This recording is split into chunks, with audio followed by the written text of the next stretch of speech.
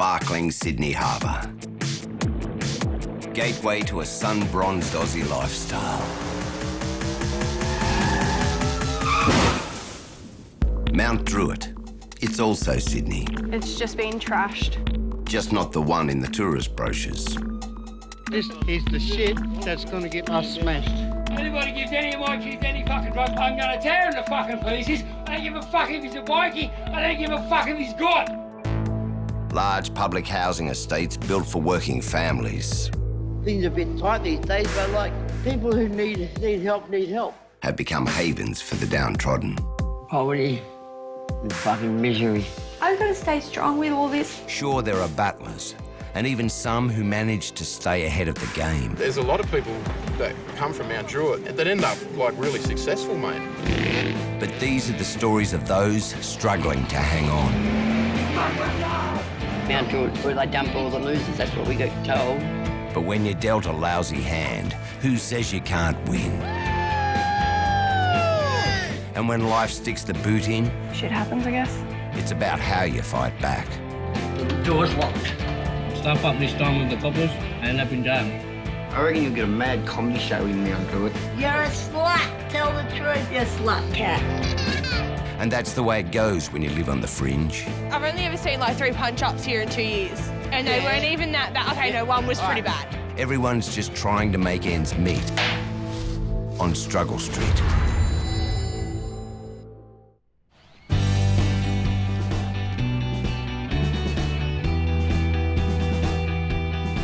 In Australia, we love our cities, but the cost of living in one is amongst the highest in the world.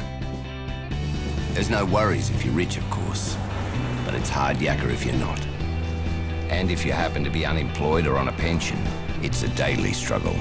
You think I want to get a job?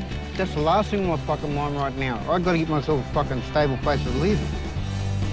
The housing estates of Mt Druitt have been hit hard. Chock-a-block with everyday people who've been pushed to the edge. $400 a week you pay to live in Mt Druitt. For what? For your house to get broken into, your kids to get belted, your car to get stolen.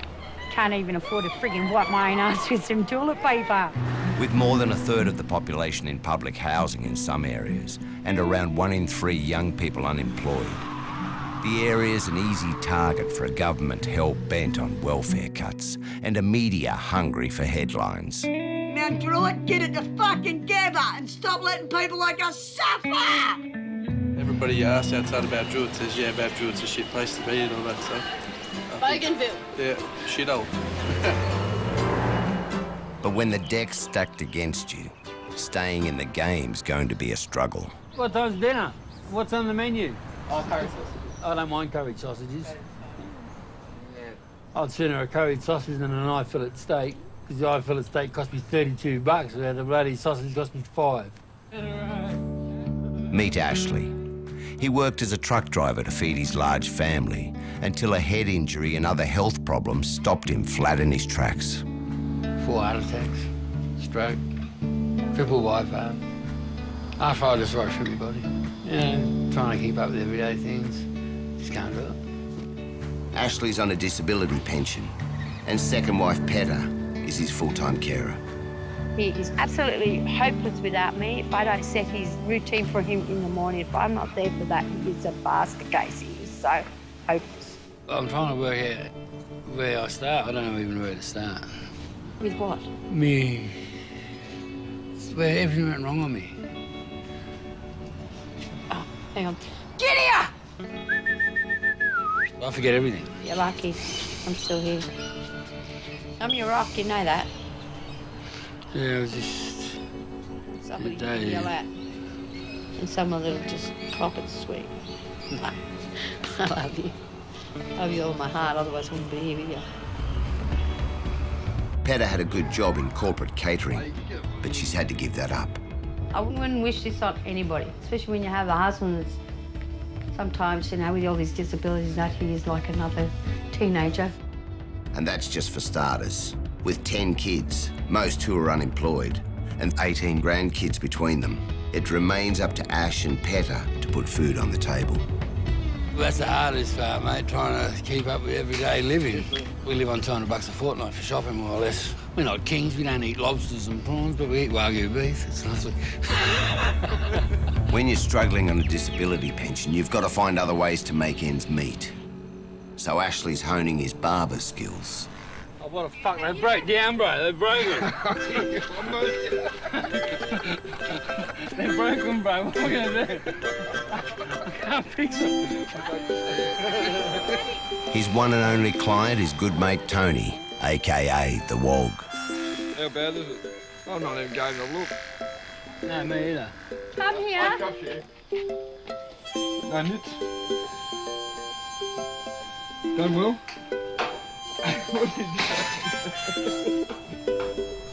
Tony's always been keen to help in the quest for a quick buck. One day you wake up and you got no milk or bread or something, you got a few bucks of fuel in the car, throw $5 in, go for a drive around the neighbourhood, have a look through the scrap piles, you know, pick up a bit of scrap here and there, a bit of old metal, take the scrap yard, you probably make $50-100, get you through for a day or so. And that's what you do when you're short. Nothing else you can do, you can't get money from the government, they won't help me. So we pick up one man's rubbish and another man's treasure.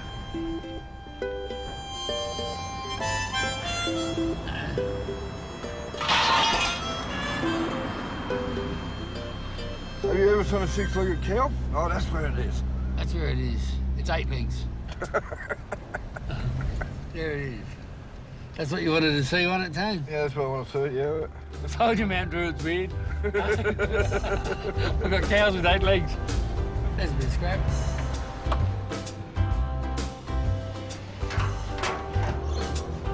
Is it a cocky cage? Yeah, if it's all right, take it. Give me a hand, Ash.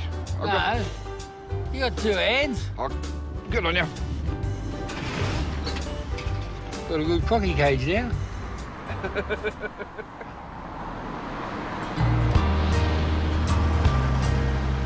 With a trunk full of trash, Ash and Tony head for the scrapyard and turn pavement treasure into hard cash.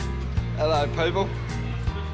When the scrappers got $30, 30-something dollars, a bit of aluminium, a bit of stainless steel, $29, mate. For household garbage, it's not too bad.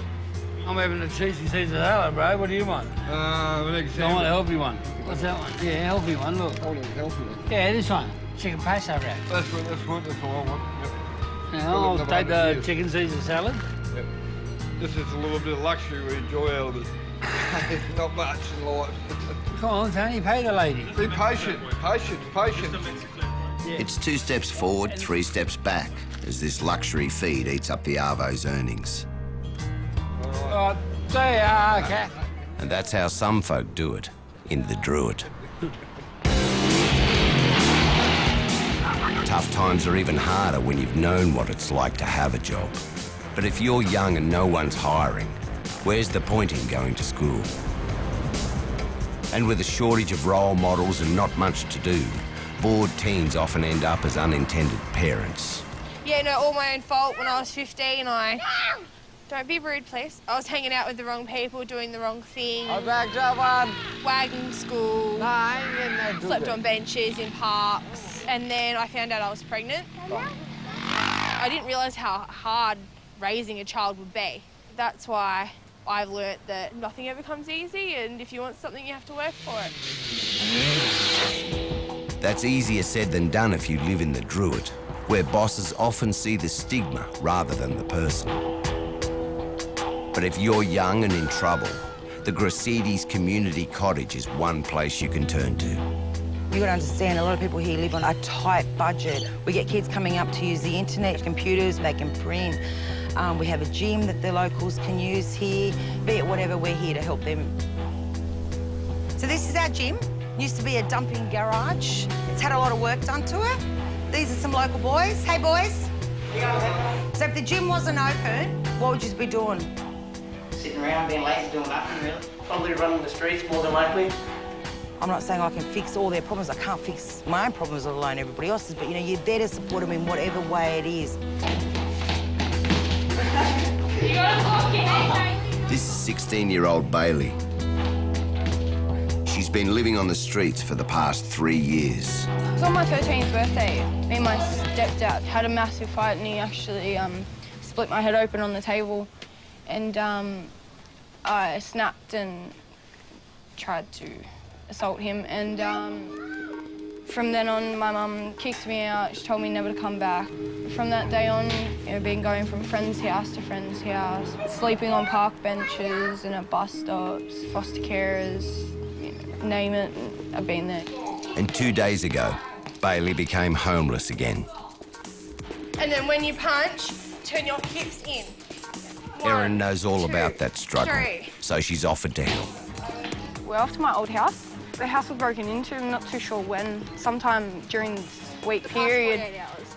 Yeah, it's just been trashed. Bailey's been too scared to go back alone, and Erin's about to discover why. There we go. It's disgusting. The whole place is just trashed and a stench. It smells like human feces. Someone's pissed up there. It smells like urine. When the police arrived, they didn't even go past the front door. They just said, look, we can't do anything. And then housing came and told us that they were terminating the lease. This is disgusting. I wouldn't let a dog live in here. I was living here with my friend Dylan, but he's been missing for a week or 2 now. He's ripped off a lot of people, and a lot of bad people that he shouldn't have ripped off, and there is a lot of people after him at the moment. So that's another reason why I didn't really want to live here again. It's just not safe.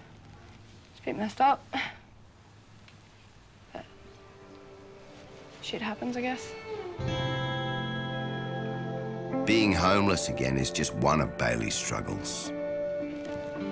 I've had depression now for about 4 years since I got kicked out of home, trying to commit suicide, stuff like that. I mean, I just got released from the PN hospital a couple of weeks ago for a suicide attempt.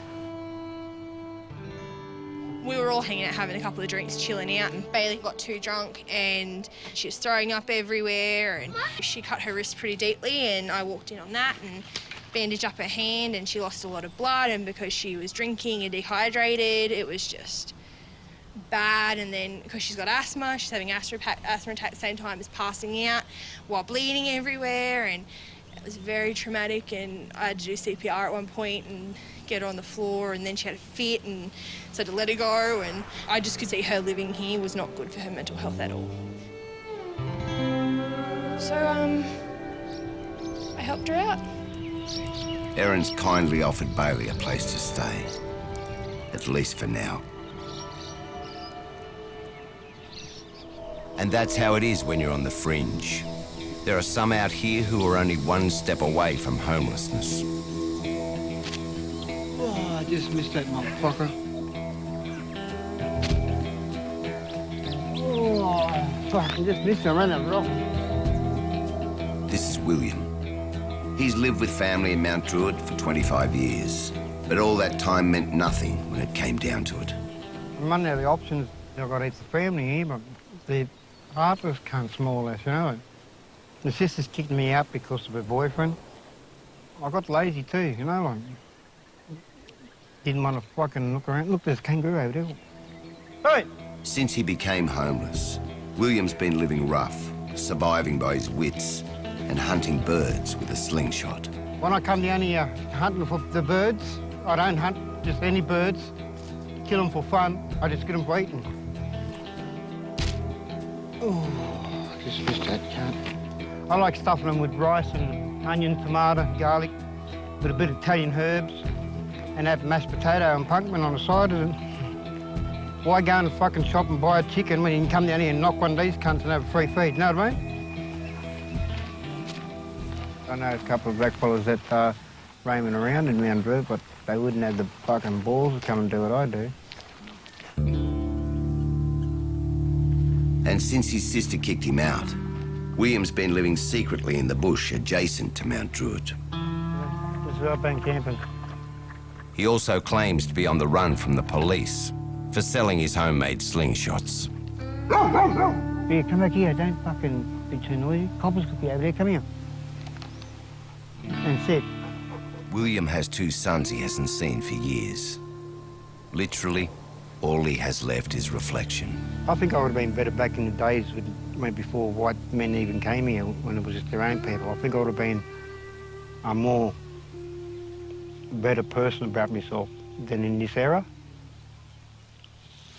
I probably would have been on my own back then too, but it's what Aboriginal warriors were meant to do.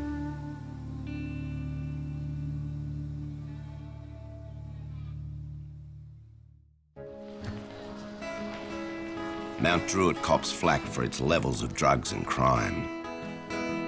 But if you can't get a job, dodgier sources of income have a way of creeping in. Oh, buddies. And when you're on a disability pension with 7 out of your 10 kids unemployed and mooching off you, staying on the straight and narrow is really going to be hard. I try not to make it a struggle, you know. Trying to pay the power bills. I can't do a heap of shopping because my kids steal it on me. So I buy a bit at a time, a bit here and a bit there. But plus finances still, you know. You can't afford to go out and spend $300-400 on a shop. We only get $110 a week, you know. Makes it a bit hard. One of the family's biggest struggles is with Ashley's son, Corey. I'm $2 short, Dad. I got $20 off Jenny, right? I bought a packet of smokes. They're normally $11.50. They're $13.50 up here now, right? So what do you want me to do? Go down and do cartwheels? I don't even fucking smoke. I don't want your fucking cigarettes, right? $2. Corey's on the ice. Give me that. Now shut up and fucking leave me alone. And his addiction is a constant source of conflict and danger. Every time I'm near him on my own, I just have this fear that he's going to hit me. My brother thinks he's king shit, but he's not. And I proved it to him plenty of times that he's not king shit. Younger brother Tristan has brain damage from a motorbike accident. He has a carer and lives independently. A good thing given his feelings for Corey. I'd like to smash him any day of the week. You good boy? But Corey's a dad too. And for girlfriend Chantel, the welfare of her young family is a huge concern. In a couple of weeks' time, Corey's to front court on a drug charge.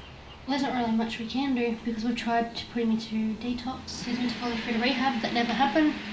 He was back to square one. I don't know what's going to happen. The next morning, Corey's disappeared. But it's not just him that's missing. Oh, shit. There was a motorbike sitting there. And it's gone. As far as the lawnmower's still there. That's typical Corey. Corey would do that. Corey, you know, if things go missing, now, like I used to have thousands of coffee cups. I used to do Tupperware. I stopped Tupperware because I was losing all my Tupperware stuff. He's pinched me lawnmowers before, me whippersnippers, tools. Yeah, I've had it all go missing. That's why I've got my tools in a big box now. And what's he do with it? What? Sell them all for drugs. This bloody ice shit, mate, it's evil. Doesn't surprise me. It's not the first time he's ripped everyone off. He's a good kid normally, you know. The ice has changed him. Just can't leave nothing alone. It takes everything, you know. Thinks everything's about him. Mum.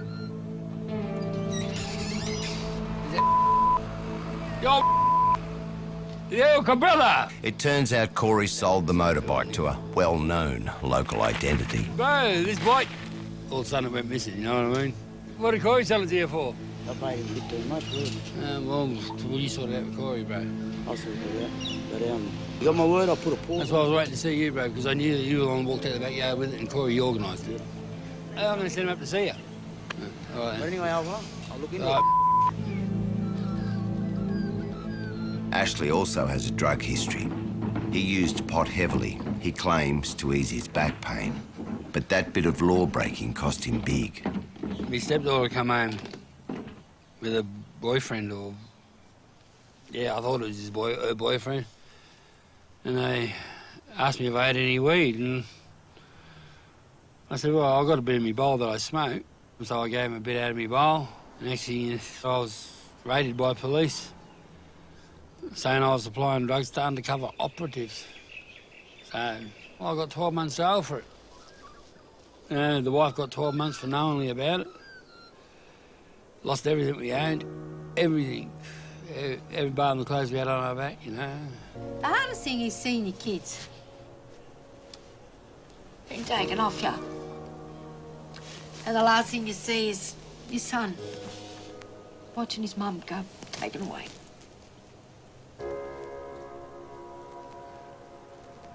Yeah. My wife never even had a fine in 40 years, not even a parking fine. You know what I mean? And they took her to jail for 12 months. That's the part that killed me. Not me, her. Because she's never touched drugs in her life, you know? And these days, the drugs are deadlier, with crystal meth or ice leading the charge. Ice addiction is frightening, with evidence writ large in every neighbourhood park. There's a knife in that tree. Oh, whoa. I just looked up and saw it. I'm gonna get it. Don't. Oh, no, don't. Please don't die. Why don't you climb up the fork in the middle? Oh, no. Don't touch it with your hands. Check it for, like, blood and crap. Someone's probably done a home invasion or something and dumped it there. Probably being chased by coppers, so they've thrown it up there. Or it's kids Because being... the coppers... or it's the kids being silly and chucking Yeah, ice yeah, too. but it's more likely someone's, like, tried to staunch someone or something. Bailey used ice when she lived on the streets, and her recent suicide attempt has Good Samaritan Erin worried. Hey girls, how are you? Hi, good. What he's been up to? Bailey's come to live with me. I think you're fantastic for taking her in. No, really, it's not easy. You've got a little one. It was very traumatic and very scary for me, but I'm just worried that she's going to do it again. And that terrifies me because I've said to her, no one has the right to make her feel that way. No one has the right to make her feel like she doesn't deserve to be alive. You know. Great friend, isn't she? Come here. Kicked out on your 13th birthday. The system fails somewhere along the line. It does fail. It does fail. I don't like saying that, but it's the truth. If you want the honest truth, it fails. When I first got kicked out of home, I went through a tough time and, like, really bad. I mean, I actually got raped and all that kind of stuff, so the depression just built up a lot and I just needed something to help with everything. Like, I mean, and I just got over a heavy addiction to ice, so... Yeah, she's been clean for 18 months now? Yeah, 18 going on Excellent, 19. congratulations. Yes, very proud of her. Very, very, very proud of you. Yeah. You know you can come here whenever you want, but now you've got to decide what you want to do. I can say to you, you got to do this, you'll do that. It's not going to work. I mean, I was looking for a job before, but everyone just kept on knocking me back, so I was starting to contemplate whether I should go back to school or not. If we rang them, would they reinstate you? I'm pretty sure they will. If you speak to Scott, he was my teacher. So it's Scott? Yes. Eagle. Eagle Raps. Eagle Raps. Eagle Raps. Is this what you wanted? Don't do this because... Yeah, you know. No, it is something that I've wanted for a while now. Sometimes you just need somebody to make that phone call. Yeah. Thanks, dolls. You know where I am, come see me. Yeah, we will. He's both gorgeous. Yeah. Thank you. No, seriously. No, I know. It's not easy what you're doing. You've both been hell and back, and I think I take my hat off to you. Thank you. I wonder where I would be. Thank you. No, come on, beautiful. I don't really have many people to talk to. I mean, I've got Erin, of course, but I mean, you know, it's good to have someone else to talk to as well. I feel relieved, sort of like a weight's been lifted off my shoulders, knowing that I do have people here willing to help me and willing to actually give me a chance. Hopefully, Bailey's life can now get back on track. But a stone's throw away on the edge of the suburbs, William's recently enforced homelessness is keeping him isolated. Bit of cans there? That can. See the other can up top there? See it there? Last can sitting there, can you see it? Up top there, look. I'm pretty good, eh? You gotta get good or else you'll starve in the bush. Come, Rock. Where the fuck you going? They love me, my dogs. Look how fat Rocky is, my fat little black and white one. I'll make sure they get a feast. I don't give a fuck if I starve, as long as they got a feed. If I won 50 mil, you know what I'd do? I'll go around all the suburbs in Sydney, and any cunt on the street, living on the street, I'll give me a room in my mansion. It's different people, different nationalities, so it can be a multicultural fucking club. But with nothing more than a tent over his head, Will's dreams and reality couldn't be further apart.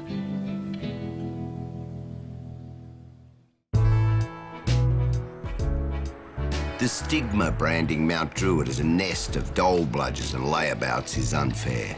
Most folk here are struggling hard to make ends meet. I'm a mother to 3 children. I haven't got time to go looking for a job.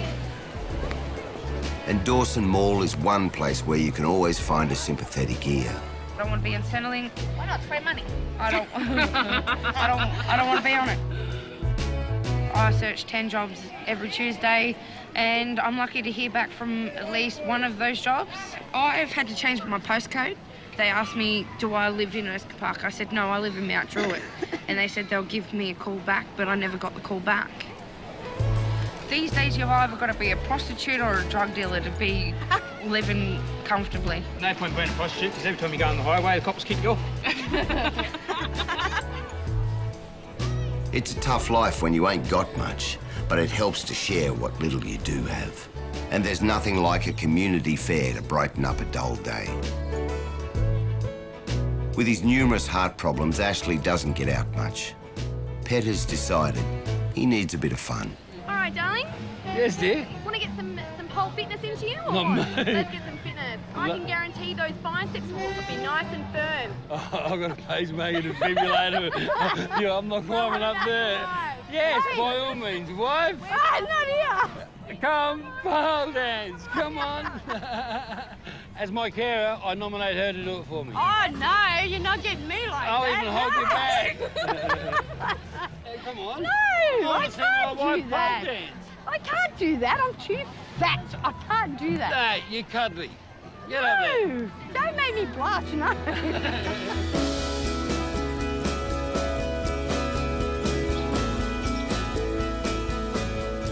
The happy banter masks a new worry. Lately, Ashley's become easily disorientated. Can't see her. That bothers me. I think she's out there somewhere. I get lost because she's my security, bro. Yeah. If he loses me, he's a mess. And that's why he doesn't like going out lots, because he's built a lot safer at home. But it's good to get him out.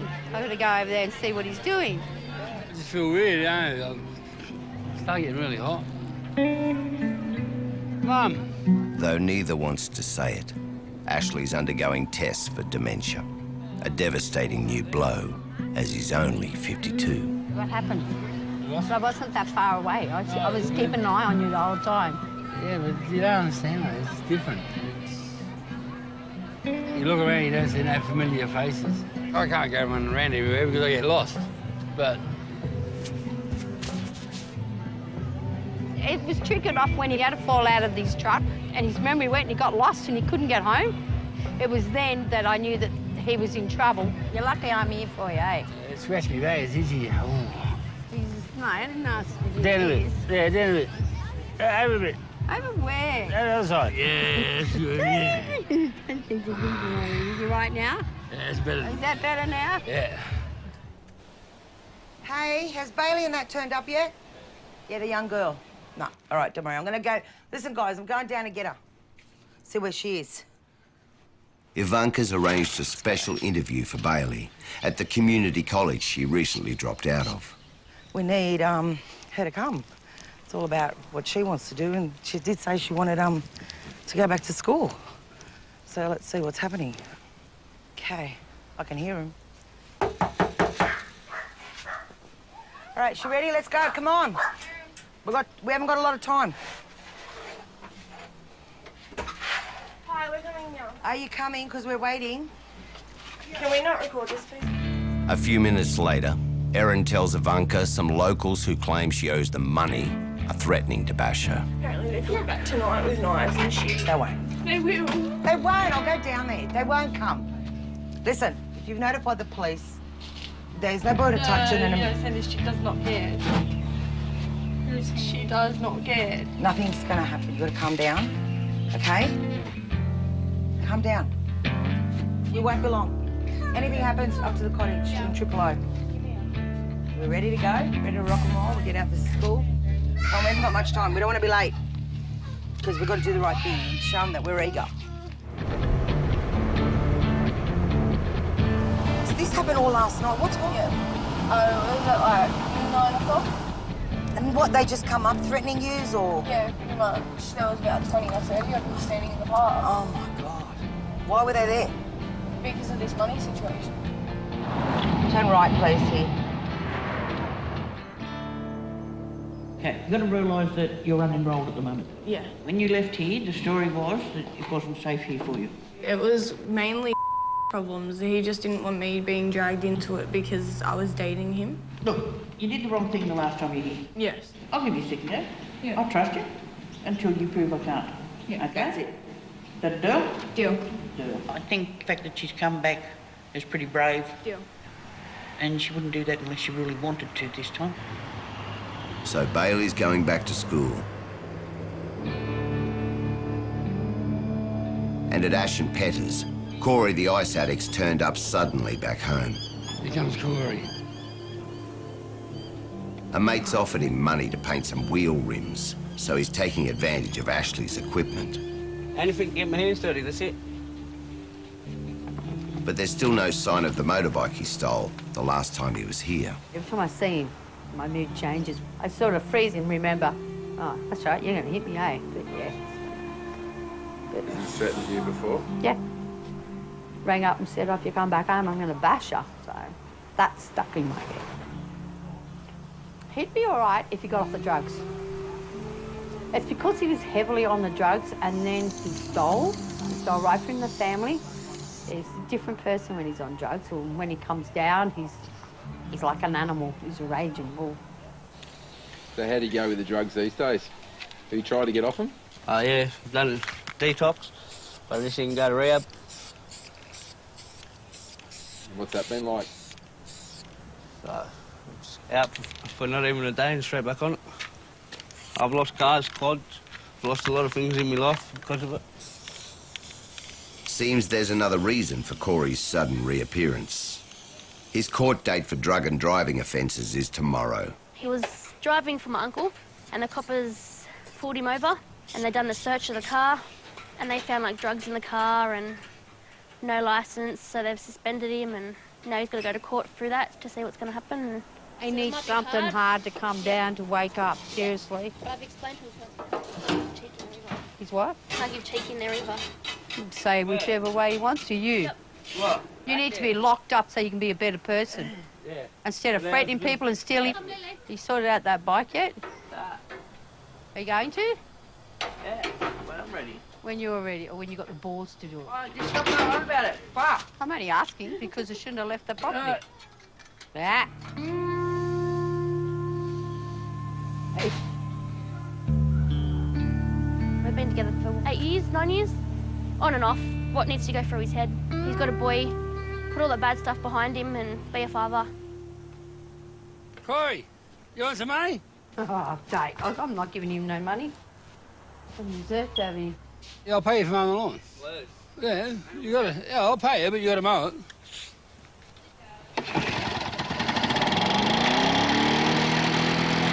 Don't forget to pick the stuff up as you go round. Is that pretty rare? First time in 2 years.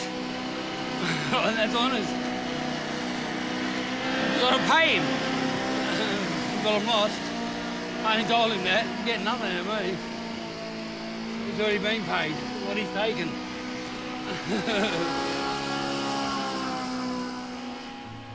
What's your biggest fear for Corey? Find him in the gutter like I found a mate with a pin in his arm. That's my biggest fear. That scares me. I've lost 2 kids to natural causes. I don't want to lose a kid to drugs. He's my son. Don't know why, but I love him. Everyone's hoping Corey will finally clean up his act. But when you've been on the outers for a while, getting back into society is no easy feat.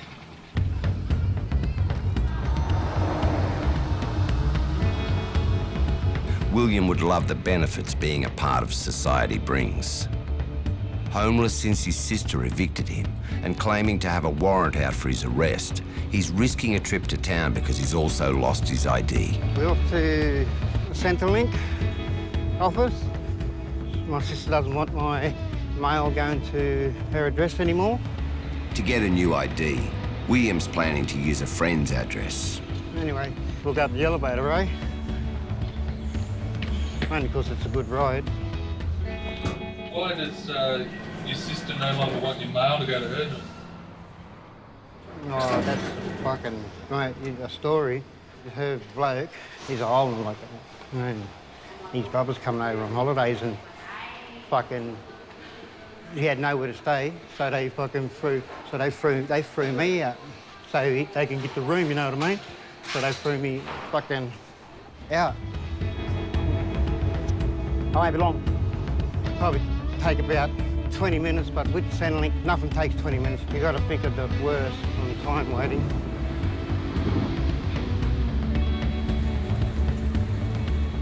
The good news is, William doesn't have to queue up for very long. The bad news is he's been transferred to head office and, no surprise, he's put on hold. We are just waiting for a response, for them to get back in contact with me. Prior to the appointment, it is important that you contact your employment service provider or the Department of Human Services. Oh, you do not say. That's life, ain't it? Like, things are going pretty bad for me now, you know. But they're only going bad because of the way I'm making it go. If I wanted to come good, then I've got to step up a bit and fuck. These days you need fucking money. Fucking. You know, but life's life, you know. If you don't take it every day, then fucking what are you going to take? You know, fuck, you think this is killing me? Of course it's killing me. You know, I want to show it? No, I don't want to fucking show it. If I did want to show it, then fuck. I'll be fucking taking every cunt that I walk past, didn't I, if I was really wanted to show how tired and fucking angered and that I was. And I'd get a place. I'd get the big house, free electricity and everything then. 23 fucking, that fucking lockdown, fucking 15-hour lockdowns or fucking something. Hello?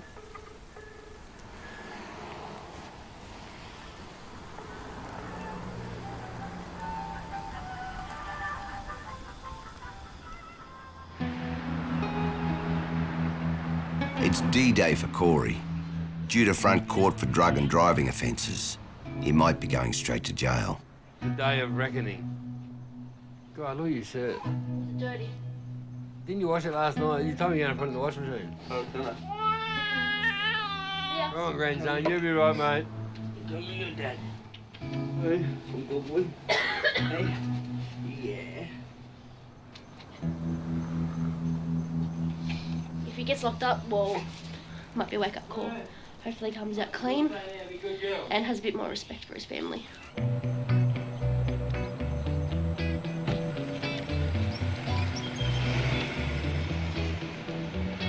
So what's the drug charge you're on? How much did you have?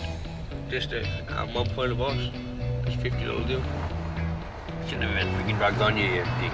I know, that's the worst thing. He's an idiot. He should have known better. When you're in your Sunday best, it's probably wise to avoid chocolate milk. Hey, slow down. Jesus, we need to come part of that car, eh? Fucking watch out. Oh, yeah. How's this? I'm not wearing my white shirt. Why? There's fucking still little Mad. Want chocolate milk? We're up top. Yeah, park up the top bit. I don't want to see him go to jail, but I think that's the only way I'm going to get him cleaned up. I've tried him in bloody detox, tried to get him in rehab, so I won't get him in unless you've got a heap of money. So probably jail's the best thing. If he's in jail, I know where he is.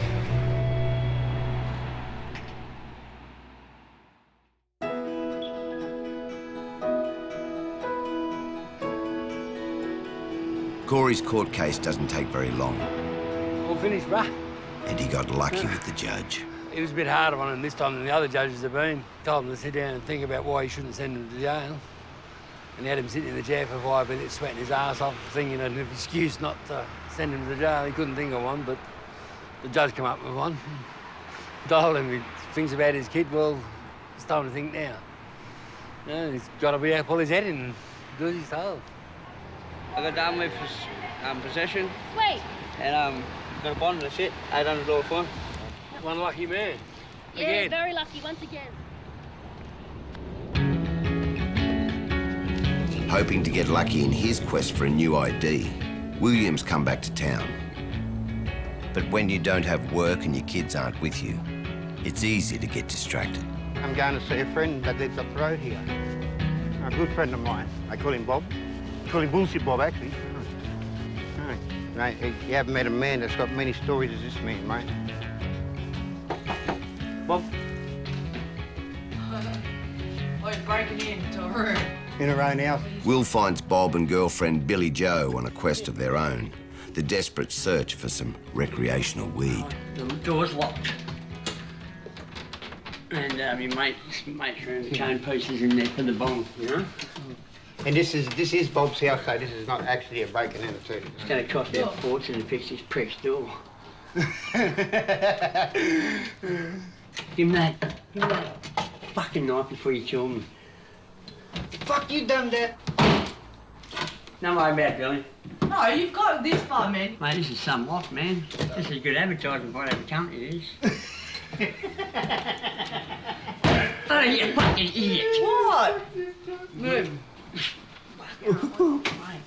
Bob, that would have got... See that Bob, lucky Bob? Billy, just let it go. Forget it. No, what a fucking cone! I didn't spend fucking 10 hours on this for you to fucking give up. Swearing, Billy. I've got a cone, please. Oh, you're joking. Another mate arrives to save the day, and the brotherhood of the bong commences. But indulging with his stoner friends has cost William yet another chance to properly sort out his life.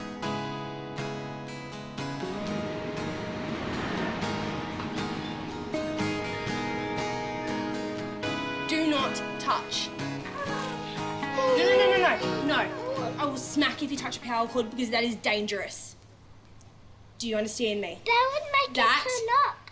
No, you could electrocute yourself and end up in hospital or dead. Do not touch. Oh, Mum. Yes, Mum. I don't. Yes. Mum. It's a stressful life as an unemployed single mum, but Erin hasn't lost sight of her dreams. I want to be a youth refuge worker. I don't think it's just like helping Bailey. I like helping people.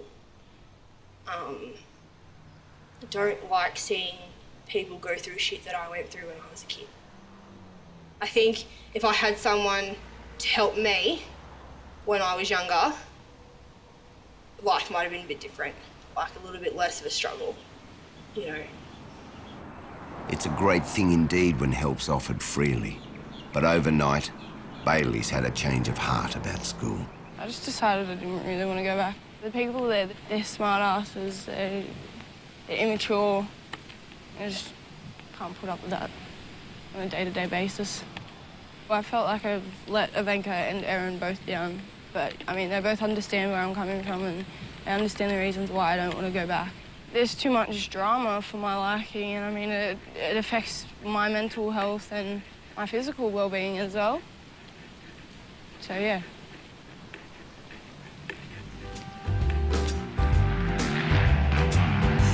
It's Father's Day, and Ash and Petter are hoping to get their kids over for a barbie. I'm gonna level it all out.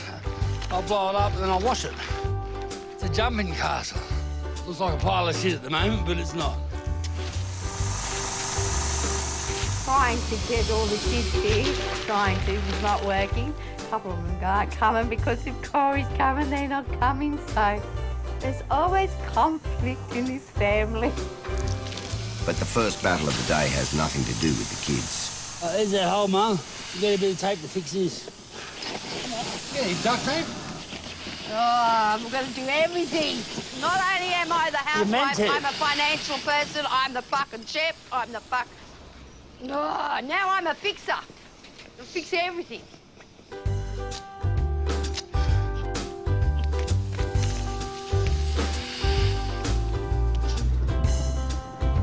Ash and Petter's Band-Aid solution gets the castle up. Well, sort of. When you were growing up, what sort of father did you want to become? Well, like my own. Yeah, no, my father was a good father, you know. Look after my kids, bring my kids in the world to look after them, keep them out of jail. Try and keep them off drugs. Do the best.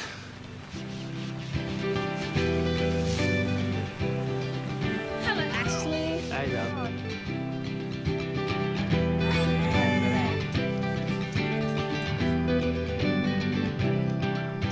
Hey, mate. Good to see you, son. It's good to see the ones that do make the effort to turn up for him. He's so used to him not turning up and not coming. How you been? Yeah, just living life. Yeah. Do you miss not having Tristan living here? Oh, yeah.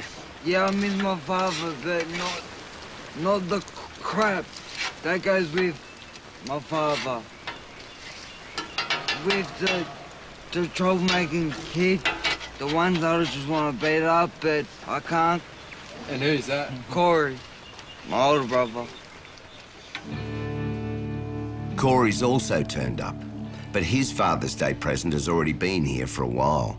I was cleaning my lounge room up this morning. You want to know what I found? Around? Yeah, and Corey's stuff. What the fuck's that doing on my lounge room floor? What? Well, I moved your fucking stuff and that was sitting there on the floor. Well, I hate it. Get rid of it. I don't want the fucking thing in my house. Well, that's not my problem. No, I don't want it there. Why haven't your grandson picked it up? Grandson picked it up. What's going to happen to him? You'll swallow it. Or whatever.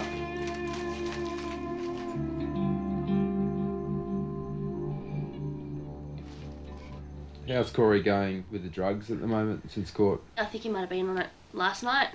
On the ice? Yes, I think so, because he hasn't been to sleep yet. Plus he's been drinking alcohol and smokes, and so you may as well say he's done the opposite to what the courts told him.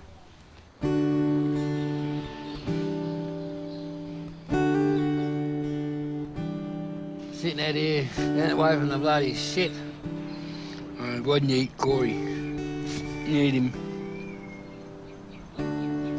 How'd the jumping castle fare? Ah, bloody thing. Thanks, mate. I love you, Dad. I love you. Have a good day. Yeah, I didn't forget about you. Dad, here's hoping that one day I'll follow you in your footsteps. To the pub, to the football, to the fridge. Happy Father's Yeah, Day. exactly right. But that's All right, exactly son. right. Thank you, mate. Okay, Dad. Love you. I love you. All right? At the end of the day, blood's thicker than water. And it doesn't matter how traumatic or dysfunctional things get. Family is family. Especially out here, when you haven't got much. At least that's something you can cherish. William's Father's Day gift came out of the blue. A surprise phone call from his long-lost son. Was it good to hear from your son? Yeah, of course it is. How do you feel like you haven't seen your son since he was 3 years old, and all of a sudden he's 15 and you're talking to him, and he's still telling you that he loves you? I'm like, fucking what a boy.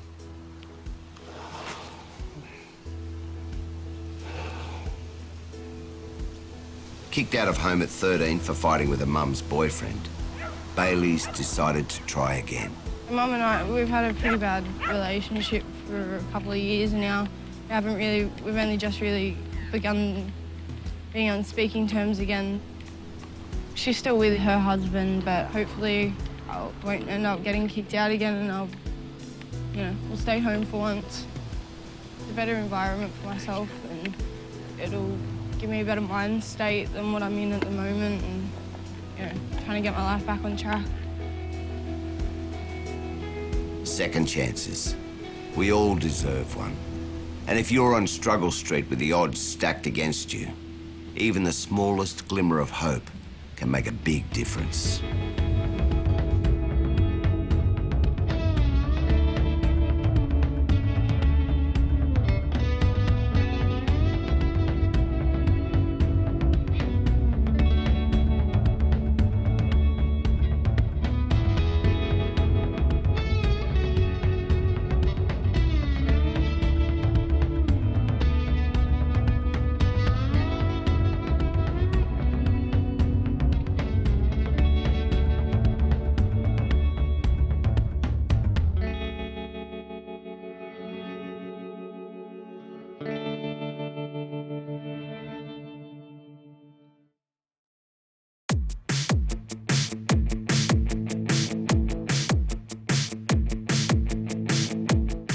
sparkling Sydney Harbour. Gateway to a sun-bronzed Aussie lifestyle. Mt Druitt. It's also Sydney, It's just been trashed. just not the one in the tourist brochures. This is the shit that's going to get us smashed. Anybody gives any of my kids any fucking drugs, I'm gonna tear him to fucking pieces. I don't give a fuck if he's a bikie. I don't give a fuck if he's got. Large public housing estates built for working families Things are a bit tight these days, but like people who need help. have become havens for the downtrodden. Poverty and fucking misery. I've got to stay strong with all this. Sure, there are battlers, and even some who manage to stay ahead of the game. There's a lot of people that come from Mt Druitt that end up like really successful, mate. But these are the stories of those struggling to hang on. Mt Druitt, where they dump all the losers, that's what we got told. But when you're dealt a lousy hand, who says you can't win? And when life sticks the boot in, Shit happens, I guess. it's about how you fight back. The door's locked. Step up this time with the coppers and up and down.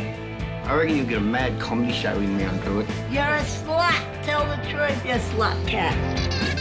And that's the way it goes when you live on the fringe. I've only ever seen like 3 punch-ups here in 2 years. And they weren't even that bad. Okay, no, one was pretty bad. Everyone's just trying to make ends meet on Struggle Street.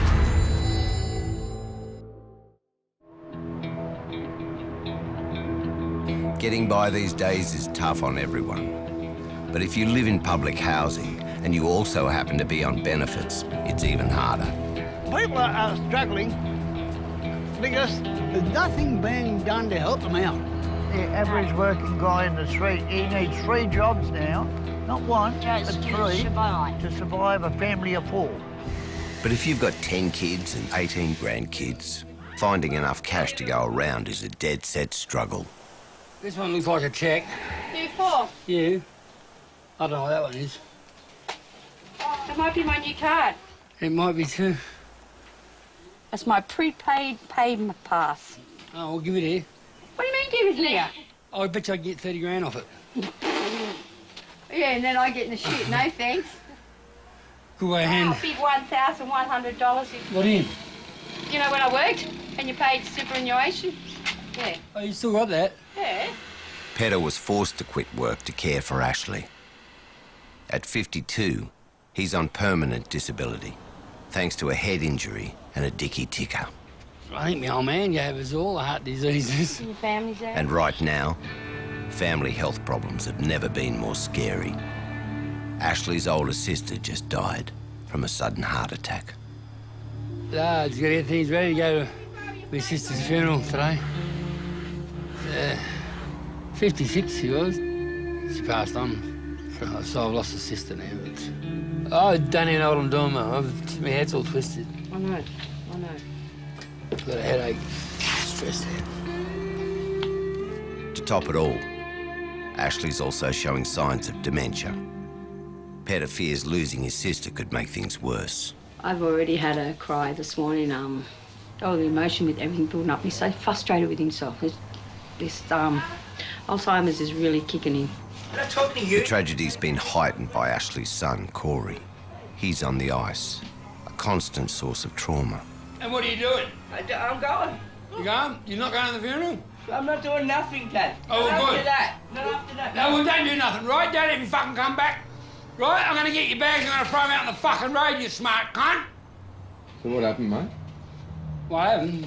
No, just a fucking arsehole. Told him I didn't want to go into the fucking funeral on drugs. Then he's trying to tell everybody I told him not to come to the funeral. So yeah, I grabbed him and I fucking near bit his nose off. I don't want it like that, but he's humiliating. He's fucking hurt. I don't want to see him bloody in the gutter with a needle in his arm, you know. And if I jump on him now, hopefully I can wake him up. Hopefully. If I can't, well, I've done my best, you know. Did you try to bite his nose off? Yeah. You did? Love you. The Corey saga's made everyone late. Petter scrambles to get Ash and the younger kids ready. I don't know where your belt is. Oh, just too big. You can make it shorter. I only have my belt. I don't know where your belt's gone. Belt, need a belt.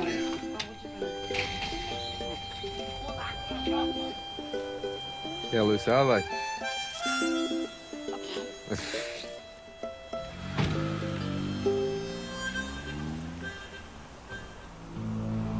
Like most of the world, Australia's in the grip of a new ice age, one that has nothing to do with climate change. Most of these families who are dealing with drug problems in their circle, you know, it's tearing them apart as a whole. And you see most of these people with drug problems, they just either end up dead or a menace to society because they don't know what they're doing anymore. In our generation, there's a lot of kids that are wanting to try stuff like that. And alcohol's even worse around here. It just causes trouble, and it's not good for like the younger children and that, like for the youth. There's no denying the public housing estates of Mt Druitt have been badly hit, but that doesn't mean everyone who lives here is a victim. In my opinion, you should be in control of your life. Not drugs, not alcohol. That's part of the problem in here is there's so much abundance of drugs and alcohol that everyone's turning to it, and it's turning them into violent people who have no faith in themselves to achieve anything. Chris knows all about struggle. Removed from his mum because she suffered from mental illness, he grew up in foster care away from Mt Druitt. But that didn't save him from his genes. Bipolar, schizophrenia, ADHD, oppositional defiance disorder, learning difficulties. I hear things, I see things. There was an incident when I was younger with his little black dog. I used to always see this little black dog. Yet we never owned a little black dog. Chris is on a disability support pension, but he'd rather not take the handout. I know I've got mental illness, but I don't believe it should entitle me to supplements or benefits. So I can go around daily and be normal, so why can't I go out and get a job like a normal person? Setting out to answer his own question, Chris has an interview for a cleaning job at a local leagues club. Quite happy, quite excited, yeah, good feeling about it. How does that look?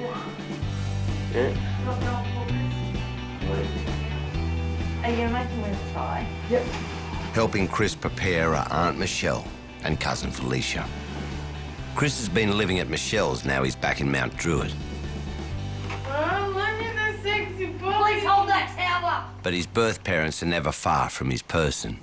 That one there's Nan and Mum, with a cross. On the other side I've got Dad and Pop. I smile because I'm your auntie. I laugh because there's nothing you can do about it. But Chris has another tattoo, one he can't see. Turn around. It's supposed to be Carpe Diem, not D-E-I-I-E. Now it's Carpe Diem. Yeah, but what does that mean? So what the Carpe other one? means seize, so when am I seizing? Well, it's not seize the day, is it? No. Well, actually, it means seize the darkness. But now it is time for Chris to seize the day and head for his job interview. Yes, it gets tucked in. Not scrunchy tuck, nice tuck. Under your pants and tuck. What? That's a scrunchy tuck. I just spent 15 minutes putting these pants on. Why haven't I got it? Look half presentable. Only half. See you later. Good luck, Chris. Sure. Not that you'll need it, because you'll get it anyway.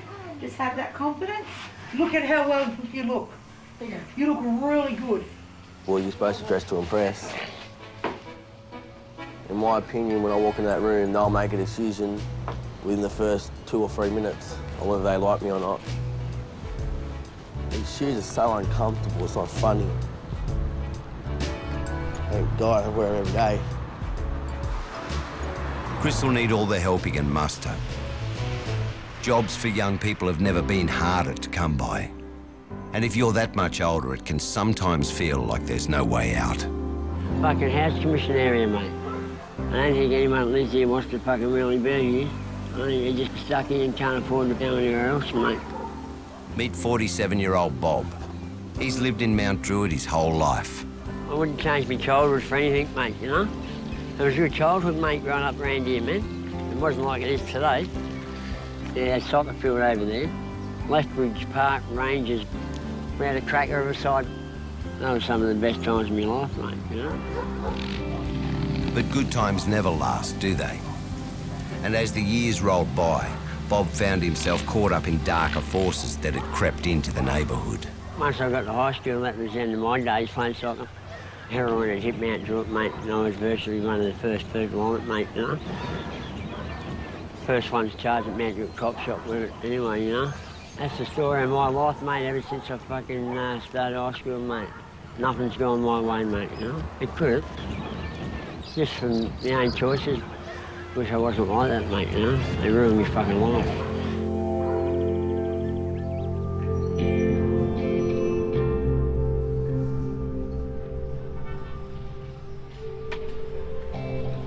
Addiction is a disease. It took Bob early and shaped his entire life. That was the first time I ever got drunk. Fucking blind. Usually gone quick.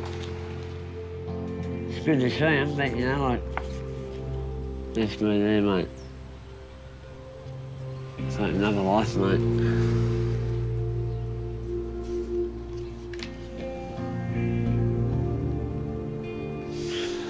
That's the girl, Karen. She's my world, mate. She was a good mother, mate, she was. And fuck, mate, you know? Everything revolves around your family, mate. But Bob's world shattered when his beloved wife suffered a brain aneurysm, permanently incapacitating her. Ever since she's fucking had the aneurysm, been in the nursing home, you know, like it just got too much, mate. Had a bit of a nervous breakdown or something. Time got longer and longer, and it was easier just not to go there anymore, you know? It's buried deep in my mind somewhere, mate.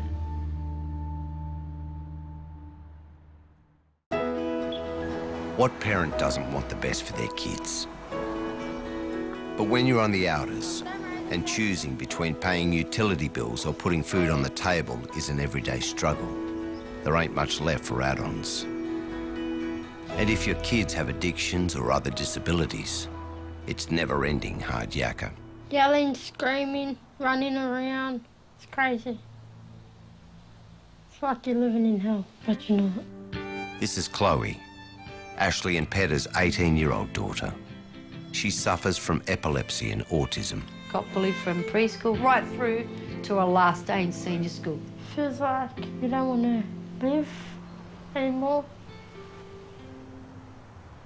I'm seriously worried about Chloe committing suicide, all right?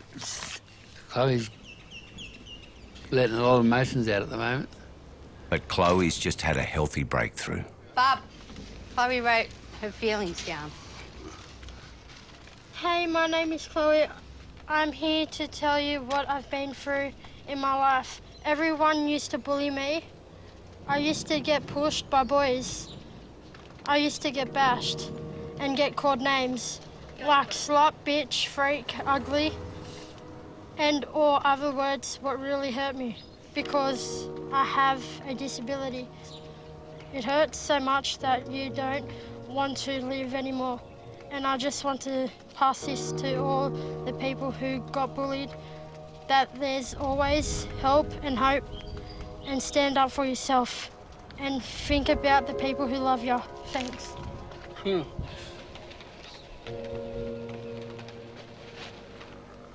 You don't need nothing's worth taking in life, though. Nothing.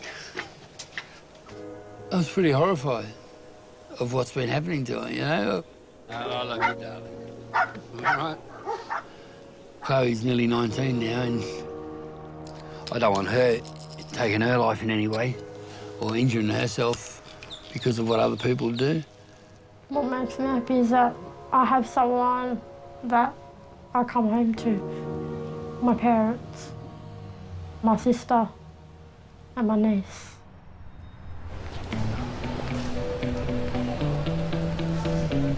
Even when it's dysfunctional, family is the tie that binds us, and Bob's giving it another go.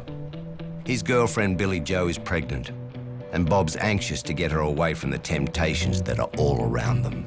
Tell Billy we've got to go to the Gold Coast. No, she could talk me into Grab going. this kid and come back. Are you going to have the baby? I think we should, Billy. Is that okay, Bessie? Meet Billy Joe's mum, Carleen. She's one of those influences Bob's keen to avoid. I feel like I'm overdosing on marijuana. That's my granddaughter in there, and her name's Carleen. So I say. Call her crystal meth. No, you will not. Oh. At just 21, this is Billy's third pregnancy. Mum Carleen has a plan to limit her drug use. We're going to have to get some more cones, Bill. Because that's all you'll be doing from now on is just smoking cones. She's given up drugs. The sad truth is, Billy Joe was born an addict. Billy Joe was born a methadone baby, okay? And I think my lifestyle might have rubbed off onto her and made her become the way she is, plus the addiction I had when I had her. But I should have succeeded. I should have been something much better. But I went boom, boom, that way. It was just so easy, influence. I thought she was too young to have kittens. No, she's a mole. No, because she was so... You're a slut. Tell the truth, you slut cat. My baby young. No, I'm your baby girl. Okay, I'm her baby girl. That's her baby cat. Billy's already had 2 children taken into care. Bob's worried about his unborn child. They're going to fucking come take it. They're not going to take her baby. What they'll do, they'll check the house. If it's reasonable, if it's full of food, there's no way she can lose that baby. I am very excited, and Billy is such a good mum. I reckon this is the thing that's going to really pull her up.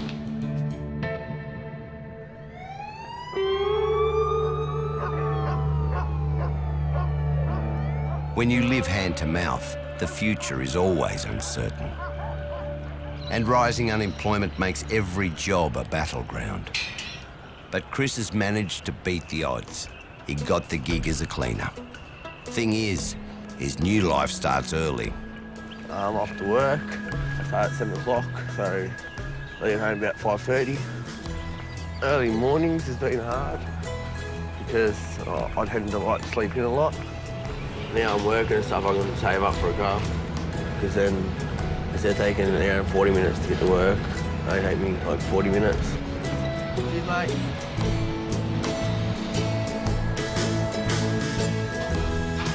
Shoes? Can't wear them. Yeah. I told you black shoes. Yeah, this will be black shoes. Fully black, yeah. Yeah. Do you want to put that in your locker or whatever? You just got to get it turned the right way because it's a bit iffy, my lock. Having struggled his whole life, winning this job is a big deal for Chris. It's hard to get it open and close. He's anxious to do well, if he can get out of the locker room. Do it sneaky styles. Up and under the bottom here.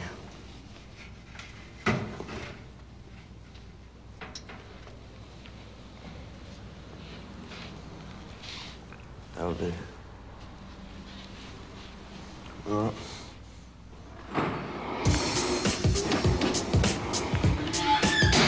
Oi, Leif, how do these chairs go down?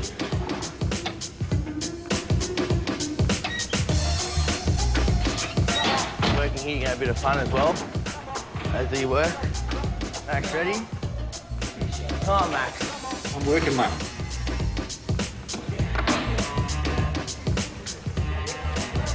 That's it, Max.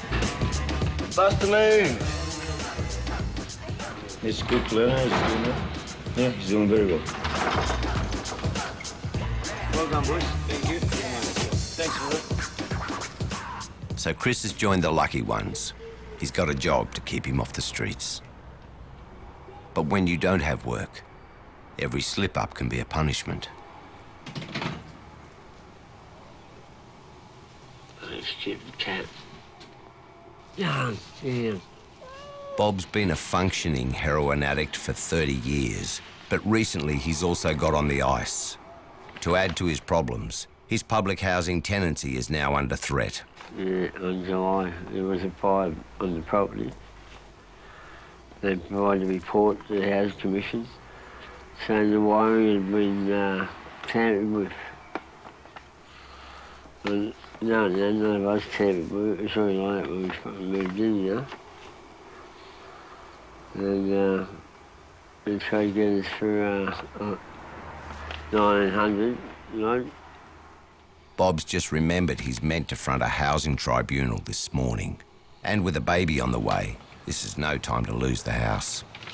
Just ring the door, see if she can take it.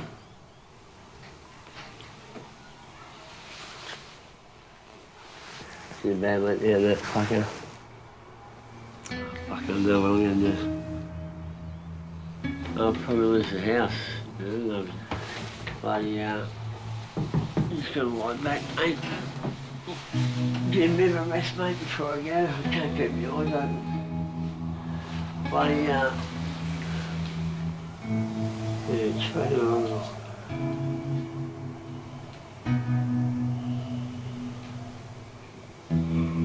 Kids, where are they when you need them? Bob doesn't manage to get hold of his daughter, and so he sleeps through his tribunal.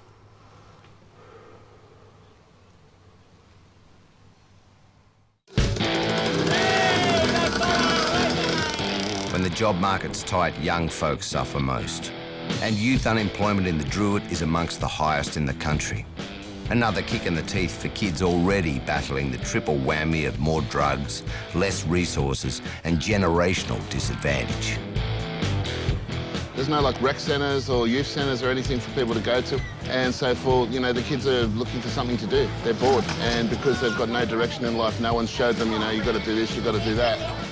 Somebody should be doing something about it. Dawson Mall in the heart of Mt Druitt is a magnet for those young'uns at a loose end. So that's where the good folk of Street University are based, not your average youth centre. They help young people on the edge. Giving an opportunity to some young kids in Mt Druitt to be able to do their thing on the stage. We got a free barbecue happening. This is the epicenter. This is where all the kids hang out. This is where all the chaos happens. So we try and bring some entertainment, keep them distracted, keep them busy so that they're not doing bullshit. We're just trying to make Mt Druitt a better place for everybody. Wise up, don't ever let anybody put you down. You're better than all those other little clowns. You nervous? Yes. You shouldn't be. Will you just cut it? Pet has brought Chloe to Street University. She's hoping their youth music program can be the boost Chloe needs. Hello, hi, my name's Peter. Hey, This is Chloe. How's everything? She's a little bit shy. Nice to meet you. Come in. Have you ever recorded before? No. No? You excited to record? Or nervous? I'm nervous. Nervous? Chloe is autistic. Yep. Okay, she has epilepsy and intellectual disability. Yep. This might be my last chance for her to find her soul or find her... Yeah. Music is a fantastic tool, and I honestly believe that it does save people. Many of us have gone through the same thing here, even myself. There was a time when I was depressed and I tried to kill myself, you know? I tried to hang myself in my room. You tried to hang yourself in your room, so that's pretty serious. I hope you never do that again. So what's in this note here that you got? It's about how I got bullied. Incredibly, one of the Street Uni recruits knows exactly how Chloe got bullied. I remember you from senior high. I think I was one of the kids that... You were part of the group? Yeah, that did those stuff. They kept calling her dummy and spastic. And When they I just told wrecked her- her. And she doesn't come out of a room. I just realized that she's one of my victims. She's one of the people that I, you know, bullied, called names, didn't stand up for her. And yeah, I guess it just breaks my heart, I guess, yeah. Sensing her responsibility, Nive is keen to make amends. Like, I grew up on the streets. I had no parents. My parents left me, and I don't know them at all. I guess that's why I started bullying. I was such a little brat. I don't know, just, I'm really sorry, and that's why. Can we be friends? It's just hard for me to trust people. I'll be here for you, no matter what. Thank you for listening. You're welcome. Yeah. It's times like this that she needs the laughter now. She needs the support. Why don't we turn this Into a rap song? Right. Turn this note right here. Hey, my name is Chloe. I'm here to tell you. How I got bullied in school. Yeah. Boy, toy. Suicidal because there was no joy. Suicidal. That's serious, yeah? My mom was always there for me. Care for me. Care for me. Carefully. Carefully. Ooh. Oh, Can I say peace out? Lord. Lordy Lord. Lordy Lord. No, okay. Hey, my name is Chloe. I'm here to tell you about how I got picked on when I was at school. I remember one day I got pushed by a boy and got me suicidal because there was no joy. Every time I go home, it's straight in my room, sit alone on my bed and listen to tunes. There's no need to use a rope, but do whatever you gotta do to cope. It's no joke. Bullies can't bully me. I'm stronger than the Hulk.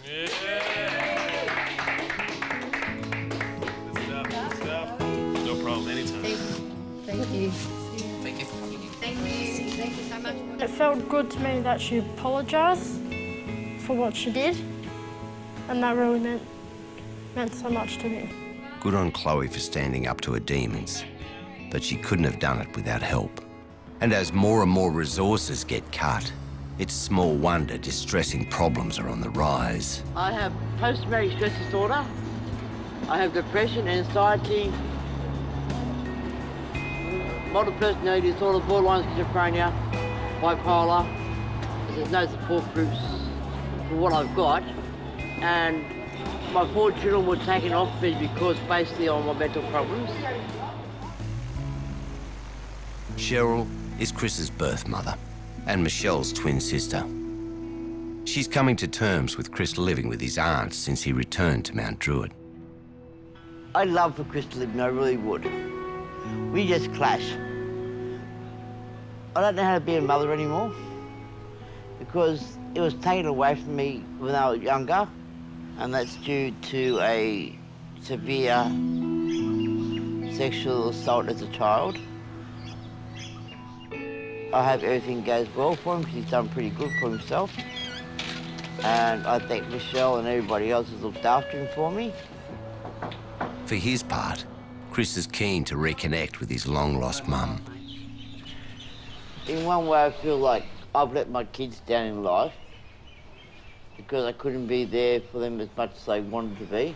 I'm pretty sure it's my 16th birthday. My mum tried to take her life, not because of me, but because she couldn't be there to celebrate it with me, like a mother should.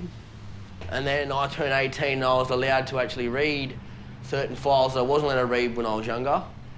I was very shocked. I think I was what? I was very angry as well. And I started realising why my mum couldn't give that love when she was younger. And I think since I moved down, like, she's still trying to make up for that, even though I've already forgiven it, it's in the past. All right, love you, Mum. After so much time apart, Cheryl's keen to offer some motherly advice. Hey, Chris. What? Put your pants out of your ass. Oh, fuck you.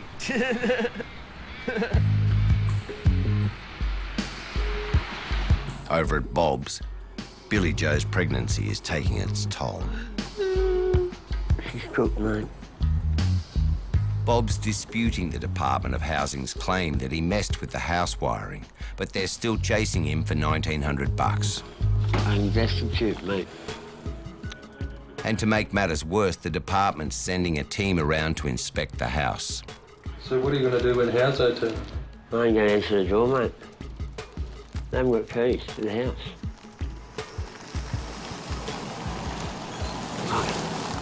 I think that might be the house. Just gotta be quiet for a bit. It's on Hello?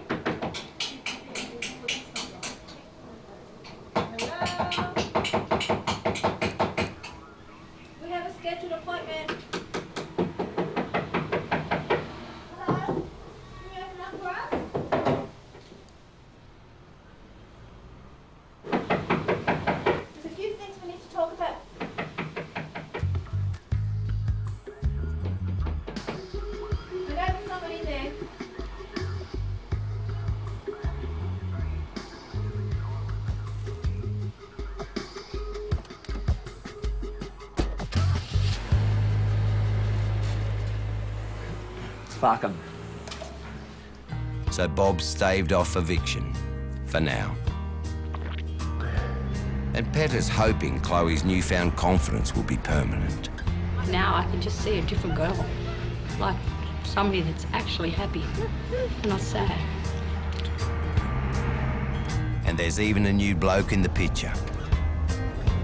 That was Nathan. Is that Nathan? Isn't he locked up? No. The freaking judge decided to send him home. Ash, do you approve of Nathan? No, not at the moment. I haven't even met him. So what my daughter told me about him, and she bloody told me he's in a lot of trouble for going in home invasion on a grandma having a heart attack. You're not a real nice boy. What? You can't judge from the cover, though. I mean, you can't go running in on Pete. You can't home invade grandmas while they're having heart attacks, Chloe. You know? She wasn't having a heart attack until they went into the... Well, he gave her a heart attack. I'd lock him up for life. I go for him as his personality, not what he's done. Yeah, well, I'm a bit worried about what he's done. What happens when your old man's having a heart attack? You might rob him. Chloe's definitely perked up. Ashley's even decided it's okay to take a road trip to help best mate Tony pick up some belongings in Victoria. Well, I drive from here to Mt Druitt, right? It's 11 hours, right? How long are we going to be in Mt Druitt for, Tony? About 2 hours? 2 to 3 hours, yeah. Max? Yeah. You're not going to turn around and then come drive straight back, no? Why? Have a break, You got plans? Pardon? It's a little joke that will have big consequences. I could be back here by 6 o'clock Friday morning. 6 o'clock Friday morning. Yeah. There's no changing Ashley's mind. So next morning, Tony gets the rundown on his heart medication. These two at night time. The one with the blue is midday. Yeah, the one with the blue is just day. But there's no helping his mental condition. Yeah, I am worried about the way Ashley is at the moment. He keeps having these memory losses, and I'm quite adamant now that he's got Alzheimer's. I don't think I need to be told. I think I already know. Just a few hours later, Petter's fears are realised. Ashley calls, but he's confused and paranoid. Hello, darling. Oi, I did not get it out of your head. I didn't send you away to have people come in. Well, that's what you're thinking. Oh. It's like his head's telling him so many different things, and it's just getting confused, and he's just coming out with stuff. And the distressing calls keep coming. What's wrong? Oh, I love you, bye. It's a typical male. No, it just had nothing to do like that at all. Oh, you're a fucking... Oh. Fuck, you're such a jealous fucking... Oh. Here we go. Oh, don't you want to talk to me now? How are you feeling? Just seeing him deteriorate like this so quick. Just knowing that I'm going to have to put him in a home. I don't want him. The damage is causing on the kids already. I can't. The signs are getting worse, but I've got to stay strong with all this.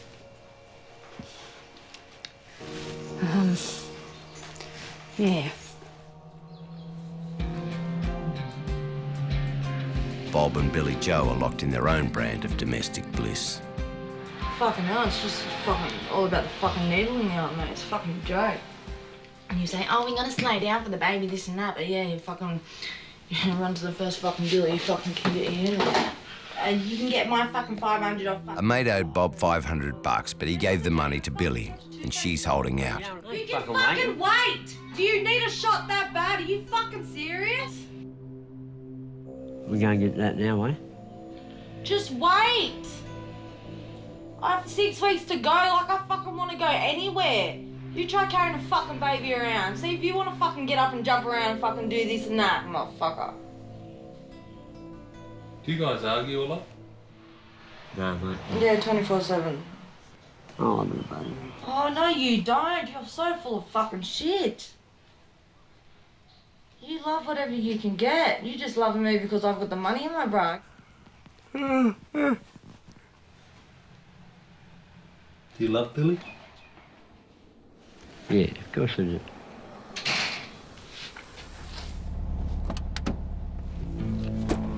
Billy? No, you fucking kidding. Fuck! She's fucked off with all the money. 500. She's fucked off with every cent of it, mate.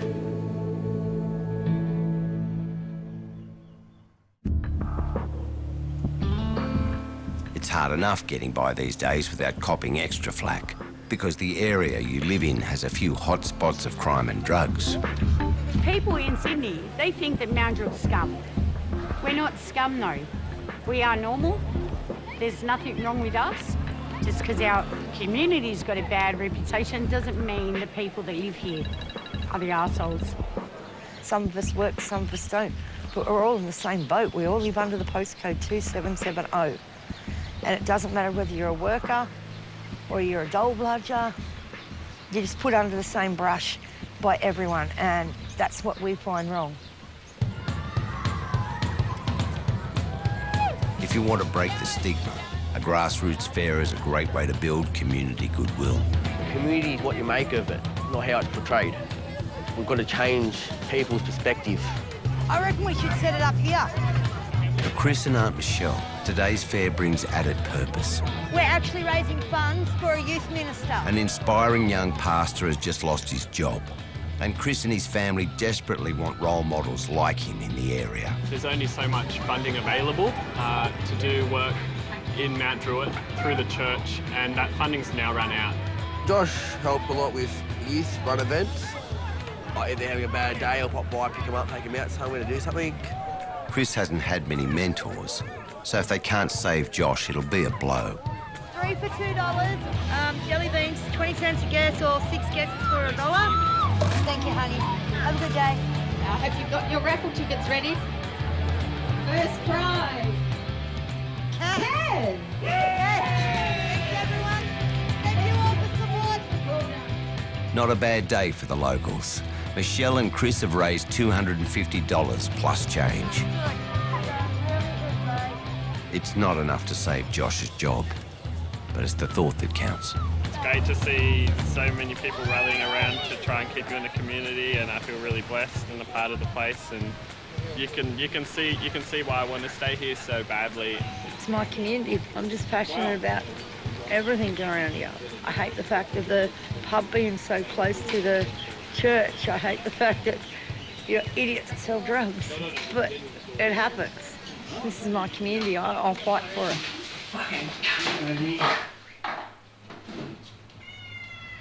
I hate this fucking house. I fucking hate it. I'm out of here, mate. Bob's forgiven Billy Joe for ripping him off. Now he's even more desperate to get her to Queensland so they can both get off the drugs and make a clean start with the new baby. Please come, babe. Please come, man. Come on, Joe. So you're not coming to Queensland with me? Hey, you're gonna come or what? You're gonna come? Try and talk her into coming to Queensland with me. She'd be better off coming with me, mate, you know? Come on, get over. But any chance of Billy Joe changing her mind is thwarted. A few days later, while visiting her mum, Billy goes into labour, 6 weeks prematurely. Billy, you gonna go to the hospital, baby? No, not yet, no. How far apart are the pains? Tell Mum. What are you doing? Give me that cigarette. No, I want a lighter. Give me a lighter. No, give me the smoke. Give me a lighter. Give me the smoke. Give me a fucking lighter, man. Are you swearing at me? Are you seriously? Billy, I'm trying to fucking do what's right. This is not right. You're in labour and you're more worried about a cigarette. With the hand life's dealt her, Billy's never had much of a chance. Hello, can I have an ambulance? There's a lady in labour. Comfortable for you? are you taking her now? Which hospital? Ambulance man? But for reasons of her own, Billy Joe hasn't invited Bob to the birth.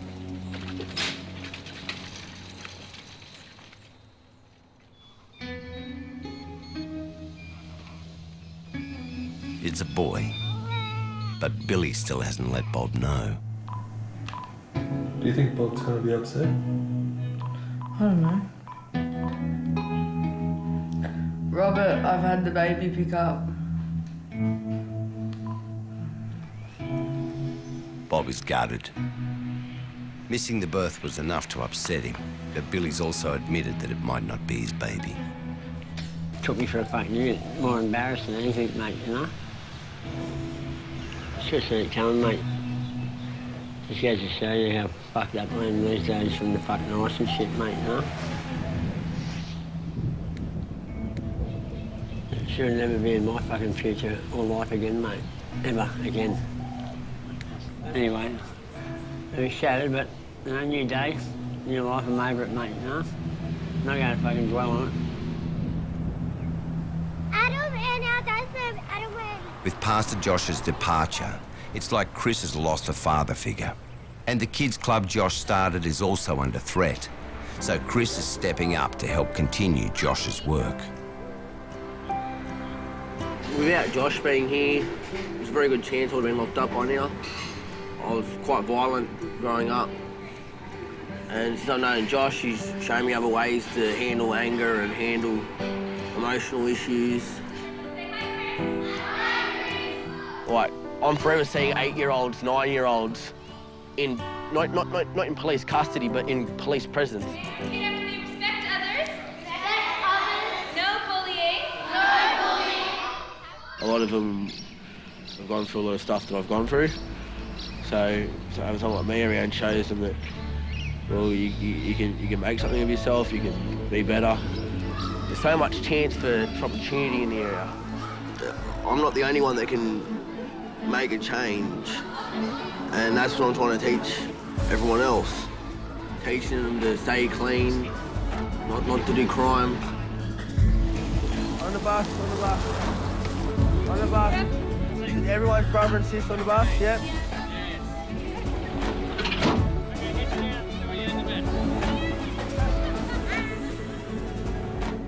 So things are looking up for Chris. And with Ashley and Tony home from their road trip, Ash is also back to his usual spirited self. Oh, fuck that. Oh, fuck that. I need to take my nipper off. Look at the nail.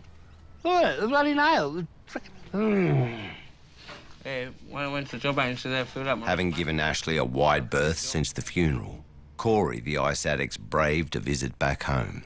He's brought girlfriend Chantel and toddler Liam for backup. He tried to say he didn't say what he said, like, because of his memory loss, he don't remember. When he was calling me a dog, I'm a putrid cunt. He tried to bite my nose off, that's what the mark is there, and grabbed me by the throat and said, I'm going to kill you. Well, at the end of the day, it's my dad. But it seems Ashley's tough love might have finally gotten through. Corey's claiming he's turned over a new leaf. Well, 2 weeks ago, you'd see me, I'd spend all my money on drugs. Now, I'm thinking about my son and my missus. Is the drugs worth more to me than my family? So what are you going to do about it? Try to lay off the drugs and... Try and help the family out a bit more, respect his dad and try and make it a better place. If I stuff up this time with the coppers, I end up in jail. When things sound too good to be true, they usually are. Chantel's phone rings, and it's reality calling. Hello? What? Well, what happened? The caller's saying last night Corey ripped off a drug dealer. Okay. He's coming now to get you. They claim he skimmed some ice off a delivery he was making and resold it for $50 profit. It's never gonna end. The dealer's threatening violence. He sent his girlfriend round to collect the drug debt. Hey, I'm trying to sell this. My family's got Get the fucking shit $100. because of this crap. I've got $13 in my pocket. As soon as I sell this, I'll give you the 50. I don't want to know about it. Ash decides to step in. Hello, bro. Look, this is Corey's old man, look. I'll let you know, Corey's got a voucher here to sell. As soon as he sells it, you get your money, right? Today? All right? If not, you come here to my door, mate, and I'll throw him over the fucking fence for you, but you won't come in my yard to get him. Go and live somewhere else with your shit. Right, I don't hear no more, shut up. I don't give a fuck. At the end of the day, it all comes back to my fucking house. I don't need it in my fucking house, and I've had enough of the fucking shit in my place. When is this gonna finish? Peter, enough! It's finished right now. Unbeknown to all but Corey, it's just getting started. The ice Corey allegedly skimmed was off a deal meant for his sister, Stacey, and her partner, Erin. Come on, come on, the fuck up. They reckon they're short on what they paid for and also want a piece of Corey. I just said to him, come out there. I took 0.5. How many times you've ripped me off from shit, mate? The last two times, Stacey ripped your off, and I'm getting blamed for it too. Oh, this is ridiculous. Corey, get out there and fight this fucker now. Because I'll get out here and I'll fight all of you. Honey, you're too sick I don't care. It's got nothing to do with them. I got to put up with the backlash of it all. With heart problems and developing dementia, the escalating chaos is too much for Ash. Fuck is all. This ages everybody. I don't want to know me grandkids. I don't want to know me fucking kids. I don't want to know fucking none of you. This can't sold off and I've got nothing. If anybody gives any of my kids any fucking drugs, I'm going to tear him to fucking pieces. I don't give a fuck if he's a bikie. I don't give a fuck if he's God. Man, you got it out like that, You must be finding an alternative place to live, mate. I'm telling you, you do any fucking drug deals from my house, I am going to cut your fucking throat. You gotta go and fucking do yourself in, right? I haven't done anything. Oh, everybody get fucked, eh?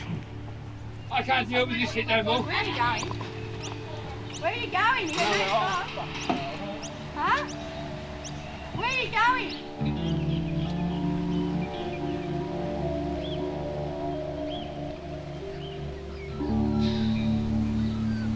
As Ashley escapes his children, Bob's coming to terms with not being a new dad. Billy Joe's checked herself out of hospital and the baby's been taken into care. Things have gone bad as much as bad can ever get, mate, you know? Moving to Queensland was also a pipe dream. And Bob's realised he's not going anywhere. Believe me, man, you're fucking born here, mate. You should never get out of the fucking joint. The only way out of here is the fucking box, mate. I'm just got to accept it, mate. You know, this is your life.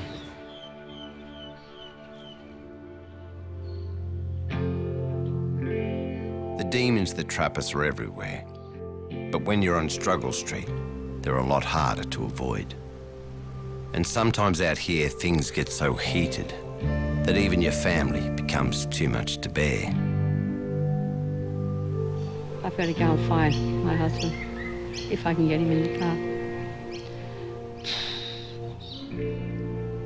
At times like these, all you can do is try to stay strong and hope that tomorrow might be better.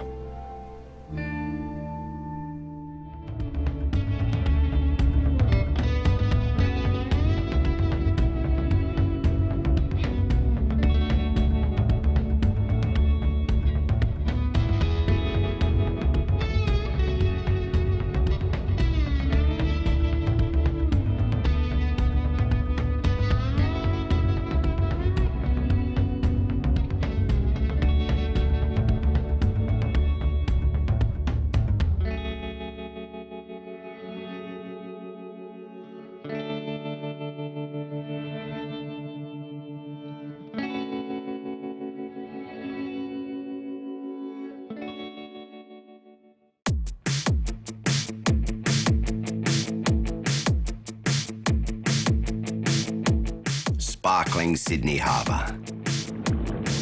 Gateway to a sun-bronzed Aussie lifestyle. Mt Druitt.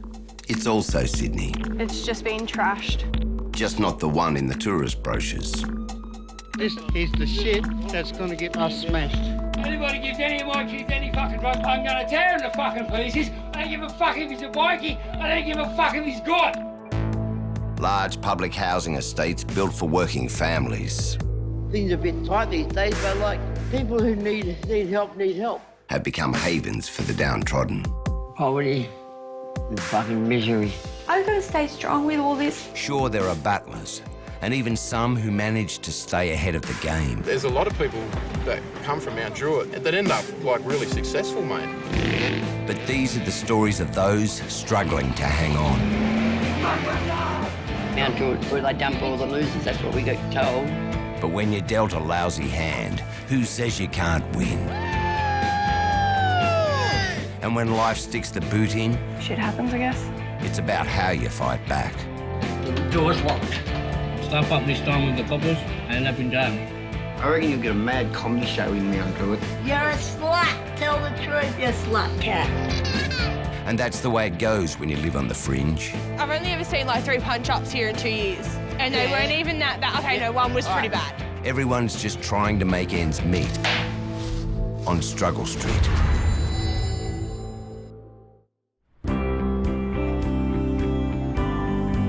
Even if you're well off, life's getting tougher.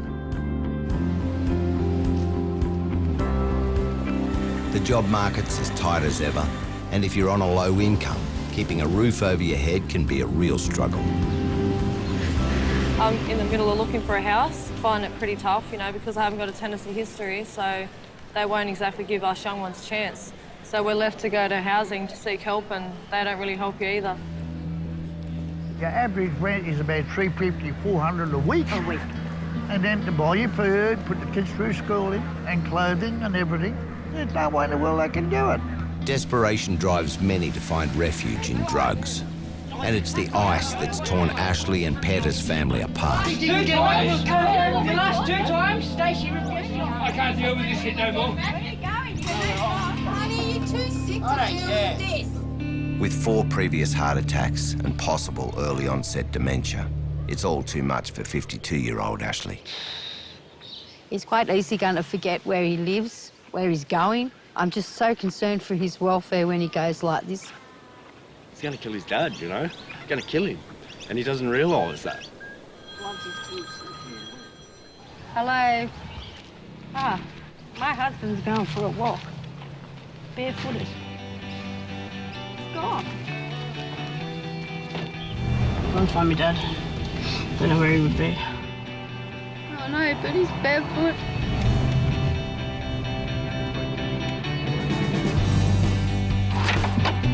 It's getting dark, so finding Ashley's getting urgent. There goes Peter. There goes Peter. Kept going, apparently. Luckily, Ashley's instinct led him to daughter Stacey's house. That's where I found him just sitting there, ripped shirt, barefoot, really stressed out. How you feel, mate? I feel a bit better now to walk. Where's he? Who? Corey. Inside. Not having on you, know? See what I said to Corey the other night when he come here? I said, look, man, I said, fuck, I can't deal with this. I said, you know why I don't hit you? Because I'm that scared that I won't fucking stop. The trouble is he rips everybody off. Everybody. From 1 o'clock in the morning until 11 o'clock today, I copped nothing but fucking rip into me. But Corey then, didn't rob everyone. None of this drama would happen, regardless of any situation. We need to get you settled down Yeah, enough. girls and shit. No, he needs to stop. All this needs to stop on him right now. No, I won't say no more. I didn't think he would come back, but he did. He come back with me. But each time this happens, it just puts a dent in his health, and it's really, really hard. I'm going to end up putting him in a grave suit.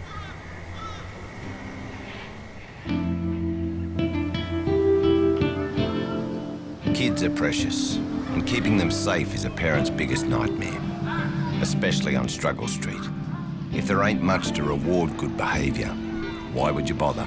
Maybe our government has a lot to do with it. Mt Druitt contains a lot of families. We don't have the stuff that we should have for the families here in Mt Druitt. People I know, they let their kids rule their fucking life. The kids like fucking 22, 25, you know, like, get off the tit, you little cunt, and fuck off. Still on the ball, sucking on the ball sack. William's a dad, but family trouble cost him his kids. Watch out for snakes too. Watch out for snakes too, because they're getting around. Family troubles also made him homeless. His sisters kicked him out to make way for her boyfriend. The Harper's cunts, more or less, you know. My white friends will take me before my Aboriginal fucking family. Good deal, man. That's fucking 100% guaranteed, but for a fact too. So William's been camping in the bush. Whoa, I just missed that motherfucker. Hunting birds for food and selling self-made slingshots for cash. Do you make much money out of these slingshots? There, I sell them for $50 each. No. Especially when I get orders, I've got to make like 6 of these now. William claims the cops are after him because selling his slingshots is illegal. I have 10 of these already made in my backpack with a little axe saw that I was using to cut the branches out. And I was in my bag and I pulled over and they charged me for them. And now I've got a warrant out for my arrest because I didn't go to court over it. And his reputation's earned Will a following. Local lads keen to learn the tricks of the trade. We're making slingshots. Oh, don't fuck him up, boys. Don't ruin it on yourselves. Just look what he's done. Oh, you fucked it, bruh. They're my apprentices. I'll teach them about the bush. We hunt pigeons so we can eat them. There you go. How's that look? Hey? Do these kids have to pay you for these slingshots, Will? Nah, these kids like my family. Other kids pay. Their parents got to pay, but not these kids. These kids are like my kids. Did you get flooded out here while you were sleeping? Yeah. The water started dripping into the tent from the fucking roof of the shack there. There was water everywhere. So what did you do? Did you go home, or what did you? What do you mean go home? Is that a trick question?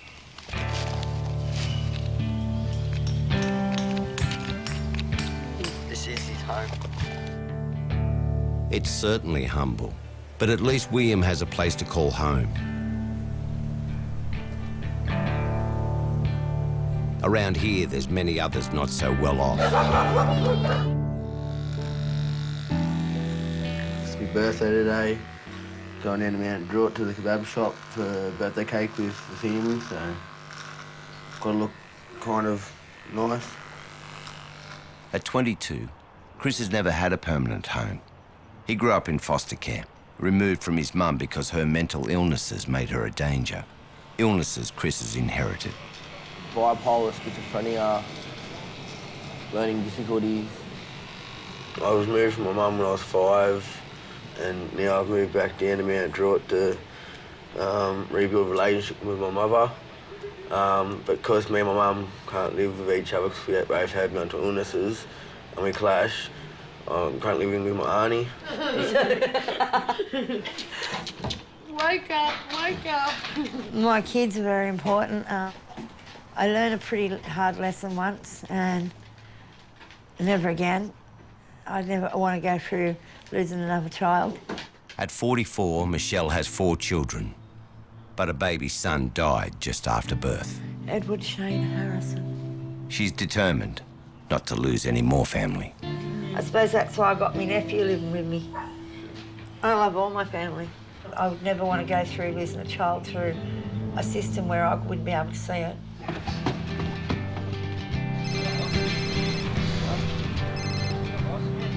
Hello?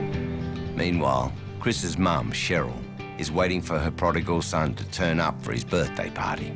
I love for Chris to live, and I really would. We just clash. I knew Michelle and Chris would have fights and arguments, but I also knew Michelle would always forgive Chris for whatever he did. Here's my boy. My boy's here. Hello, buddy. Mum, wait. You went through 12 hours of labour pains. 27 and a half hours. I've gone through 22 years of life pain. With you. Happy birthday to you. Michelle. Birthday, dear Christopher. Happy birthday to you. You wouldn't know it to meet them, But Chris's aunt, Michelle, and his mum, Cheryl, are twins. And they've been at each other's throats for years. I always say to her, I got the looks, breeds, personality, attitude, she got the leftovers. Ain't much there. Stop being a bitch. I was always a bully inside and out. Well, it's hard to believe we're twins, eh? Here you go, Chrissy. No, my cigarettes. Why can't you get your own tobacco? Mum, come walk. He go gets it for me. Come on, Mum. She never follows the diet. She pigs out and crack. Don't expect me to go to a funeral when she fucking dies because she's fat and lazy. My mum and Michelle argue all the time. I just feel like I'm stuck in the middle. You're a bitch. Love you, Mum. Which one do I kill first? Family. Even if you can't live with them, you don't want to be without them.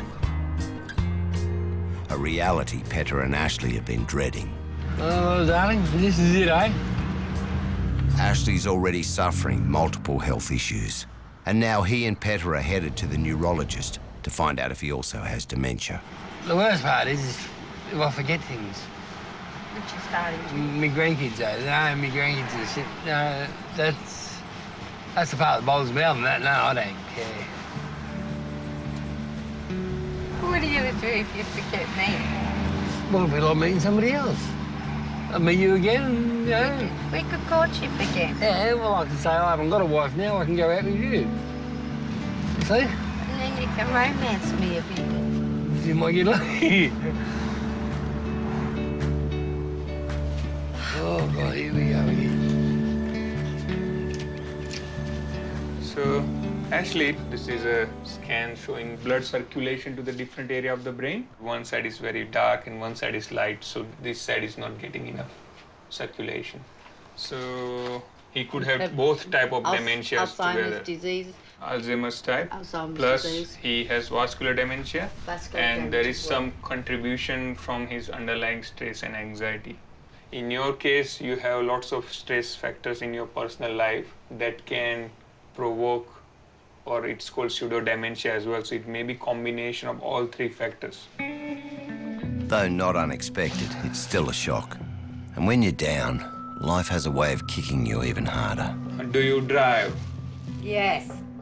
So with the memory impairment, you cannot.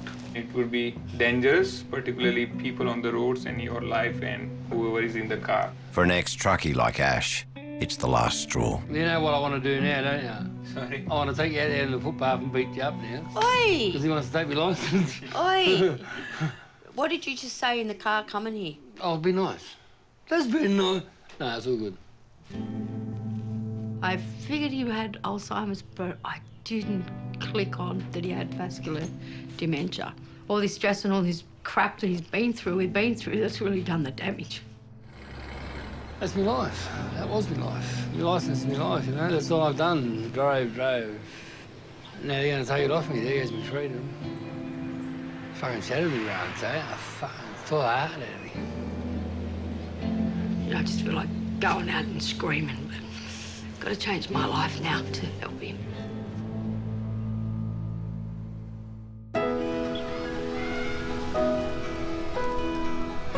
One of the worst things about being short is you don't have options, so there's no escaping old family baggage. Add a distinct lack of help if you've got mental health problems, and it's clear that out here, when coping with past traumas, you're on your own. I'm a survivor. Abused childhood, really badly abused childhood. Wasn't really well liked by a step-parent. If you're brought up rough, you're going to be rough. I was a mad, raging alcoholic, what, 18? But I'm not no more. Got rid of that trait, thank goodness. I get knocked down and I just get back up and keep going. Twin sister Cheryl wasn't so lucky. The abuse she suffered led to severe mental illness, but she also feels guilty about Michelle. I love my sister with all my heart, but I couldn't protect her from being mentally, physically abused by the same person. But I felt relieved because I knew that I wasn't the only one going through it. But where I've sort of faced my demons, Michelle hasn't. Like, my philosophy in life is live life to the fullest, and when you're gone, you're gone. I've tried to help her get help, but she's not interested in it. Sun's bright today. Michelle's denial is another source of family conflict, and Chris has his own mental health issues to cope with. He grabs what comfort he can. Just going for a walk in the bush. It helps me clear my mind. Nice, calm, relaxing area.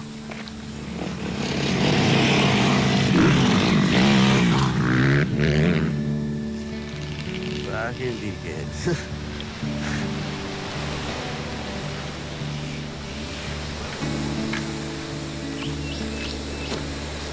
Does it upset you that Michelle and Cheryl don't seem to get along very well? Yes. Because I feel obliged to stand up for Michelle because I live at her house. And I also feel obliged to stand up for my mum because she's my mum.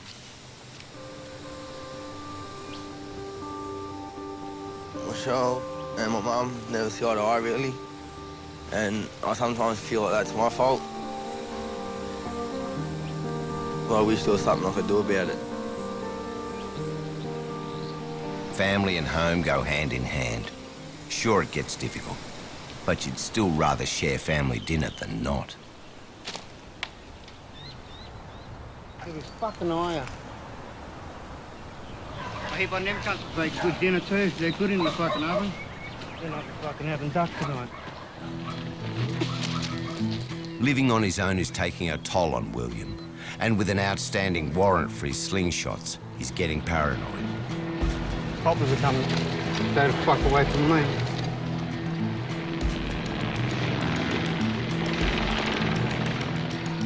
Are you worried the police are here for you, mate? No, but it does look fucking suspicious, like fucking very suspicious. Why are they fucking circling all of a sudden on top of us? In case they do come, right, and have to flee. Just say his name was Peter. And here it is. Fed up with isolation, Will's decided to move back to town. Leroy, one of the kids in the slingshot club, is helping him shift to a mate's place, just till he gets himself sorted. But they've left the move a bit late. Ah! What are you doing at daylight? This is the time that we start playing now. This is our time. We're fucking vampires, man.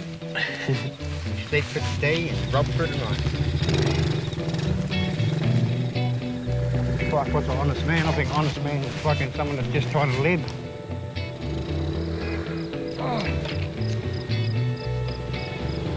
Were it not for the kindness of strangers, a tough life on the outers would be even harder.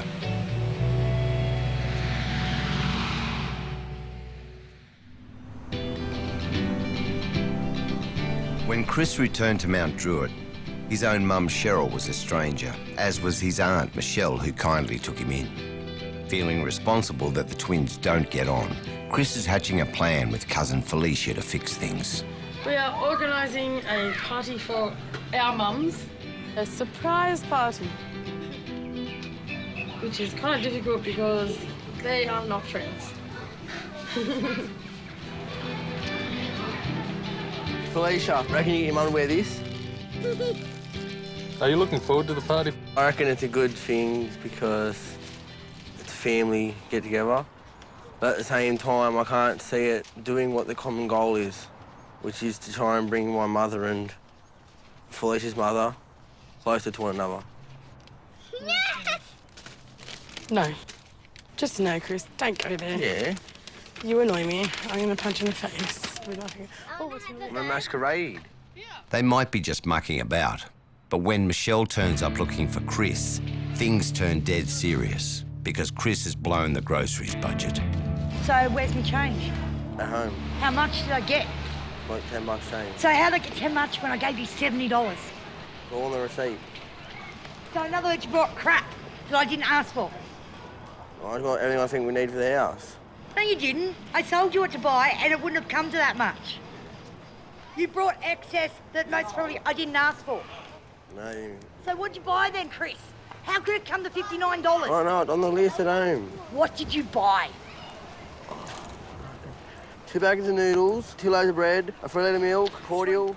Did I say buy cordial? Is she still going on? Yeah. Jeez. I'm sorry about her. Thank you. Jesus. You need to get out of your bad mood. Why should I? Because you're embarrassing all of us. Walking around Mt Druitt screaming like a big feral. Look at everyone sitting around looking at you. It's all right. No, it's not. But this is a home thing. This is something to do at home, not in public. Look at everyone looking at you. You're putting yourself on show. Maybe next time around here I something for you. Shut up. From Housos. How you going? I'm going home.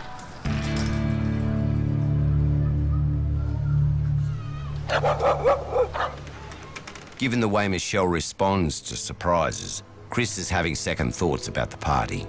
I'm contemplating going to work that night. Because you bought cordial and she don't drink it.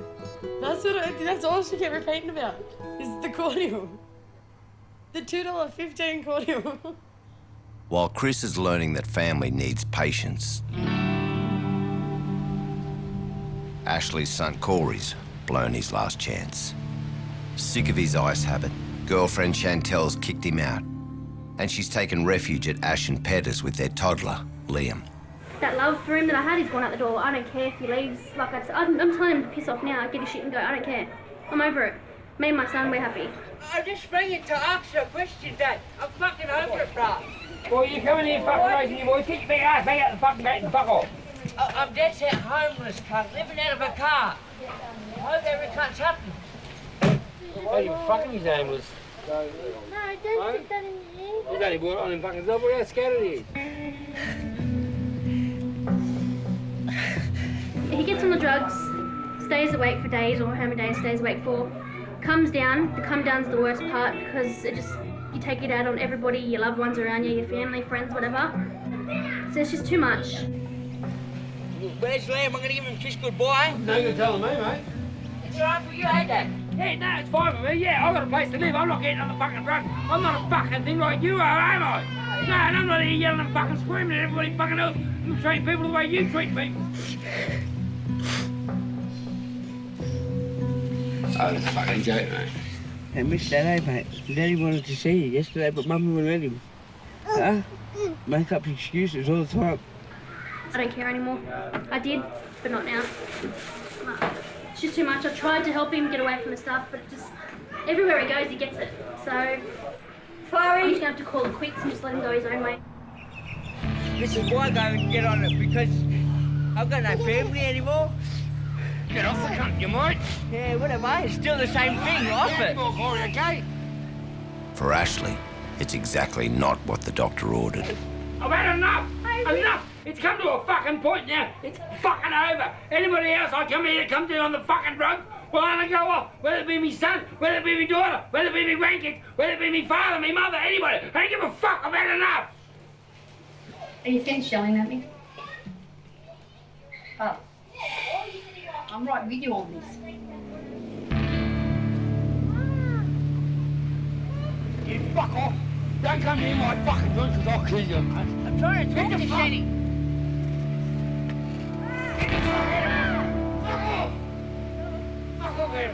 I'm trying to talk to him. Let's walk it away. Fuck off.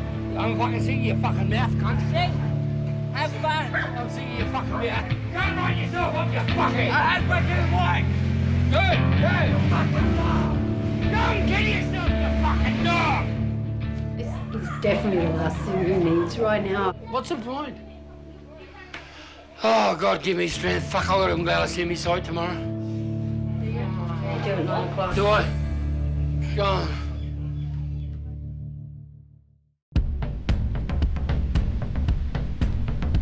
Even the Joneses can't keep up these days. And if you're on Struggle Street and you lose a swag of benefits, it's hard not to feel targeted. The pension doesn't go far enough to buy enough food. We have to go to charity for food. I know of some families, they can't even afford to feed their kids. It's got to make do with baked beans, sandwiches, whatever. Cuts to discretionary grants for social services. That's what they call it. And with close to $300 million on the chopping block, there won't be much for the community to fall back on. I've made a decision. We're separating. I've decided that I want to go where my heart really lies, and that's community work. That's what You my have heart my is. support, darling. You wouldn't even know what the hell I was doing. That's why I couldn't even ask you to help me, because you had no idea what I was doing. I don't even know what's happened to me, Mum. I know.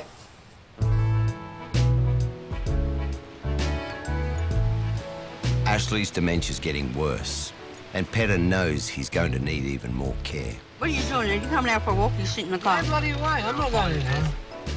Looking to do something for the community while she still can, Petter's helping organise the local Christmas fair. Just trying to get local businesses to help support us.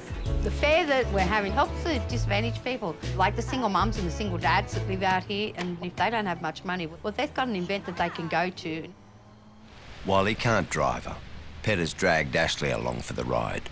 At least I can keep an eye on him and make sure he's all right, because he's had a couple of bad days. So I want to drive, but they won't let me.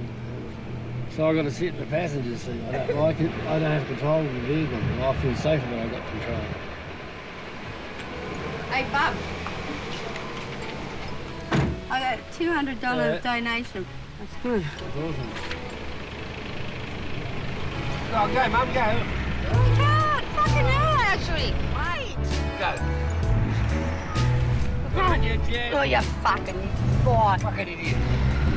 I need to drive. Shut up. No wonder I got silver hair. I mean, you're the one that told me to go. I knew I couldn't go then. You weren't even listening. Yeah, I was. What did I say to you? I know. That's right. Ash isn't alone in his frustration. There are others out here who've also had control wrested from them by unemployment, lack of funds, or family trauma. I was quite violent growing up. I didn't get my way, I turned to violence. There's been times where I wanted to kill people or kill myself. Sick of copping flack from his angry aunt and worried that he might strike back, Chris is seeking motherly advice. So what would be the key to me successfully living with Michelle without me snapping it or her snapping it? The key to living with Michelle, Chris, is to do as you're told. Plain and simple, sweetheart. And yes, she can be a pain in the ass, but she's only doing what she thinks is right by you. She's trying to keep you on the straight and narrow, sweetheart. Because if you didn't follow what Michelle was telling you to do, you would most probably get up in jail. Yeah, I'd say so. The amount of times she said, Chris, don't bash this person, Chris, don't bash that person. And what do? You still go and do it. I know. You gotta learn to turn the other cheek, sweetheart. But Chris knows that philosophy's caused Cheryl a lot of grief. Why does Michelle, no offence, but walk all over you?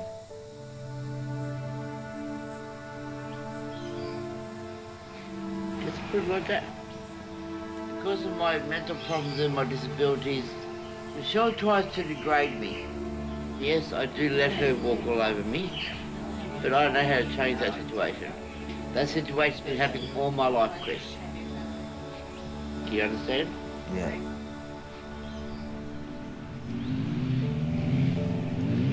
It's never easy fitting in. Couch surfing wherever he can get a berth for the night, Will's attempt to get back to society has gone pear-shaped. I lost my ID. I got no ID, none whatsoever. I don't even know where to go to get it. How often are you straight without any drugs? I know, probably 5 days a month.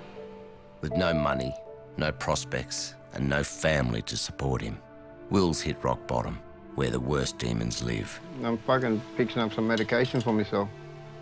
What's in the syringe there, Will? Ice cream.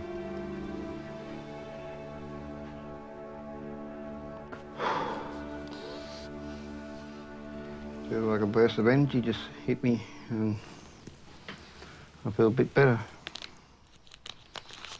Everyone's got to have some sort of enjoyment in life, you know. You know, it's not just all about fucking working and fucking making a living. Well, I got no fucking kids to fucking rear up, you know. That dog out there is fucking my kid. The dogs, that's all I care about.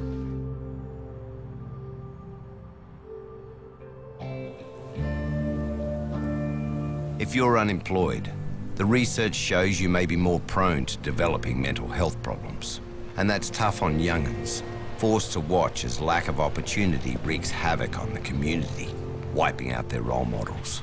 Take Ash and Petta's youngest, Zach. He's just pulled an all-nighter on the Xbox with a mate.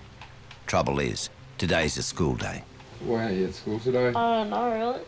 I woke up and then I didn't know what time it was, and I was gone. Not going to school, I guess.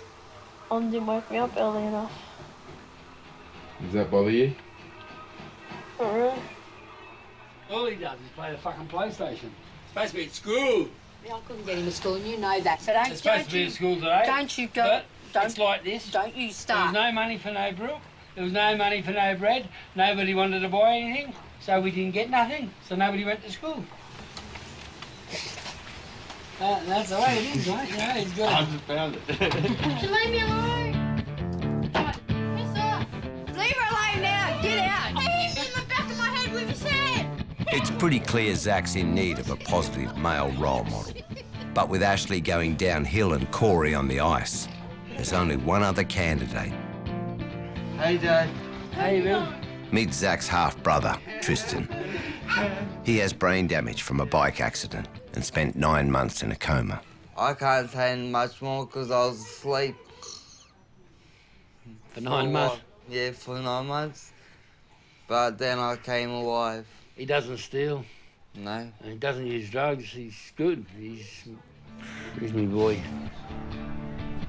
Community-minded, Tristan's come to an inter-school fair to share the story of how he wagged class and ended up fighting for his life.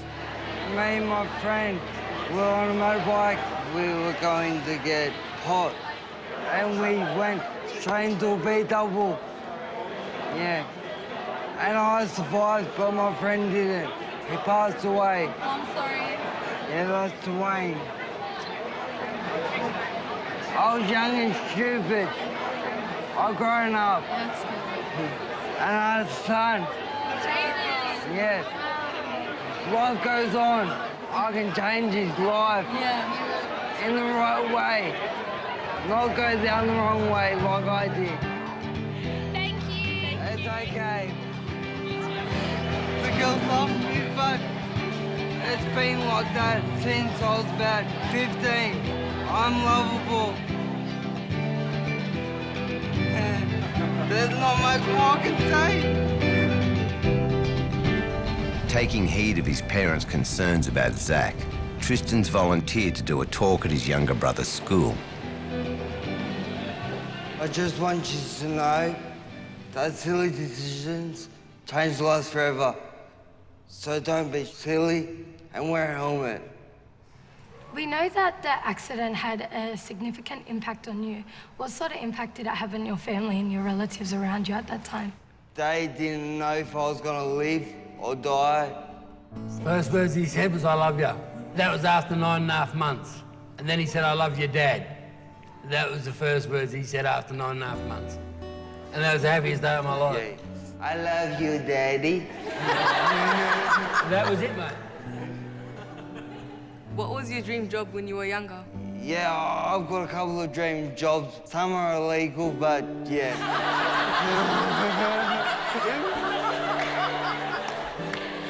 Oh, you're at school, you're not supposed to say that. Yeah, I put positive things out, Mum. That's why I'm saying that I could have. See? Positive things. Yeah. I feel pretty inspired to know that a brother like that is up on the stage and just telling everybody about his life. He's came a long way from where he was at the start, like in hospital, and like they said he was going to be a vegetable, but like now it's alright. Yeah.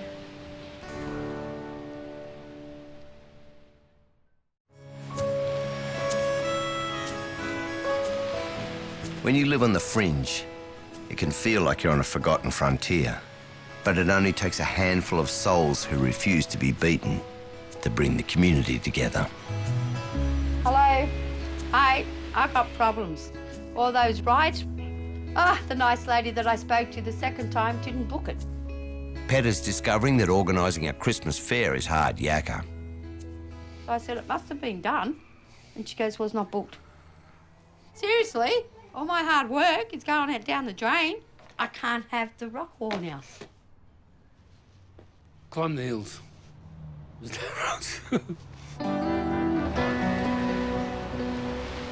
the fair only days away, Petter powers on.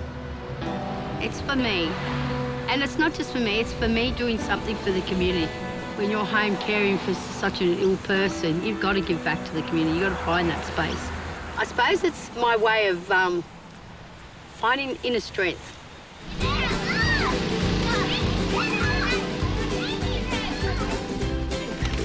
You get on that bungee run and you run for your life. Yeah!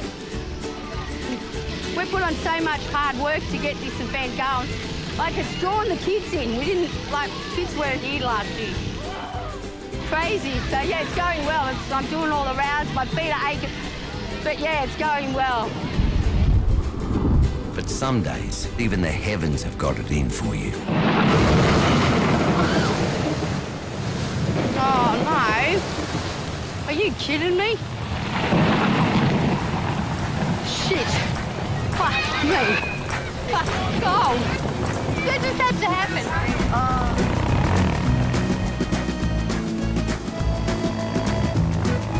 I'm really sorry about this weather. We're not just going. T-shirt competition! I'm not happy. We're close enough, ladies. I'm gutted. But what can you do? You can't predict nature. It could happen to anybody. It just happened to fall down on me. There's always next year.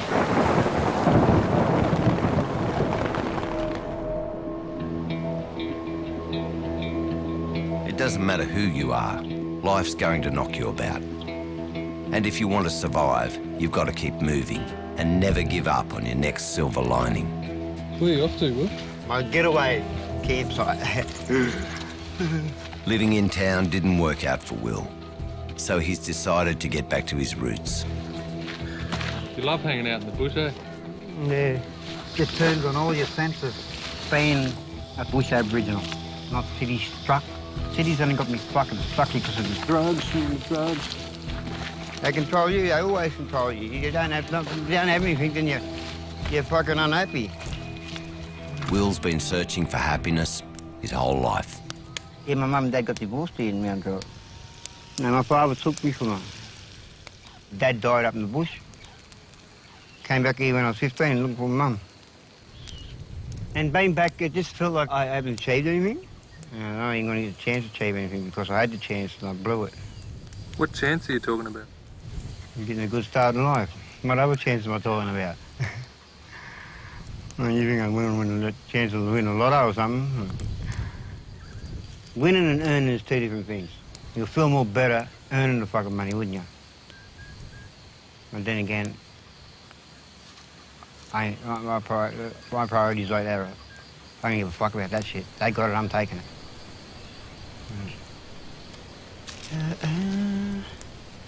Fucking hell, that's a mad non-stick pan, that cunt. I didn't think I stole that. I didn't. You're 38 years old now, Will. What do you see yourself doing in 10 years when you're 48? Hope I make it there.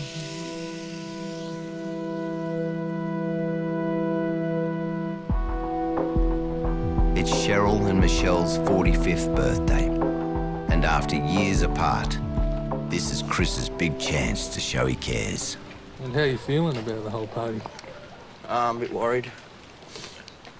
Because the idea of it is to try and bring Mum and Michelle closer, but we've tried before in the past and it's failed.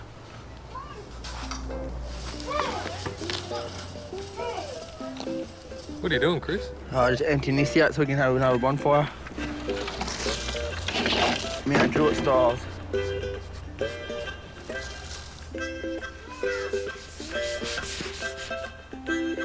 What time are you cracking this first beer, Chris? If you're useless because you drank one beer, I'll tell you right now, I'm going to crack your face. 2:40.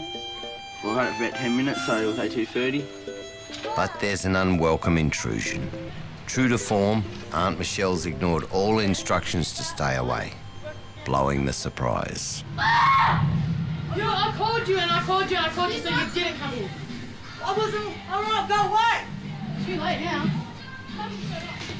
You've ruined our life today. Leave. I fucking will. I'll go home. And you'll be picked up about 6:15. See ya. Fuck off. Love you too. I knew something would happen last minute. I felt it in my bones. I felt it. I went to shit the last second. Everyone's a bit deflated, but Chris seems to be taking it overly hard. Don't get drunk and make a scene, because I'll bash your face in. Yeah, I'm just letting you know. Just so you know.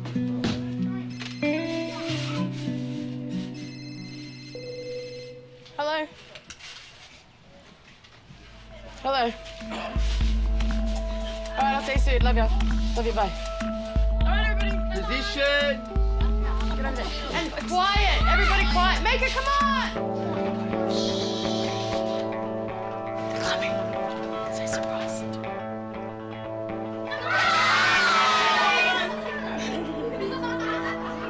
Happy birthday! Oh, yeah, hi, George. This is all for you and Cheryl. It's good to see Mum's reaction, but would have been a lot better if Michelle didn't suspect it as much. Thank you. I love you. Chris. My darling. Any disappointment soon forgotten, and it's party time, because that's how they do it in the Druitt.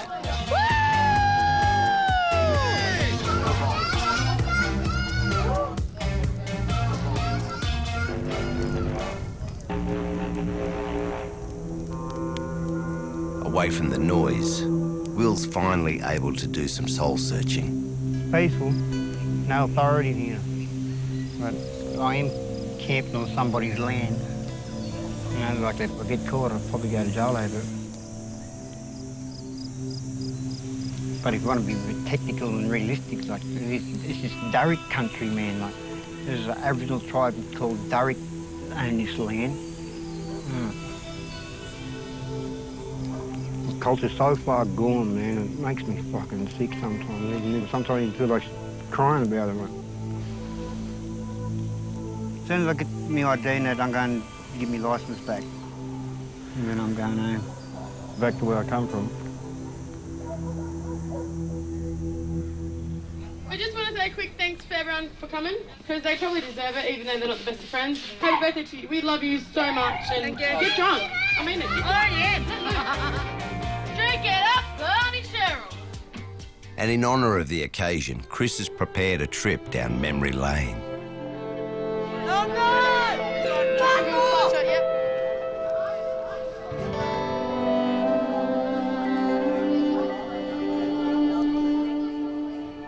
Me and Michelle have had our arguments, we've had our fights, we've had our separations. Both we have been through a lot together. And we've still got more to get through together. But we've always found our way back to each other.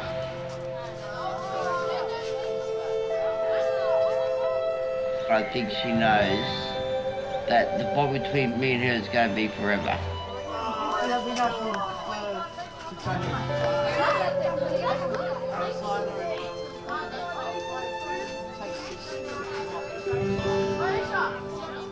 No matter how bad things get, you can always choose to remember the good.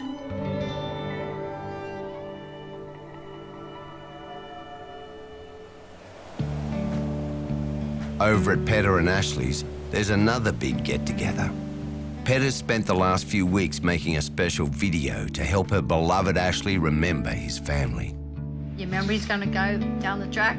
I've got this done now, and I'll be showing you this 7 days a week if I have to.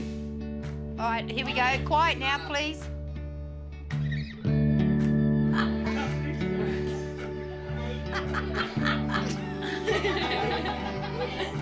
Look at your pants on, bro. Hi, honey. Today is a day that I want to say something to you. I am your wife, and I will always be your wife. Is there something that you would like to say to your dad? Dad, I love you, and I don't want you to forget me. How do you feel about Dad? I love you. Yeah, I'm not saying it. And you do have a son named Corey who went off the rails, but he will get better. Dad, I love you. You're my best friend. I look up to you.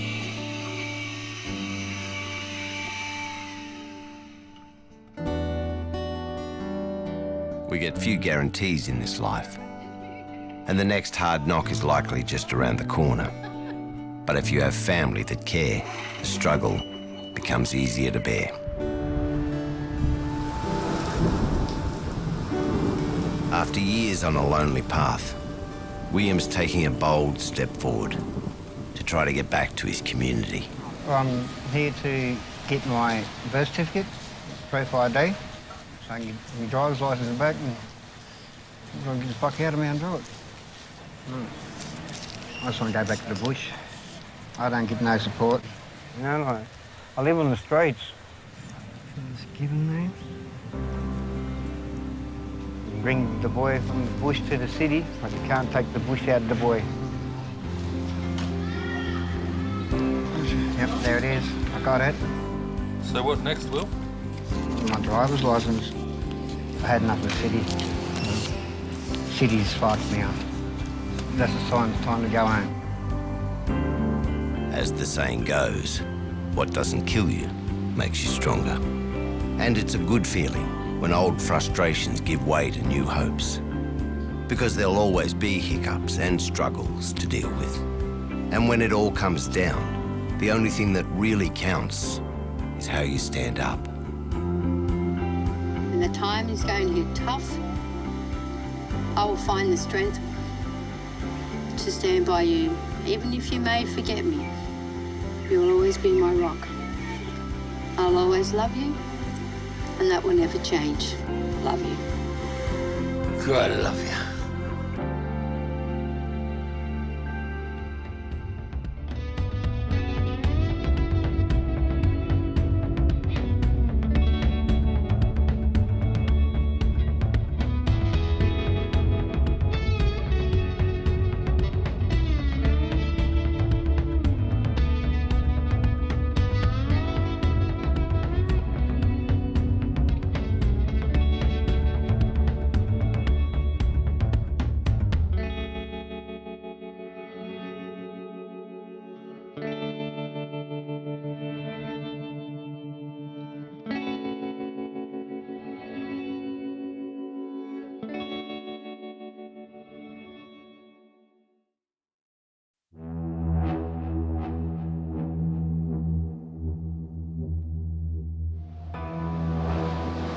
Australia, resource-rich, land of opportunity, one of the wealthiest countries in the world.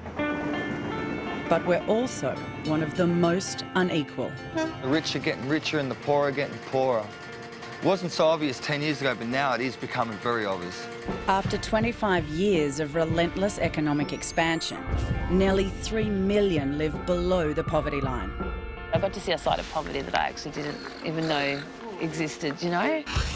They're stuck on the bottom rung. We're sick and tired of not being heard and sick and tired of struggling. There's not enough money being put back into the people. Feeling left behind in the land of the fair go. Even these sewer rats have a place in society, and I'm the odd one out. In this series, we hear from those whose lives are a daily struggle. We're not terrorists, we're humans. We're Aussies, you know what I mean? The forgotten battlers trying to make ends meet, and hear from those trying to help. If we don't give them a bed or a couch, where else do they go? And the families trying to hold things together. And my dream is just never give up. And I'm doing this for my kids, my family, my wife. But when the system turns against you... We've got no assistance. We've got no help. Don't manhandle me. And the ones that are hurt are the ones you love. Oh, look, I mean, you're just scaring my son. This is what it takes to remove me from my house. That's when you could end up on Struggle Street.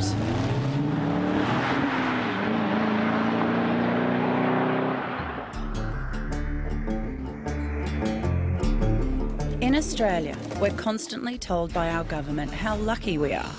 After all, we dodged the global financial crisis.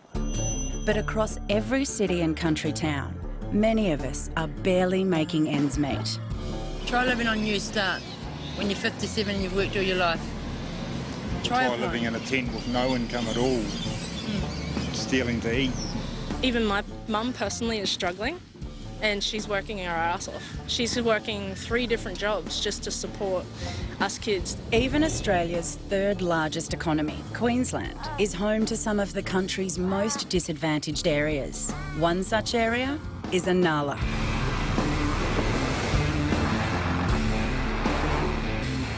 Near 20% unemployment blights the postcode area 4077, a melting pot of cultures in the outer southwestern suburbs of Brisbane. 4077 is a multicultural area. You know, we've got Aboriginals, we've got Asians, we've got Cook Islanders like myself, we've got Samoans. Wow. You know, we all come together as one. You know, we're all family here. That's why we go by the name 77. Post-war public housing defines the area, which is also home to one of the largest Aboriginal and Torres Strait Islander communities in the city. Yagara woman Karen Coghill grew up here. Inala is always based as a low socio-economic area. The powers that be, they need a ghetto in every major city, and Inala's it. We've had just so much breakdown in community. It's like the politicians forget that they are there for the people. Many, like Karen, go back generations in Inala, and despite its challenges, are fiercely proud of their home. So if you're told to get out of the home you love, it can be devastating. The warrant to be executed as soon as reasonable, practicable after taking effect. Karen's friend Norma has just received a notice of eviction, and their friend Marlene is round to help make sense of the decision. They're using the police raids against me. You've been to court for the raids? Did anything come out of the raids? Was there possessions of drugs or utensils found? 24-year-old daughter Keisha has recently been convicted for possessing a water pipe and smoking marijuana in the house. It means Norma's breached her public housing tenancy. It's a minor offence. It's not as though it's a big... And it was dealt with in the courtroom. And it was for her personal, you know, her own personal use. The single mother of 6 has an open-door policy for local children in need, but it's caused disturbances involving the police, and Housing has warned Norma before about antisocial behaviour. Well, I was getting raided, you know, quite a bit in Inala, actually. I could feed up to 17 to 25 people in a week, any one night. But that's something I've always done, and I grew up with. Families should always be there and have that open heart. They've taken everything from me. I don't have nothing. That letter means I got no house. My children don't have a home. That means I'm going to be homeless on my land and my country from my ancestors. What am I to do? What can I do? I don't have any rights in the eyes of Queensland Housing and Inala Housing. They don't even want to listen to me. You know, I was born here. I've lived all my life in Brisbane. Inala is my home.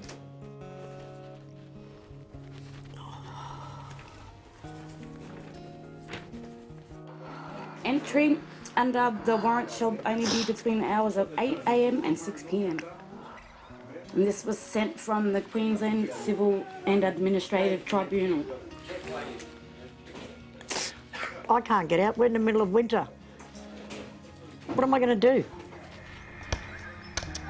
How can you explain to an 8-year-old child that we've been kicked out because of police and everything else? They've only known one home. They don't know any other home. I don't know what's going to happen. It's... Oh, my God.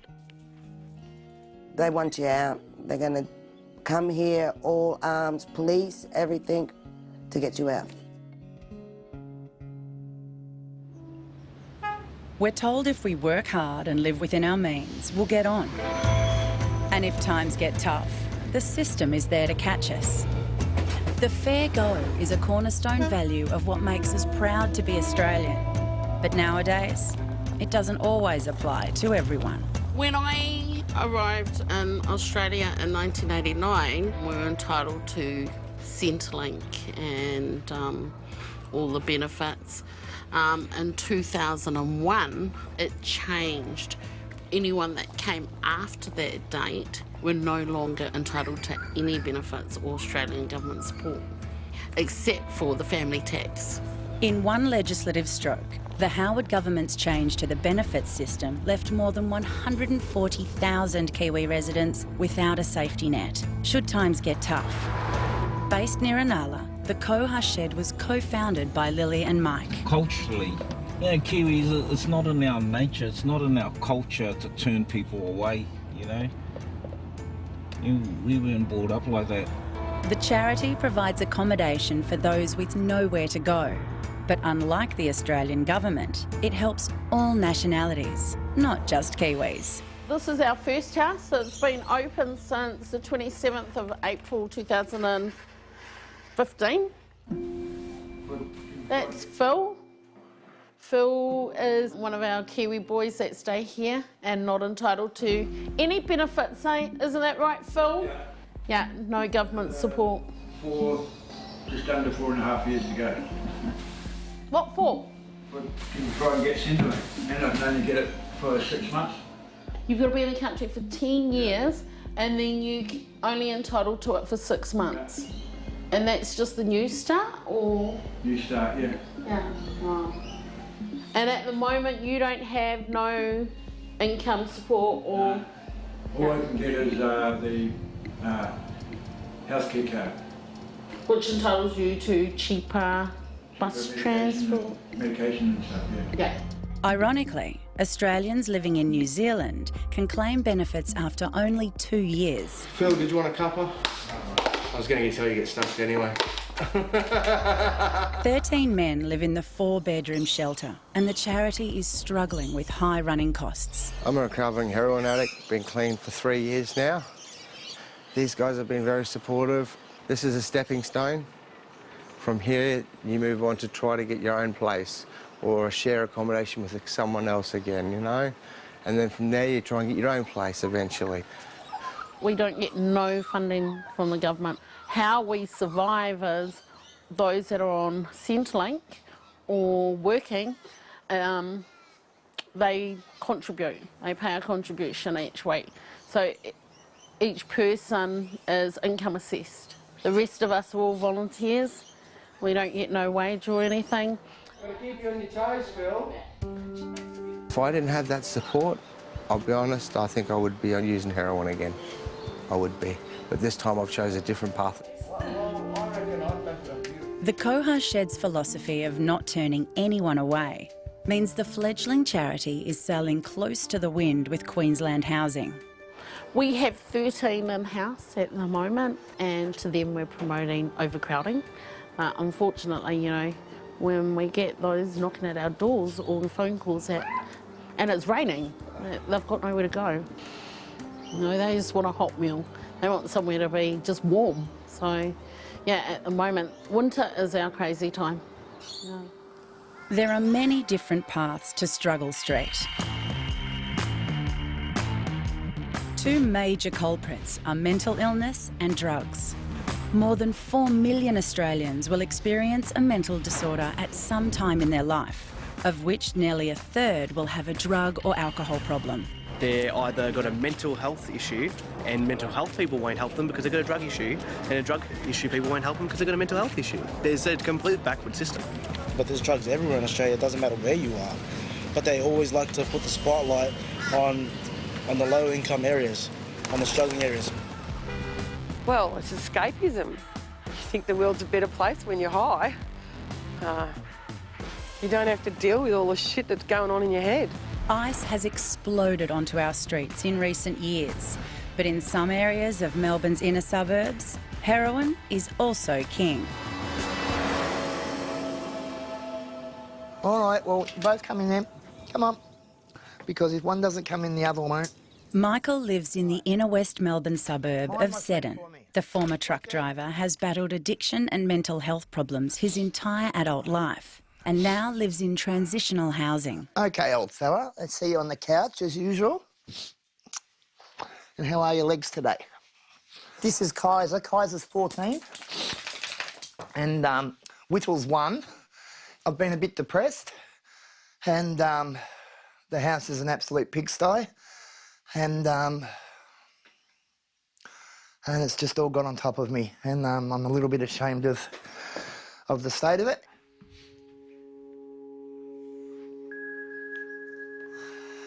Yeah, I know. I've got to clean the house up. I know, Kaiser. I know. Oh, what a shit fucking life. Oh, fuck's sake. You know, and you got to say to yourself, how did it get like this? I mean, yeah, I was on drugs in the 90s, but gee, I must be the world's biggest arsehole. I got a lot of acquaintances and a lot of friends, but no good friends. Yeah, not counting you. I'm talking about humans, Kaiser. Michael's life went off the rails when he suffered years of bullying at school. No one knows except God and me how much I fucking suffered at school at the hands of those bastards. I just wanted to have friends, you know. They took me shoplifting and I shoplifted for them. I let myself get used completely. By 19, he was hooked on heroin. You start hanging around with those shit bags that shoot up, and before you know it, you're putting your arm out and getting your first hit, and it's a powerful feeling. Everyone I know died during the 90s. Everyone that I started using drugs with. Maybe one or two I see occasionally that are still alive. Everyone. Michael's been off the hard stuff for nearly 20 years, but is on prescribed methadone, and his mental health remains fragile. But today's not a good day for another reason. Yeah, I'm just feeling sorry for myself because it's a shitty day. I've got to bury Mum today, and Mum wasn't a nice mum, but she was my mum, and yeah, so I got to, and it's going to be a really humiliating experience. I don't have shoes to wear. I got paid Wednesday, and I paid my rent, I paid the bills I had to pay, I dodged the ones I could dodge, and I got $60 left on Friday. Every week, it's the same struggle, with $110 of his $400 benefit going on rent. I'm sick of going hungry, and I haven't got the rest of the cans that the dogs need for this week yet. I haven't had the energy to go to the shop. I've just been buying them one at a time. So I can't afford fucking shoes. My family hate my guts. They don't want anything to do with me. I could show you some text messages over the last few days, just threatening messages from different relatives. You know, you junkie dog, you this, you that. No wonder your parents were ashamed of you. You junkie dog. I mean, imagine being called that a few days after your mum's dead. The 44-year-old may not have decent shoes for the funeral, but he's still determined to show up. I don't really go in the bathroom that often. So it's easier for me to just take this light globe around than to go and spend $3.50. What a pain in the ass. Shit. I just don't want to massacre myself too much. Because this is working all right. Because I don't want to be bleeding all over the place at Mum's funeral. My relatives, I'm sure, will be worried about getting AIDS or something off me because I'm such a bad junkie. Arseholes. I had a pretty good life when I was a teenager. My parents aren't poor. I went to Mentone Grammar. Yeah, for 3 years anyway. Then I went to Monterey boarding school. Anyway, I've got to stop talking and get this done. We were very much loved when we were children, me and my brother. We weren't loved as teenagers and as adults, but we were loved when we were kids. Flex for the camera. Michael was on the streets with Kaiser for 2 years. so keeping hold of his few belongings was tough. I used to have a really nice suit. I had to bury it, and it didn't survive the burial.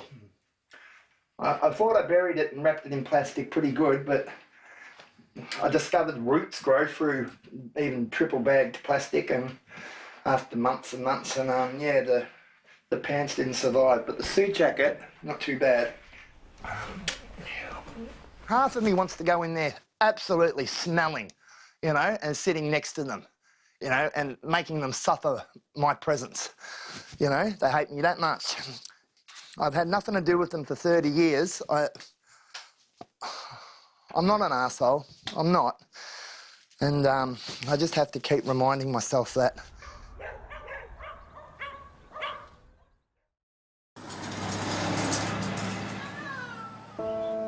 The old saying, charity begins at home, doesn't ring more true than for the Koha shed in Brisbane.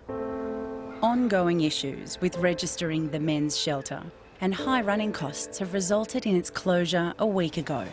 Lily and husband Pi have now personally stepped in. We since closed the men's shelter, and most of them had sourced out their own alternative accommodation. We had 3 that weren't able to. We wouldn't let them go to the street. We didn't have the heart to send them to the street. So we've brought them home. The 5-bedroom house in southwest Brisbane is already packed to the rafters with 15 members of Lily and Pi's family, plus 9 shelter residents. Upstairs is where all our family live. We've got our 4 children and their partners. And then downstairs we have the 3 homeless and a family. Here's the couches, the telly, 3 beds. Rex is from the recently closed men's shelter. He shares this room with 2 other men. Well, I come out of prison. I was pretty much a no-hoper. I didn't have a bail address. Practically the Koha shed gave me life outside the bars. Rex suffers mental illnesses, and then he needs that support care, that 24/7 support care and solid support networks behind him. You know, he's always had us or someone else around.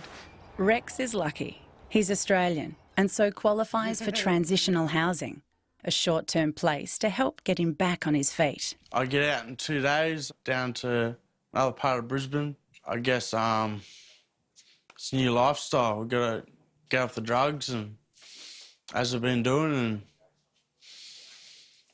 create a better life. Nearly half of those who leave prison in Australia are homeless within the first 6 months. Kiwis Jared and Sharon aren't even as fortunate as Rex. They arrived in Australia after 2001, which means they're entitled to nothing except $400 a week family tax benefit, paid to support their 4 kids. This was our daycare for our kids. That's okay. We had a family that reached out to the Koha shed that were becoming homeless, and we transformed it into their bedroom. Their kitchen and their laundry, eh? And their playroom. Yeah, that's their playroom now. Yeah, so this is our whānau, which is family. You're a diggy. Jared was incarcerated at one of the remand centres here. He reached out to us the weekend that they were facing homelessness, and he was scared. He was absolutely scared and broken that him and his children, his 4 kids, had nowhere to go.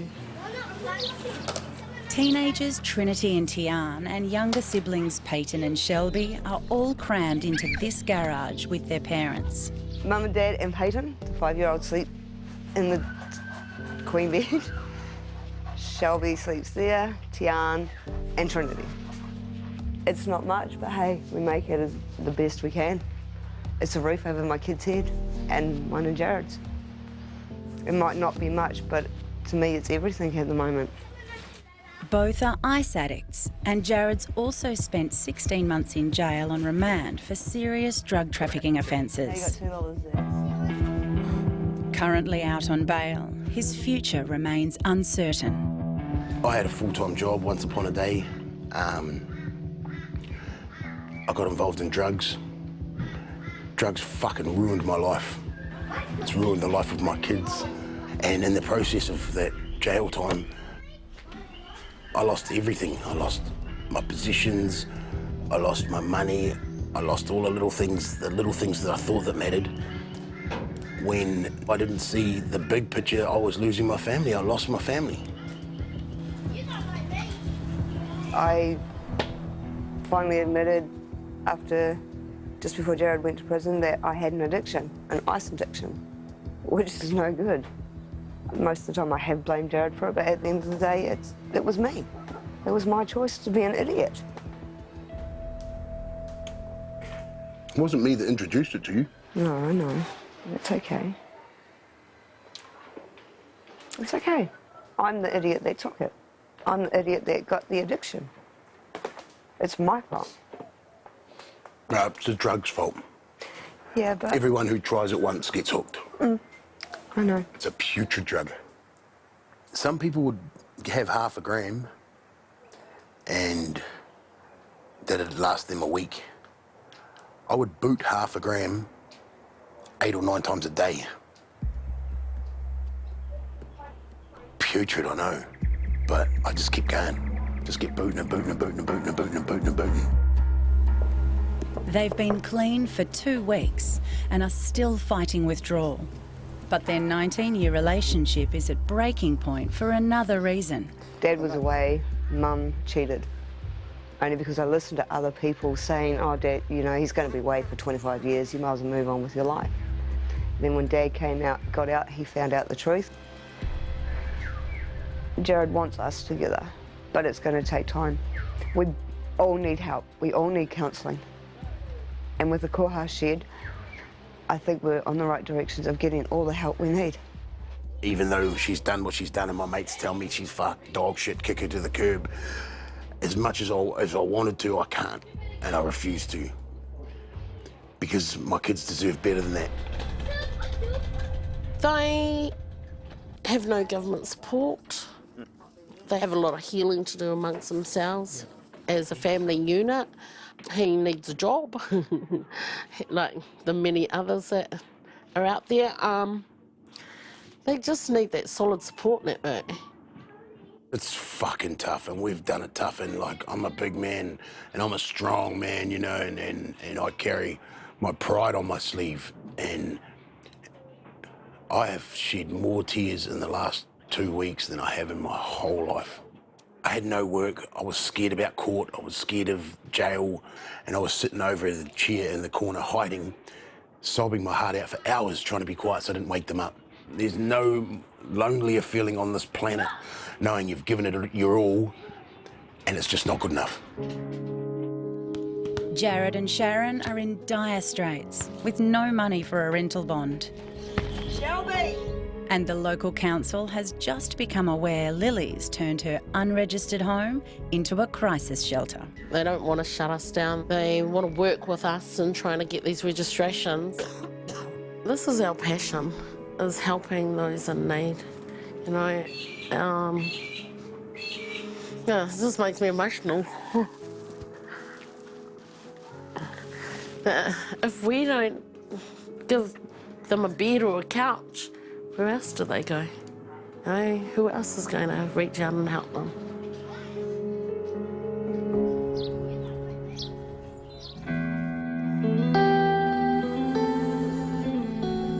Homelessness is one of the most potent examples of disadvantage and social exclusion in Australia today and affects more than 105,000 of us.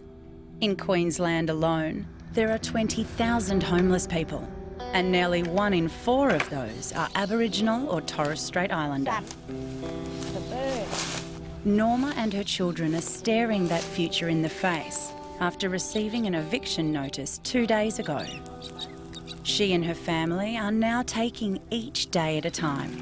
That's where I used to swim in the creek. when I was at your age. My mother left me in the gutter when I was 8 months old. I was raised by my grandmother. Oh, Nala was good. There was a creek that separated, and on the other side of that creek, that's where the white people live. All the, you know, different children. It wasn't just Aboriginals. It was, you know, other white friends of ours. They're still our friends today. First time I seen that water flow like that since I grew up. There was no racism, there was no crime. We were just teenagers. Everyone got along. I wish it was still fresh. Yeah, I know. It would have been, you could have been swimming in the creek that I swam in, see? I was taught my culture here in this park. I am a Jaguar person, but I also represent my grandfather's country too.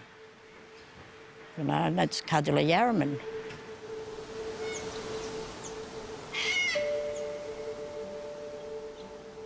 Well, I had my first son in 1987. I was 15 years old. Joe would say, oh, he was loved by all. It taught me, you know,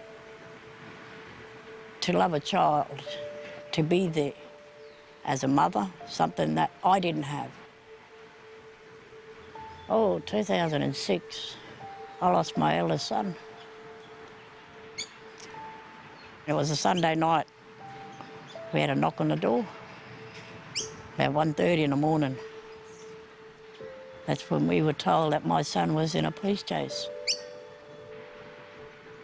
There was 4 boys in the car. Everyone was flung out of the car except my son. He was dead on impact. 6 weeks after Joe died at the age of 18, Norma's 2 youngest sons, Hayden, 11, Glenn, 8, and their 9-year-old cousin Reginald were playing on a railway line. They were hit by a train and they were killed instantly, all 3 of them. I howled like a dingo for an hour for my children. It was the hardest thing to ever experience in my life as a mother. It still hurts me today.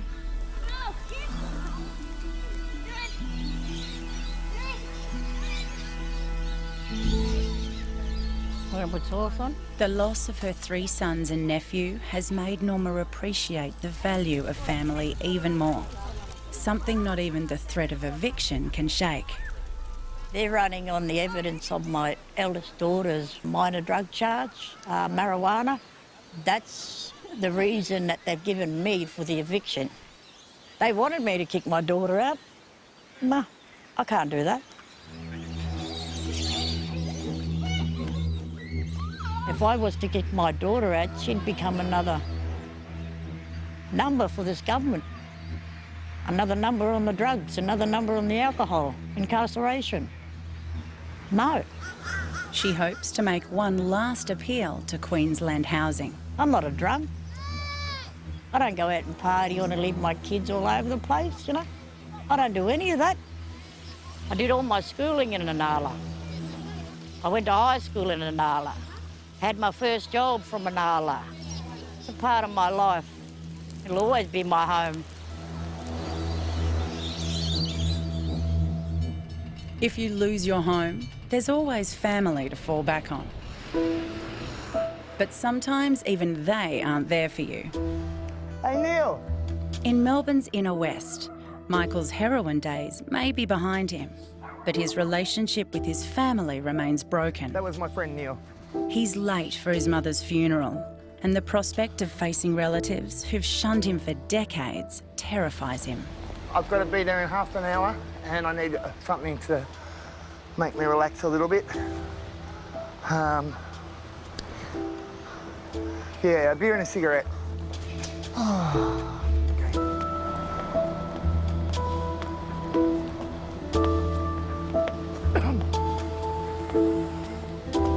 Nah, I'm wrong. I don't know where this fucking bus goes. The guys at the station will know. I'm wondering, where does the 411 go from? 411? Yeah, to Altona. I don't want to go. Nobody wants to go to their mum's funeral, but most people pile into their family car, and then after the funeral, you have a few drinks, and you give whoever a send-off. It's gone completely the wrong way.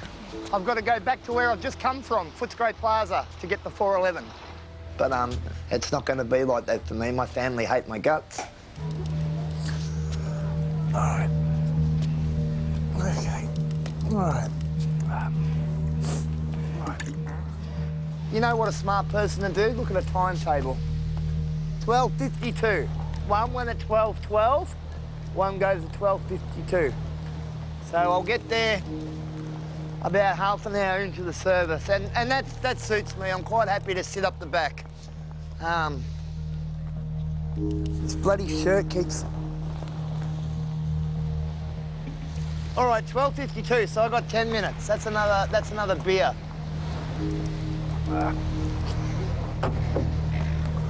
Where is this fucking bus?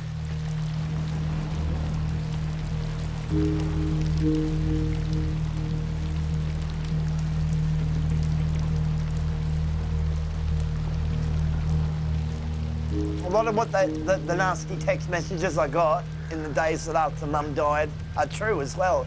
I am a smelly junkie, but I'm not a junkie anymore, but I was.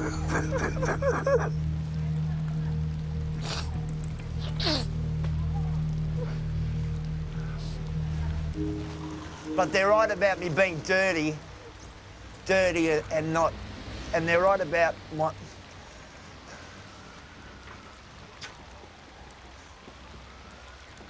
about Mum being ashamed of me.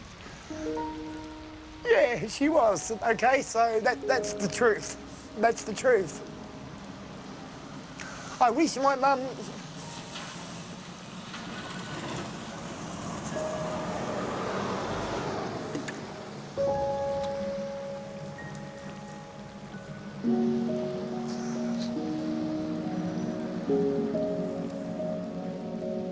I wish she could have loved me more, but it didn't matter how kind I was to animals or people. All Mum cared about was that I didn't have a good job and I wasn't Wayne Carey. She used to say that to me all the time. You could have been like Wayne Carey. You could have been anything you wanted, Michael. But you end up taking drugs and a whole decade of your life is taken away. And the consequences of that mistake live with you forever.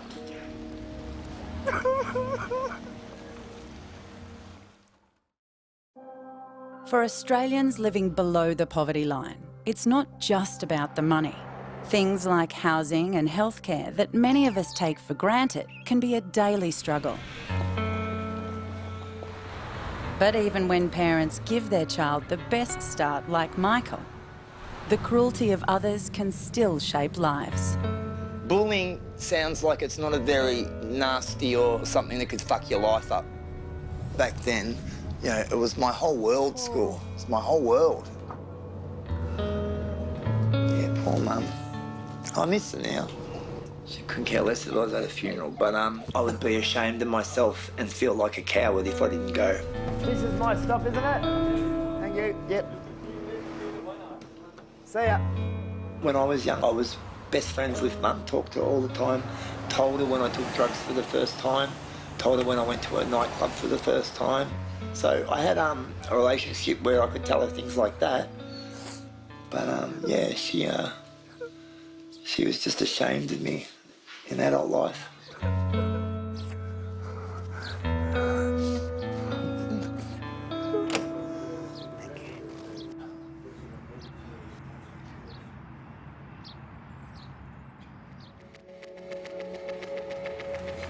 Our politicians tell us they understand and know what's best for us. Love them or loathe them, they call the shots. They only care about power because they've got the money. Most of them are usually reasonably well off. They just care about power and control. I would love to see one of them do what somebody has to do on a daily fucking basis for a year. I would like them to step foot in somebody else's house on Struggle Street and do what we've got to do for a year. Disheartening to see that Anala never progressed. Oh, we've got Anastasia Palaszczuk's office is just over here. This is the Premier's electorate. Most of her voters all live here. I wrote to her, I thought, oh my gosh, this is Henry Palaszczuk's daughter. Henry was a teacher at our school, at Surfston South State School. He was deadly. Talked to him, you know, a number of times over the years with politics and stuff like that. So I thought his daughter might be similar ways. Nah. Karen's joined her friend and fellow Yagra woman Norma, her sister Kelly and their family at the Housing Service Centre in Inala. We're having a First Nations Yagra woman being evicted from her homeland. She's one of the first families that ever lived in Inala since they set it up. So we're standing in support of Norma, meeting with housing. We're not protesting, it's a peaceful gathering. And look at that, they've got all these police here to intimidate us, gathering in support of our sister. What other hope have we got here? We've got no politicians that represent our people. Milton Dick doesn't speak for our people, neither does Anastasia Palaszczuk. They've moved along the First People, they've moved along the low socio-economic battlers, and they expect us to be happy living like this. But we're saying no more. It's terrible. Daughter Keisha's drug offence means her mother's in breach of her public housing tenancy. A desperate Norma's turned up to protest with the support of her family. I want these people to sit down and talk to me like a human being. Talk to me so I can understand. Listen to me. Don't just throw me out. You can't take my home away from my babies. I've got 2 little people there. I don't drink. I smoke marijuana. Wow. I survive on $600. Every fortnight, I'm flat out with $70 left. I pay high rent, $583. That leaves me every fortnight $128. And I got 6 kids, but I make do with what I got. It's bad enough my life was already ruined by losing children. Now they want my home? We got every right to gather in front of that office. We got every right to stand there. We're only having a peaceful gathering. We're not going to smash anything. We're not rioting. You got every right. We've still got freedom in this country. That's what we're right. That's what we're here for. My children, my nieces, this is my blood. We are here for each other. Issues with the tenants. We're talking about... They're accusing her of you guys going to her place. That's why she's getting evicted and looking for kids. The eviction of Norma, a pregnant Keisha, and Norma's 2 youngest children can happen at any time in the next 14 days without further warning. You know what it is? I will never, ever respect you again. Never. Never in my life will I ever. I got no respect for you. That's right. I'm angry. We want answers. We want answers because we still have 2 little people at home that are at school at the moment, and when they get home, they want to know if we're still going to be living at home. We've gone upstairs and spoken to the lady. So she says she's quite happy to talk to you today. What now? After she's, brother, come on. Well, we got here before and went up and spoke to her to find out what the story was. Well, I am not going up there myself. I'm taking my cousin with me. We'll go and ask if she's. We'll go and ask if she can go. I'm not going myself. No. You haven't come up and asked us to go. So I wanted to find out. Tell everyone to calm down. Yeah, but I might. Got no respect. Ought to be ashamed. Oh, buddy. So hopefully we get a good outcome out of this. We just have to wait and see till they come out of this meeting, and then we go from there.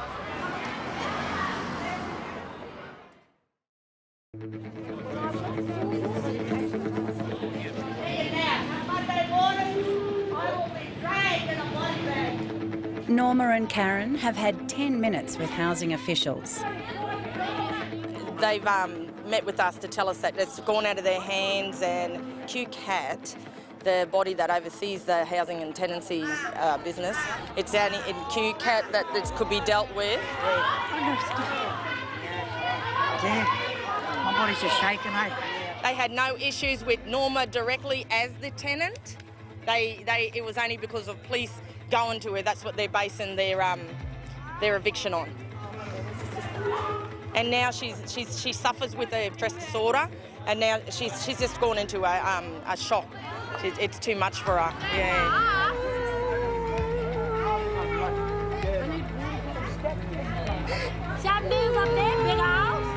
I haven't shaken like this since the day I buried my children. That's...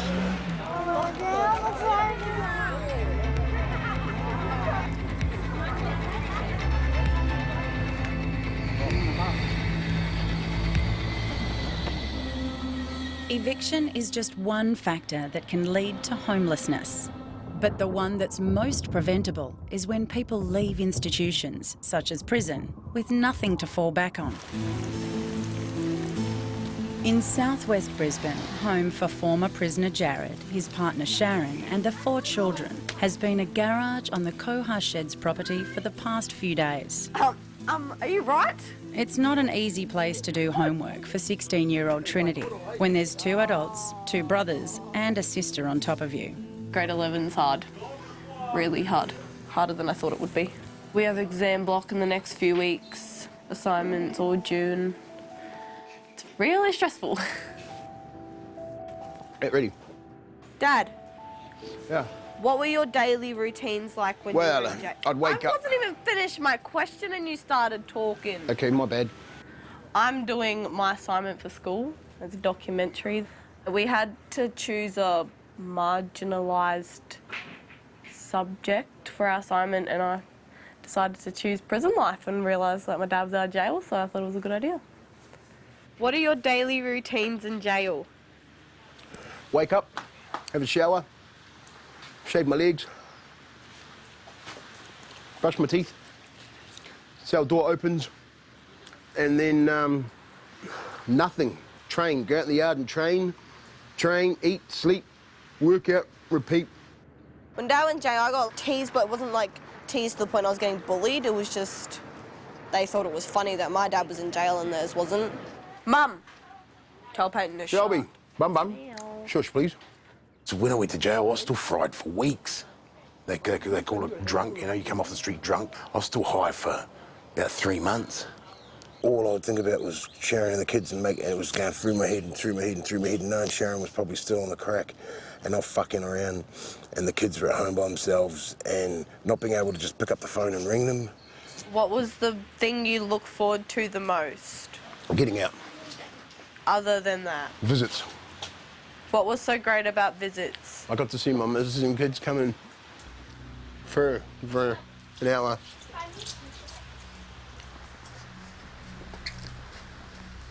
There's nothing more important in jail than having your family come in.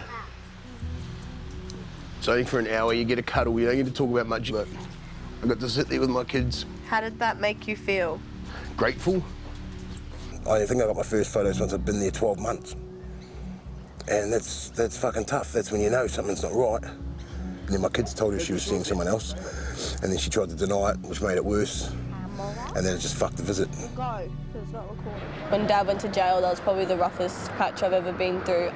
I was angry to start off with, and I was embarrassed for a while, but then I just got over it, and I was like, oh, can't change what's happened now, so I just let it be. Goodbye, Mum, get on the chair. Look at her shit herself. She's like, I don't want to do that. Don't ask her what she got up to when I was in jail. That be one question I don't ask. Get your ass over here and sit down, Mama. Oh, mate. I've stuffed up over the years. I'm not afraid to admit it now. You know, I'm ashamed of what I've done, but at the end of the day, I need to guide the kids the right way. You know, don't follow Mum or Dad's footsteps. What was the biggest struggle personally for you when Jared was in jail? Housing. Housing. Trying to find a place for myself and 4 children to stay. Trini was very angry at me, but half the time her anger was aimed at me because of Dad. But she took it out on her mother because it's Mum's fault. Dad didn't come. Dad broke another promise. The feeling of losing your parents to drugs is fucking heartbreaking. And I guess at a point in time, I did hate them. I hate them for everything that they did to me. I did hate them for everything they did to Shelby, Peyton, Ashley. I just hate them. The family is at a crossroads. The younger children were born here, and they're all keen to make Australia their permanent home. And with Jared currently on bail, he can't simply pack up and move everyone to New Zealand, even if he wanted to.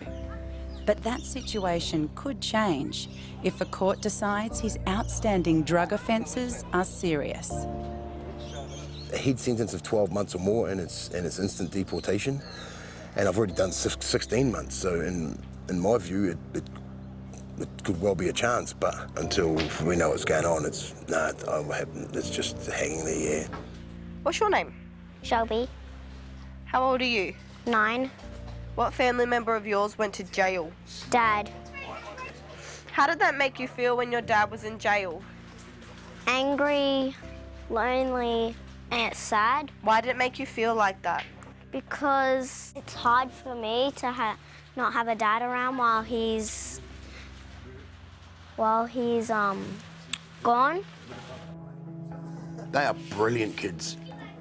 They've just had a shit go. My son is struggling with it, something fierce. He hates his mum with a passion, you know, and my daughter is waiting for me to explode, and Sharon's waiting for me to just rip apart, you know. She's waiting for me to fucking explode and do some damage because of it, but it's not going to come because it is what it is. I was in jail, for fuck's sake. Shit happens. Do you have any goals you want to achieve now that your dad's out of jail? Yes, I only have one. What is that? That there will be no arguing between my parents. Family can cause the deepest of wounds, but it can also bind us and make us stronger. Whatever path we choose in life, it's never too late to make amends. The funeral was lovely. My brother did a really good job. My brother is a fucking arsehole, but what he wrote was it was just beautiful. When I got up and spoke, I just mumbled something. I can't even remember what I said for 30 seconds, but I do know I told everyone I was scared about the future without... I don't know why I'm scared. She never helped other times. It's just that there's no more mum and dad. No more mum and dad at all. We all got to go through it, yeah?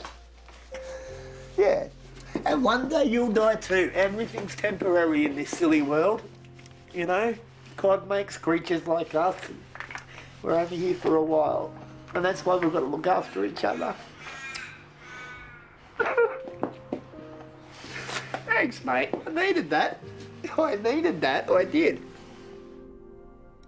Next time on Struggle Street. Welcome to Broadmeadows.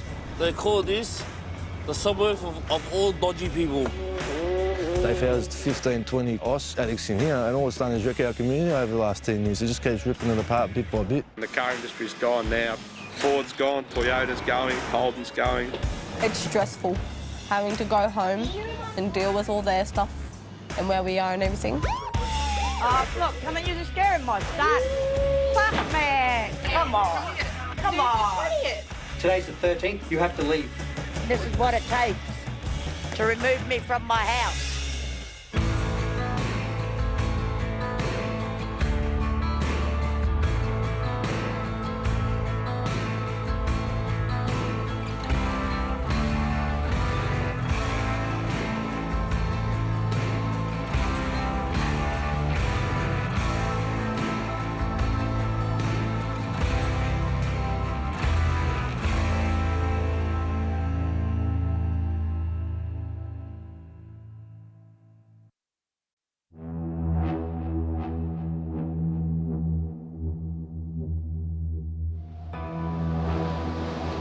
Australia, resource-rich, land of opportunity.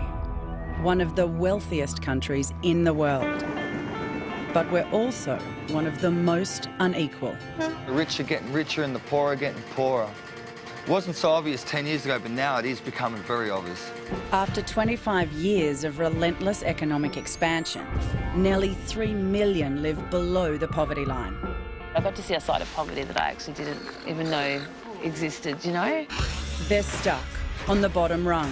We're sick and tired of not being heard and sick and tired of struggling. There's not enough money being put back into the people. Feeling left behind in the land of the fair go. Even these sewer rats have a place in society, and I'm the odd one out. In this series, we hear from those whose lives are a daily struggle. We're not terrorists, we're humans. We're Aussies, you know what I mean? The forgotten battlers trying to make ends meet, and hear from those trying to help. Yeah. If we don't give them a bed or a couch, where else do they go? And the families trying to hold things together. And my dream is just never give up. And I'm doing this for my kids, my family, my wife. But when the system turns against you... We've got no assistance. We've got no help. Don't manhandle me. And the ones that are hurt are the ones you love. Oh, look, come on, you're scaring my son. This is what it takes to remove me from my house. That's when you could end up on Struggle Street.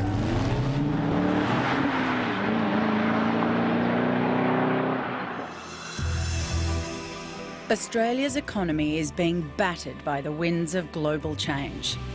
As the country's once mighty car manufacturers finally close their doors, the ripple effect is expected to culminate in the loss of 200,000 jobs.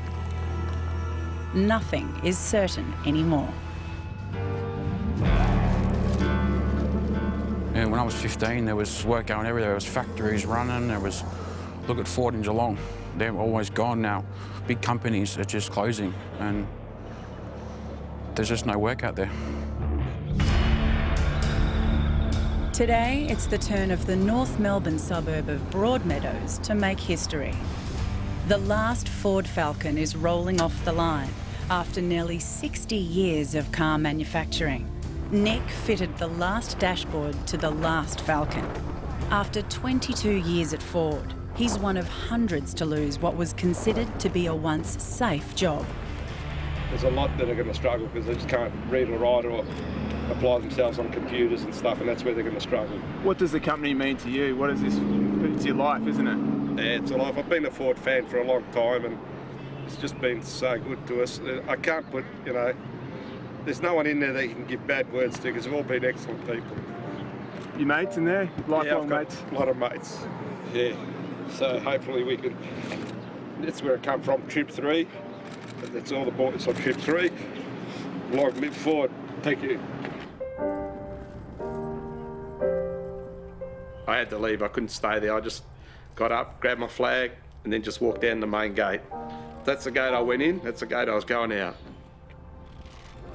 Even as I was driving off, I was still teary-eyed, even after a couple of days that it's been like that. 2 days later, and the now former instrument panel assembler faces an uncertain future. Well, the phone's gone off, it's probably another message. Lucky I've turned my phone off. Just been getting that many messages and sort of well wishes. They're all fine and everything, but it does get to you a bit because it just keeps reminding you of what's happened, and I trying to get away from that. Every day for more than 2 decades, Nick has woken up at 5:30 a.m. and gone to work in an industry he loves. That's the flag. That's my flag when I walked out through the main gate. It's got the area I worked in and the date that we finished. And now I've got that massive gap, like even yesterday I was lost. The alarm went off, I'm thinking, I don't have to get up to go to work, what am I going to do? A few odd jobs will only keep him busy for so long. As you can see, it needs a bit of work, all the paint's flaking off. His redundancy won't last him forever, and with a wife and 11-year-old son to provide for, he needs a job. But like hundreds of his co-workers, what job is the question? The car industry's gone now because Ford's gone, Toyota's going, Holden's going, then all our suppliers, it'll all head off to Asia, Thailand. It's just the way it is. Everything's heading out towards that part of the world.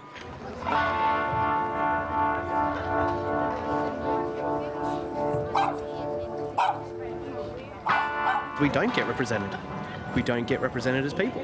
And that's why there's so many people voting this time. And the reason is, whether it's welfare, child support, Medicare, any type of benefits that could help in a community, like here, they're not doing it. It's the day of the federal election. Wow, that line's really long. 34% of Australians claimed to have no interest in it. And until recently, single mother of two Tamara from Broadmeadows was one of them. I've always believed that it doesn't matter where you put your vote. They're going to do what they want to do with the country anyway. So I've really never cared. 2 years ago, the former car sales rep's life spiralled out of control when she became hooked on drugs. She ended up living in her car with her two daughters. Youngest Maddie was 10 at the time. I got to the age of 32. I was so naive to the world. I always thought to be a drug addict, it was a choice.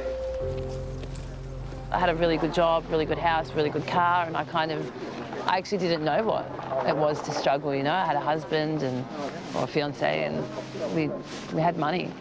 And then when all that ended and I was left struggling on my own, I got to see a side of poverty that I actually didn't even know existed, you know. Now off the drugs, Tamara cares about life once again. You're tired. But as she prepares to cast her vote for a better tomorrow, her past returns to haunt her. Hello? Yeah, yes, don't just come to the house, just ring first. All right, thank you. All right, bye. No, I signed up through the government to do one of those courses and you get a free laptop with the course, but I actually... Oh, that thing. Yeah, that thing, but I actually, I rang them back and told them that I wasn't interested and I don't want the laptop, but the guys just turned up to my house to deliver a laptop, so... Oh, I want the laptop. No, we're not taking the laptop. No. Tamara's one of hundreds of thousands of Australians caught up in the previous government's disastrous efforts to privatise vocational education and training. So two gentlemen come around and asked me if I wanted to sign up for a course, and by signing up for that course I'd receive a free laptop. And I wouldn't have to pay for the course or the laptop, but the second I was employed and earned over, I think it's $57,000, I have to pay $60,000 for the course that I've done. But like many who signed up, she never did the course. I was still addicted to drugs. I was stoned. I had no idea what he was talking about, and I really wasn't interested, and I wanted him out of my house. And the only way I could get rid of him was to sign all the paperwork and tell him, and then just go. So, and I thought that I would deal with it later. First name Tamara.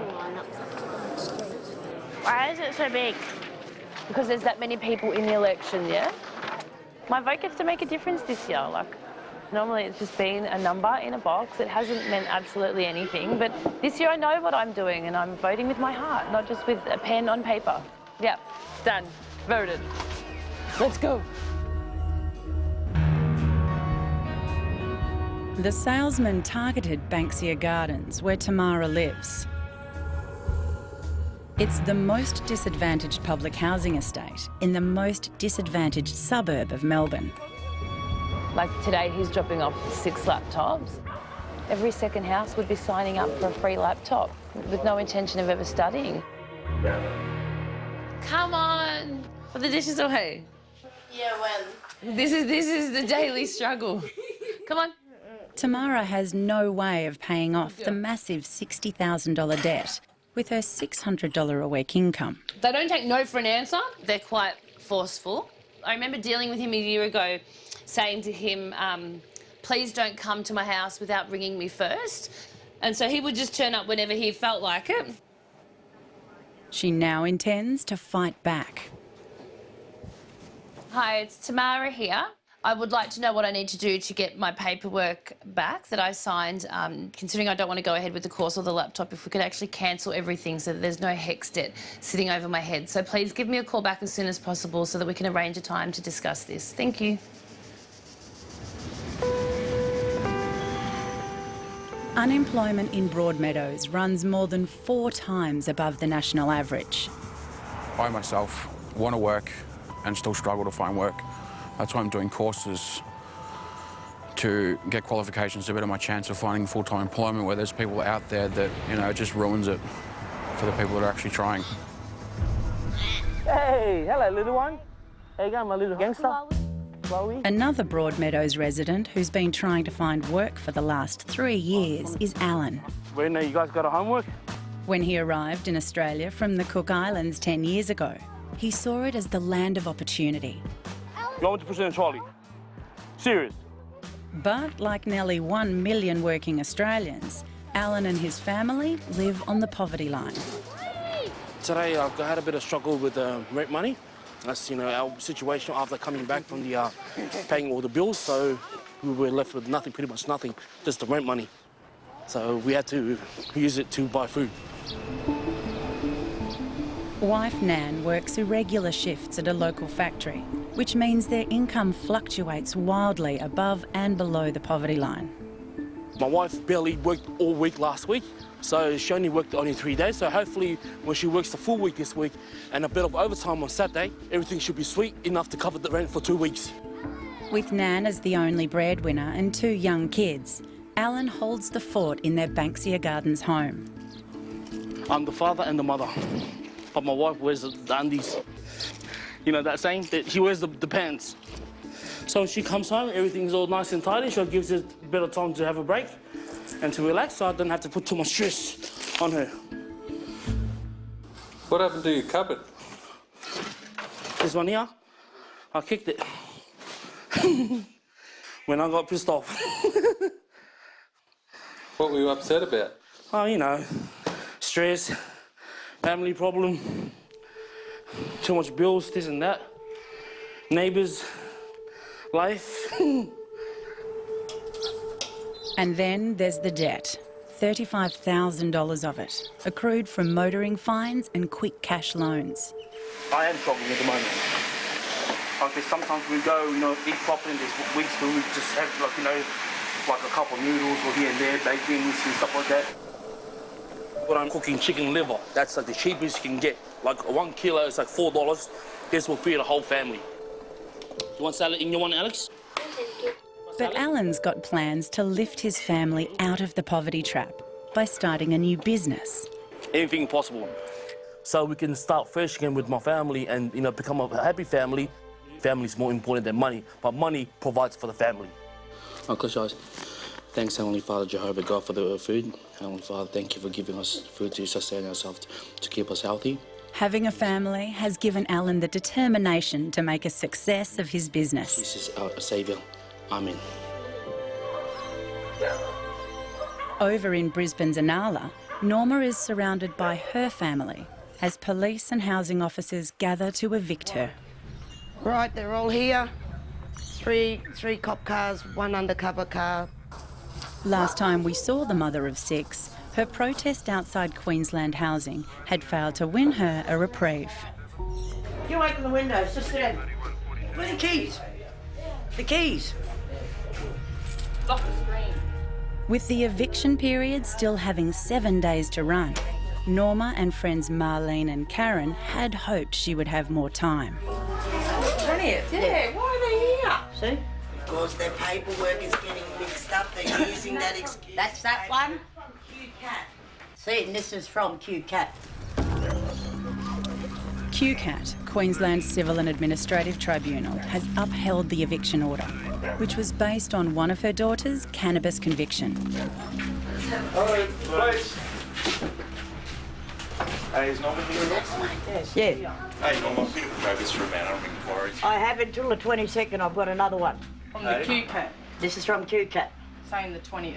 That's when it expires. It takes effect today. Yes. It's got 40 more days. So I've got, yes, to move. All right, can I look at that document, please? You can have a look at it, but that's it. Yeah, that's all right. That's I'm following that, mate. See? All right, yeah. I'm abiding by the law, don't you worry. I'm not silly. You know me. The warrant shall take effect on the 7th of the 6th and remain in effect for 14 Until days then. to expire 6 p.m. on the 20th. Yes. Today so that gives is me 13. No, today's the 13th. You now have to leave the so premises. that's what I'm saying. Between now and then, that gives me enough time to get everything out. You're not listening. It says it's terminated. As of the 7th, you no longer have an agreement. So between the 7th and the 20th, you must vacate the premises. Today's the 13th. That's in between those days. You have to leave. No, that's your say-so. You got till the 20th. You can't just kick him out with all the furniture and everything in the house. That's just human rights. Can you just give me I need one, I got to get everything out. You may be charged with obstruct police. Also, department heads will come and move everything. This is between them. It's up to you, your discretion. Come on. Come on. Let me give me time to get everything out. I will. Can you give me time? Yes, we will. I have business, right? I can't move everything out. I've got no money. I'm waiting for people to show up to help me. How do you think I'm going to move everything? Even a human being. Exactly. No, they just want to push their power. They 20th, you twat, till the 20th. What's the matter with you? That's fucked up. Okay. Yeah, it's been executed. You said that. Right, now leave us in peace now. Go, leave us in peace. Okay, okay. Okay. He's just doing his job. That's what he's paid for. To be bullied. Yeah. That's right. Show the black man. I'll have to. I can't miss it. I can't. Has to leave, or you may be forcibly removed, unfortunately. Well, I'm waiting for someone to come and move everything. And that's your choice. That's your choice. That's your choice. You want to man down the women and kids? That's your choice. Oh, look, come and use a scaring my son. Fuck, man. You get a bill of this? How many cops got to come here to move a black woman and her kids?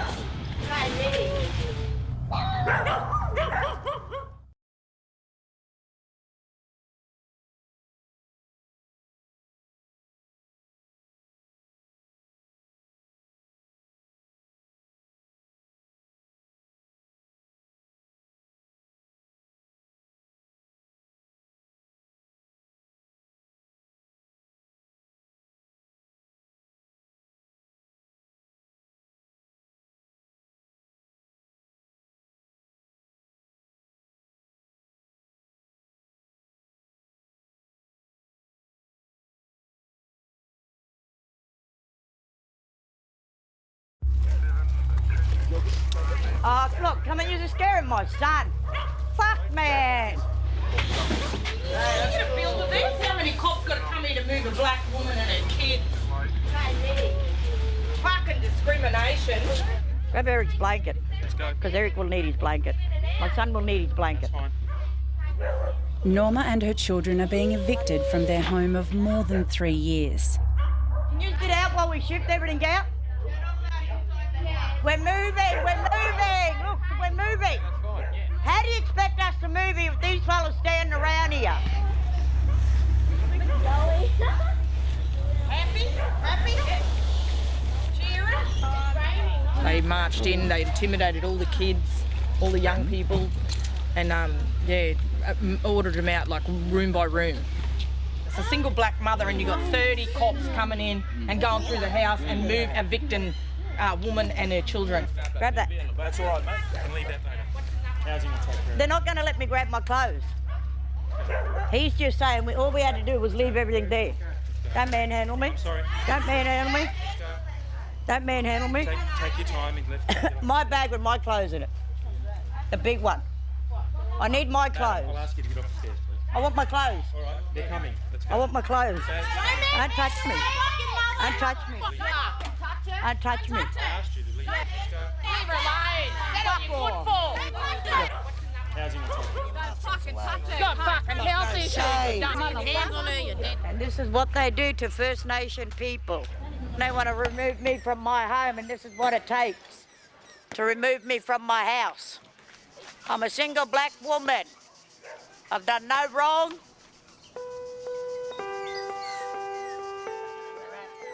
I'm lost. These people are not lenient in giving this assistance. In any way. Yep. They're just abusing the power. Well, that's their job. That's why they join the police, to boss people around. The official reason given for Norma's eviction is daughter Keisha's recent drug conviction. But Norma's practice of offering refuge to local troubled Indigenous children also means the house has had disturbances, resulting in police visits. Over a period of since 2014, Norma's had 5 visits from the police, and 2 of those visits was when she called them herself for help. Well, half of the time the police already have been bringing kids here anyway. Yes, it was like a safe house for them to bring the kids here.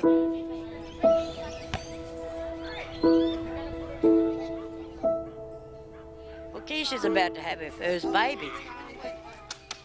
They'll probably wait till my child has her baby, then they'll have the cheek to try and come in and take my daughter's baby away then, because she's homeless.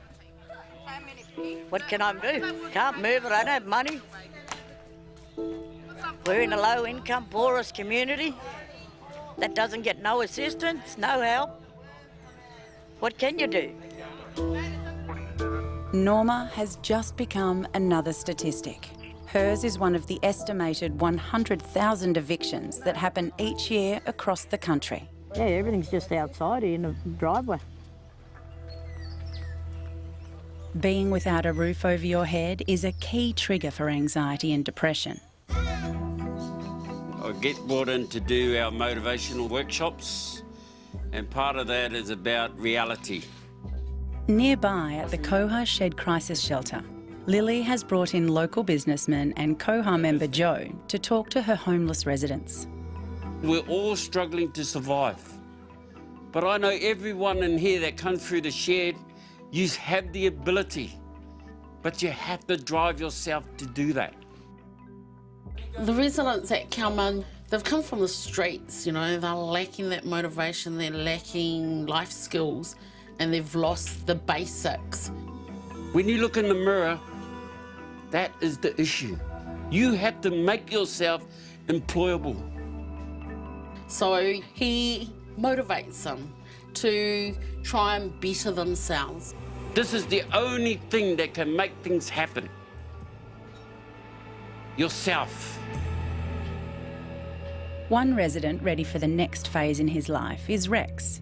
Homeless and suffering from mental health problems, Rex was only allowed out of prison because the Koha Shed took him in.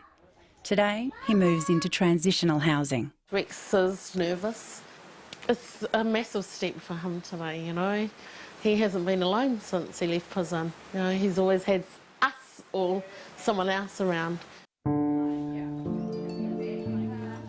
I got problems with medication. I'm on the wrong medication and stuff like that, and it plays up and I get a bit paranoid sometimes.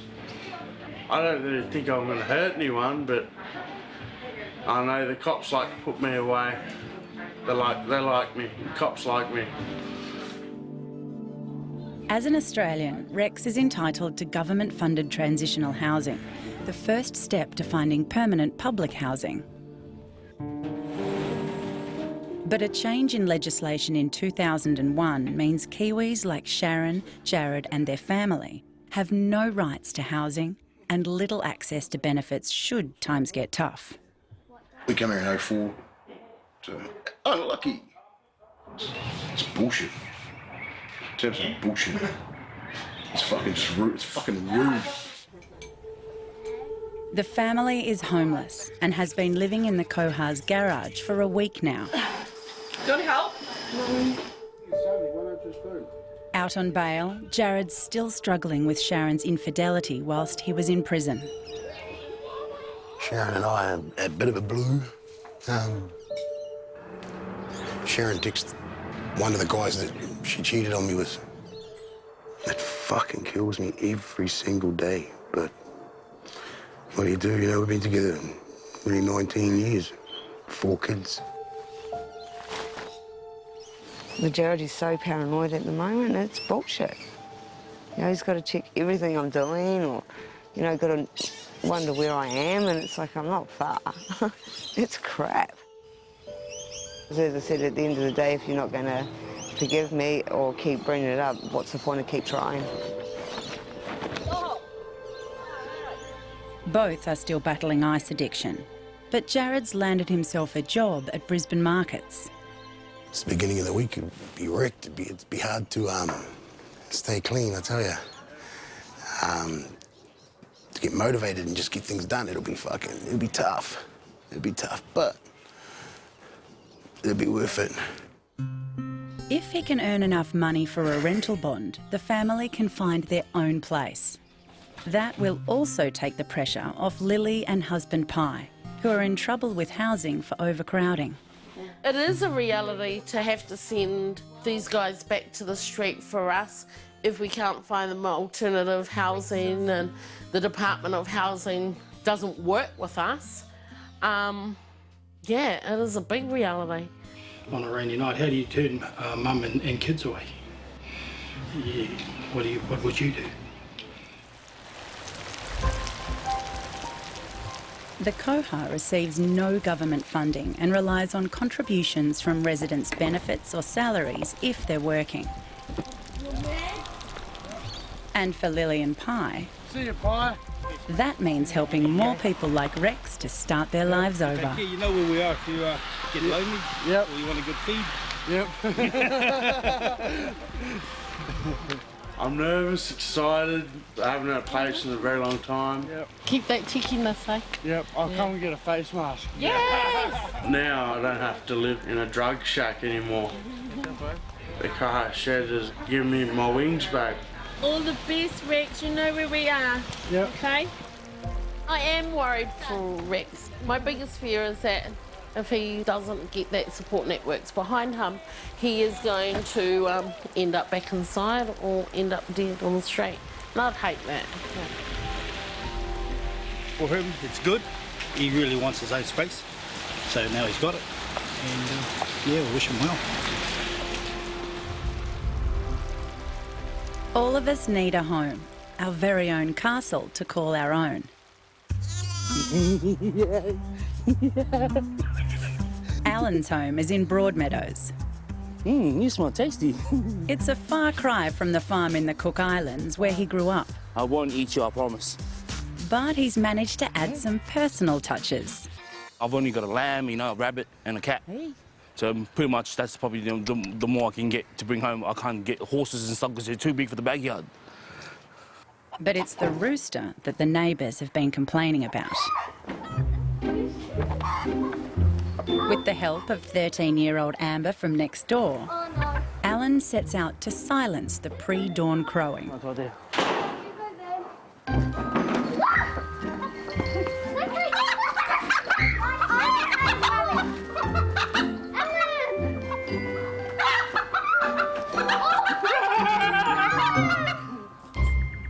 Special collar, so it doesn't crow. The neighbours are complaining and they're going ape shit. Ew. Voila! You're off to go. You're ready, you're free. Go. Now crow. Being around with the family, with the pets, that's the best thing ever than anything else. Family is really important to me. I'm a family man. La familia. Daddy. The family is going under, drowning in debt that's mounting by the month. Not having a work, not having a job, that's the main thing that I'm worried about. That's what supports a family, bring food on the table. But Alan's been given a break. He's qualified for a $5,000 government business loan, despite being $35,000 in debt.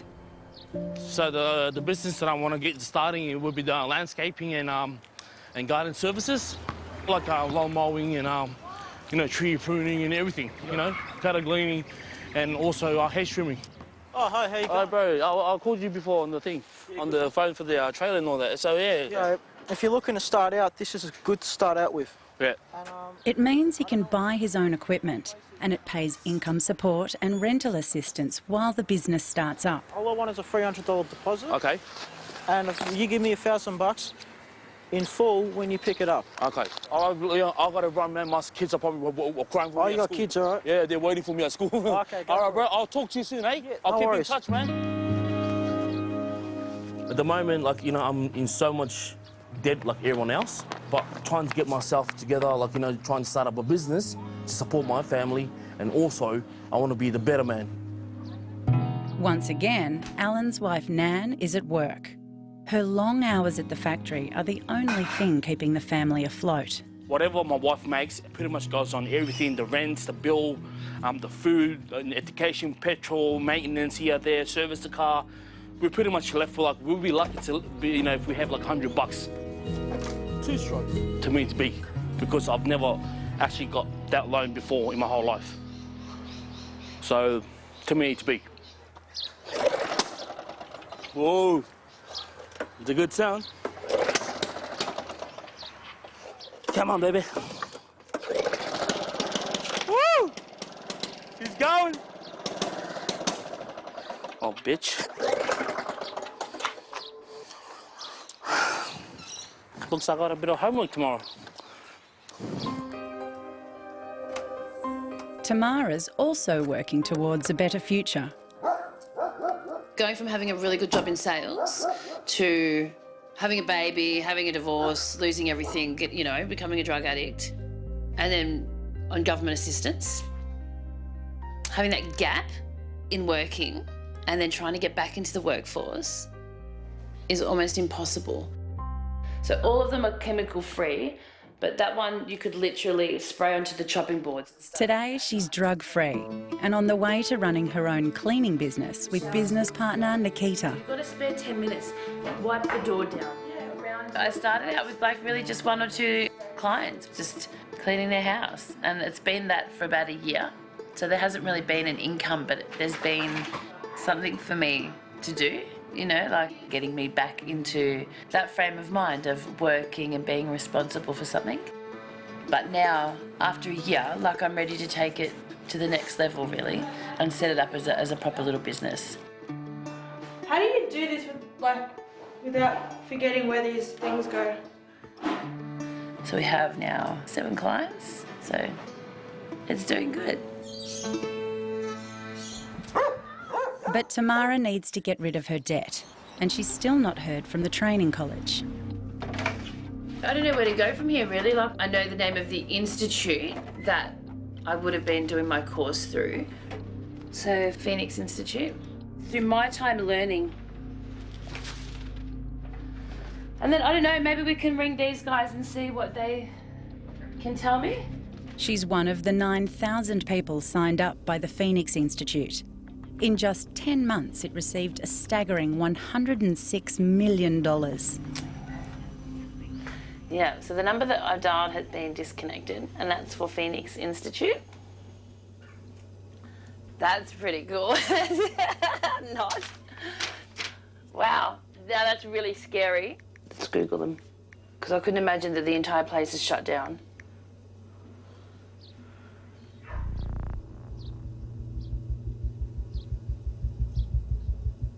I don't want to say it out loud.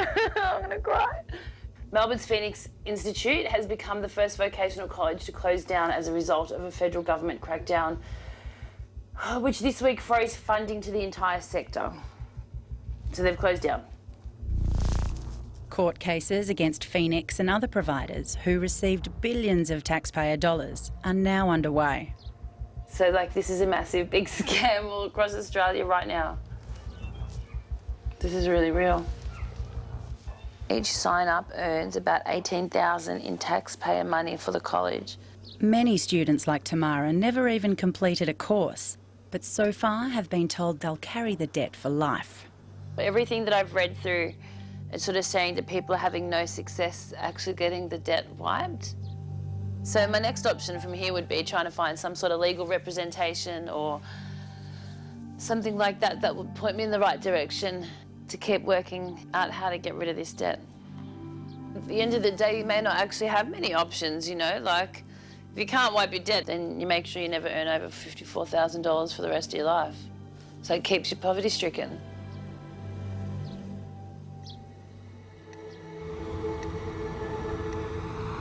Living on benefits can result in stark choices, such as feeding the family or keeping them warm, because sometimes both are not possible. Jared's hoping he won't need to make those decisions anymore. Tonight, he starts his midnight shift at Brisbane markets.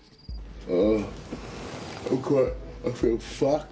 I feel like I need to get high. And I'm just about to go and start work. Been looking forward to it. Thanks to my wonderful kids, I didn't get any sleep. I might have to get onto a mate and get some shit, otherwise it might not last 12 hours. His battle with ice addiction is constant. Have Jared back at work. Been a long time, but it's a good feeling. Good feeling for who? We need to be happy as a family. You know, no more sadness, no more arguing. You know, it's bad. It just destroys families.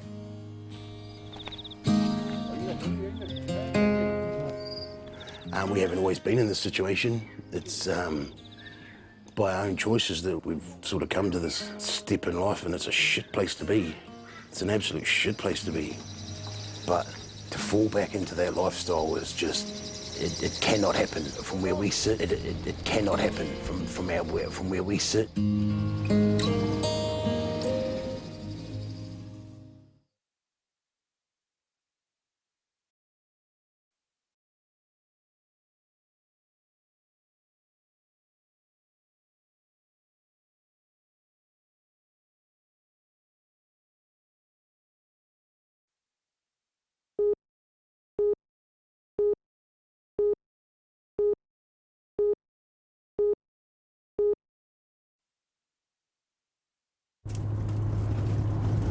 Welcome to Broadmeadows.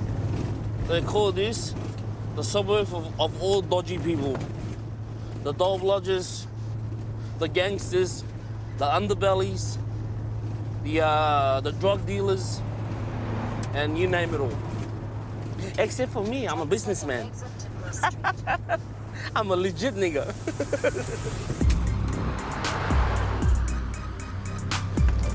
They found 15, 20 ice addicts in here, and all it's done is wreck our community over the last 10 years. It just keeps ripping it apart bit by bit. Yeah, and that's like the view of the whole street, not just me, old ladies, everything will tell you exactly the same thing, you know. Within Broadmeadows lies Banksia Gardens, known locally as the Bronx. It's a well-known dangerous area. There's a lot of drugs, a lot of violence. You know, 3 days ago, there was a big commotion. There's been fighting happening in our street all week this week. Tamara moved in 18 months ago, Thank you so much, Matt. and neighbour Alan's lived here for 5 years. You're looking fine this morning. Been to the gym? No. They're among the 85% of residents here who live on some kind of welfare.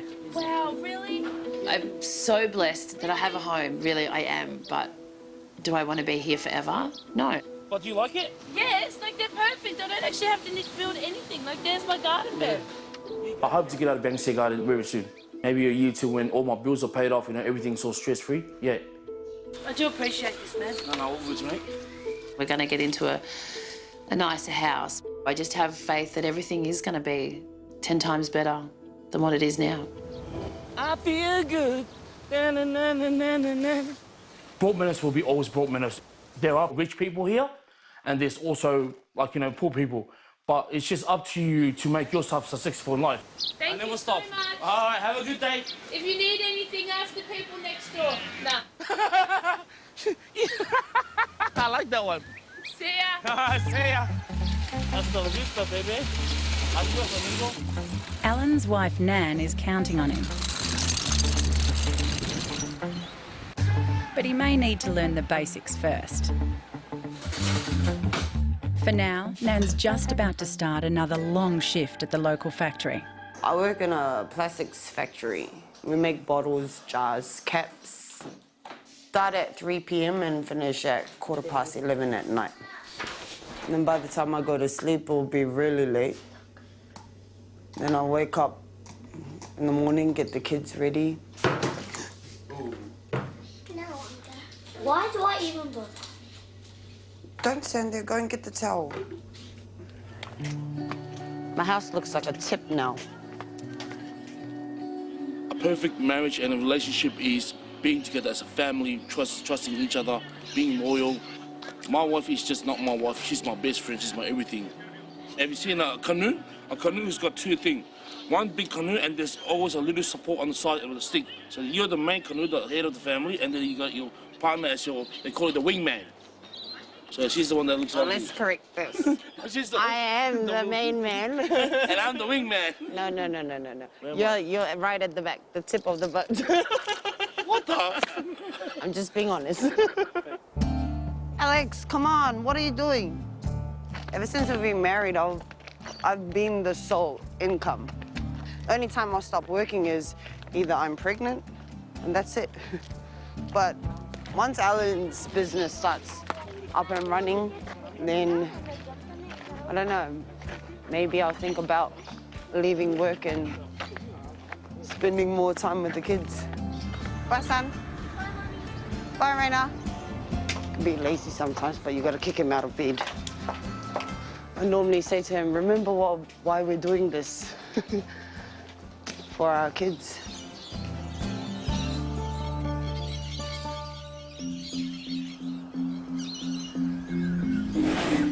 What do you want to play? No, you got to get ready for school, bro. You got to brush your teeth. You got to scrub your ass. Hey, yeah, you got to do your hair. You got to get that bogey out from the corner of your eyes. The morning bogeys. It's been 3 weeks, and Jared, Sharon and the kids are adjusting to life at the Cohars garage near Inala. But Jared's dream of earning money at the Brisbane markets has hit a snag. It's my sciatic nerve, it's my back. Stacking boxes. Like, we started at midnight, didn't finish till 10, I think. And there's no break. It's fucking hectic. But it wrecked me. Wrecked me. Halfway through, I could hardly walk. Then I finished, I'll be fucked ever since. Son, can you get me some pills from up there, please? Which ones? Them ones. At the moment, most of their family tax goes to the Cohar shed for board and evening meals. That still leaves other food to pay for and no chance of saving for a rental bond. Yuck, her breath stinks. Sharon's hopeless with money. Fuck, she can shit thousands in a day. You don't even know where it's gone. I have a spending habit, yes I do, and it always goes on food. You know, it doesn't matter what Jared thinks, what it goes on, it's food. Then you get some food, I want to go back to school. All I got to go back to school for lunch was a kick in the arse. I only had one toy to play with too, and that was called outside. That's funny. The family is trapped, and even if they wanted to leave Australia, they can't, with the youngest Peyton stateless and Jared on bail awaiting his drug trafficking court case. But it's just so hard. We're stuck here. Stuck here waiting for my court shit to be sorted. Stuck here because the kids have got no passports. Oh, it's fucked. As the kids get ready for school, Queensland Housing and Fire Safety officers have just turned up at the front gate. So just to confirm, you have 24 blood relations here? Yeah. And 3 that are... But you're all living as a household? Yeah. Yeah? Yeah. They wanted to go through the house and have a talk with us as to how many numbers are in the house and that. And I guess too to see where all the sleeping arrangements are and fire compliancy. But now the officers have just discovered there's a family of 6 living in the garage. Technically you can't use the garage either. Oh, really? Yeah. So we need to move them out the garage. Okay. All right, yeah. Lily and Pi have been asked to report to the council who, out of the 24 living in the house, are blood family.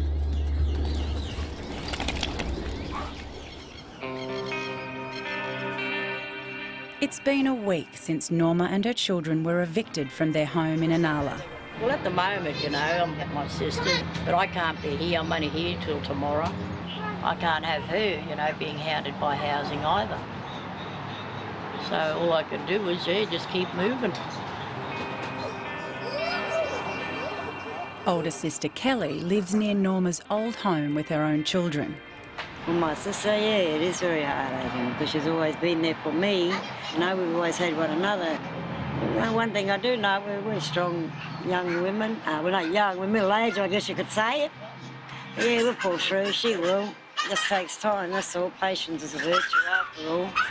Patience and persistence, especially when you find yourself homeless in one of Brisbane's poorest areas. I went to Chermside Housing, applied there. I've also applied through Black Housing, but it is very hard. A lot of the homes already taken. You know, there's a lot of people that do need that help.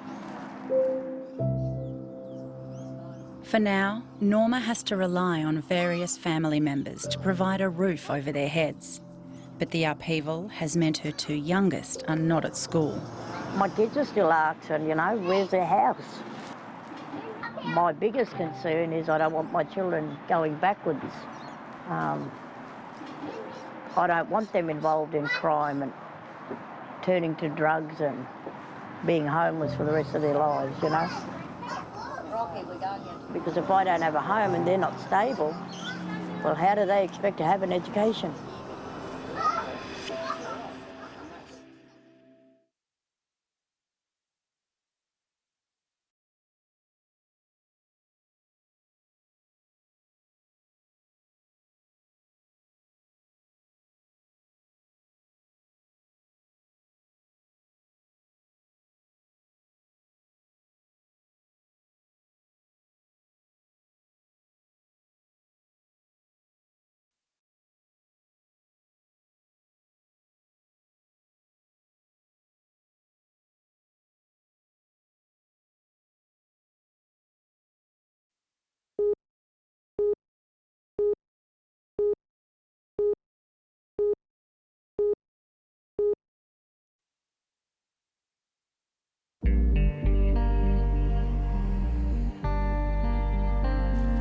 It's hard to believe that in one of the world's wealthiest countries, 1 in 4 of Australia's homeless are children.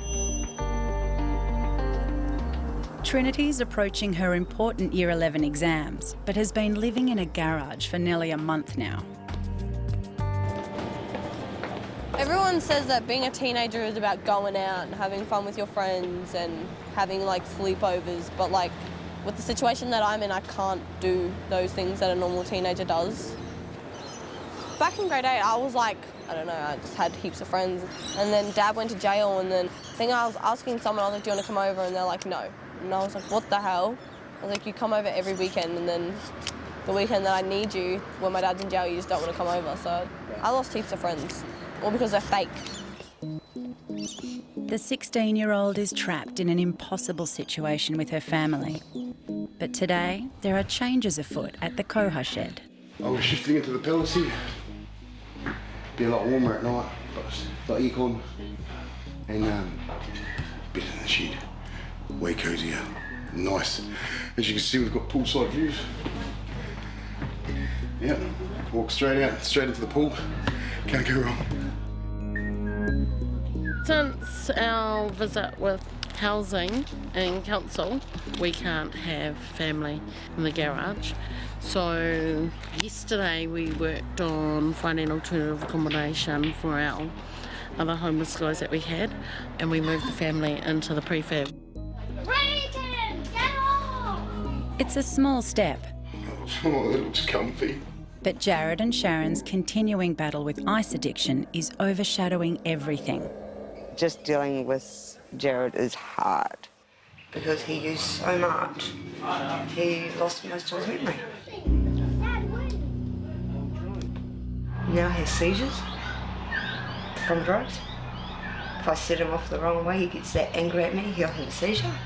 He has blackouts. He can't remember who we are or who your kids are. Doesn't realise that he has kids. You're an asshole. Give it back. Look here.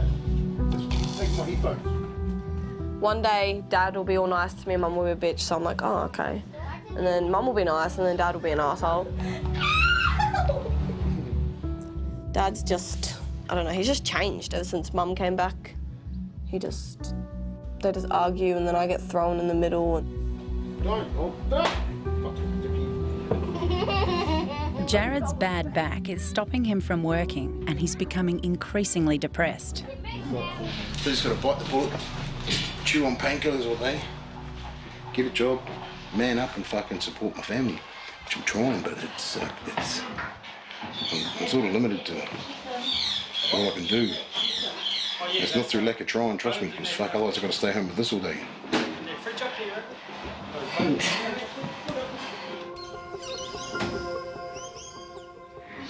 This is my bed. This is my bed.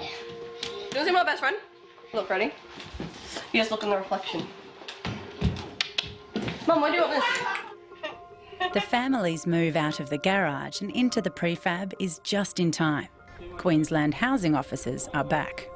We have our own officer now, and he offered to come out and just explain a few things so that we can keep operating whilst we're getting our registration all in process. Because of the family's financial distress, Lily's reduced the rent and evening meal charges to $300 a week, but it still just leaves Jared $100 for everything else. We just make sure we get enough in to pay the rent, the utilities and maintenance costs and whatnot, and then what's left to cover the food. Quick, quick, quick. After a month spent couch surfing around Brisbane with her kids, Norma has found a new home 16 kilometres away from Inala in Mt Druitt. Oh, I'm at Macrovat, it's way better. I'm a long way from Inala. Yeah, did a bit of ringing around and had an interview and yeah, got myself this place then. She went on in a big boat. Her previous good track record renting privately meant her new landlord gave her a break, despite the recent eviction by Queensland Housing. I will not live in any more housing commission homes. I can't believe the way I was treated, so if I can afford to pay my rent, well, I'm willing to go and live privately. Norma's also made other changes. Since I've left Inala and I haven't taken any children in, I've had no harassment by police at all. Yeah, I just don't do it anymore. What else did you see? Have you seen them? I haven't been back to Inala really. I don't really have any intention of going back, even though I've got family there. In time I will, but you know, after what's happened in my spirit, I just can't go back there at the moment. A fateful decision to try drugs, the lack of a job, and the shifting sands of a changing economy. That's when you could end up on Struggle Street. But sometimes things do work out. After 3 months of looking, former Ford worker Nick got a job in a car smash repair company. Just need to move on. The quicker you do and move into another industry or move into something, the life just goes on, and that's what you got to do. You can't just sit back and mope. And my dream is to never give up. And I'm doing this for my kids, for my family, my wife. I've wanted to give up plenty of times, you know, in life, but at the end of the day, we got to pick up ourselves and help ourselves. I've just got to keep focused now with Keisha having her baby, and then doing what I'm doing is setting up a future. It's a long road, but that's a road I'm willing to take. I mean, I've walked a mile anyway. Another mile ain't going to hurt me. Next time on Struggle Street. Listen, I've got a major problem and I want you to listen to me, all right? I'm really desperate, like I'm going to get evicted if I don't put it in today. Alan, had ik dan out of petrol fine you $2,000. How much? $2,000. What? At the moment, I'm really, really pissed off. We do suspect maybe there is some usage going on. I was so tired, I broke down a few times today and started crying because I was so stressed out about it. I'm at breaking point. And it's not fair.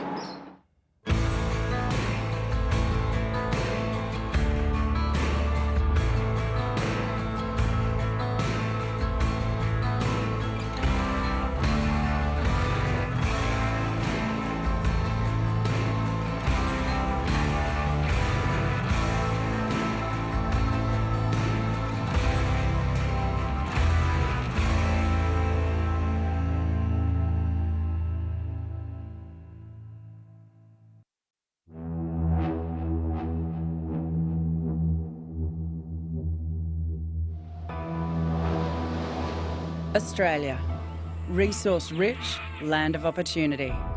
One of the wealthiest countries in the world. But we're also one of the most unequal. The rich are getting richer and the poor are getting poorer. Wasn't so obvious 10 years ago, but now it is becoming very obvious. After 25 years of relentless economic expansion, nearly 3 million live below the poverty line. I got to see a side of poverty that I actually didn't even know existed, you know? They're stuck on the bottom rung. We're sick and tired of not being heard and sick and tired of struggling. There's not enough money being put back into the people. Feeling left behind in the land of the fair go. Even these sewer rats have a place in society, and I'm the odd one out. In this series, we hear from those whose lives are a daily struggle. We're not terrorists, we're humans. We're Aussies, you know what I mean? The forgotten battlers trying to make ends meet, and hear from those trying to help. If we don't give them a bed or a couch, where else do they go? And the families trying to hold things together. And my dream is just never give up. And I'm doing this for my kids, my family, my wife. But when the system turns against you... We've got no assistance. We've got no help. Don't manhandle me. And the ones that are hurt are the ones you love. Oh, look, come on, you're scaring my son. This is what it takes to remove me from my house. That's when you could end up on Struggle Street.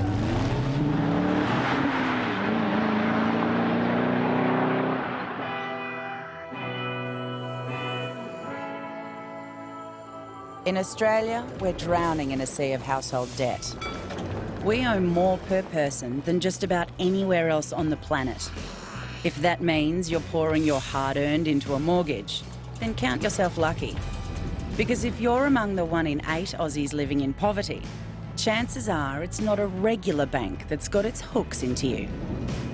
So people are going out getting continuous loans, and you know, loan after loan after loan, and then getting themselves in debt, and then trying to consolidate that debt, which just once again gets them into more debt. The people that offer loans and stuff, they do prey on the people that are vulnerable, because it's the people that are vulnerable that need the loans, but they're all just thinking about extra cash. Okay, we'll give you $200, but we want $500 back from you. How is that going to help anybody? Depending on how much you get out, you got to pay back double or sometimes even triple that, depending on how long you take the loan out for. So, Struggle Street all over again. For unemployed Melbourne dad Alan, keeping one eye on his creditors and one on the kids is no easy task. You guys okay? Originally from the Cook Islands, Alan's been out of work for the best part of 3 years. And now he's found himself trapped in a cycle of debt, just trying to provide for his young family. What the fuck? What the? They live on the Banksia Gardens estate, a public housing project built in Broadmeadows in the 70s. It's seen its fair share of trouble over the years, but it's the kind of place where everyone keeps an eye out for each other. Nah, did see him like about an hour ago, though. Oh shit, maybe at Banksia Gardens? Oh, you better not be. I'll have a look then. I'll go around here. Thank you. Okay, no worries. That guy always, like, he's a really good kid, but he just takes off whenever he feels like. He never used to, because maybe he used to stay here and stay in the court. Despite his money worries, Alan's been able to get a $5,000 loan to start a gardening business through a federal government incentive scheme. And he's recently made his most important purchase. It's a Toyota Hilux. It's a 94 model, and it's a dual cab and high enough to to pull the trailer, and also I can fit a toolbox in the back. So I'm pretty wrapped at the moment. Alan's gardening business is his way out of the mountain of debt he's acquired over the last few years. That debt includes over $4,000 in fines. Like in magistrate court fines, for driving unregistered vehicle with a suspended license. I got caught speeding through the cameras, and I'm not wearing a seatbelt, and this and that. I was just right under the pressure. So, all those things just adds up, and then I was sort of like trying to get on a payment plan. I just couldn't, keep up with it, because I had other bills and debts as well to pay. Those other debts, over 30 grand's worth, are from a series of so-called payday loans. High interest rates, no credit checks, You might call them lenders of last resort. That was the whole reason why we actually went downhill, because of the payday loans. That's what got me into so much debt, and because I couldn't keep up with the payments, and then the interest went up, kept going up, it started piling up, and then to the point I let it go, and then it just started just building up, to the point it was like 4, 5 times, 7 times I have to pay back. 7, yeah. Well, hopefully this business will get it going. Once we get it going, that's it, mate. I ain't gonna be struggling. I'll be driving a Lamborghini soon. Driving a Lamborghini and some sort of, I don't know, Ferrari or something like that. Do you honestly believe that? Mate, anything's possible. But Alan's optimism is masking a darker truth.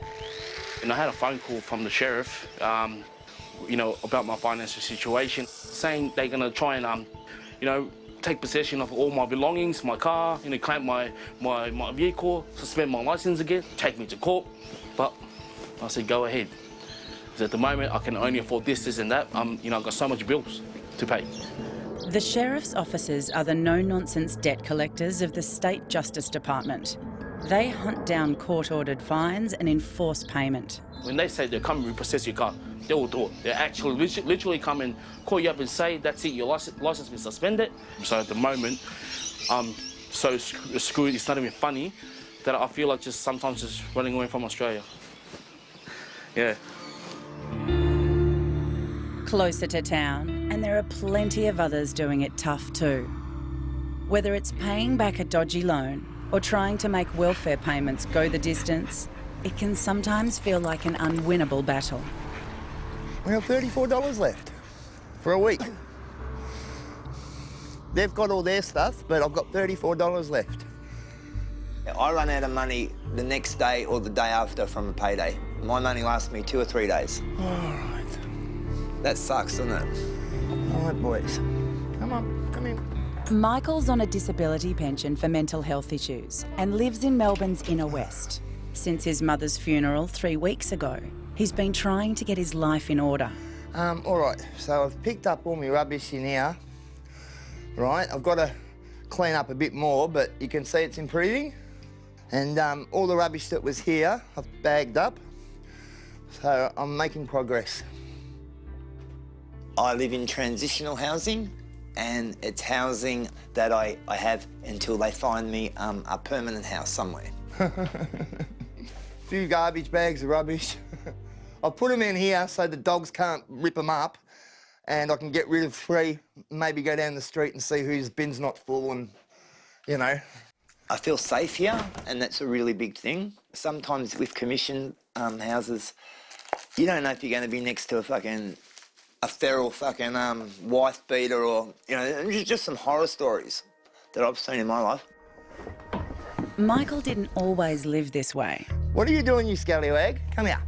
He grew up in a middle-class family and attended some of Victoria's top private schools. Come here to me. You've been a cheeky boy.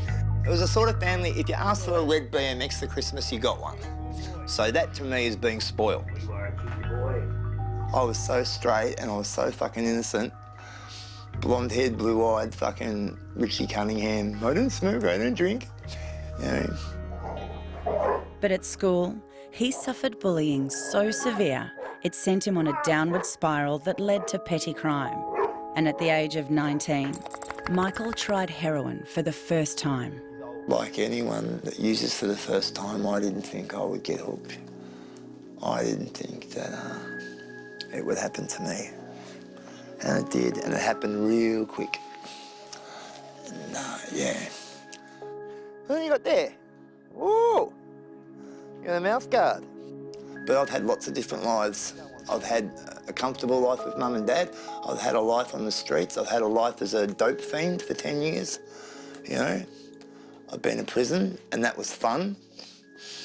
I had the time of my life. I did. The best people, I had the time of my life. I can't go on about it enough. The food, everything. Trying to get back on the straight and narrow, Michael hasn't touched heroin for nearly 20 years. But he's been on methadone ever since. Why have I stayed on it? It's almost impossible to get off.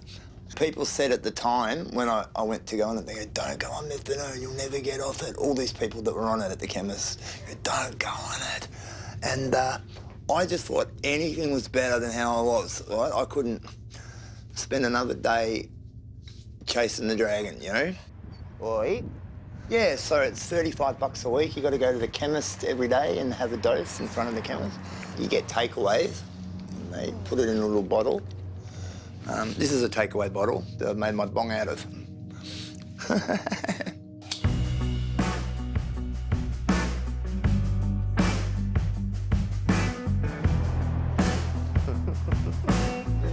How's the best dog in town? Hey, grouse. He's gorgeous. Thanks, mate. Yeah, he is. I've got no family anymore except my brother, who obviously hates my guts. So he's in Colac, in Mum's house. He's done nothing about finding somewhere else. Michael's mum passed away a month ago, but he's yet to see a copy of her will. Her estate includes a house in Colac, a 2-hour train ride from Melbourne. But he and his brother have fallen out big time. And just the other week, it even came to blows. He's applied for a restraining order and I had to go to fucking Colac and... Jesus Christ. Cheeky bugger, come on. I love him. I love the bloke, but he's got a very fractured personality. He's got some serious issues, that boy. He's a walking fucking disaster. Like it or not, Michael's going to need to smooth things over with his brother before his mum's estate can be sorted. Alrighty, let's go home.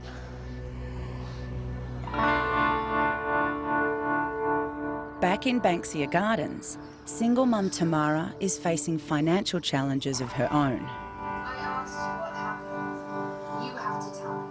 I have to stick to a pretty strict budget. I can't always afford all the books for schools. I can't always afford to get her uniforms. Are you allowed to wear that jumper? That's why I had it underneath my jacket. And then it's just keeping up with everything else that I guess your kids need. So the lower your income, the less you can provide for your children, and then you've got to, you know, yeah, it's hard. One more. Have a good day. Yeah, go to work, and then I'm going to spend some time. I've got an appointment with a new lady, sign up a new client. Tamara has a part-time cleaning job, which she's hoping might one day become a fully fledged business. But in a cruel twist of fate, if her business succeeds, she could be saddled with a $60,000 government debt. Maybe I shouldn't grow my business because as soon as my business hits a certain threshold, then I'm actually going to have to pay back a debt. That's because she's a victim of the failed Vet Fee Help Scheme, a government-funded program that saw thousands of vulnerable Aussies like Tamara tricked into signing up for overpriced online diplomas, often with the lure of a free laptop. The catch? Tamara would need to repay 60 grand in fees once her income hit $54,000 a year. I don't even know what else I need to take with me. Today, she's heading into the city to find out her legal rights. I'm still trying to process how it's all placed together, what part the government had in this and what they thought was right and wrong. And so there's still so much about all this that I'm still trying to place to work out, wow, like this is so big. Tamara. Lachlan, is Nice it? to meet you. Nice to meet you Yeah, finally. thanks for coming in. Thank you. Come through, please. The Consumer Action Law Centre has been swamped with inquiries just like Tamara's. Tamara, this is Denise. Do you want to tell a bit of your story? Part of it's embarrassing, I guess, for me because of where I was. So I'd just come out of homelessness, and I was a drug addict at the time. Somebody knocked on my door one day and offered me these amazing courses that you could do. In order to do these courses, we give you the laptop because it's an online course, so you actually need the laptop in order to do the course. Did you have internet at the time? No, I don't think I did, to be honest. 2 online courses without internet. Yeah. Yeah. It blows the mind, doesn't it? He then explained to me that I didn't even need to complete the courses. Once I had the laptop was mine. Honestly, I should have known better, but I did it anyway. They're actually trained to complete the sale, and so they'll use various techniques to get you to make the commitment. And you can be stone cold sober and have it happen to you. So ultimately you're left with owing money to the government for a course that you never started, was unsuitable for you, and was missold to you. So even though the Phoenix Institute, the private college she signed up with, has since gone bust and been taken to court by the government, she may still be lumbered with a lifelong debt. And one of the things they're seeking is the court to order that anyone who's entered into a contract and got a vet fee help debt with Phoenix Institute since the start of 2015, that contract, if they win, would be voided, and so would the fee help debt. I suppose there's a glimmer of hope that you get some justice, really. That's all we're here for. So thank you so much for your time today. I really do appreciate you going through everything with me and just easing some of that. Yeah, we'll be in touch. Awesome, fantastic. Right. Thank you guys. See ya. I feel like that was a really positive outcome, and it might take a while before we see anything, but you know, this is in good hands. And they have a real compassion for the people, which I think is really important, and they see that an injustice has been done, so I don't think they're going to stop until they get the right outcome, which is positive. It's great. So I feel good.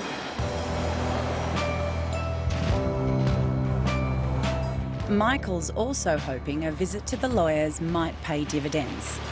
He's come to Colac, 150 k's from Melbourne, where his mother lived her final years, to see what she left him in her will.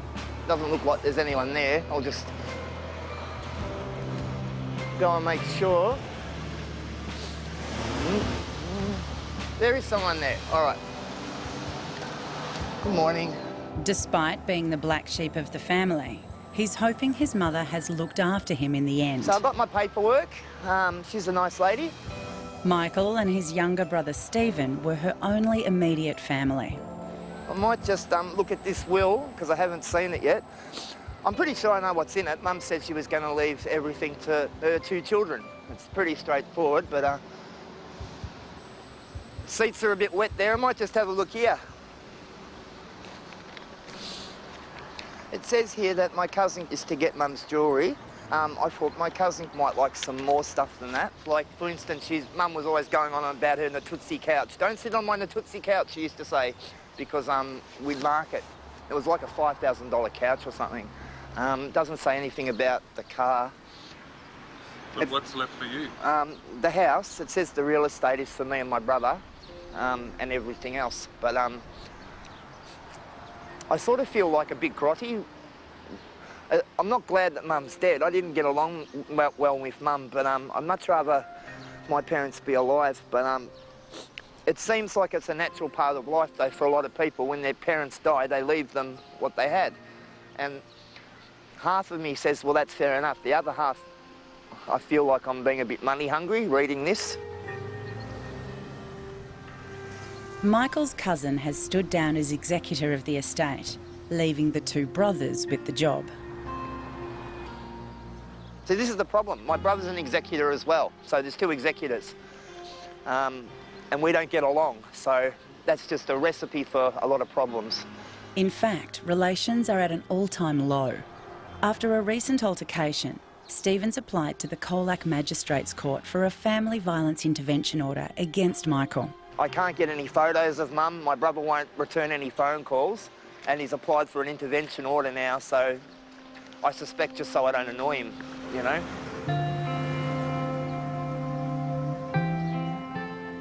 You know what I wish about my brother? I wish he'd just keep his dignity and let me keep mine. This is all very undignified. I mean, it's pretty simple. Split the bloody real estate up, sell it, go your own way. Kick on with life, you know? This is just really horrible stuff. And there's only one word for it, and it begins with C, you know? He's a real... I just wish he wasn't 7 foot and I could lay him out, you know? He's a big boy. Big, solid. If the magistrate grants Stephen his intervention order, Michael would be prohibited from approaching or even contacting his brother. I've got a summons. He's got an application he wants to make. He's got to turn up. If he doesn't turn up, it gets thrown out. I'll go home. I'm freezing me balls off in Colac. Here comes my brother. Yeah.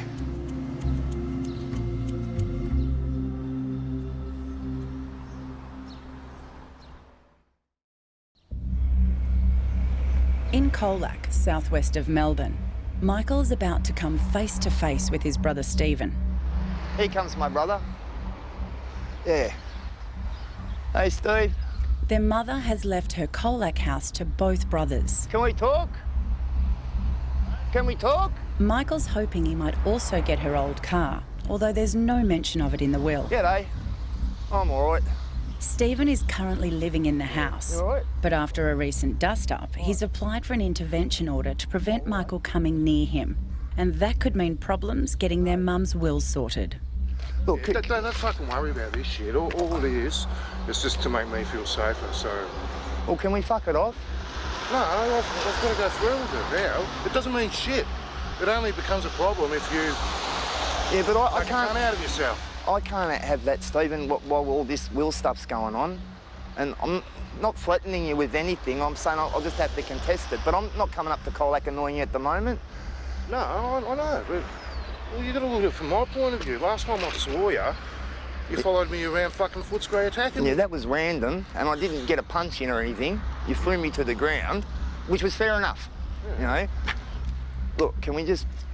No, I can't fuck it off. I've got to go through it. You can withdraw an application. No, I'm going through with it. All right. You can fucking contest it. All right.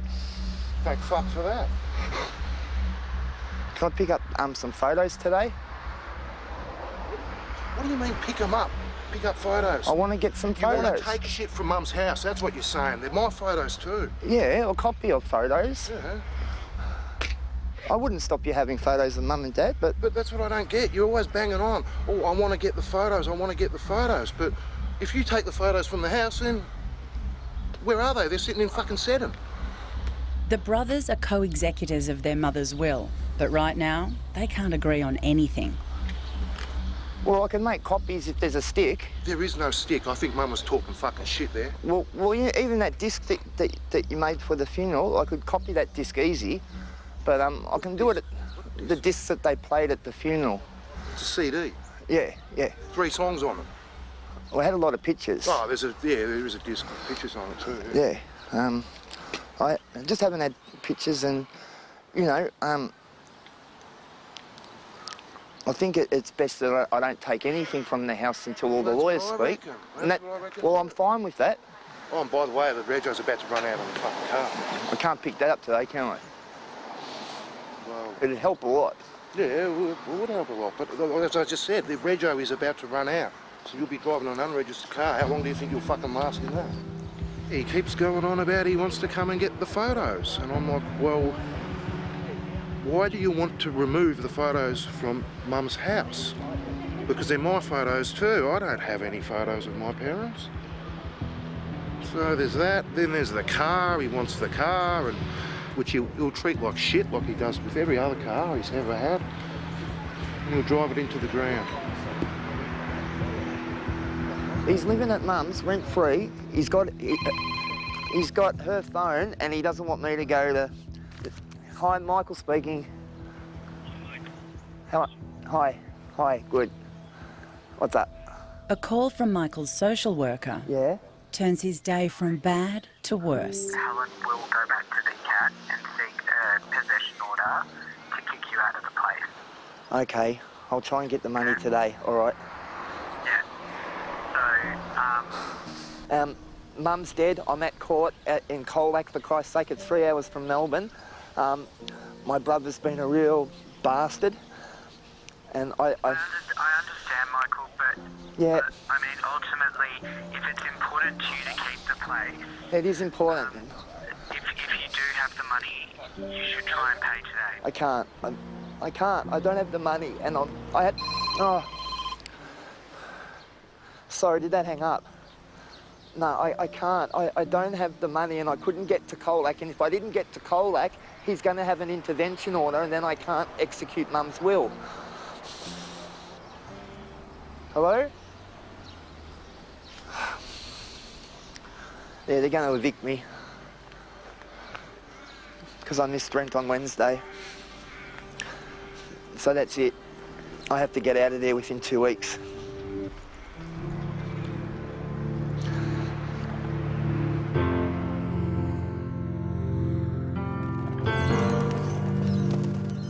In Brisbane's southwest, home for the past 2 weeks for Jared, Sharon and their 4 kids has been this prefab shed. What? Son, you gotta stop wearing my t-shirts, man. Why? Because I fucking never got any. The family's been without a proper home since Jared was released from jail. And since then, they've been struggling on all fronts. As Kiwis, they're only entitled to a $400 a week family tax benefit.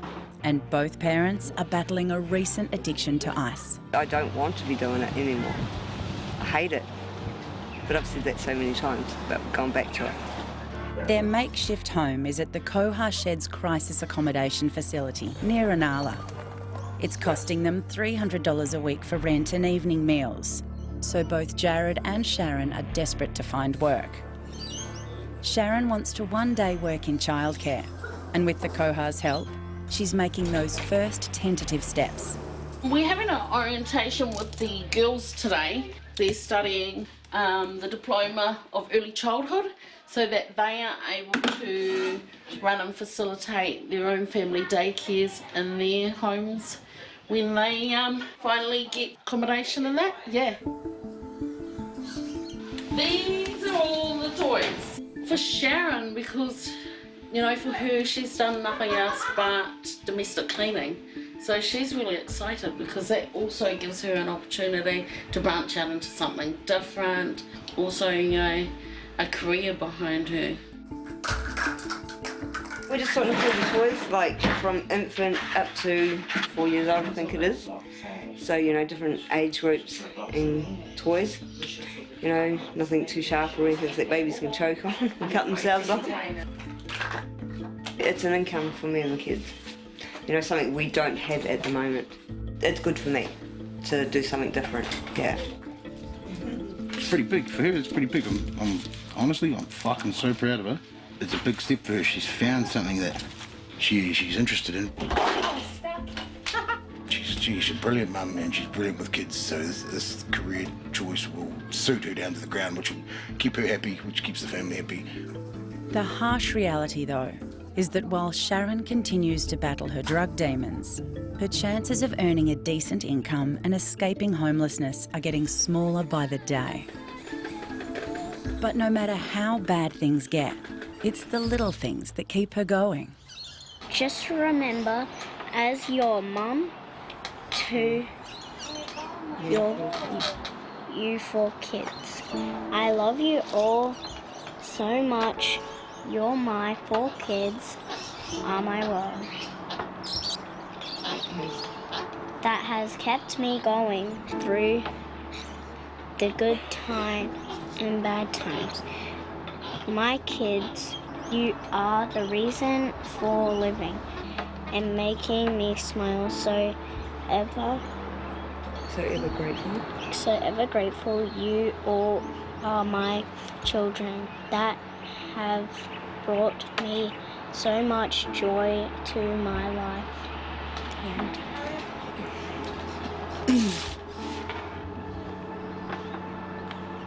And love, Mum. Kiss, kiss.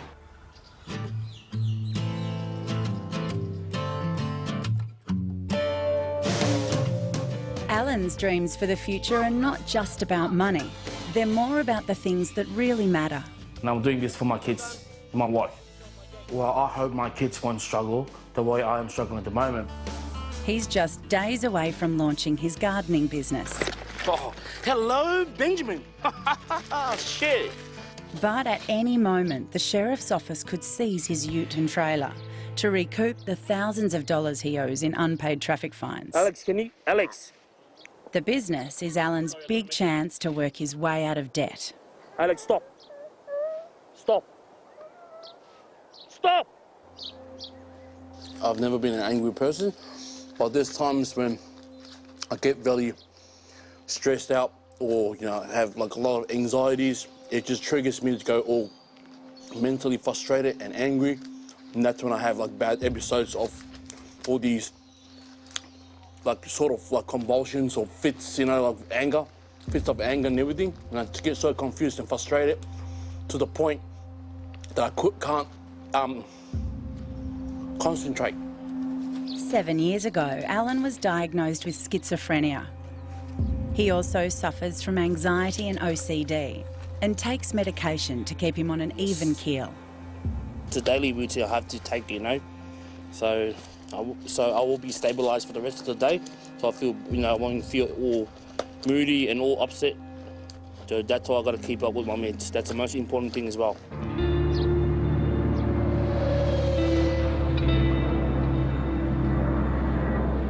Today, Alan's heading to the Broadmeadows Legal Centre to get some much-needed assistance dealing with his overdue traffic infringements. Hopefully I can, you know, I'll get something good today out of this meeting, and hopefully everything will be, you know, all my problems will be all fixed. Hopefully. Fingers crossed everything goes good. Alan? Come through, thanks. Hello, there you go. My name's Craig. I'm going to be the solicitor helping you out No today. worries, thank you. Come on through. You just take a seat on the other side of the desk. For someone in Alan's financial situation, access to free legal aid is a godsend. And so we've got $4,011.90 worth of infringements. Okay. Some of the things that we can look at are whether or not you have any special circumstances surrounding the infringement. So whether you suffered from mental illness at the time the offences were committed, whether or not you were homeless, whether or not you had a drug and alcohol addiction. Okay, if any of those apply and you can link the commission of the offence back to that stage in your life, you can make an application to the infringements court to have them waived. His offences date back to 2009, when he was first diagnosed with schizophrenia. Before that, I didn't know what it was. I don't know what kind of sickness it was. Even my parents didn't know what it was. You know, they didn't know this kind of sickness. Where we come from, our background, we didn't know schizophrenia or existed, all these kind of sickness. Okay. Well, we used to think that people just gone crazy. You gone crazy, you just gone crazy. That's it. Yeah. I am bothered by the fact that the sheriff is banging down your door, though. So in terms of things that we can do today, I can get you to fill in a form. We send that off with a covering letter saying that because of the schizophrenia, you couldn't control your behaviour and that's how the infringements occurred. Yeah. We have the medical evidence to support that. Okay? I'm confident of a positive result. And then if the sheriff comes around, you can give them my business card and tell them to call Craig at the legal centre because there's an application for special circumstances that's already occurred. At least for now, Alan's got a reprieve from the constant threat of having his ute and trailer repossessed. At any stage you have any questions or queries, you have my card. Give me a call. Any problem, I'll give you a call. Fantastic. Yep, thank you very much, mate. Thanks for coming in today. Thank you very much. Thank you for your service today. I really appreciate it. No worries. Thank you very much. We'll see how we go. Yep, thank you. But sometimes it seems it can be one step forward and two steps back. A simple visit to the chemist, and suddenly there's another problem. I don't know what reason it is. They've taken. I don't know. Taking one up off the They've thing. taken you off. Yeah. Okay. This keeps getting better. Every time one problem gets fixed, the next one comes up. What happened? My freaking Centrelink got cut off. Then I gotta pay for the damn full price for my medications. So I gotta give these pricks a call. Sorry about the government, but I gotta give them a call and see what's going on. From one problem fixed, the next one pops up.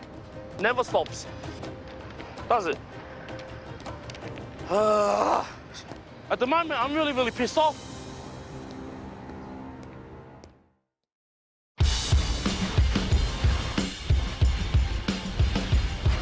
If you believe what you hear on the news, we're doing pretty well on the unemployment front compared to the rest of the world. But the numbers don't always tell the full story. Where you live can have a major effect on your chance of a job. There's not a lot of employment opportunities. I've known people that have been in this area for about 10 years that's still looking for work. Once you say your address, sometimes you can't find a job. Once you live here, there's something wrong with you. In Melbourne's Broadmeadows, the official jobless rate is more than 4 times the national average, a whopping 25%. And that's not counting others only working part-time and struggling to get enough hours to keep their heads above water. Alan's been out of full-time work for over 3 years now, and he's as keen as anyone to get back into the workforce. I don't know what reason it is. They've taken. I don't know. Take him off the thing. Taking you off. Yeah. Okay. But with just 2 days before his new gardening business is due to kick off, he's got another problem to deal with. Centrelink's cut off my my healthcare card, so I have to pay full price. Instead of paying $5.26, I have to pay $30. So at the moment, I'm really pissed off. Because he's now receiving money from the government's new enterprise incentive scheme, his Centrelink payments have stopped. Unfortunately, so too has his government healthcare card, and that means he no longer qualifies for cheaper medications. I'm just gonna walk over to Centrelink there, it's just right there. Might as well just get it out of the way.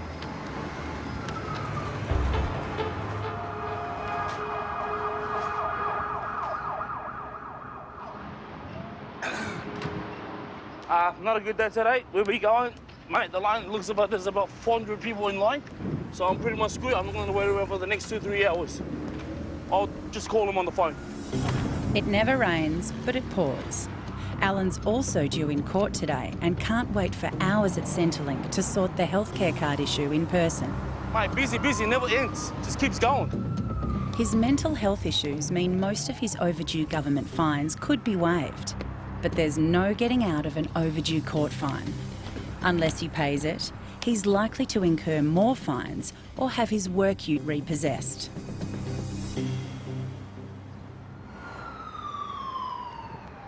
Look, I've got a fine of the $714 from the magistrate courts, and my instalments will be $50 a month, and that's the cheapest they'll give to me, and I'm happy with that.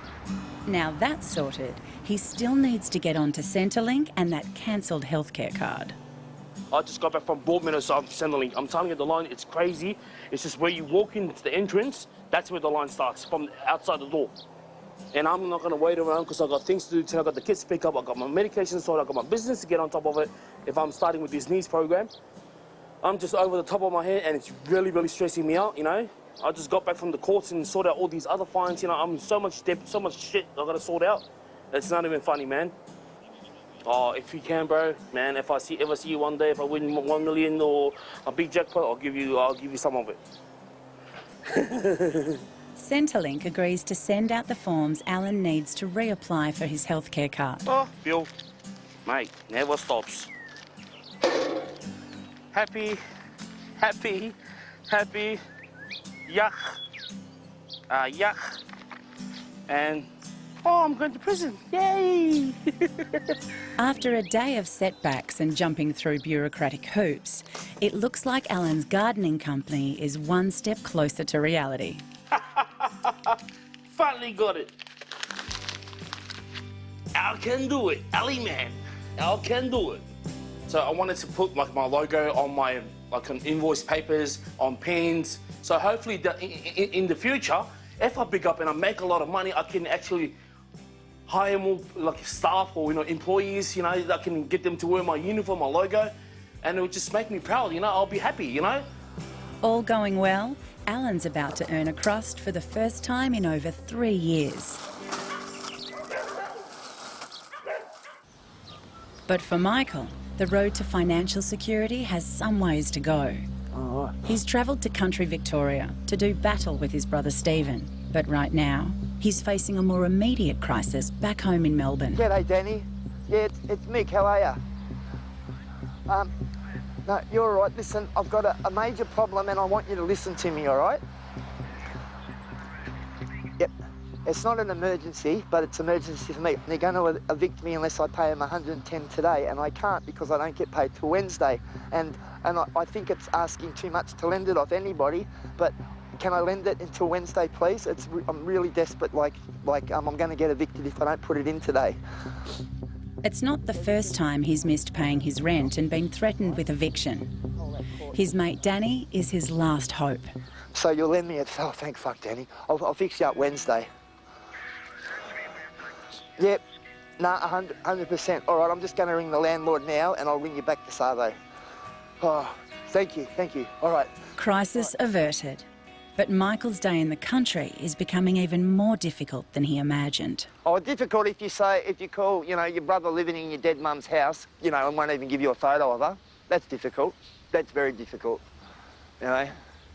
The rest of it's just normal financial juggling. Some bastard's always after you for money when you're poor.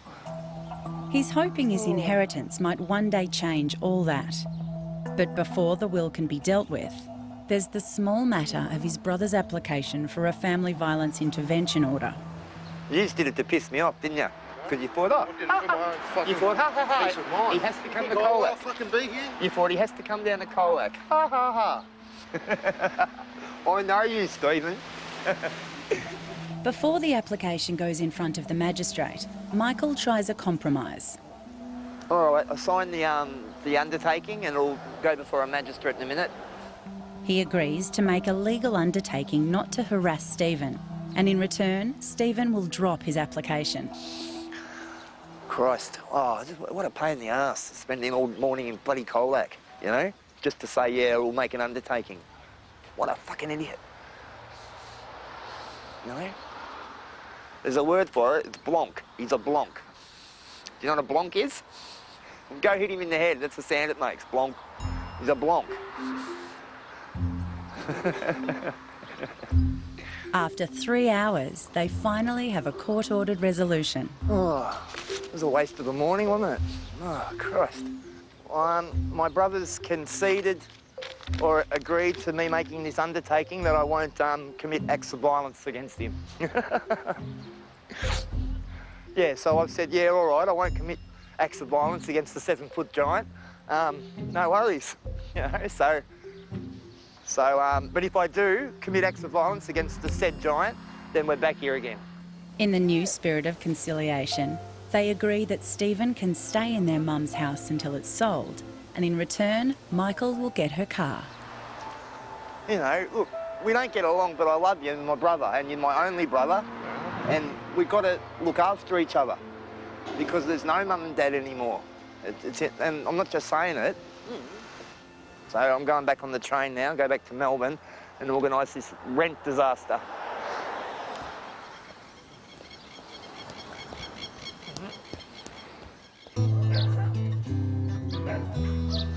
In Melbourne's Banksia Gardens, after all the months of preparation, Alan's business is off and running.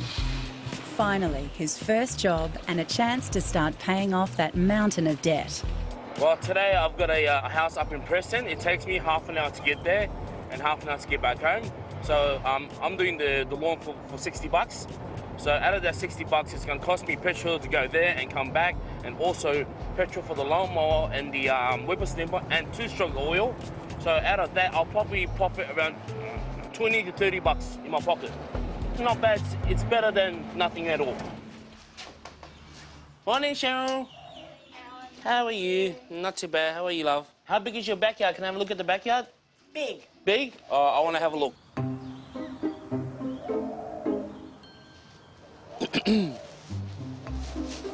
Nice. It's a big one. Yes, it is. Yes, indeed. Well, I better get stuck into it then.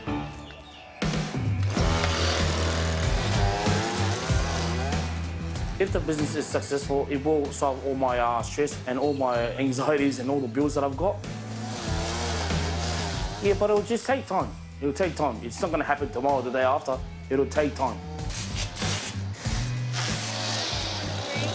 Oh, yes, please. Thank you very much. I thought it was Jim Beam. Thanks, Cheryl.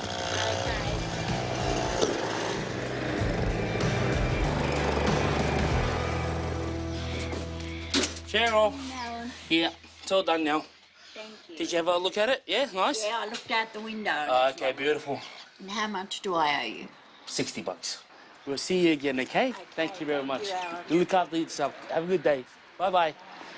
A quick tidy up, and Alan's business has finally turned a profit. Hello? Yo. What do you mean? Oh. It's a family crisis. Oh, shit. His sister Nora's 2 dogs, Captain and Tasha, are missing.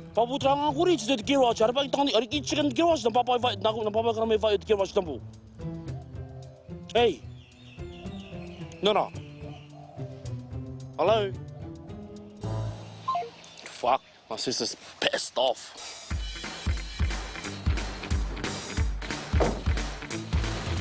Apparently they went missing this morning because my brother and I had to carry the refrigerator that was on top of my trailer. Anyway, we took it inside the house, and then I think my brother or myself must have left the gates open, and both dogs went missing.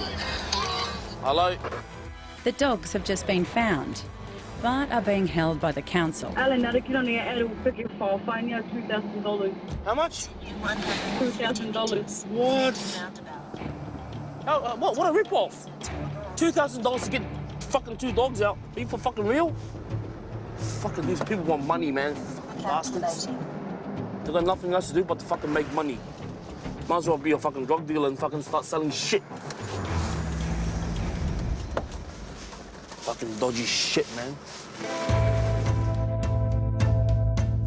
For Jared and Sharon and their 4 kids, the spectre of drugs hangs over their heads. Cooped up in a prefab shed, the pair is struggling to stay clean from ice. But with no clear way out of their predicament, their relationship has hit rock bottom. Same shit. Same bullshit. Same two-faced bitch, same lies, same shit. It's just getting worse. It's getting real bad. It's all come back to like me cheating on Jared when Jared was away in prison. It's just escalated again. I'm tired of fighting and being asked to leave and not having much sleep at night because of the arguments. With her mum and dad's relationship in freefall, 16-year-old Trinity is doing her best to cope as she approaches her Year 11 exams. It's stressful, having to go home and deal with all their stuff and where we are and everything. I was so tired, I broke down a few times today and started crying because I was so stressed out about it. And just, Year 11 is so hard. It's hard for me because I chose the hard classes. I wanted to challenge myself and do something that'll benefit my future.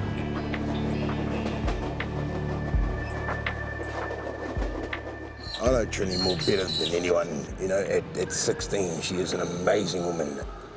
But she's hurting. She's hurting bad. And, I don't know if it's my fault. I don't know if it's her mum's fault. She's not gonna say anything about it or pass the blame. She'll take it all on as herself. She's been through hell. No, there's been a lot of damage over the last few years with ice addicts, you know. The domestics or arguments are becoming more regular. Change of mood swings with Sharon. We do suspect maybe there is some usage going on between them. We have a no drug policy, yeah, so it would be, you know, instant dismissal. Have you guys been arguing again? Yes, they have. We would rather work with them, especially for the kids' sake, so that they don't end up on the streets. But with her life in tatters, Sharon's in no mood for working with anyone right now. I'm going to take a break because I can't do it anymore. I'm at breaking point. And it's not fair. I mean, I don't want to leave, but I have to leave because it's just going to get worse.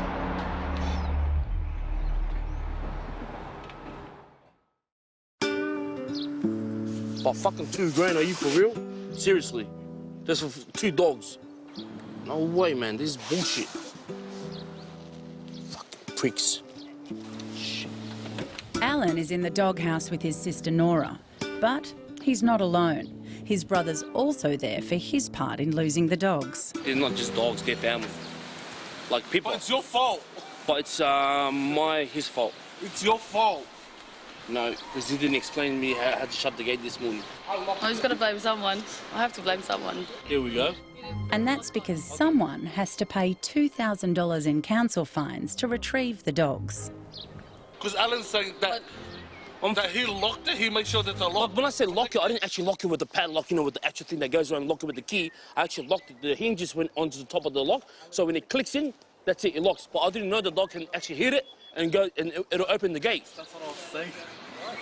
Oh, it's a pretty smart dog. So it is your photo? Pretty much. It is. He's got to go and look for more clients, work his ass off and pay my dogs. Pay for it. Or he's going to come and pick their shit up for free. I'll work for her for 2 months for free. Alan's business is off to a disappointing start. After just one day, his gardening service is already deeply in the red. I'll do everything. If I have to sell my trailer, I'll sell my trailers to get him back. I'll sell him. I'll trade him in to get my dog back. I'll go in there, I'll get locked behind. They can put him in the lost dog homes. They'll put him down after 48 hours. After they feed him the first time, they'll be like, nah, this dog eats too much. We'll kill him. We'll put him down. So if you just put like that blue cloth, just lay that underneath the tray that you're going to put down. Yep, perfect.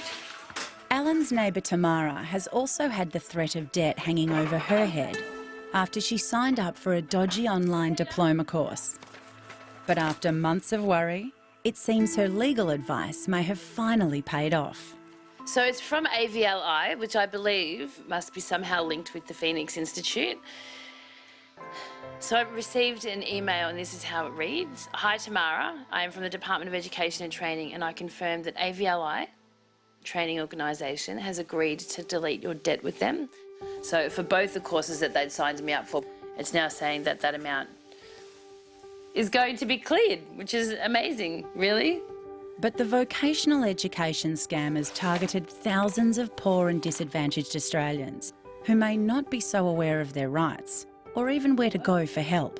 I think that more awareness should be created, because I know for me, if I hadn't have been told, I would have sat there with this debt for the rest of forever until I, maybe one day earned the amount of money where I had to start paying it back. I think it's pretty disgusting. It really does seem like the rich get richer and the poor get poorer sort of thing, So those people that are sitting at the bottom scale of the economy, where's the ladder for those people? How do they actually, gain any self-worth, any independence? How do they climb up that ladder? Because there's no one helping them. With a clean slate, it's back to the business at hand for Tamara and the chance to start growing her own fledgling business. But a week on, and Tamara's neighbour Alan's gardening business isn't exactly booming. As we speak, it's pretty tough, pretty challenging. So I'm just going to take step by step. His biggest job recently was unpaid, tending his sister's yard as an apology for the $2,000 she had to pay to retrieve her dogs. This whole week, I haven't made much because, Melbourne weather, it's like you have 4 seasons in a day.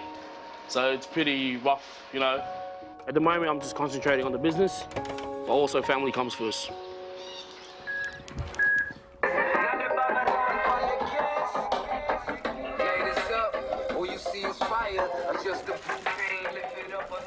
Alan may not yet have a head for business. Done well. But at Banksia Gardens, he's king of the kids. I love making the kids happy, no matter what. Anything just to keep them going, Anything just to make them happy. I'll do anything for my kids. So I'm loving it at the moment. Yes. Bye. I love being with my family, with my wife and kids, being together as a family. That's what families are for, to have that love and connection, because, love is more stronger than anything. Family. Next time on Struggle Street. Are you in there, dog boy? Another rent crisis means Michael could be back on the streets. There's not much hope if I get homeless again. I've had enough of life if that's what happens to me. How homelessness can threaten the most unlikely amongst us. He said, you've got 4 weeks, get out. The only problem is I've got nowhere to go. And a family at breaking point faces their worst fear. In the best interest of the kids, we've had to ring docs. They just want to be happy, for crying out loud. We all do.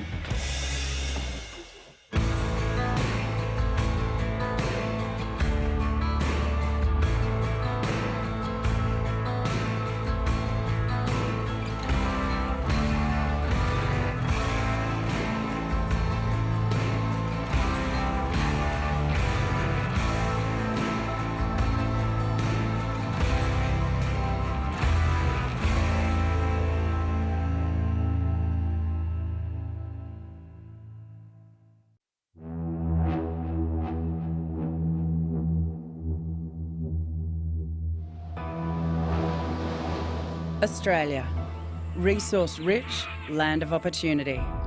One of the wealthiest countries in the world.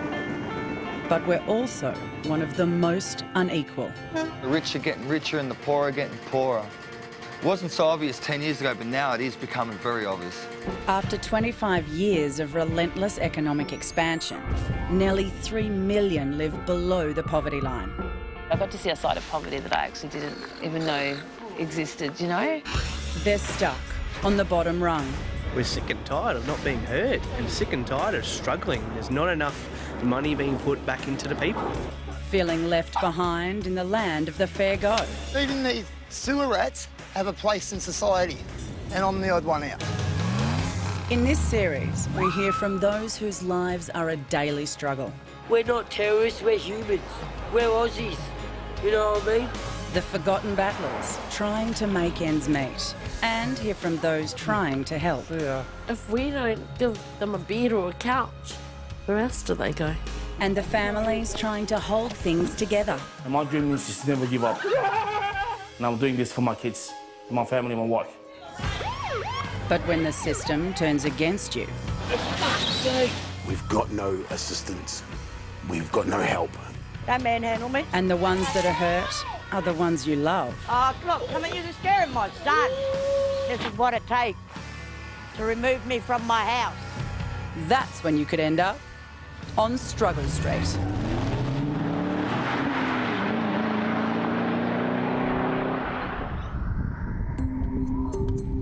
In Australia, an estimated 400,000 people addicted to illicit drugs have at least one child living at home. Addiction is also linked to homelessness. Almost a quarter of users who inject are without a home. At the Koha Shed homeless shelter near Inala, ice addiction is behind Jared and Sharon's own homelessness. And Lily has just discovered both are back on it. It just sucks. It does. It does. But use it as a wake-up call. The couple have been staying in the Koha's prefab with their 4 children for the past month, but things have come to a head. So you need time to heal. You need time to recover. You need time to sort out your shit, and you also need time to become clean. Jared stormed off after a blazing row. He's convinced Sharon's cheating on him again. It's bullshit. So we're arguing, you know, he brings the past up. He's hurting. I know this. And I don't know how to make it better at the moment. Lily's now so concerned over their erratic behaviour, she's reported them to docs. I don't want to get away from me. I don't. And I will. I'm always selfish, but I don't. When you smoke that shit, you think of your kids then? I do think of them, you know, sometimes it's long ago, I just don't want to deal with it. What I'm going through. And it's sad. If you don't make those changes, you're not going to get them back. My best interests are with the kids. Yeah.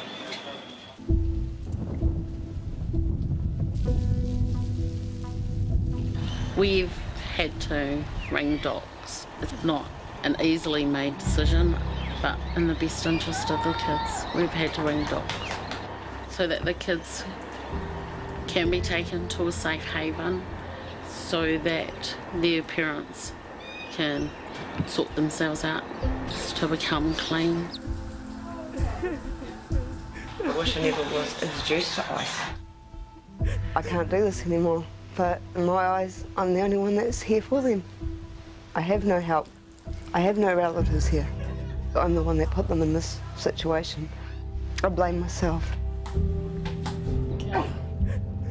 But things are about to get a whole lot worse. Did you hear what I said? Yeah, just ring the Ipswich Watch House or the courthouse and find out what's happening if we have any questions. Yeah. Eldest daughter Trinity's just received a call. Maybe just give them a call and Shall we? check what's happening. Okay. It's been half an hour since Jared stormed off, and he's in trouble. What's going on, man? I've got some outstanding warrants for breaches, for breaching, both not being at rehab and not reporting in. I shouldn't get held or anything. I've done nothing wrong. That's all finished. But who knows, you know? But Jared discovers it's more serious than just an outstanding warrant. The police have also found he's carrying synthetic marijuana. But it's synthetic, it's legal. It's not legal. It's been banned for a long time, yeah. So you can't just go... Fuck? Yeah. I wouldn't have had it in my fucking pocket. If you knew. Yeah. Mate, unfortunately, yeah, it's been over a year. It's just oh, man, I was in jail for 18 or 16 months, and then I was in rehab for 6 months. I didn't. Mate, it was made illegal over 2 years ago, so... Just as bad as carrying It's the same offence, mate. Yeah. That's fuck's sake. Both Jared and Sharon know drugs have ruined their lives. And in Melbourne, drug addiction has also been at the root of many of Michael's troubles.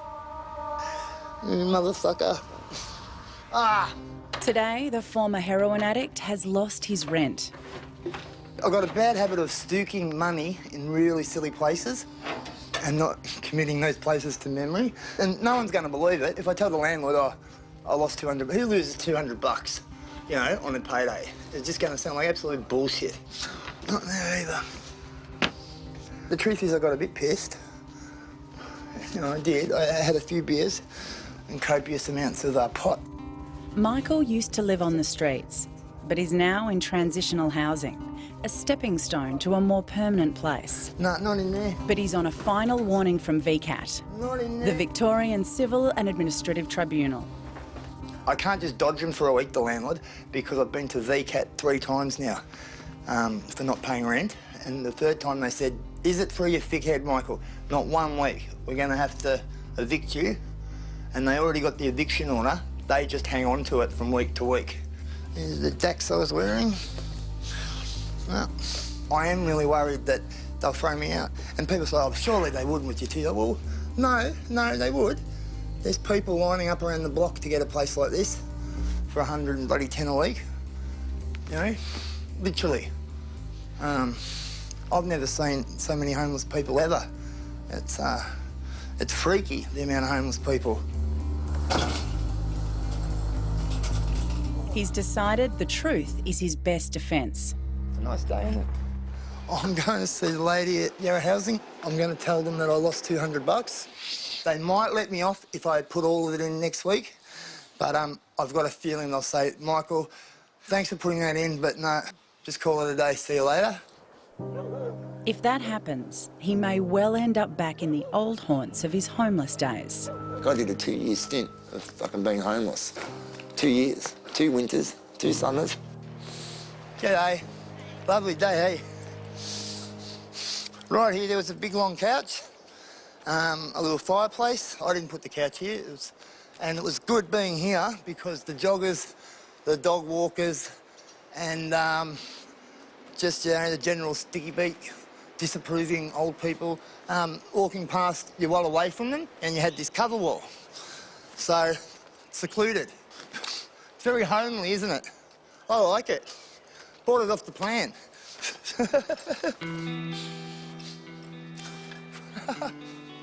Anyway, I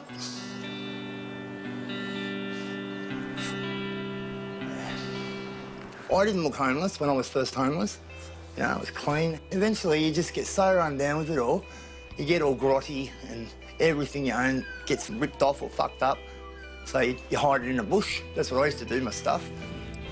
There was all old trees here, and you were sort of blocked off from view from the footpath, and you could hang your clothes on the lower branches to dry and, you know, wash them down the river. I had a campfire, you know, with rocks around it.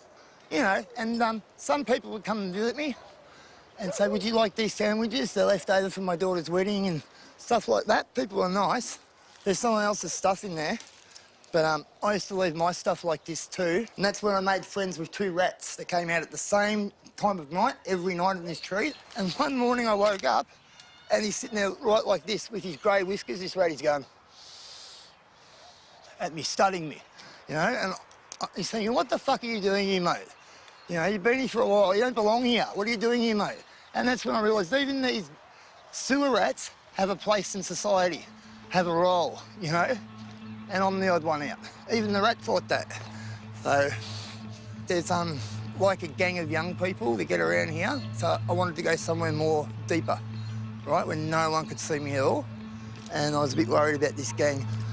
And yeah, but they ended up hunting me after all anyway. They called me Dog Boy. Dog Boy, are you in there, Dog Boy? They used to say. Yeah, call me Dog Boy.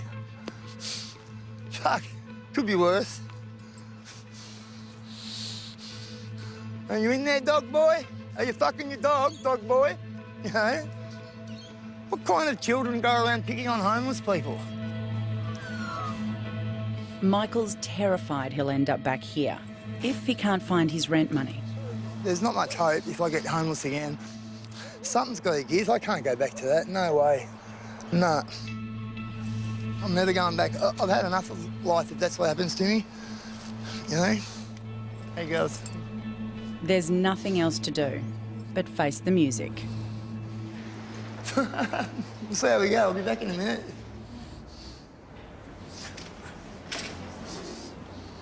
Lovely day out. I've lost the money. Yeah, so it should have been $220. He's got to the bottom of his lost rent money.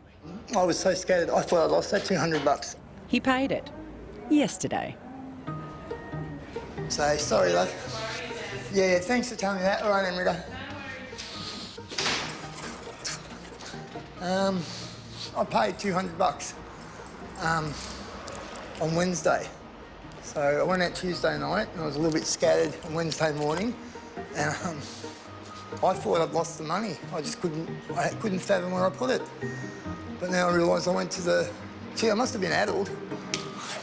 Maybe I do smoke too much pot.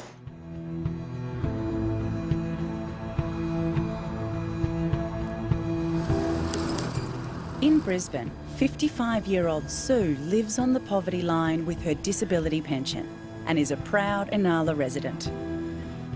Inala, it means home to me. It's got past and present in it. And I was conceived here in Inala. Then I come back to marry my husband, ex-husband, in Inala.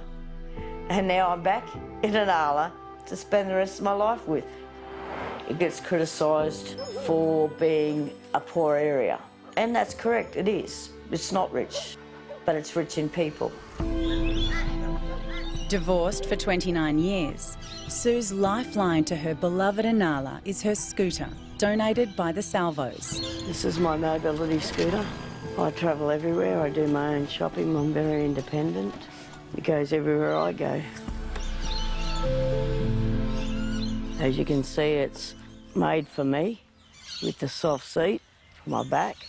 Oh, hello, beautiful. Missy loves to come travelling with me. She gives me unconditional love. I don't need to love, you know. I love my grandchildren. My grandchildren are my life. But I have Missy even when I'm sad. I have Missy to comfort me, to love me.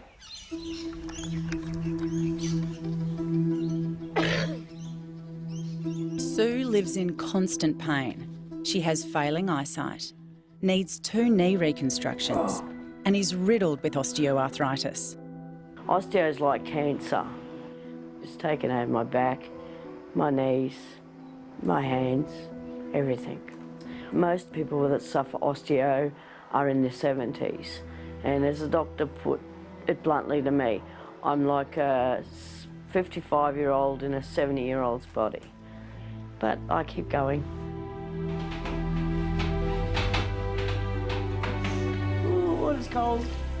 She moved into her current home 6 years ago in the hope of finding love with her housemate Daryl. But it's now become a rental of convenience. I met him online and I thought he'd be the type of man that'd care, you know. So I moved over here and it backfired. We had nothing in common. We were good friends for a while, but now things are just getting too much. I've given up on relationships full stop. I'm not going to have me get close to someone just to have my heart torn apart again. No, I'm past it. I can only do so much before I start really wanting to cry. The house is rented in Daryl's name only, which means Sue is dependent on his goodwill. But tensions between them have been rising for some time. Yesterday I was really sick. Was so stuffed up. I just relaxed all day. I didn't do anything all day. And Daryl cracked the shits because he walked in the kitchen and goes, "Thanks for doing the kitchen night." And he said, "You got 4 weeks, get out." And I said, "Okay." Knock, knock. Come in. Sue's best mate, Sue, is yet to hear the news. Hello. How's your day been? Good. Good. Very productive. Yes. You didn't know I was being thrown out. I didn't tell you, did I? Hey? I've been given 4 weeks' notice again. Again? How many times that? About the third time? He was sober when he said it. Really? Yep. Where are you going to go? I don't know. Yeah. You know, but I've had enough of no respect from Daryl. And I've said nothing to him, and I'm saying nothing to him. Well, it's been coming a long time. Yeah, I know that. I just need some help, and I need some help ASAP. Women aged over 55 are the fastest growing homeless demographic in Australia. And if Sue doesn't find somewhere soon, she could become one of those statistics. My children live in Hervey Bay. I've got no family to take me in. I've got no one. Yeah. And I no longer got the fight in me anymore to fight back. You know, I'll just move. I'm happy to do that. Just the only problem is I've got nowhere to go.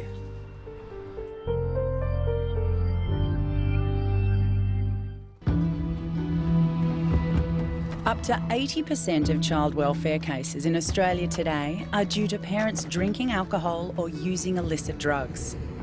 At the Koha shed near Inala, after the initial distress at being told by their mother they might be taken into care, Lily is about to tell the kids why she felt it necessary to call docs. All right, guys, we just want to have a chat with you and explain decisions made today. A decision was made earlier to report to docs that you guys need a safe haven, somewhere safe away from Mum and Dad so Mum and Dad can get better. We will do anything possible to try and keep you guys all together. Yeah. Honey, it was a best. Yeah.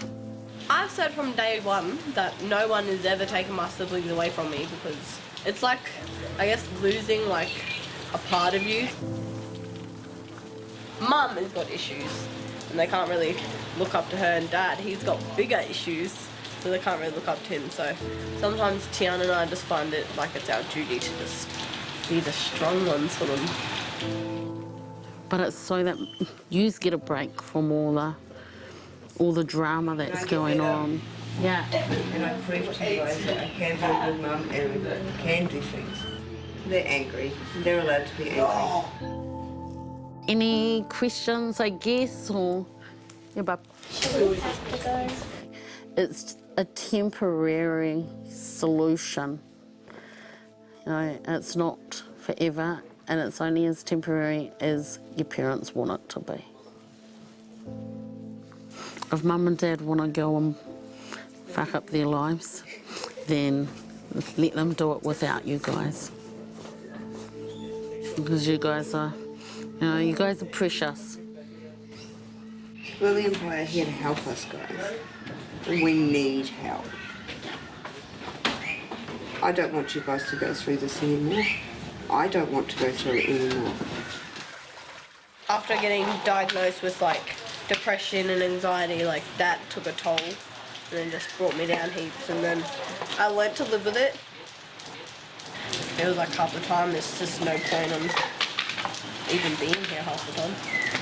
But I have to push through because it's just what you gotta do. Can I say something? Yeah. I think this will be better for everyone. Yeah. Getting help. Yeah, absolutely. Alright. Oh, split. It's hard. That was one of the hardest things to do, is knowing though that it's in the best interest of the kids and that they're going to be safe. They don't have to put up with any more drug-related issues or drug-related parents. So for me, yeah, I'm okay with that decision.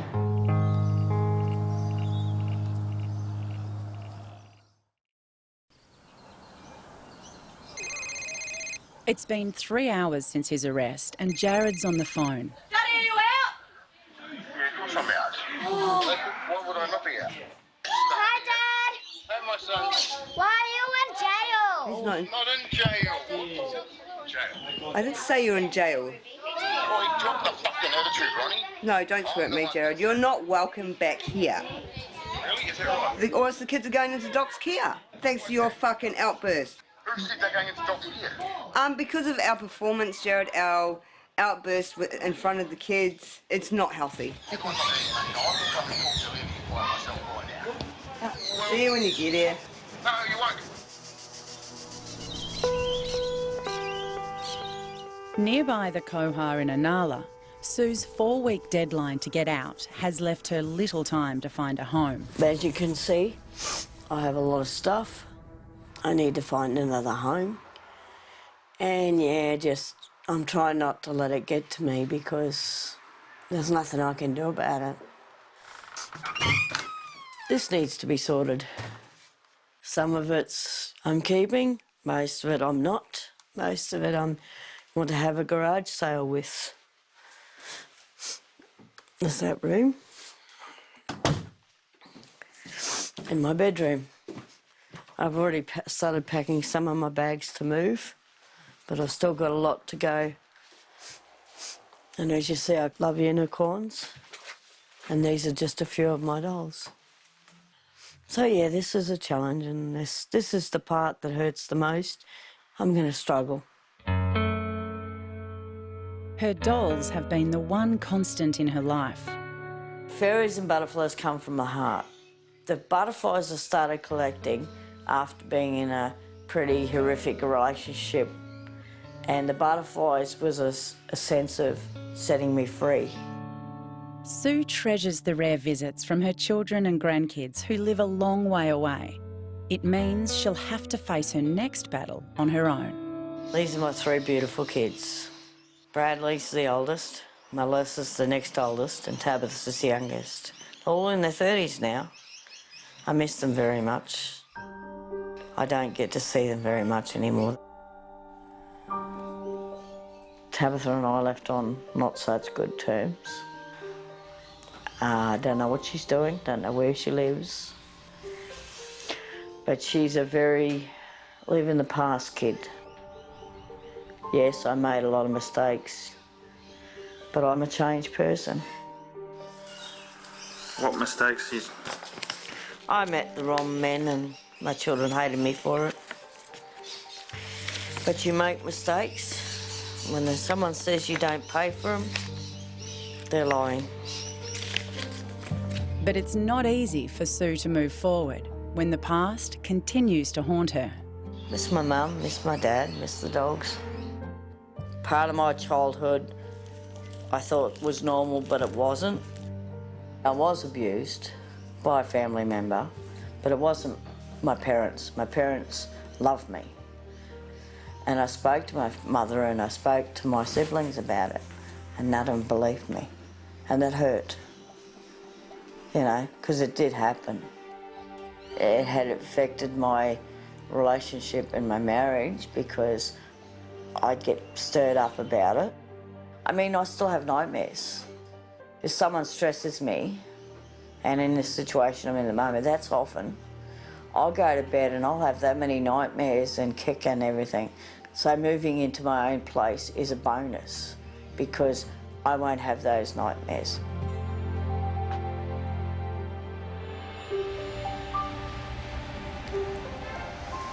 Yeah, it went all day, isn't it? In inner West Melbourne, after the panic about his lost rent, Michael's thoughts have turned to trying to get out of his hand-to-mouth existence. Woody? Yeah. Move. What's on this? I want to get my truck licence upgraded to a semi. That opens up a whole new pathway to employment if I can get that licence. So, I mean, there's heaps of semi-driver jobs. I'll look in the paper now. I'll show you. There'll be heaps of semi-driver jobs. Here we go. All right, so we go to transport and logistics. B-double drivers, B-double tanker drivers, driver HC, that's a semi-HC, heavy combination it stands for. I drove Lynn box truckses, I drove toll, worked at Costa's fruit and veg depot in Laverton and delivering fruit and veg. It was just a really good lifestyle. I had to leave Kaiser around the corner from work. I'd pick up this truck, get it loaded, and then I'd pull out.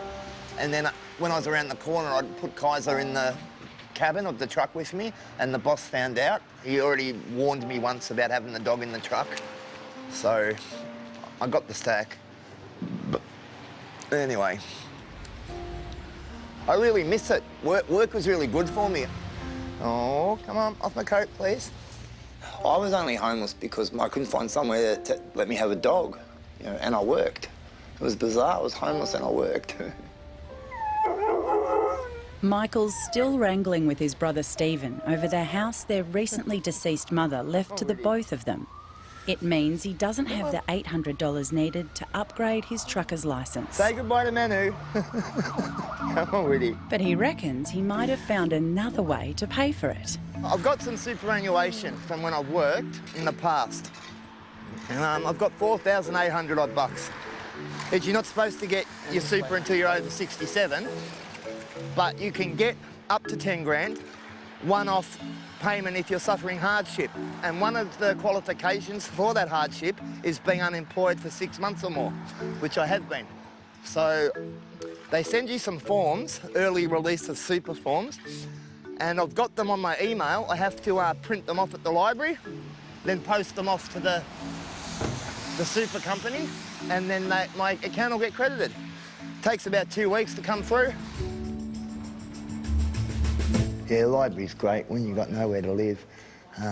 Library is heaven. You can read books, learn about things, history, whatever.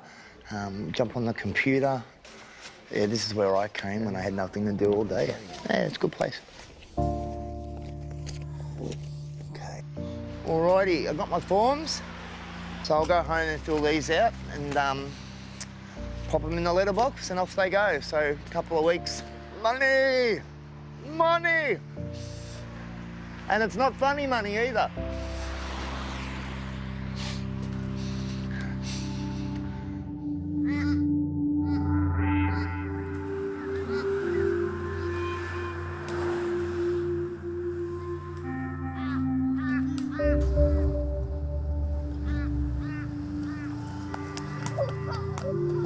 It's now been 4 hours since Jared's arrest, and he's made it back to the Koha.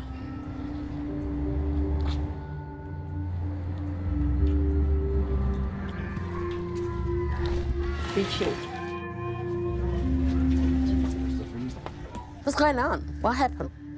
I don't know, like, just get out of jail and Sharon's telling that you're taking the kids to docks and... He decides he and Sharon need to come clean about their ice addiction in front of Lillian Pye for the first time.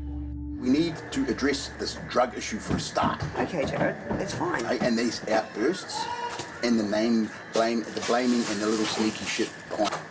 Don't you dare sit there and just... Don't you do that to you. Look what you've been doing to me and how you've been making me look when I'm the only one here straight up enough to tell the truth.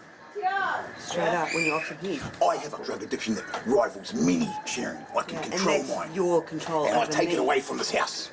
That is your control. Because you were on a come down yesterday I'm all not. fucking day. You're smoking the pipe everywhere. I am not. We're no, because it's in the bin now, isn't it?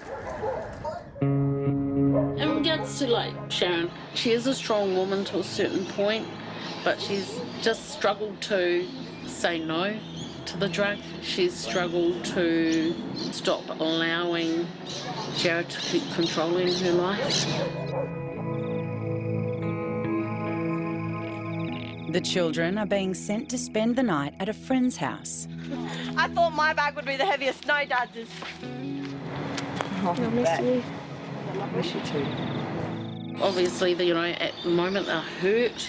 They don't want to be separated. They don't want to be taken away from their parents. And I don't blame them, you know. Yeah.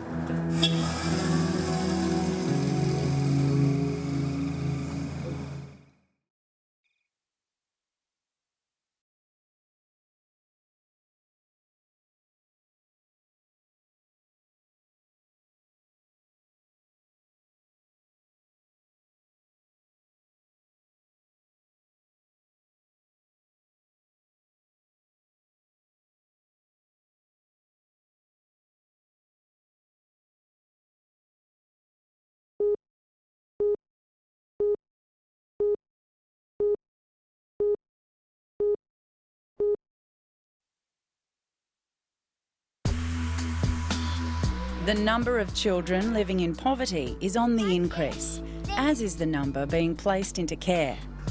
Homeless and destitute, Sharon and Jared are facing the removal of their own children.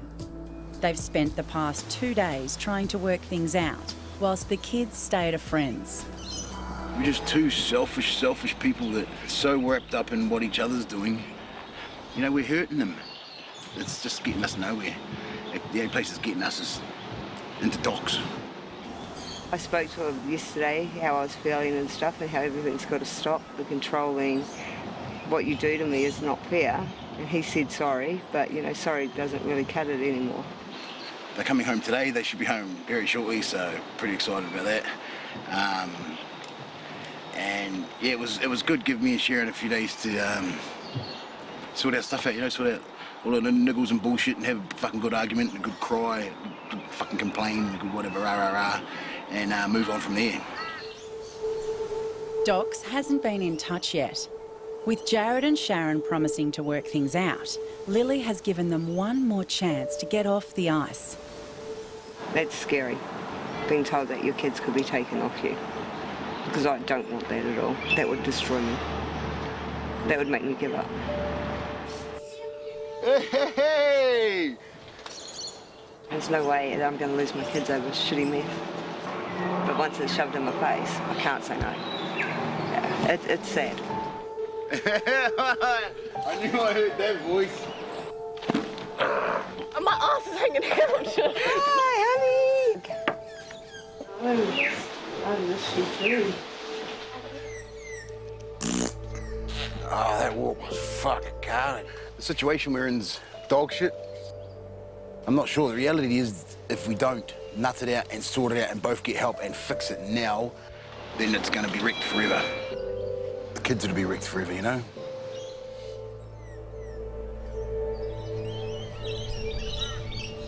Nearby the Kohar in Inala, Sue's worries are coming to a head. It's been nearly a week since she was told she had a month to get out of her home by housemate Daryl. He walked in and I was surprised to see him as you guys were. Trust me. Is it all right, though? No, he hasn't said anything, so... If he had something to say, he'd say it. Don't worry about that. Things are now getting awkward at home. Hello. Hey, I'm listening. Go on. No, I'm finished. Oh. I've got to go to housing now. I mean, I've got to go to the doctors now, I mean. Yeah, I'm Daryl. There's plenty of stuff to give away. Nah, joking. Yeah. Most of it will be given away. Yeah. Because that's who I am. Yeah, there's not much to say. Yeah. Just, yeah. Leave someone come and take her, I'll pay them $2,000 a week. Yeah. No, joking, nah. She got 1,000 diseases and she reckons she's sick, but yeah.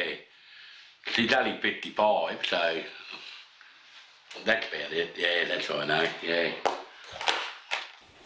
The situation has become unbearable for Sue and she's now desperate to leave. But she's on a disability pension and can't afford to rent privately. Well, you see how nice he is to me? You know, he'll miss me because I do everything as much as I can for him, but as far as I feel it's hurtful, some of the things he says. Me being a hypochondriac, I can prove all my illnesses. That's what makes me so annoyed. If I couldn't prove them, then I'd give him every chance to call me a hypo. You know? So, yeah, it does hurt. You see how happy I am when he's not here. And there's a difference when he is here. It's feel like it strains on me.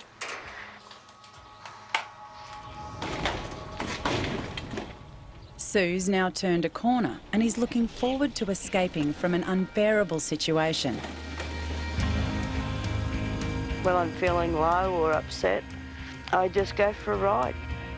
And everybody knows me as Scooter Sue now. It's lovely. Sure, I get wet. All balls down to it. I'm having fun. I'm relaxing. Smelling the roses. I'm really happy about going now. I'm getting more eager about it every day.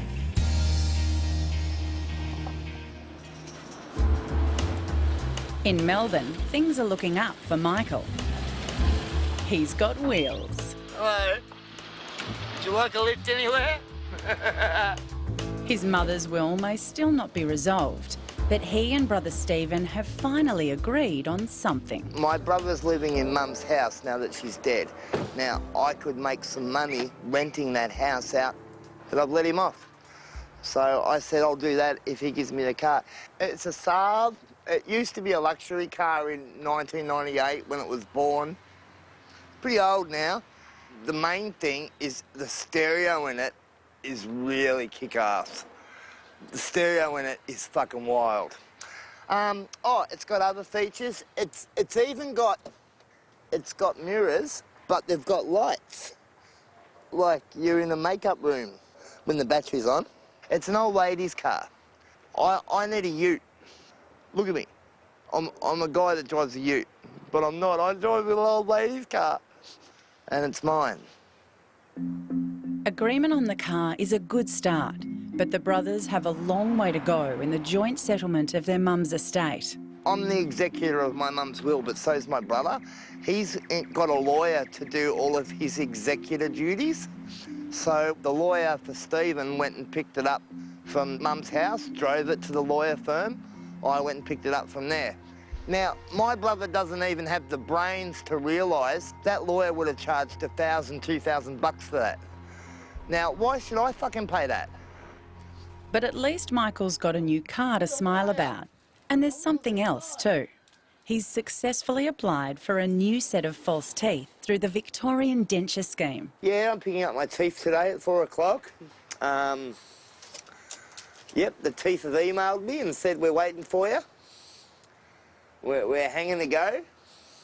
I won't have to be so self-conscious when I talk to people, because I do get embarrassed when they're having teeth. Not everyone can pick that I don't have teeth. I think they just, look, they just assume I'm an ugly bastard or a simpleton. I've always been a ladies' man. That's why I'm so wounded with this teeth situation. It just strips your confidence of that sort of thing, getting around with no teeth. I'm going to get my teeth, Kaiser. You wait here. I get laid occasionally. Yeah, when I come back, I'll have teeth. Mwah. You wait here. That doesn't sound very nice. I didn't mean to be disrespectful to women saying that.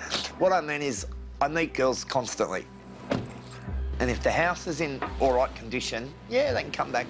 But yeah, I am dangerously handsome when I have teeth in my head. I don't find it hard to pull them, put it that way.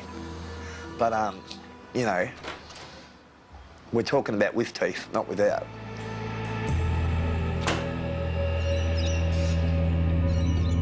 Unlike methadone for heroin, there's no known substitute for ice, which makes effective drug treatment for addicts extremely difficult. I don't want to answer it. Jared and Sharon's pledge to kick their own ice habit and work things out has lasted just 4 days, ending in another blazing row. Mum went psycho for nothing, or I don't know. And then she like started smashing shit. It was like bigger than like anything, and like Mum just had a psycho. The row triggered multiple seizures in Jared, which led him to be hospitalised overnight. The seizures are believed to be linked to his drug abuse. It would have been his third one. One of them, he stopped breathing, and I just freaked out. I was like, what the fuck? Pretty scary. I thought he was gonna die. Yeah. Don't tell me to shut up, please. Apparently, I was texting this person amounts of times and I sent a pics and it's like, are you serious? Like, I'm trying to make our family work. Why would I do that behind your back? He found I had a phone, a secret phone. It wasn't really a secret, but, you know, I see his point now. If you want to be a bitch about it, go away. Then he ripped my handbag off me and I just lost it. I lost my shit. And Trinity said, Mum, I've never seen you that angry. You even scared me. A lot has changed when Jared was in prison. I found myself again and I do blame him. He's taken me away again. When I worked so hard to find myself, you know, the person I wanted to be. Like me attacking Jared, that definitely is not me. And there's another bombshell. Sharon has only just decided to reveal to Lily that Jared has a domestic violence order against him. It requires him to keep away from her and the little ones, and comes from an earlier time when they were separated and Sharon was staying at a friend's house. I'd stopped answering the phone to Joe because he constantly rang and texted all night. And then he rocked up to the house I was staying at and had 2 of his bikie mates. He ripped the fence and ripped the screen door off the main door. Come on, hurry up! You know, domestic violence is an absolutely no for us. That's right. Yeah. I want to change, Yeah. but how can I change with a person that is so controlling? Yeah. I think it goes both ways. I think you guys both need to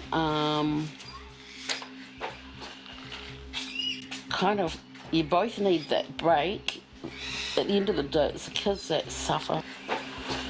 Neither Sharon nor Jared have been to drug counselling, despite attempts by Lily and Pi to set it up. No one's giving anything. No. And you're still in the same spot. Yeah, exactly. And you're slowly destroying everything around you, even your children. Exactly. We're only a stepping stone for it. Exactly. We can't fix everybody's problem. No, you cannot. Try. The arguments have just gotten wild. They haven't made changes down there. We also got one that brought drugs on the property on the weekend, and we don't do that. Go. And keeping them here is enabling domestic violence. We're not going to do it. There's no way in hell I am dropping on a DVO. Enough is enough. He's breaking the rules that actually been near me and Shelby and Peyton. Team Roger to the tomb. It's been nearly a week and the family have yet to hear from Docs. But the latest row, continued drug use, and now the DVO have given Lily no choice. She's told the family they have to leave. Sharon and the younger 2 will go into alternative accommodation that we've sourced. Okay. Plan is that we have to leave here today because of mine and Dad's actions. Because you just don't give a fuck about anyone but yourselves. How come we have to move? Can't you hop off the bench, please? Because that's what Mum and Dad do best. We get close with someone and then they rip us away. Ice is a killer. It makes you feel that high on life that no one can hurt you. you're not thinking about shit, you know, your problems in life. But when you're coming down, it's like reality hits, and it hit hard. I'm an emotional wreck because of it. I'm scared that I'm going to die sorting out their arguments. Apparently they have to go with Mum because of the ABO. I'm sick of being a 16-year-old with 3 siblings and having to be the parent to them all. Jared. Jared. Now out of hospital, Jared's found out they've been asked to leave and he's driving back to the Koha in a mate's ute. Jared. But the phone has just gone dead. You're not going to die. Jared. What's happening, Sharon? He's just had a seizure while driving. Does he still have a seizure? I don't know, the phone hung up. You tell when Jared's having seizures is like the fitting, you can hear the fitting and the noises he makes. Yeah. Hey, baby. Did he answer? He wasn't answering, but the phone hung up.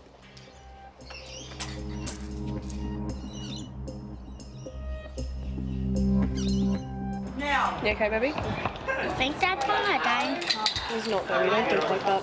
Why is he gonna go? Is he gonna crash? Is he gonna use you? It's okay, baby. He'll be home soon. Come here. Yeah.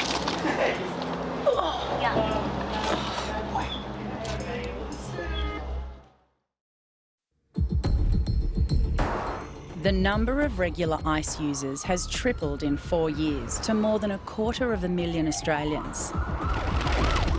Although seizures are rare, other side effects include aggression, paranoia and impaired memory.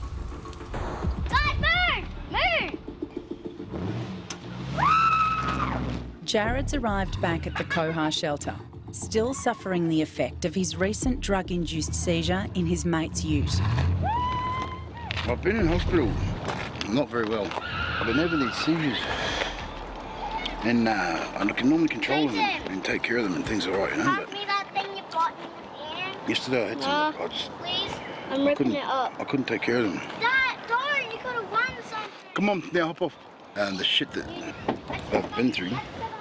The boys were using music and it fell Hang on, into I've got to think. I've got to think. I can't stop.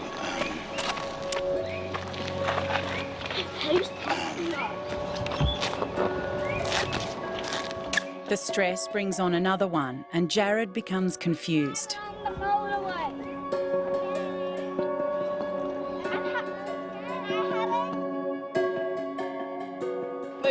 She's driving, Dad. No, he's not driving, it's manual.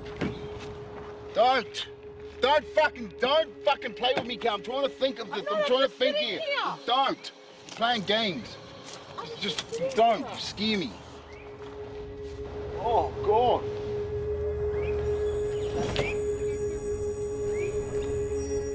I've put up with a hell of a lot of abuse, but when you're being told you're a bad mother, you're a crack whore, you won't succeed in life, you deserve nothing, enough is enough. Please, someone help me here, please. Could someone fucking help me, please? Please. They can't. Please, I am fucking begging you for my kids, please. Stop playing these games, no more couple of days. Please, Ronnie. Oh. Jared is asking Sharon to lift the restraining order she took out against him. Mum, can you please drop this ABO? Even Shelby's asking you to. Please. Give me a few days. No, you've already had enough days. Look at what you're doing. They just want to be happy, for crying out loud. We all do. Until everything is done, then I'll drop it. You said a couple of days. Yeah, I changed my mind. That's not fair on the kids.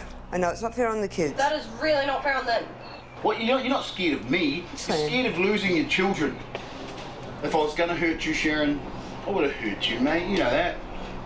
I don't want to hurt you. If I hurt you, I hurt my kids. A few days. That's all I'm asking.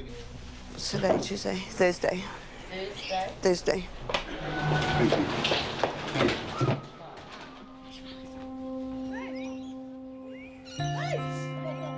Worried about the increasing frequency of their dad's seizures, Tian and Trinity have decided to go with him. but they don't know where they'll be staying tonight. Be good, son. Stay safe. I love you. The little ones are staying with Sharon at a women's shelter.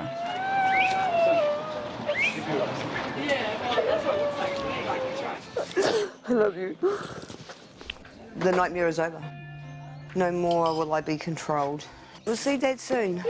I'm ready to make all the changes I need to for myself and my 2 small children now.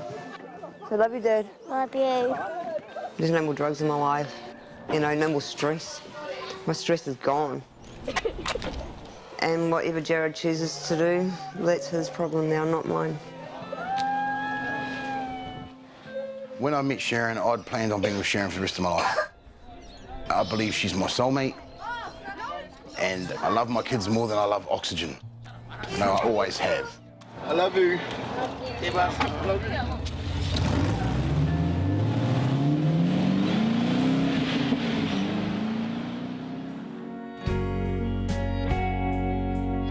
The stress dealt out by life's hard knocks can be relentless.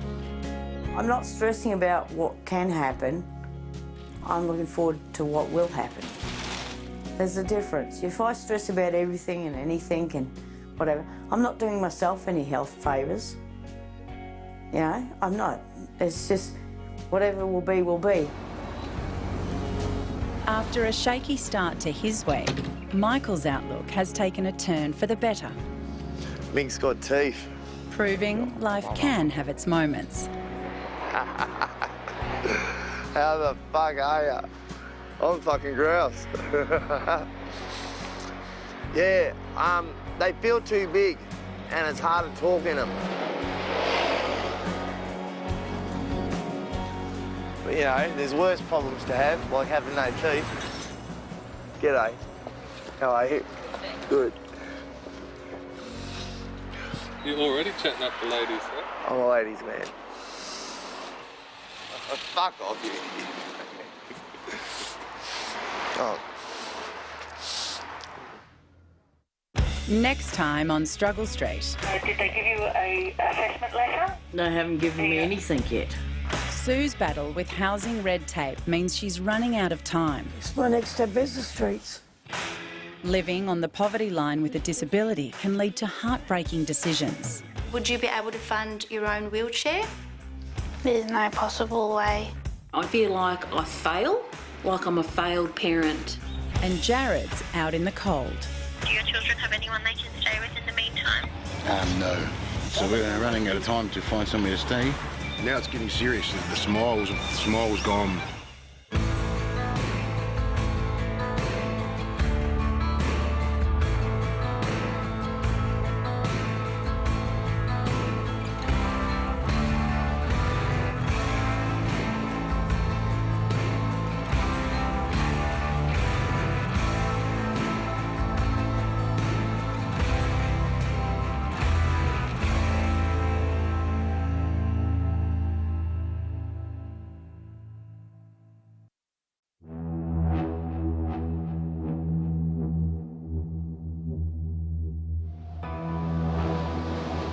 Australia, resource-rich, land of opportunity. One of the wealthiest countries in the world. But we're also one of the most unequal. The rich are getting richer and the poor are getting poorer. It wasn't so obvious 10 years ago, but now it is becoming very obvious. After 25 years of relentless economic expansion, nearly 3 million live below the poverty line. I got to see a side of poverty that I actually didn't even know existed, you know? They're stuck on the bottom rung. We're sick and tired of not being heard and sick and tired of struggling. There's not enough money being put back into the people. Feeling left behind in the land of the fair go. Even these sewer rats have a place in society, and I'm the odd one out. In this series, we hear from those whose lives are a daily struggle. We're not terrorists, we're humans. We're Aussies. You know what I mean? The forgotten battlers trying to make ends meet, and hear from those trying to help. Yeah. If we don't give them a bed or a couch, where else do they go? And the families trying to hold things together. And my dream is just never give up. And I'm doing this for my kids, my family, my wife. But when the system turns against you, We've got no assistance. We've got no help. Don't manhandle me. And the ones that are hurt are the ones you love. Oh, look, I mean, you're scaring my son. This is what it takes to remove me from my house. That's when you could end up on Struggle Street.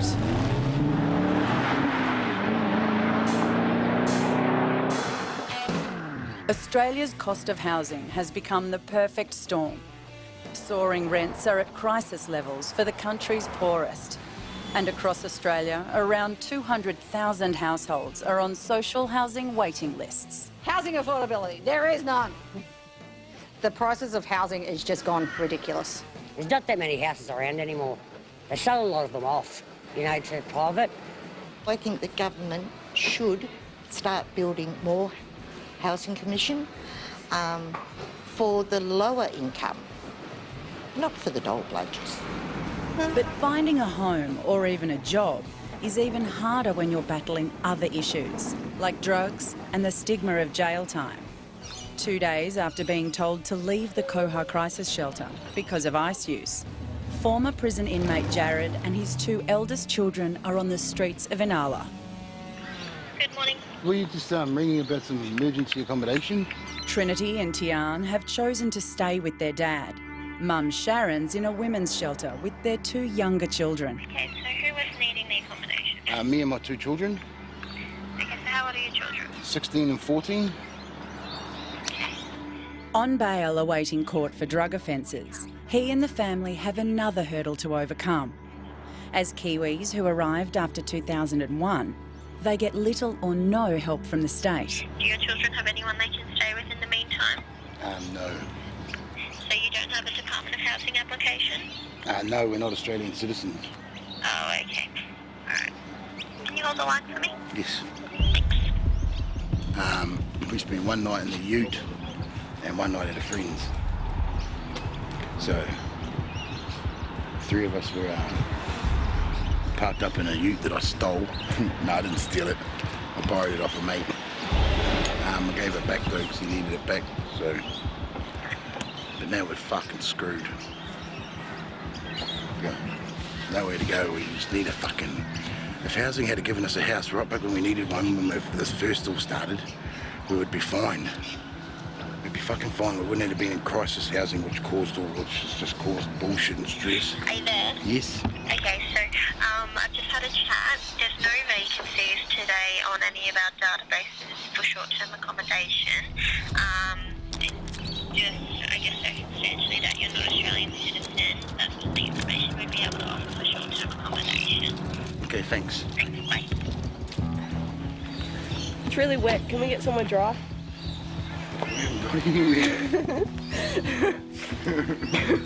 I'll just become an Eskimo. We need to eat something for breakfast. I'm so hungry. I'm starving. Same. At least we can make a joke out of it. What else can we do? To make things worse, Jared's seizures have become more frequent, a result of his ice abuse, and aren't helped by the stress of trying to find somewhere to live. Going into Centrelink, see if they can't help us.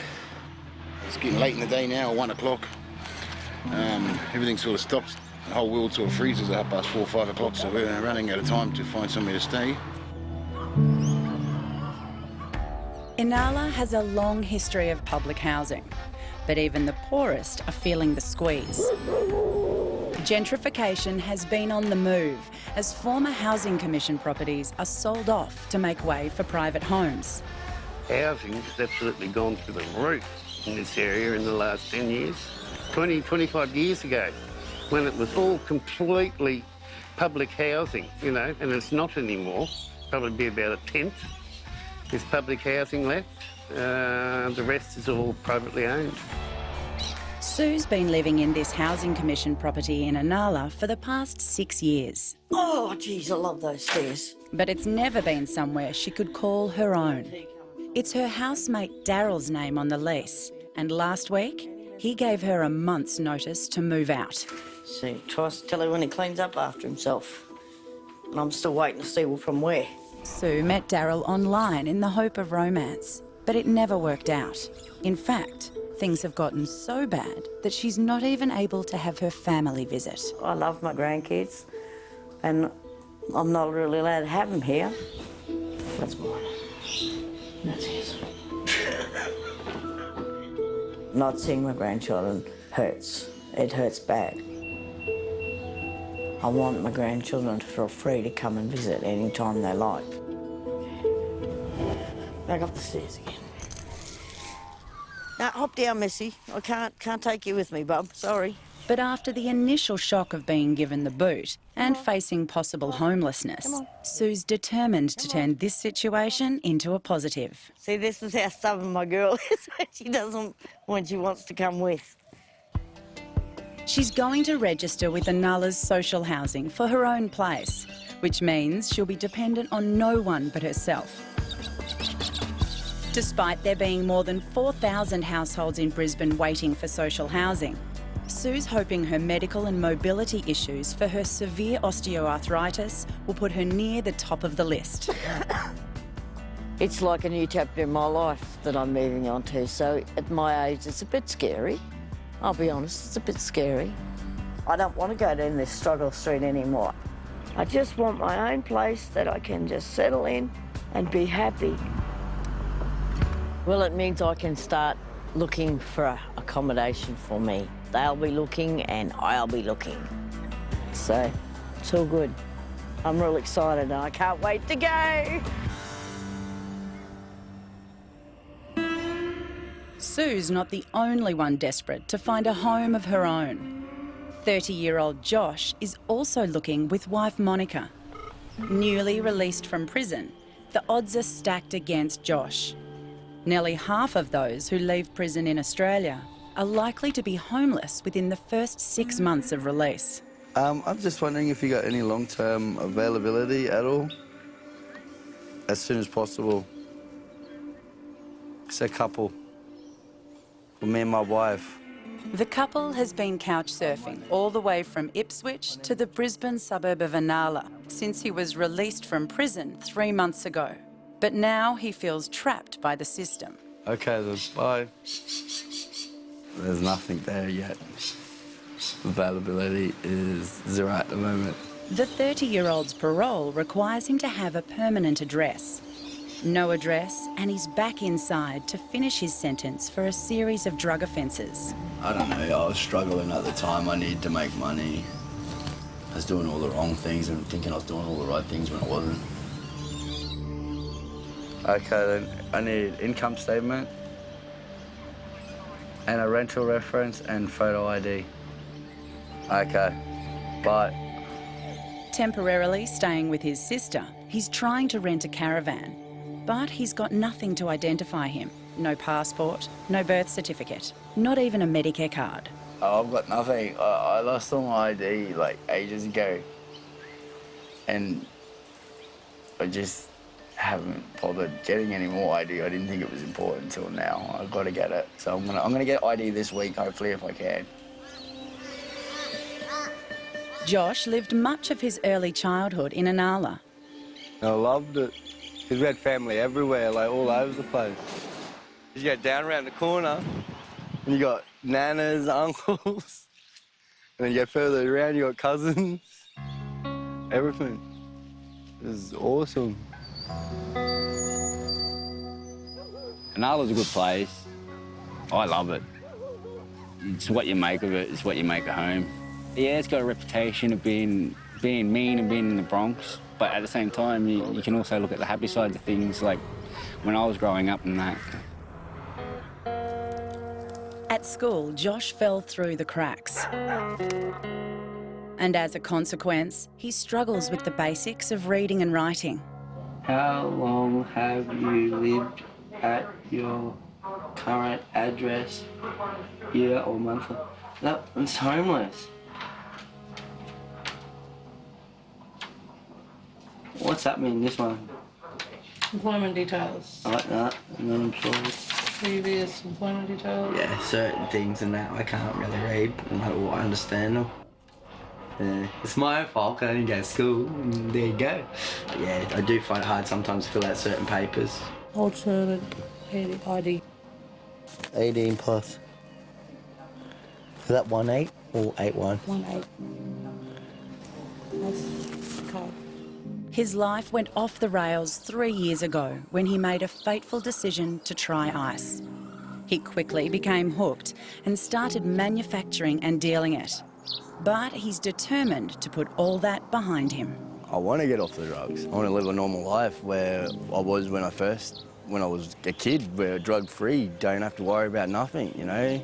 Bad influences everywhere you go, no matter where you go, it's your decision. And I've got to get that willpower yet to say no. Just looking for some work if you can. I'm a labourer, jack of all trades. You can pretty much show me one thing and that's all you've got to do. If you can give us a call back sometime today, please, if you've got any work available. Bye. He should ring back soon or whatever. I just want a job, man. That hard to ask for. Josh desperately wants to start again, but finding a place he and Monica can call home is his first priority. I'm going to stay at family for a while, but, you know, sort of get on family's edges and make them stress when you don't mean to, and, yeah. Not only that, you got your shit to deal with, and, you know, your families are stressing out because of you, and, yeah. It just feels like I've hit rock bottom, and once you hit rock bottom, the only way up is up when you hit bottom, so.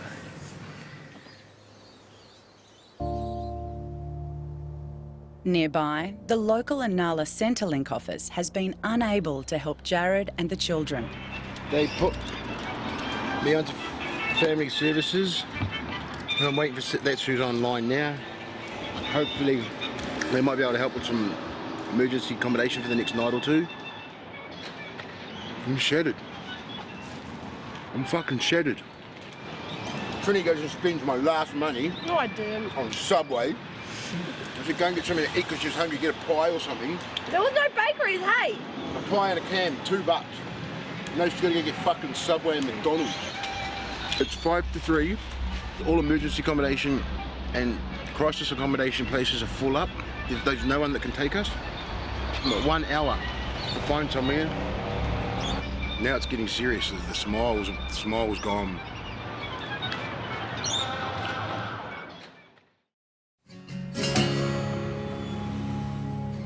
The wait for social housing can be a deeply frustrating one. Where you want to live, how much you're judged to be in need, and the size of your family all play their part in how long you sit on the list. I've got people that I know that their houses are packed full because people can't get houses. Nowadays, you got to wait 4 or 5 years minimum, unless you're in a serious emergency. They'll just put you. You just keep getting bumped down the list. The average wait in Queensland is 7 months, but that's too long for Sue. As someone with a disability, she's hoping her application might be fast-tracked. Look at my mess. Welcome to my mess. But it's been 3 weeks since she handed in her application for government housing, and she's heard nothing back. And even though housemate Daryl's given her an extension on her moving out date, she's running out of options. I have looked private, I've looked everything, but because I've got a little dog who's my protection, a lot of the homes don't take dogs. I'm not going without her. She's my best friend. She's everything to me. I could afford private, but then I wouldn't eat. So basically, and I wouldn't be able to pay my bills. Terrified of being left homeless, she's decided to call a not-for-profit social housing organisation.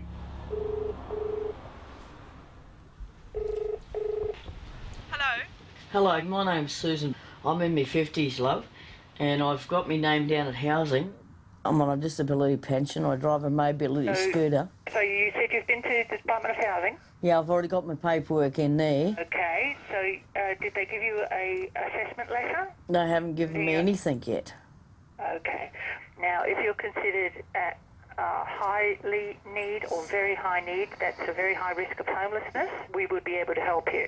Oh, okay. Well, I'll have to go to housing and get the letter because they haven't sent it out to me. Yes. All right, thank you. You're welcome. Bye. Bye. Well, that was a doo-doo, that was. She said, unless I'm homeless, basically. They don't help me. I'll ring up housing.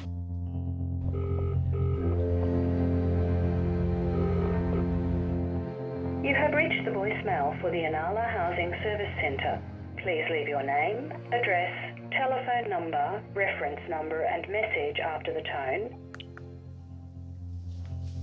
Well, that didn't work either because I don't have a reference number yet. So that's a failure big time.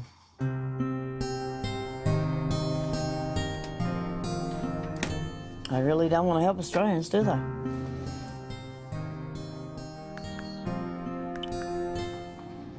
You see people come in the country and they've got accommodation straight away. I'm Aussie.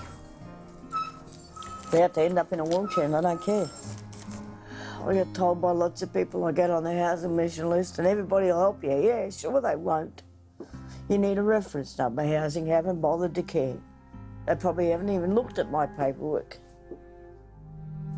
Now I feel I'm just a used up old bloody woman who can't get help. It's just too much. When I moved here, I bought that sign, Home Sweet Home. Don't know why. It's never been Home Sweet Home to me. I guess my next step is the streets.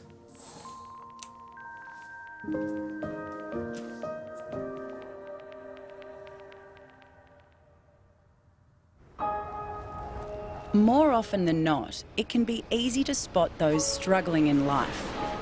But it can be just as easy to miss those in need in the suburbs.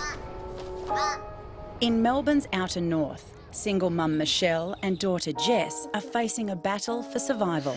Listen to pumpkins. Their once comfortable lives have been turned upside down by daughter Jess's deteriorating medical condition. Here's your lunch. And now every day is a struggle, both financially and physically. Mum, that's a cool doll's house. Look at that. 21-year-old Jess lives with autism and has a mild intellectual disability. Star Wars, Chewbacca.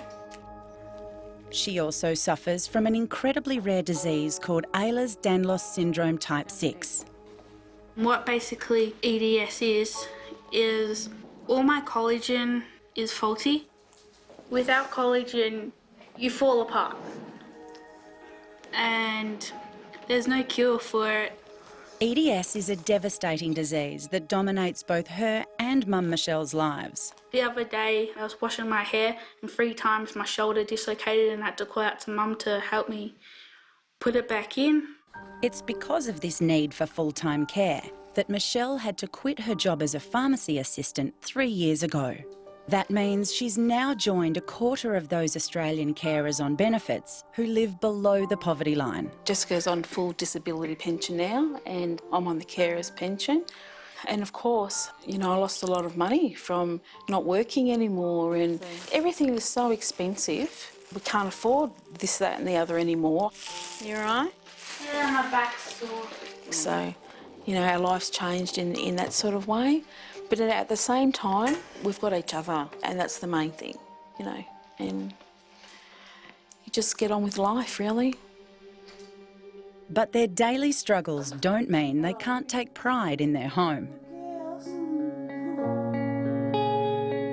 It's a treasure trove of bargain buys and belongings from better days, back when Michelle used to work. You know, we know that if we go to Kmart or whatever, it's still going to cost too much money. Let's go to an op shop. You know, and even if we don't buy anything, it is so cool just to look around because we don't feel like we're missing out then. I've got some really nice things. You still get to go shopping, but this is even better shopping because you just don't know what you're going to find there on that day. So it's great fun. We have a great time. It's a piggy bank.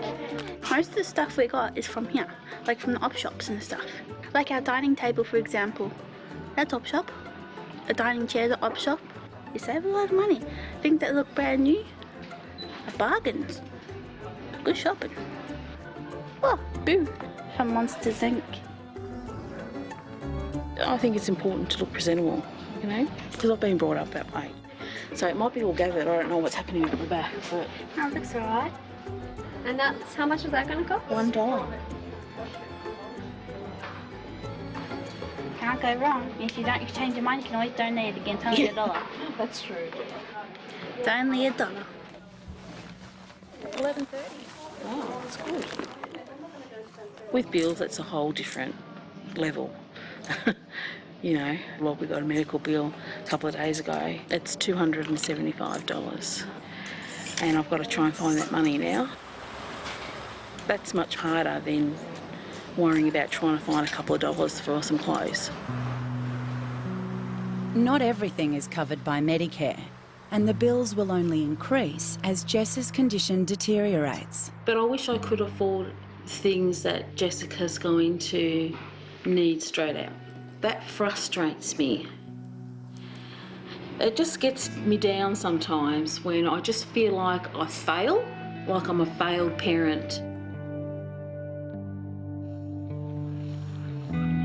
In Inala, Josh is facing the very real prospect of homelessness after he was told to pack up and leave his sister's house overnight. I'm sorry, my baby's stressed out.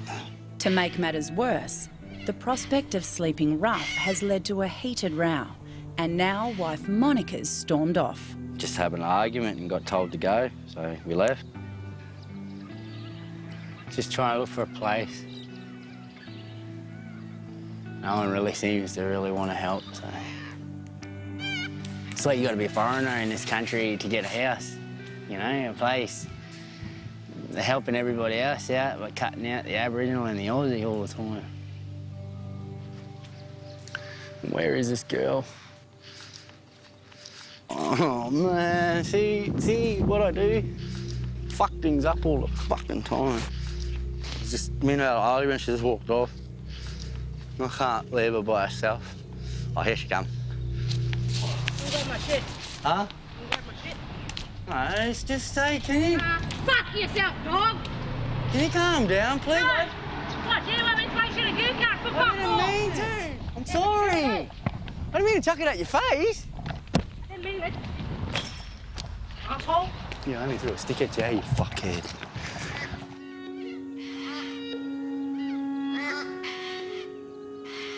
Where are we going then? That's it.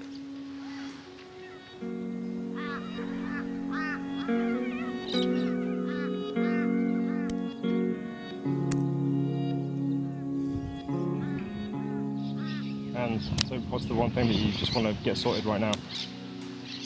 A house. Somewhere I can call home. Somewhere where I can put a roof over my wife's head. Somewhere where we can actually relax. Somewhere I can call my own sanctuary. Yeah, I admit I fucked up in the past. You know, people do try and change. People try their fucking best. I try my best. Don't really know anyone. Don't like to intrude. I feel like I'm freeloading. Yep. That's why we need our own place, eh, That's why we need our own place. Can you kiss my boo-boo? It's all right. I deserved it. I shouldn't have been flicking fucking branches at you anyway. 25% of Australia's homeless are Aboriginal and Torres Strait Islanders, like Josh and Monica. But whatever your background, if you're living with a disability, chances are you'll struggle more than most. Sue faces a future in a wheelchair, but her battle to find a suitable place of her own in Inala seems to have turned a corner. Housing had actually mixed up her paperwork, and now she's definitely on the list. Housing rang me. They say I'm top priority, and I thought, well, I'll do the looking. Despite the fact there may still be many more in line before her, Sue's undaunted, and she's decided to kickstart the process herself. Through friends of mine, I found out there's a house vacant, and they all thought that it's perfect for me. I couldn't sleep much last night because I couldn't wait to come and see it. Fantastic. Fantastic, fantastic, fantastic. It's got the high fence at the back for my little girl, so no one can see her. It's got the ramp for me to get into. I wouldn't mind having a look at the back to see what it's like. Fantastic. Yep, that's good. Looks like I could park my scooter in the laundry. The previous tenant here recently passed away. Apparently he had a fall and yeah, he died in his sleep. As you can see, flowers and everybody had left something there, but it's empty now, which means it's perfect for me. As far as Sue's concerned, it's as good as hers. It looks like I'm going to be your new neighbour. Awesome. Yeah, and I'm very quiet, keep to myself. I'm going to have a fairy garden and my house is going to be colourful. Yeah, it'd be nice to have a... Some female instead of male, so Yeah. That's it? Yep, all right. Now, You take care. And no speeding tickets. Promise I won't. All right, All right, bye. mate. Take care. I'm going to housing to say there's a house available. And I've looked at it, looked from the outside, and it looks perfect for myself and my little girl. And leave it to them from there. Being top priority means I'm top priority. But sometimes it can feel like you're not a priority at all. Okay, so have you got a phone number? Have you tried to contact her through a phone number? Yeah, all her phones are turned off, eh? We're not allowed Have you to... tried contacting her through Facebook? Yes. It's mid-afternoon and Jared is on the phone to yet another Centrelink department. He's just learnt Sharon has to confirm that he has care of Trinity and Tian in order to access their family tax benefit. That benefit could be enough to get himself and the kids off the streets for a few nights. Okay, what I can try and do is I can try and ring Sharon to see if she can confirm that you've got Trinity and Tian from the 12th of May. If not, you need to provide documentation for that. Now, if she doesn't answer the phone, then I can't confirm it with her. She's not going to answer the phone. Her phones are off. I can't change the payments over unless you can prove that the children are in your care. They're right here with me. We've got no clothes. We've got nowhere to stay. They've been with me the whole time. Anyone can tell you that they've been with me. My job is to ring the person who's currently getting the payments for the children.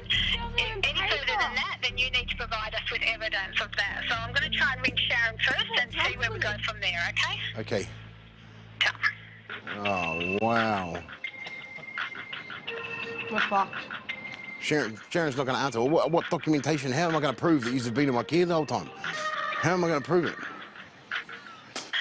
no, yes, you're correct. The number is switched off. My only option now is I send out a letter to her and also one to you asking you both to provide proof of the care of the children. That doesn't help us, You can get right? some letters together to confirming that. Yeah, but Sharon's not going to confirm it because she's been receiving payments for the kids and not passing them on. Told me that anybody can confirm it. The proof is standing right here next to me. I'm telling you, love, they are standing right here freezing cold for days. That's all we can do till we can confirm the change of care. I've got my kids standing here in the rain outside of Centrelink in Inala with nowhere to go, standing under a tree and a T-shirt. Yet there's nothing you can do about it. Because all the other places we've rung, there's no accommodation anywhere in Brisbane. There's no emergency accommodation. There's no crisis accommodation. There's no nothing. We've rung every single one for the last 2 days. I don't know anyone that in their right mind that could make this up or even want to make something so embarrassing up. But it's the honest to God truth. And there's nothing you can do.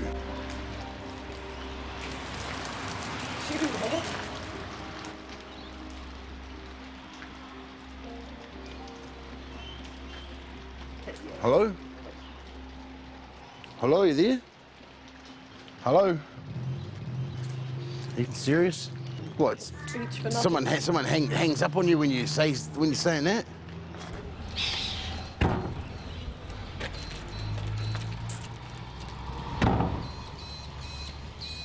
Oh, fuck.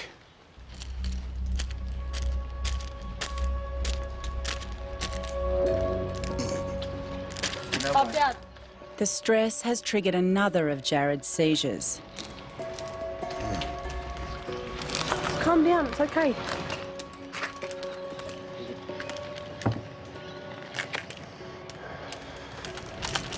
Dad. Dad. Get the smoke out of your hand. Pass it here. Grab the papers, Tian. It's all right, Dad.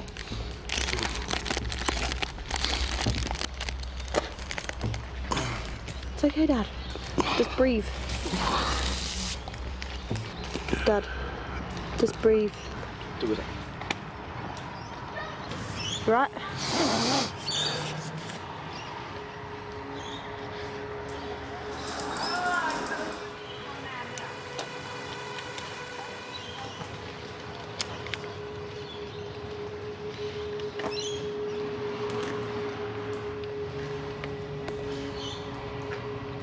What do you want to do? I have to go back in.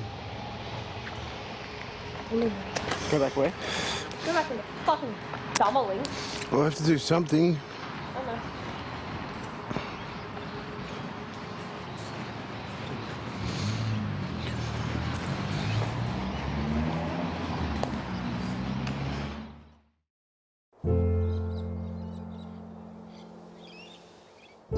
In Inala, Sue's spent half an hour telling Queensland Housing her perfect home is vacant.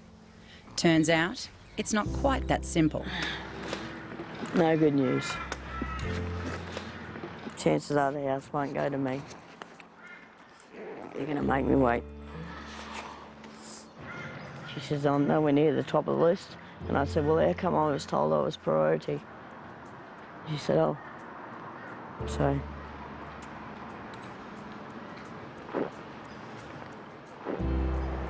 But I'll be very upset if they give it someone with able legs that's not Australian. I'll be very disappointed. All I'm asking for is accommodation for myself and my dog. I'm Aussie.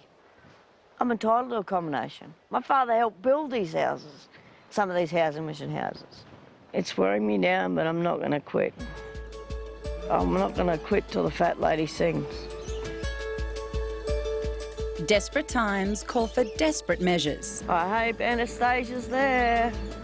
I really need to talk to her. Sue's going all the way to the top to see the Premier of Queensland, Anastasia Palaszczuk, who also happens to be the local state MP. I'm going to explain my situation and see if she can help me. I'm not asking for $1 million. I'm not asking for a new car. I want security for the first time in my life. And if they can't understand that, no one will. In my life, I've moved over 200 times. I would have loved to find a place that I felt home, and I haven't. Because each time I feel like it's home, something goes wrong. So the next move I make is the last move I make, other than in a coffin. But sometimes it seems there's only so much that can be done. Anastasia wasn't there, but the lady said she'd help me. She's going to ring housing on my behalf, and hopefully she'll get through to them what I've been trying to tell them. They might listen to her. But where I am at the moment, I can't see my grandchildren. That breaks my heart every day. I'm a stubborn old lady. I was a single mother for a lot of years, and now I'm just a stubborn old lady who loves her dog.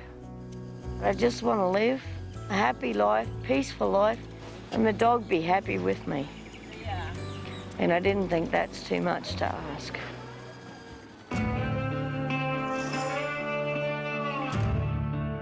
It's now nearing the end of office hours, and in desperation, Jared, Trinity and Tian have tried Centrelink in Inala one last time. They said they'll get someone to ring us within the next hour, but they've been saying that all day. What a useless dad. I don't think that. Sharon wasn't going to do this. Yeah, Mum wouldn't do this. She's like the boy who cried wolf. She cries the same story and no one's going to believe her soon. She's been crying the same story for how long? People believe her. It's because she's a tiny little white thing and I'm a big ugly black thing. They instantly think I bash her and feel sorry for her and take her in. The Centrelink department that promised to call Jared back closes in a little under 10 minutes. Because these other people were supposed to have run back by now. Centrelink said uncertain housing, and they've both fallen through. Standard. He's also tried crisis accommodation providers across the city, but they're full. Faced with spending the night on the streets, he's calling his last resort. Nah, no good there either. We won't leave Dad. Jared's mate Ange has been dealing with her own family issues, so he's been reluctant to reach out. We got no car, we got all our clothes and nowhere to fucking stay, and we are fucked. I've got caught on the 19th. I guess you come to that shit cunt. Nah, I guess we're going to shit cunt's house. Alright, well, I'll see you soon then. Okay. Love y'all. Love you. Ciao. Bye. Bye. See ya. Staying with Ange is only a temporary reprieve. Oh, it's still stressful, but we've really got nowhere else to go. You know, she's a true friend that would do anything for us, anything for my kids.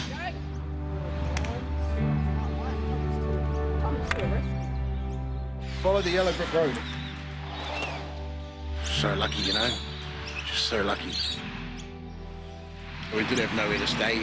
We were legit on the street, legit 110% we were on the street. Negotiating a system of housing and welfare is enough to challenge the best of us, but at least there's universal healthcare to fall back on.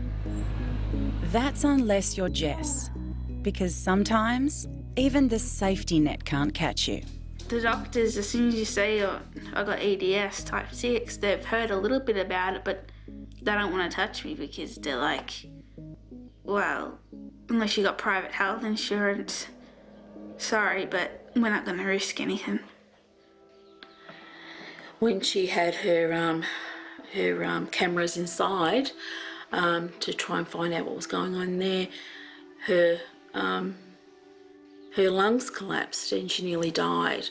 And he said, look, we had a lot of trouble keeping her alive. So he said, unfortunately, he said, she won't be able to go under any more anaesthetic because she will die. My GP's like, I want to help you, but there is no help here. The specialist treatment she needs is 17,000 kilometres away, in Baltimore, in the US. I spoke to them and I emailed them and they're like, yes, we're happy to take you into our clinic and everything. And they're like, all ready to book me in for an appointment. I'm like, oh, whoa. I haven't even got any funding yet to be able to do that. Jessica said, Mum, we've got to get to Baltimore. And I'm like, oh yeah, sure. We'll go. I wish I could just pop her in a plane and let's go, you know. But this is why we've got the GoFundMe and trying to see if we can get some money to go to Baltimore, because we're going to have to probably go for a few months. And so far, it's slow, but slow is better than nothing. That's the way I see it. It's better than not having no fundraising at all. How much money are we talking? About 30 grand. 30 grand or more. We've raised $140 in 2 months from 6 people, which is good. It's a good start. We need to get there a bit more. With little money for life's pleasures and Jess's deteriorating medical condition, it means more often than not, Mum and daughter are stuck at home. You alright, Jess? I'm frustrated and bored. Why are you frustrated for? Because, Mum. Why, darling, tell me. Everything. Oh, you're having a bad day. Yeah. Since Mum had to leave her job, it's been, really, really hard. But it's been good in a way because I get to spend more time with Mum. Hello, darling. Go and hug Jessica. Go on. Yeah, you can. She loves me a lot. And I'm forever grateful for every day that she's home with me. Because I don't know how I'd be if she wasn't. look, I'm not strong all the time. I mean, I certainly cry, especially a lot at night time, you know, and, you know, thinking about what's going to happen and it's just, it's horrible.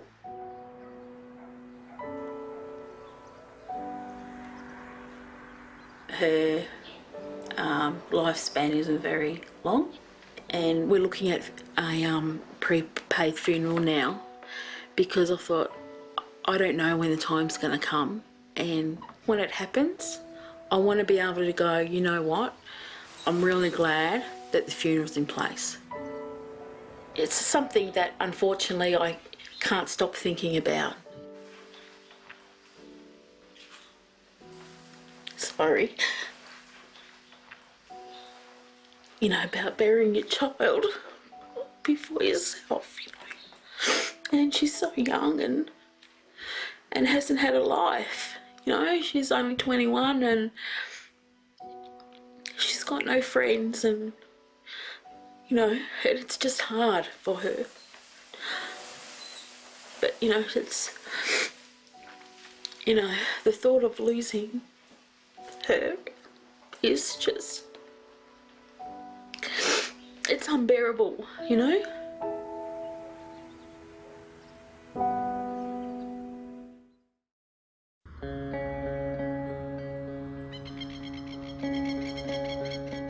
In Melbourne's outer north, Jess's condition will soon deteriorate to such an extent she'll need a wheelchair. Please come in. Hi, Jessica, how are you? The right kind of wheelchair is not going to be cheap, so the first step is a visit from Victoria's Occupational Health Services. So the wheelchair, what are the aims of the wheelchair? So I can be a bit more independent because some days I can't even get out of bed because I'm so sore and there's things I want to go do but I can't. Okay, so it's the pain that's stopping you with your mobility? The pain and to go shopping and stuff and do things that normal people do. Yeah, we've got the chairs here, Ryan's waiting there. We may as well just go in and have a look at what they're going to be like. So this one is called the regular standard wheels and this one is the transit ones. So that's for Mum to push you in and that's for you to right. push yourself, basically? Yeah. Okay. Yep. The wheelchair Occupational Health believes Jess will eventually need costs $3,000, only $1,000 of which is covered by the government. Really? Yeah. How long would it be till I really be able to get the wheelchair? Would you be able to fund your own wheelchair? There's no possible way. It's the financial hardship. Yeah. Then we can go through the funding groups that are out there. There is a wait list for that to be approved and you could be waiting 12, 18 months for your wheelchair to become available to you. A bit disheartening, hey, Jess? I can see she's a bit upset. Yeah. But you're doing well though. You're getting on with things, which is good. I'm trying. It hasn't stopped you. No, I try not to let it, but sometimes it gets real hard. And it's so painful because I'm in pain every day because literally your whole skeleton feels like knives stabbing into you. Yeah. A day at a time. Yeah. A day at a time. Yeah. That's all I always ever hear anyway. A day at a time. With Jess's condition requiring a more advanced wheelchair, Occupational Health will have to return. It's nice to meet you. Yeah, nice to meet you as well. Yeah. Like it all. Oh, thank you. Yeah. See you, Jessica. Bye. They're the sort of appointments I have every single week. That intensity, and it's just like, bam, especially at doctor's appointments, and you're like, okay, so now you got this wrong with you. Congratulations, let's work on that. So.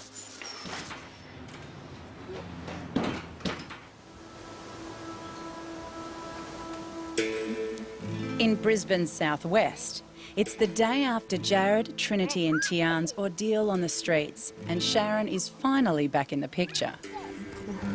Jared believed that Sharon was making it impossible for him and the older kids to access their family tax benefit. It sounds pretty bad, but I don't know if he's just making that out to make me feel bad. But we rang today, this morning, about it, and I told him that I was going to Centrelink today to sort it out. It's only fair, you know, at the end of the day. I'm not selfish towards my 2 older kids.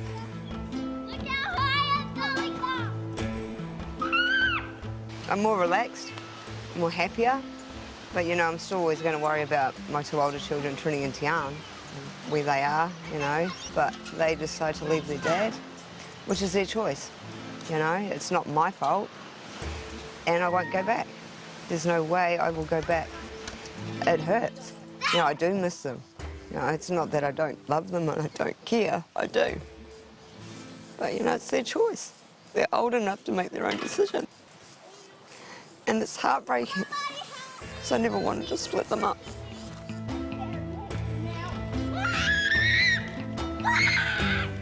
Son. So we're in a shelter now, Women's Refuge, which is great. It's nice and quiet. There's no yelling or screaming. I'm more at ease. They miss Dad, Shelby does. So does Peyton, but not as bad as Shelby. But they've been okay. You know, they're ups and downs. But it's just getting them back into routine. Sharon is also determined that now she's away from Jared, she can stay off the drugs. That was his form of control too. I didn't want it, but if it's there, I'm going to smoke it, of course. And I'm glad to be clean, you know. I don't need it in my life, and I don't need it waved in front of my face. Because having it waved in my face, of course I'm going to take it. I'm an addict. I want to go back on that screen. I love him in some way, but not like I used to. There's too much hurt and pain, and we've both done it to each other. You know, it's not one-on-one. You know, we've both hurt each other over the past. But, you know, to move forward, I have to cut all ties. Okay, you can do it yourself now. Quite capable. Next time on Struggle Street. I've just gotten my superannuation money. I'm really hanging to get a guitar. A financial windfall is music to Michael's ears. Oh, that feels so good. Oh, it's been so long. Oh, cheers! Can a small victory mean big changes for Jess and Michelle? I did it, Mum. You did it! You did it! Jump up there, real quick. And with nowhere to stay, this is Josh and Monica's new home. That looks like someone's lived in there, and there's like birds, rats, everything dead in it.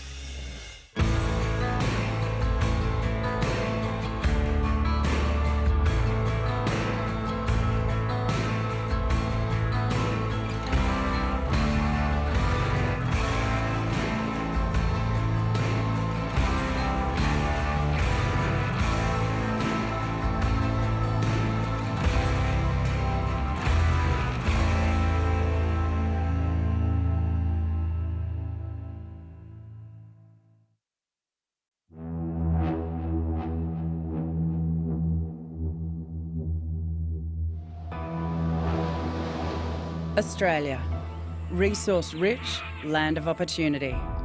One of the wealthiest countries in the world.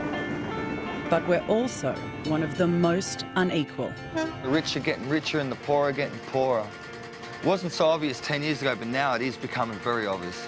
After 25 years of relentless economic expansion, nearly 3 million live below the poverty line. I got to see a side of poverty that I actually didn't even know existed, you know? They're stuck on the bottom rung. We're sick and tired of not being heard and sick and tired of struggling. There's not enough money being put back into the people. Feeling left behind in the land of the fair go. Even these sewer rats have a place in society, and I'm the odd one out. In this series, we hear from those whose lives are a daily struggle. We're not terrorists, we're humans. We're Aussies. You know what I mean? The forgotten battlers trying to make ends meet, and hear from those trying to help. Yeah. If we don't give them a bed or a couch, where else do they go? And the families trying to hold things together. And my dream is just never give up. And I'm doing this for my kids, for my family, my wife. But when the system turns against you... We've got no assistance. We've got no help. That manhandle me. And the ones that are hurt are the ones you love. Oh, look, come on, you're scaring my son. This is what it takes to remove me from my house. That's when you could end up on Struggle Street.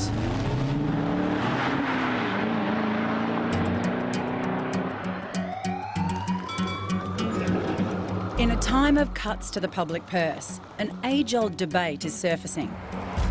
Which of Australia's poor and dispossessed actually deserves a fair go? Is it fair to blame some and not others for being on Struggle Street? Well, there's some people that need a lot of help and there's others that are just bludgers. And it's bad for other people. Some people don't deserve to be on the dole where they should be working instead of sitting on their butts and smoking their drugs and chips. But then you never know anyone's backstory, you know what I mean? Like, you don't know what that person's been through. I'm a welfare recipient. I have 2 kids. I have a carer's payment for my kids because both of them are disabilities. They could have been homeless for 2 years. You know, their family could have left them, you know what I mean? You don't know. You are a scallywag. You are. For Michael, his path to Struggle Street started with him being bullied at school. A scallywag. It led to him trying heroin as a teenager, years of addiction, and ultimately homelessness. Leave the cats alone. Come on. Living in the inner west Melbourne suburb of Seddon, he's now kicked the habit, but remains on a disability pension for anxiety and depression. Sorry, say that bit about Colac again and the solicitors. Last time we saw him, his luck had taken a turn for the better after he got a brand new set of teeth and his brother Stephen gave him their recently deceased mother's car. So we just want to sell the house and wrap up all these assets and pay Mum's mortgage out and just finalise everything. That's what we're really keen to do. But fortunes can change quickly on Struggle Street. Today, he's just received a call from a lawyer informing him his cousin wants to be the will's executor. Look, I have no experience with wills. Does the house money go into a trust account? So she doesn't get the money for the proceeds from the sale? All right, ta-da. With Mum's estate, there was my cousin was appointed executor, but she stood down, and now she's wanting to be executor again because you can get a fee for doing it. I've never done anything to her my whole life, had nothing to do with her. And Mum went and stayed with her for 1 month and makes her executor of something as important as a will. We got a lawyer to do all the work, and we're about to proceed with probate and selling the house. And now that has to all stop. And we have to repeat the whole process with another lawyer, someone that doesn't even have our interests at heart. Oh, I'm glad I got a beer. I'm an alcoholic, Whittle. I can feel alcoholism getting a hold of me. I can actually feel it. I learned a lot about addiction with drugs, but I never used to drink. Now I'm drinking because I'm stressed. And that's not good, is it? I'll tell you what's worse, not drinking when you're stressed. Michael's still not clear how much he might get from the sale of his mother's house. This new development has thrown him into a spin, so he decides to try to get his brother on side. I'm telling you, we need a lawyer to represent us, just to make sure everything goes smoothly and doesn't rip us off more than we have to be ripped off. I can't convince you that we need a lawyer to just look after things on our end. He just hung up. He's nuts. Oh, fucking idiot. All right, so I have to spend 10 grand of my own money. Oh, what a fuckwit. But Michael's bad luck doesn't just stop with his mother's will. How are you, Alex? Good, how are you? Oh, I've been in a car accident. Dude, that's awful. Yeah, I got Mum's car and it got T-boned by an old lady. I'm a born loser. Stop it! I'm gonna head to work because I don't get my train. Love, I'll give you a ring Wednesday. He's not sure he'll get any compensation, as his car wasn't insured or registered at the time. It was Wednesday. I had the money. Here I am on my way to registering the car that my brother finally gave up after it was out of rego. Yeah, an old lady spread through a give way sign and T-boned the car. Wrote it off. I'm the unluckiest bloke in the world. I'm sitting here fully expecting to be evicted for no reason. Or something will happen and I'll lose my animals and my house. I just give up. This latest run of bad luck threatens to overwhelm him. Yeah, I'm hungry. What are you going to do about your brother? Nothing. What can you do? He's a brain dead fuckwit. I'm on my own.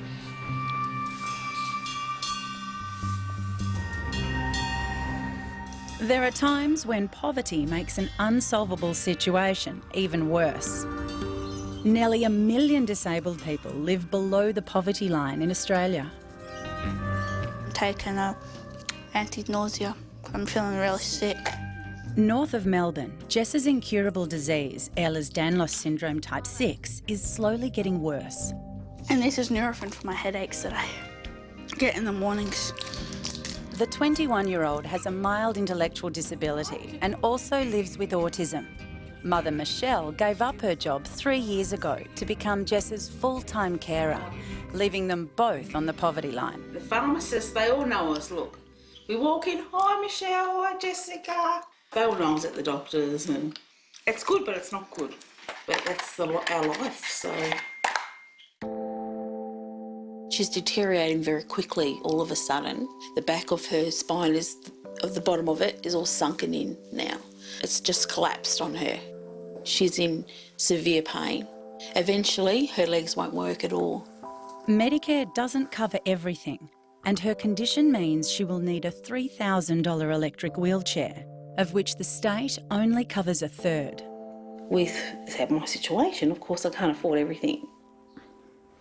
So rather than pay some bills, I went and brought her shower chair, and that cost me $103. It was one thing that we couldn't wait any longer for, and I'm feeling bad luck. I'm just going to buy it for her. You know, I'll go without everything and anything for her, but I certainly can't afford a wheelchair. Jess's dream is to raise at least $30,000 to get her to the US for specialist treatment. But her GoFundMe page is nowhere near that. Bobby. Michelle's dreams, however, are closer to home. She wants help to pay for the wheelchair. My main goal for Jessica is to try and make her as comfortable and trying to manage her life as best as she can until the end. So last night I did a little post here. It's called Free Stuff Melbourne. I wanted to get people's attention. So my headline was Wheelie Wheelie Need Help. Get it? Wheelie with a wheelchair? Oh, I thought that was good. And this complete stranger, he found this, which is a hoist, it turns out, to lift up people in their wheelchairs and into bed, because eventually Jessica's going to get to that stage. No, I can't lift her. And he was like, I'd rather someone have it who really needs it for free, I was just like, wow. Michelle has to count every cent of their carer and disability pensions. Even getting Jess out of the house to cheer her up can't cost too much. Oh, the sun's coming out, good. But today, that's not a problem. So today is Jessica's art class, her oil painting. So you'll get to meet her teacher, Doreen. She is such a lovely lady, Very kind-spirited. Very, yeah. Hello. Hola. Doreen met Jess almost a year ago and doesn't charge her for lessons. With your bird, Jess, I thought that we'd go over top of yellow. that, so Yeah, we'd hide that black, yeah. Yeah. I met Jess and her mum at an art show. I said to her, I said, Jess, do you do art? Do you take lessons? And she said, no, I wish I could. Mum can't afford for me to take lessons. So I said, I'll teach you. She's a very special girl. I love her dearly. Oh, I do. Doreen. Yeah, we love you, Doreen. I feel welcomed and loved and supported. And so I can just be myself. Oh, that looks good. Doreen has arranged for Jess's painting of her canary pumpkin to be displayed at a local art exhibition, and Jess is thrilled. I don't know what the prize is, but there's like best painting in show or something. Also, people can buy it too. So, but it'll just be cool to have it hanging there in front of everybody. Just need to shape his leg a little bit. It's more than an art class. It's what keeps her going. She can forget about her pain for that bit while she's painting. And I said to her, you've got to live your life while you can. Just go down with that. It can be the kindness of strangers that makes life a touch more bearable. But sometimes something more is needed. Closer to town, Michael's growing personal troubles are beginning to overwhelm him, and he needs help. Be right once I get some meds. Oh, God. Oh, I've got to see my doctor, Dr. Benny. I'm really sick with all the stress, and I haven't been this sick from stress ever. I'm vomiting and not sleeping, and anyway, it's just all got on top of me. Oh. Dr. Benny's been the one constant in his life for the past 16 years. Come in, Michael. Thanks, Doc. Take a seat. All right. All right, good to see you, Mike. Nice to see you, Doc. I haven't been well. What's the matter? I went and picked Mum's car up from Colac. Got sideswiped in Middle Park and T-boned. And that was a bit of a shock. Okay, so I didn't eat very well for a couple of days, blah, blah. Now, what's been happening with Mum's estate is I get a message on Saturday from the cousin saying she's no longer going to step down. She wants to be the executor now. Don't contact me, contact my lawyer, it says. All right. That finished me off, right? Since then, I hardly eaten. I haven't been using. I haven't even been smoking hardly any pot. So you're really upset about this, aren't you? Oh, fuck yeah. Anyway, I want to go on diazepam for a couple of weeks. I'm really bad at the moment. So you said you're not using any drugs? What about alcohol? Yes. How much are you having a day? Oh, 1 or 2 long necks of beer a day, on average. You asked about diazepam. I'm very nervous about it because of the risk of overdose, especially for people on methadone and if there's alcohol on top. If we were going to use that, it would have to be sort of on a daily pickup arrangement at the chemist. Yeah. And maybe also, I mean, I know you're getting some support from people, but maybe you need to sort of talk it through with somebody in a bit more, because medications are not the whole answer here. Yeah, I just feel like I'm the biggest loser in the world. And I have dreams about being homeless again. And sorry, I'm just running on empty. Yeah. Anxiety, depression and homelessness, I think, would be some of the real issues that people are struggling with now. One day at a time. Thanks, Dr. Benny. It might just be that our society has become more difficult to live in. I love you. Yeah, you're a good doctor. There is less support, there's less family sort of cohesion. So people like Michael often feel that no one cares. I think we have to accept people more as humans. And our politics is really about excluding people, excluding the people that are different when they're struggling, where we don't care. We look after ourselves. Michael's one of the 1.7 of the nearly 3 million who live below the poverty line in Australia and who rely on some kind of social security as their main source of income. But getting off benefits and into work is one thing. When you're homeless, it can seem impossible. Who's going to hire a homeless person? Seriously, who's going to hire someone who's homeless? Give me a job, I'm a hard worker. I'll run them into the ground. It's a catch-22 Josh knows only too well in Brisbane's Inala. Jump up there, real quick. Go, run. Run with it. Newly released from prison, he has no job and no ID, which means no one will give him a place to rent. At the skating rink, a place where I really don't want to crash tonight, but I got no choice. Go, go. His arguing with wife Monica resulted in them having to leave his sister's house. It means their last option is the old skate rink. That looks like someone's lived in there, and there's a couple of other rooms, but like just health-wise, it's real bad. There's like birds, rats, everything dead in there. Josh's life wasn't always like this, but a fateful decision to try ice only 3 years ago destroyed everything. You just got to be careful where you stand around here too. Needle there. I know what. I don't think that's water. It's piss. I wouldn't sleep up here after seeing what, like the needle and that, because you don't know. They could be like, you know, in the carpet, or a little kid could come up here and fucking get pricked or. His addiction to ice spiralled into manufacturing and dealing it. He never thought it'd get that bad. When I was a kid, I'd refuse to touch a needle, and I was against it. And now look at me. It just seems like I'm going in one big fucking circle with the housing and trying to get a place. It just doesn't seem to work. I was thinking, baby, you camp right here. I know there's glass and shit. It's probably the only cleanest spot I know. I can see. Back rooms are dirty as. Everything's fucked. Oh, here's the only spot, best spot. Yeah, Nala can be a nice place and all right reputation and everything else. Just no one wants to help us. Doesn't feel like home anymore.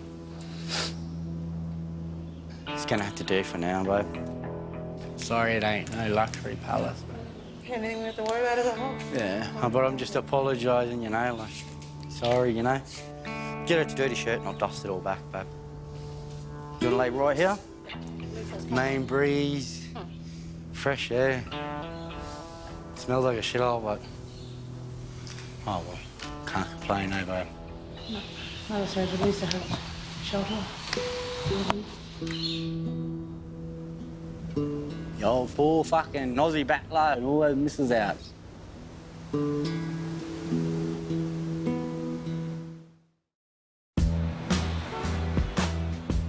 It's been a week since Michael visited his doctor for his anxiety and depression. The new medication is helping, and today's a good day for another reason. I've just gotten my superannuation money from when I worked for a couple of years, and I got $3,800 put in my bank. I've paid quite a few shops that I owed money to, paid my rent, so that's taken probably about $700 out of that $3,800. And I rang a bloke this morning about a job, and we know a lot of the same transport companies. We had a really good phone interview. He wants me to send a resume. I need some workwear. And, you know, look, I'm sick of walking around looking like a homeless person. Michael's been allowed to access his super on the grounds of financial hardship. The 44-year-old used to be a truck driver and hopes one day to get back in the industry. You know the biggest thing about working? It's not the money. It's actually being useful. It's having a use. Like someone needs me to drive a truck and drive some goods somewhere. So I want to get a job, and I want to be able to say to a girl when I meet her, oh, what do you do? Oh, I work at such and such transport company. You know, I'm a truck driver. I don't want to say like I do at the moment, oh, what do you do? Now I just say, oh, I'm an artist, you know? Which means I'm poor, you know? I'm a bullshit artist, but not a proper artist, you know? To be a proper artist, you actually have to produce a work of art occasionally. Anyway, where are we going? We're going to the Salvos? Where are they? Oh, here they are. Come with me, let's do some shopping. G'day, how are you? We're just doing some shopping. Okay, anything with the orange ticket is half price. Really? Orange tickets, half price? It's always a bargain at the Salvos. Thanks for that. No worries. All right, men. You just give up in the end. You wear your tracky decks everywhere. I went out last night, I wore my tracky decks. I was the only person wearing tracky decks at the Dancing Dog Cafe. Your self-esteem does suffer. G'day. Hi, how are you? I'm good, love. How are you going? I'm well, thank you. Oh, as long as you're well. This is the sort of thing I'm looking for, cargo pants. Oh, yep, definitely buy these, definitely. But his dream of coming off the disability pension and getting a job again is tempered by the fear his mental health will relapse. I don't trust that I'll be stable for 2 years in a row. Something always happens to me and I have a bad 2 or 3 months, get really depressed and don't go out. But you know what I really want? A mohair jumper.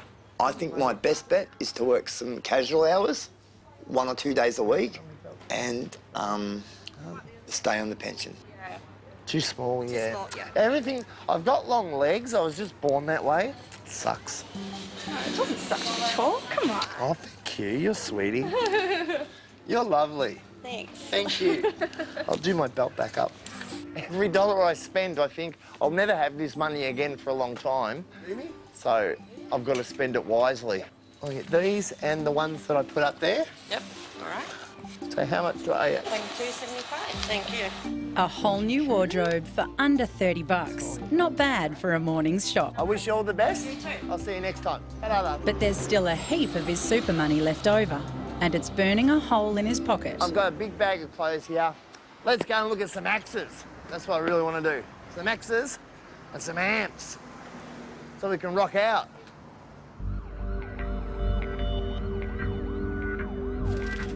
Australia's homeless suffer from high levels of violence, not just within the homeless community, but also from members of the public. In Brisbane, Josh and Monica have just stared that danger in the face after spending a troubled night in Inala's derelict skate rink. I didn't sleep real well. People coming down here and shit saying they were going to let gunshots off and trying to scare us off. Just cautious. Because it's just me and me girl and, you know, yeah, she can fight, but she won't be able to stop like 10 fellas jumping on me, you know? They could just throw her off, knock her out, and anything. What would you have done if they'd come over? I'd have used this. This here. If not this, I would have used my fists. They still don't know how long they will have to call the skate rink home. It was cold last night, man. It was freezing. Constant wind blowing. I was thinking about putting up a barrier here so nothing blows on us overnight time. This is shit. Before uncover. Yeah. The only problem is the health, and yeah, we're gonna get sick. I know, I'm starting to get sick, you can see it. It's not that hot, eh? And I'm sweating right up. Josh is trapped in a vicious cycle and has now stopped reporting in to his parole officer. They're gonna lock me up. Parole is gonna lock me up if I can't give them an address. If I turn around and say, I haven't got an address, I'm living homeless, they're gonna say, oh, well, then there's no point.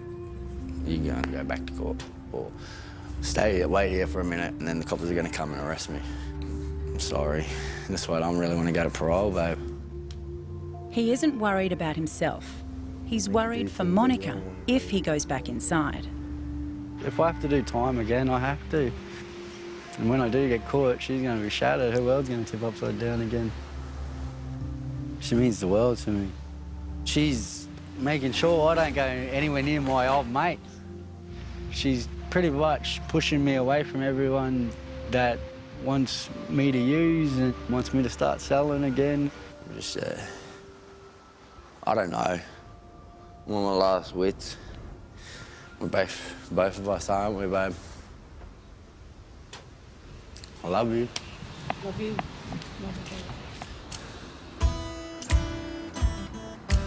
What I need is a fucking axe and an amp, you know? I miss guitar so much. Michael's Melbourne shopping spree with the windfall from his super is in danger of snowballing. I'm really hanging to get a guitar, but because this money doesn't come every day, I'm a little bit hesitant to spend it all on a guitar for myself because I've got 2 dogs, they've got needs, one's really old, one's really young, so I don't want to just blow the money. And looking at Strats. I want Strats and Marshall amps. I want a proper guitar, and that's $1,200 up. And then there's the amp. Fuck it, it's my money. That superannuation I worked for. I mean, I earned that money. The main thing is just pick them all up, try and play them, see how they feel, see what yeah. suits you. And oh, God, I love them. You've got to realise what music does for me, how much it relaxes me. Alrighty.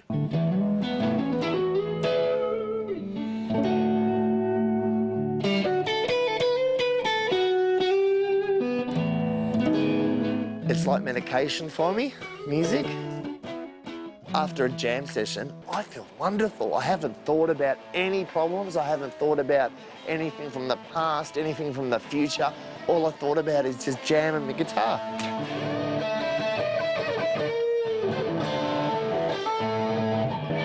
Oh, that feels good. Oh, that feels so good. Oh, it's been so long. It's 1,000 cash right now. I'll buy the white one off him. I feel selfish a bit. Maybe 25% of me thinks, well, fuck it, Michael, you've got to have a life as well, you know? He's spent $1,400 on the amp and guitar. I'm really happy with today. I feel $1 million, you know? Went for a job and everything today. Yeah, which reminds me, I've got to go and send that resume off. So, yeah, life's up and down, isn't it? You know, for all of us. You know, so it's up for me at the moment. So I'm going to go and get a coffee. So off I go. And to pervert some of the nice-looking women around here as well.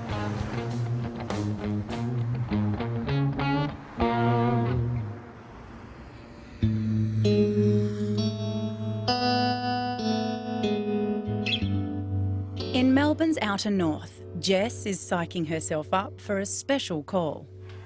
Unable to afford the trip to the US for specialist treatment, Michelle has organised a compromise, a Skype chat with the doctor. Jess, nothing bad is going to happen. It's a computer. It's hard for me. But even that's an overwhelming prospect for the 21-year-old, who has autism and finds social interaction with strangers stressful. I understand. But it's like when you talk to Nana and Papa on the computer. It's completely different. I've known them for 21 years. Yeah, I understand. I know it's someone you haven't met before. She's all the way on the other side of the world. But isn't that exciting? Yes. My hope would be to get her pain under control, because she's in unbearable chronic pain every day. And her spine, you know, is now touching her nerve sac that's on her spine, which is causing her so much pain. Oh, exciting. Hello. Hello. Hi. Nice to see you. Nice to see you. Nice to meet you. Okay, so how can I help you? I should explain. I have type 6 EDS with cardiovascular. I also have kyphosis, scoliosis, lordosis, POTS, and a whole 32 other medical diagnoses. My gosh. Okay, so you've got a lot on your plate. It'd be great if it was possible to take her to Baltimore and to see these specialists for ourselves. And they can help to manage your pain and do all the tests that they need to do there. You know, that's a hard thing because I can't afford that, you know. Pain management is a really big issue. I've been having seizures during the day more often now, and I dislocate, and that's really painful. My biggest hope and dream would be to get some medical help in Baltimore.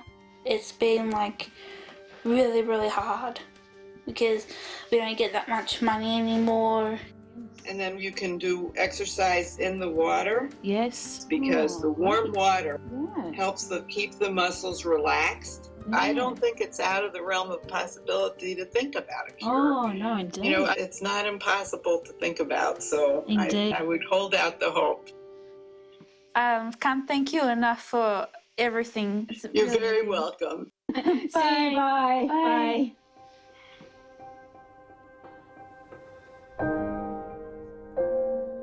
At least hope comes free, but that doesn't make it easy. Better than nothing, isn't it? I'm just feeling a bit overwhelmed with everything. But I am really happy. I've gotten a lot more information, and I'm gonna try and hopefully try some of the things that she suggested. Michelle will need to look into the costs of specialist aqua and physiotherapy.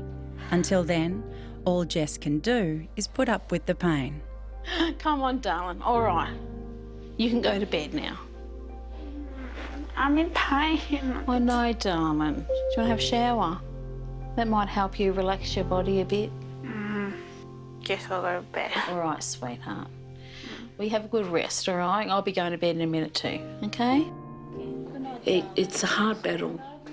It's hit us pretty hard, like a ton of bricks, really. Hopefully it'll all just come together somehow.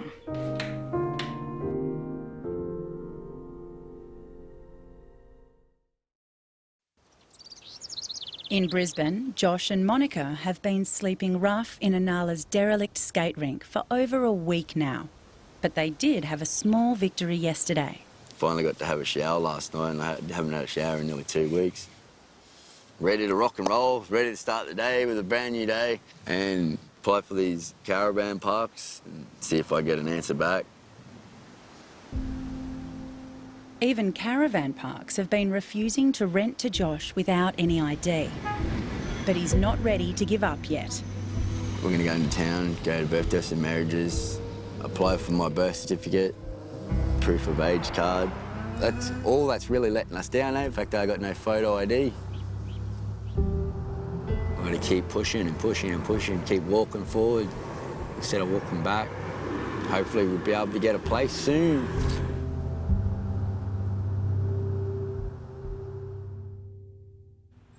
Two forms of fucking ID and an address. They turned around and said that we needed 2 sets of ID with my name on it and a set of ID with my name and address. I'm homeless. How the fuck am I gonna come up with an address? I feel like quitting and giving up. I can't handle it. Just can't do this anymore. I broke down twice so far this week because I couldn't handle the fact that everyone keeps rejecting us. Josh has now definitely breached his parole by not reporting in. If I can't do this and get my ID and get a place and everything, I'm just going to end up handing myself in. Every time I try, we're just going in one big fucking circle. Over and over and over and over.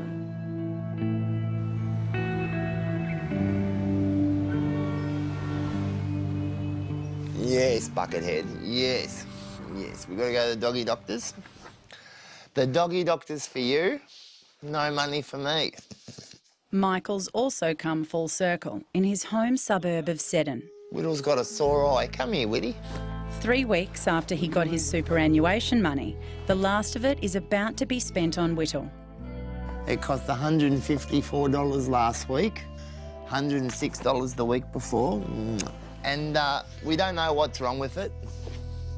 It's all inflamed. I've kept all this medication stuff because I've got to show the landlord because my rent's due today and I don't have the money left to pay it. And that means his pride and joy may have to go. If I pawn them, I'll never get them back. It's a good guitar too. Grouse guitar.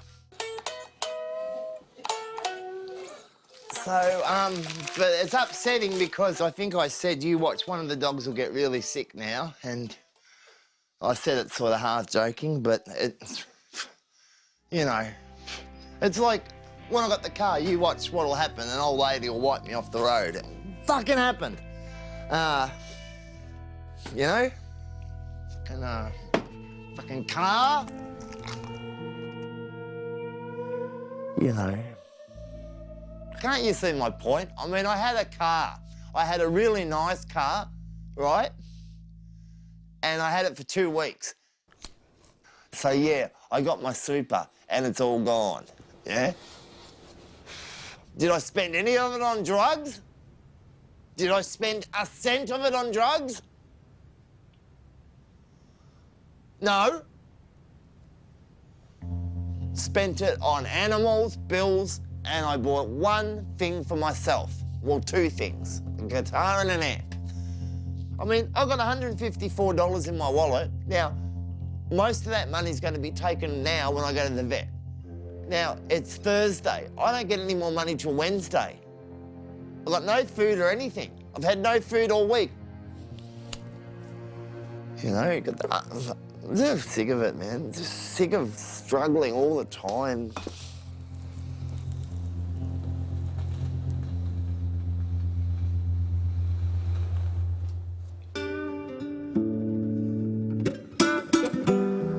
Josh is inside the one place that does know his identity.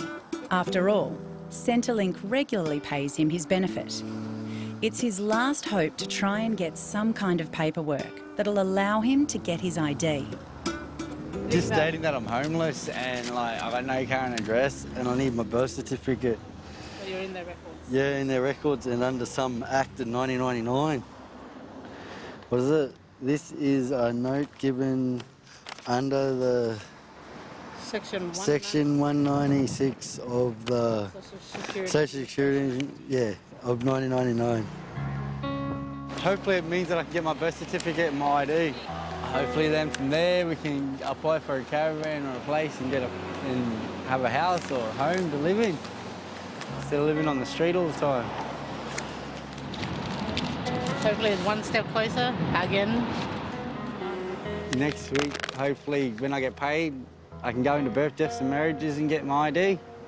From there, hopefully we can get a place, get our own home. Make little bambinos. No, jamming, I don't know. Hopefully, yeah, no, hopefully we just get our own place and then we should be right then. Josh knows he needs to hand himself in to the police for breaching his parole, but he's determined to find a place for Monica first. A husband makes sure his wife is safe and right. She means everything to me. Probably to hand my form in, get all my ID up, try and get a place. And if it's stable enough, I probably will hand myself in. So I know she's right, she's got a place, a roof over her head.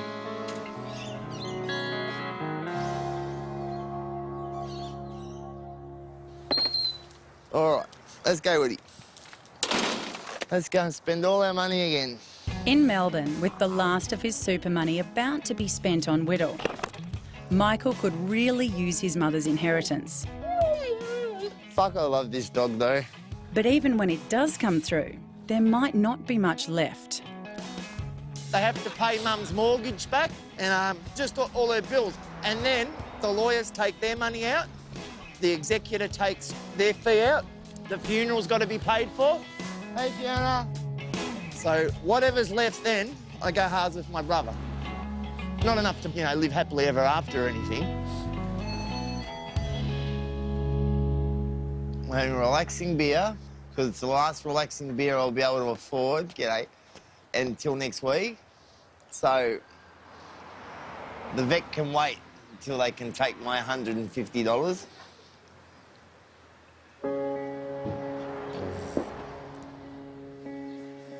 Are you tired, little munchkin? You tired? Finally, there's no putting it off any longer. Okay. So the actual ulcer is smaller. He still has it. Right. But the ulcer itself has reduced in size, so that's good. But we're going to need to check him again in probably about 4 or 5 days. I don't have any more money till next Wednesday. That's okay. Oh, that's in 4 or 5 days. No, that's in 6. That's in 6 days. Yeah. Okay. Good. That's fine. Thank you so much. That's okay. Thank you. Look, you're putting that back on. That's all there is to it. Yep. What's the damage today? So it's 119.50. Okay, thanks. Okay, I'll see you next week. Thanks for that. Oh, God. Come outside, Whittle. I'm going to cry. I've got no money left. Come on. Michael's back to square one. There's no food at home, and his only option is food relief from St Vincent's. Oh, of course. And it's past 2 o'clock. And you know what that means? If you don't ring Salvation, the St Vinny's by 2 o'clock, they can't come around. And if you ring them Friday, they don't come around till Monday. So now I've got no food, no money until fucking Monday.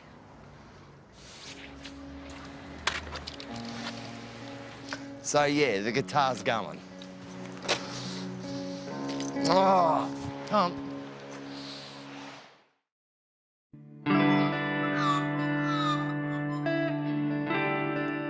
It's been several months since Kiwis Jared, Sharon and their 4 children had to leave the Koha Shed Crisis Shelter in Brisbane. Last time we saw Jared and teenagers Trinity and Tian, they were homeless on the streets of Inala. You're not watching cartoons all day. Sharon was living in a women's shelter with the 2 little ones, determined to break from Jared. Hello, Mummy's baby. After months of couch surfing at friends, they're all back under one roof in Brisbane's southwest. At least for now. We have our moments. Yeah, we have our moments. We have our good times and we have our bad times. We don't have many good times, but we have Yes, bad we times. do. We have good times when things are going Sharon's way. Shut up. Let's watch American Poltergeist. Yeah, right? No. We were homeless when we got accepted for a house. Oh, me and the kids were staying at a motel, Sharon was staying at her friend's. I'd started working for a guy landscaping. I'd done 1 day's work and I had to hit him up for the bond. It was fucking so embarrassing, but we had no other choice. So it was just a fluke we got in here. This is my room. This is my bed. But I slept down here with Mum. The couple are now drug-free.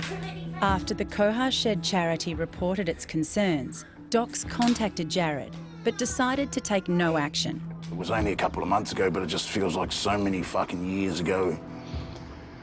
It was a horrible time. That was dark. Oh, the Koha Shed, they were there for us when we needed help. It didn't go the way we'd planned, but they stopped us from living on the street. Yeah. You know, they gave us a roof. It might have been a donga. They cost us a fortune. Yeah. Oh, it was the most expensive donga known to man, but at the end of the day, we had somewhere to sleep. Yeah. The kids are at school and Trinity's now well into year 12. We're in a stable home and Dad's got a stable job and he's like encouraging us to do things that we want to do. He just makes me feel better. So I just got to try and keep moving forward. Don't, Shelby, I mean it. You won't, you're scared. But it might all just be the calm before a new storm for the family. I didn't think the house was on. Jared has now come to realise his relationship with Sharon is broken. And to make things worse, his trial for serious drug offences is now just around the corner. I don't want to be a Jared. To me, it's like if I go back, things will just be the same. I always love him, but it's not the life I want, and it's not the life he wants. I want him to be happy, and I'm not going to make him happy. But, you know, I'm doing it for the kids' sake. I don't want him missing out on Shelby and Peyton. I feel it. No, you're mean. But he could lose all the children if a court finds him guilty and sentences him to more than 12 months. That could lead to his immediate deportation back to New Zealand. I don't want to go to trial. I don't want to lose my family again, you know. Like, things aren't right between me and Sharon, so all I care about is making sure the kids are all right, you know. But then, yeah, if I get deported and shit, they're fucked. Sharon won't survive. To be right back to how she was, with nowhere to live, and that's a shame. I don't want that to happen for her or the kids. Pretty sure we're still sitting at the top of that roller coaster and we're just waiting to come down. Dad's going to prove to everyone that he is not what they say that he is, and that he is a good dad, and that he can do everything that all those other normal dads do, because Dad's not normal, let's face it. But despite her optimism, Trinity's future and that of her siblings is an uncertain one. I've just tried to do everything right, and obviously it's not working. Don't be sorry. You're doing good. You don't need to be sorry. I love you too. I worry about Trinity. I worry about her every day. She carries so much for this family, and I do rely on her for so much. I'd be fucked without her. Because Sharon's just not there anymore. I just want the kids in a safe environment where they're protected and safe. Jared's fate now lies in the hands of the courts, which will impact the whole family's future.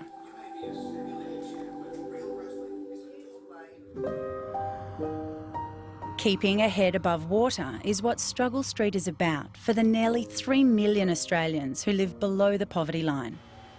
Tamara's managing to do just that. Her cleaning business is flourishing. I believe I can fly. Yeah, yeah. Her neighbour Alan plans to move away from Broadmeadows to where there's more customers for his gardening business. Hey, pudding cat. Meow. Michael has a new plan to get back on his feet. Sometimes people say what would make me happy, and I really don't have an answer for it. I know better than to say money, you know. I'd like enough money to buy a van, and that's my plan, Stan, to buy a van and walk people's dogs for it. I could do that. For Jess, lack of money and her worsening condition means she rarely gets out of the house. I got all the glitter on now. Oh, you'll be sparkling. Yes. But tonight, her painting of Pumpkin the Canary is being displayed at a local art exhibition. Voila. Bit nervous because I don't know how many people are going to be there. I don't know who's going to talk to me. But I'm very excited all at the same time. So I'm a bit shaky, but I'm also hungry. So it's a mixture of things. Yeah, got to be comfortable. I just got to cut this elastic off. Oh, crap. I just remembered something. The kindness of art teacher Doreen has been a priceless gift for Jess. I got Doreen a little 1-year anniversary card and little present. And it says, "You made such a difference in my life. Today I'm thinking of you and realising just how special you are. For the many kind words you have spoken, for the thoughtful things you have done, for the way you are always there. Thank you." Your first art show. Woohoo! One of many to come. I hope they got the nibblies out because I'm feeling nibbly. I can't believe that, like a year ago I set the goal and then this year I'm actually entered in it. This way. Oh, I can see it. It's over here. Let's have a look.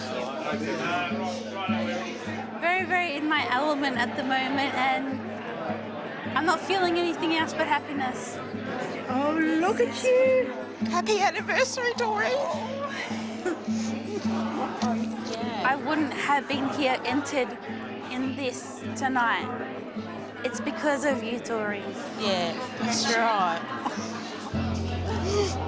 I love Jess dearly and it breaks my heart how Jess has suffered and her mum along with her. She has inspired me. She really has. I never hear her complain. That is just beautiful. What an amazing turnout, not only in terms of people but in terms of exhibitors. Please put your name down on something if you really like it. Thank you.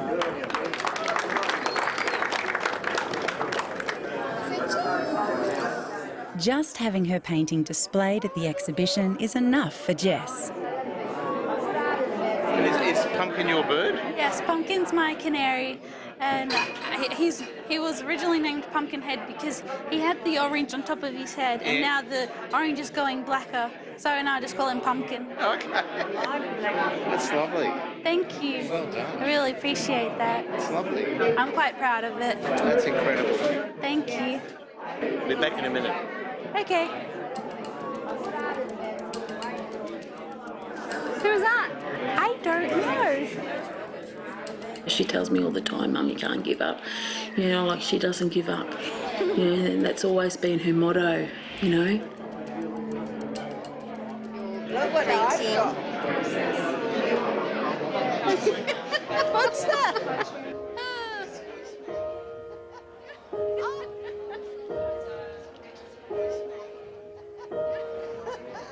Bottom line, Jessica! I have all receipts. Jess! I'm so happy. Oh, wonderful, darling. Oh. Oh, I love you. Oh, my baby. I did it, Mum. You did it. You did it. I did it. I'm so proud of you. I'm very proud of Jessica selling that painting because she's done it all on her own. I love you so much. I love you too, Mum. Come here. Come on. How she doesn't give up, and she just really inspires me to keep it going. Goodbye, pumpkin.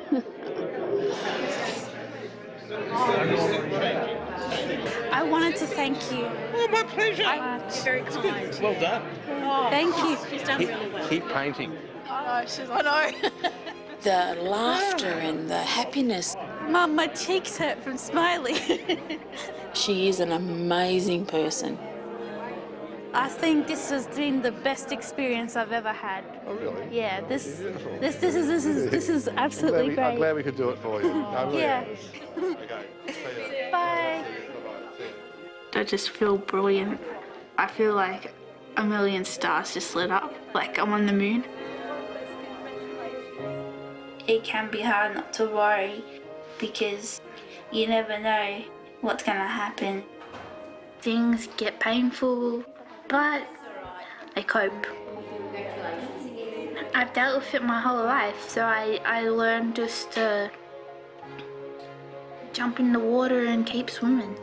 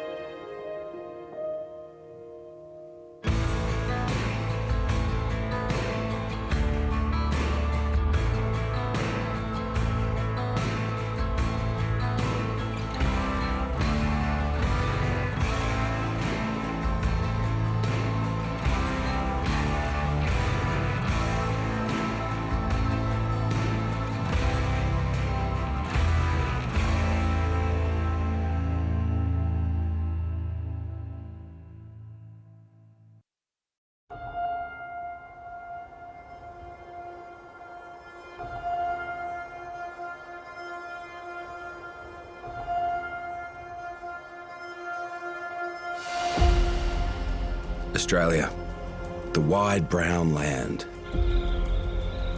For close to 2 centuries, our economy rode on the sheep's back. But things have changed. Today, over 3 million Australians live below the poverty line. And for those still trying to make a living in the country, the struggle's never been so real. In this series, we'll meet those who depend on the land. Water is the lifeblood of our farm. Battling a drought that could become the worst in 400 years. The last 2 years have been the most difficult. A very frightening time because you just don't know when droughts are going to end. And it's not just the farmers. Some regional towns are doing it tough too. I worry about my children's safety every day, every single day. We're going to get rocks thrown at us. There we go. Feeling abandoned. My house is trashed, mate. I've got knives, I've got bloody iron bars and everything in my place. Some country Australians have had enough. The ball went in the fucking window after it hit the mirror. Who the fuck are you, mate? Fuck off. Cars have been stolen and they dump them on our oval and they burn them. Like there was flames. With emergency services stretched, It's the worst suburb that I've ever lived in. limited access to health services, He's had seizures, bone disease, got kidney disease. and some struggling to even put a roof over their head. There's plenty of people breaking the laws. Why are they picking on me for? Are rural Australians fed up I don't think city people really understand what we're going through at all. and ready to leave? I don't think there's a future here. Country's gone mad.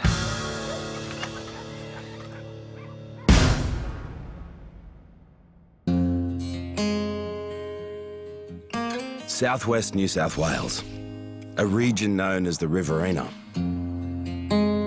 It's one of the most productive and agriculturally diverse areas in the country. They call it the food bowl of Australia. But one of the worst droughts on record is making life tough. The cost of water, the cost of grain, fodder, everything just keeps going up. National labour shortages and complicated government water allocations. It's a story familiar to farmers in many parts of the country. We're getting stuffed around by the water situation at the moment. It just doesn't make sense. The enthusiasm for the industry is, for most people, it's disappearing. Towards the Victorian border on the southwest fringe of the Riverina is the town of Deniliquin, or Denny to the locals. Denny produces rice, wool, timber and dairy. But milk production levels are down, and the only thing that will solve that is rain. You ready? Do you want to come with Daddy? Barry and Rosie are dairy farmers. They're also parents to 2-year-old Annabella and 5-year-old Lincoln. Come on, let's go. It's 6 a.m. in the morning and it's over 33 degrees.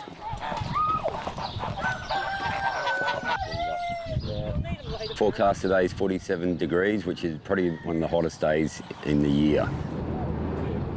So we've had a drought, so we haven't had a decent year now in over 4 years. Barry runs 350 head of dairy cows. I know most of them without looking at their tags, and a fair few of them actually don't have tags, and I probably still know them. It's a job that's been in Barry's family for 4 generations. It's the only thing I've ever done during my life, and you've got a job every day of the year. I'm going to be 54 tomorrow, and Rosie's 49, and at our age, it gets harder and harder to do what you have to do. And that includes twice daily milking with kids in tow. How do you like being a dairy farmer's wife? Yeah, don't marry one. How come? It's hard work. It's hard, long hours.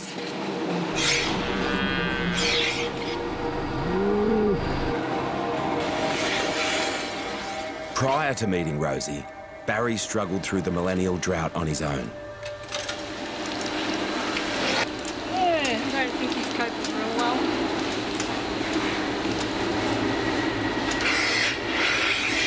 He's been through one drought and go through another one. I don't know if it's easier on your own or not. I guess he's got a lot more to think about now. He's got a family. Try to give him the support back home.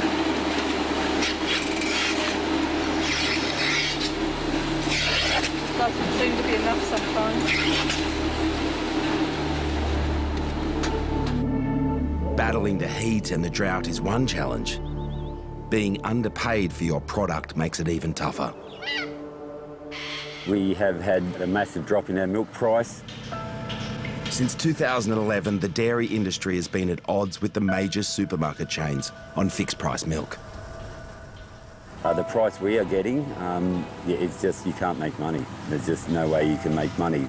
I heard another local farmer tell me that one of the main Victorian manufacturers are not expecting to have any farmers left on this side of the border by the time this drought finishes, because the milk price that the manufacturers can pay, it's just too low. It's been the perfect storm. Low milk prices, low rainfall, and this year the heat's been really high. With the cost of running the farm higher than their paycheck, time is running out for Barry and Rosie. I don't think there's a future here. I believe there's only about 55 days left of feed and water that we have available to us. And unless something changes, there's no future for dairying here in this place. You would definitely feel like you've failed if you had to sell the cows. I don't ever intend to get to that stage that you just have to give up. Across the country, when farmers are feeling the pinch, you don't have to look far to see the knock-on effects.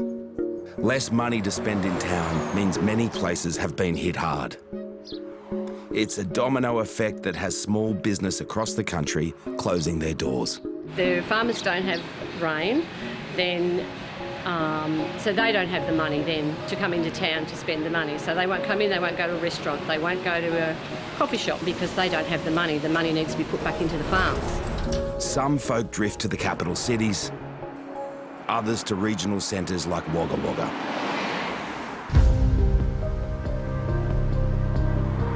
Well, I guess it's basically pretty much your big Aussie town, sort of like everyone still knows everyone. Everyone's still pretty like true blue, I guess. For those who find work, the rewards can be great. Wagga is a good area. There's lots of support and lots of help.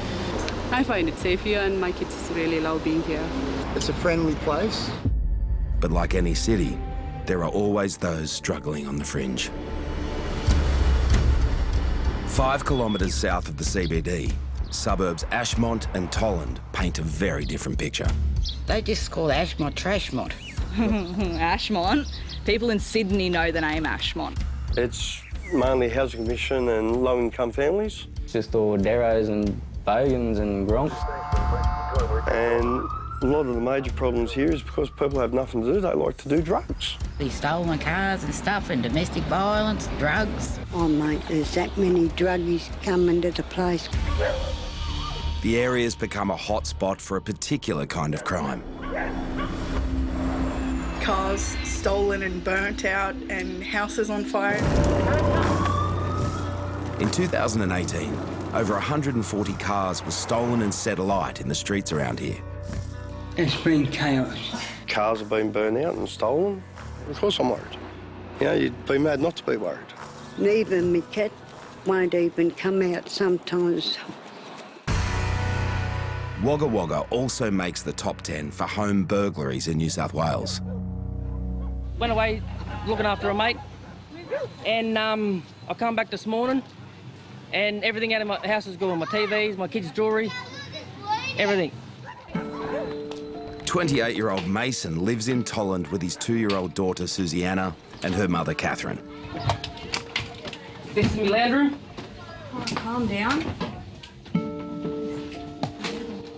There's jewellery boxes up like the hallway and like smashed up phones and stuff. Visiting a friend for the night, Mason and Catherine have returned to find their housing commission home ransacked. Through the laundry cupboard. They've been through that cupboard. My mum's great-grandmother's ring was in the bedroom, and now that's gone. They even went through my pantry. Even went through my cupboards. Went through my medicine cabinets. Mason and Catherine see the house as more than just 4 walls and a roof. Been here just over 3 years. I was just over 12 weeks pregnant. Sorry. And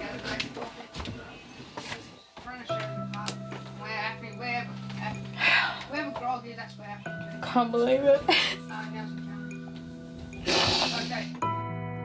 With the house in disarray, 2-year-old Susiana is staying with family. I brought my daughter her very first bracelet, and that's gone. Wish it wasn't so personal, and that's how it is when they've been in your home. You know, obviously you got to move on. You know, we've got a little girl to think about. I don't want Susan back here while it's like this. Yeah, I don't want her in this house like this either. I don't care about the materialistic shit.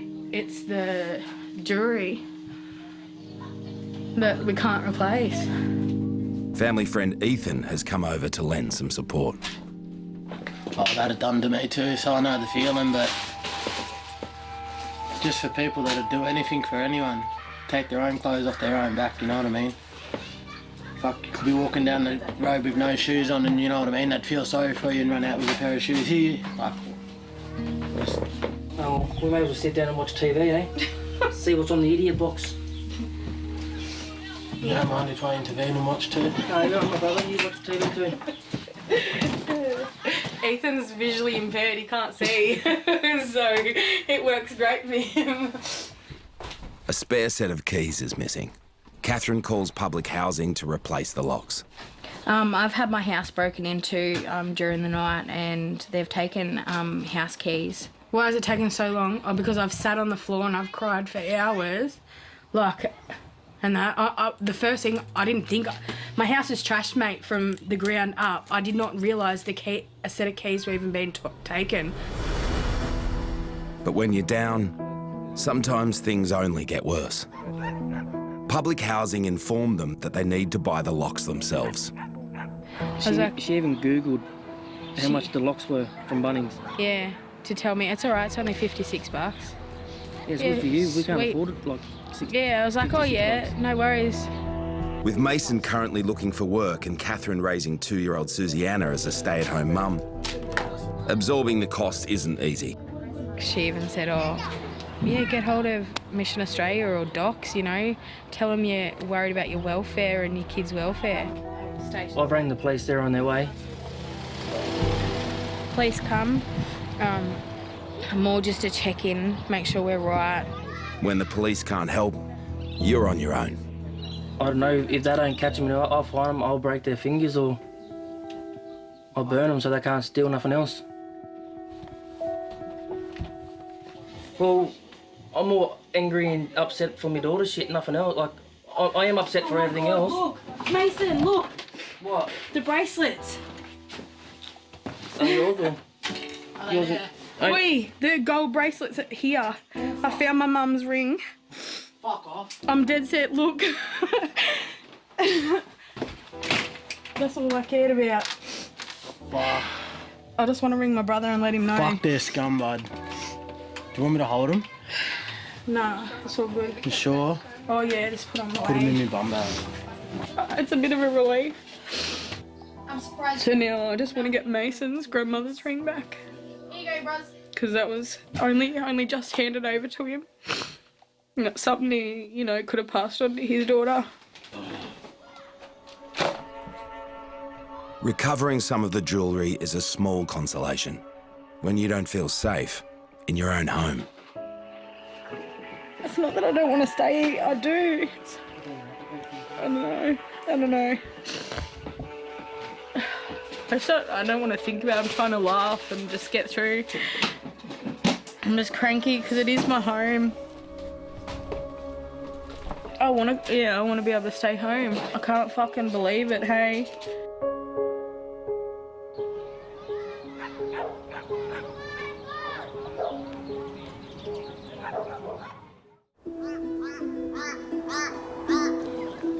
One in 7 Australians are aged 65 years or older. 1/3 of those on the aged pension rely on it as their main source of income, which is tough when it's not much more than the poverty line. Well, pensions are struggling. We've paid for our pension and the politicians are stealing, and I mean stealing. Wilkes Park in North Wagga is a free caravan site, popular with older Australians enjoying their retirement. As well as the grey nomads, the park is home to some more permanent residents, including 72-year-old Bob. Look at me, I don't look that old, but I am 72, believe it. No, not many people believe me. A simple tent has always been his home, but for the past 8 months, he's been renovating.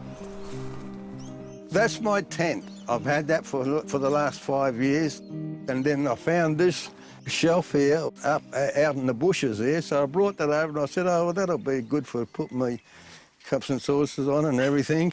I found this Gus bottle, and I said to myself, Well, now I've got an 8 kilo gas bottle. I'm going to have to buy a stove. So I went down and I spent $120 and I brought this nice cast iron 2-burner stove, and it does everything I want it to do.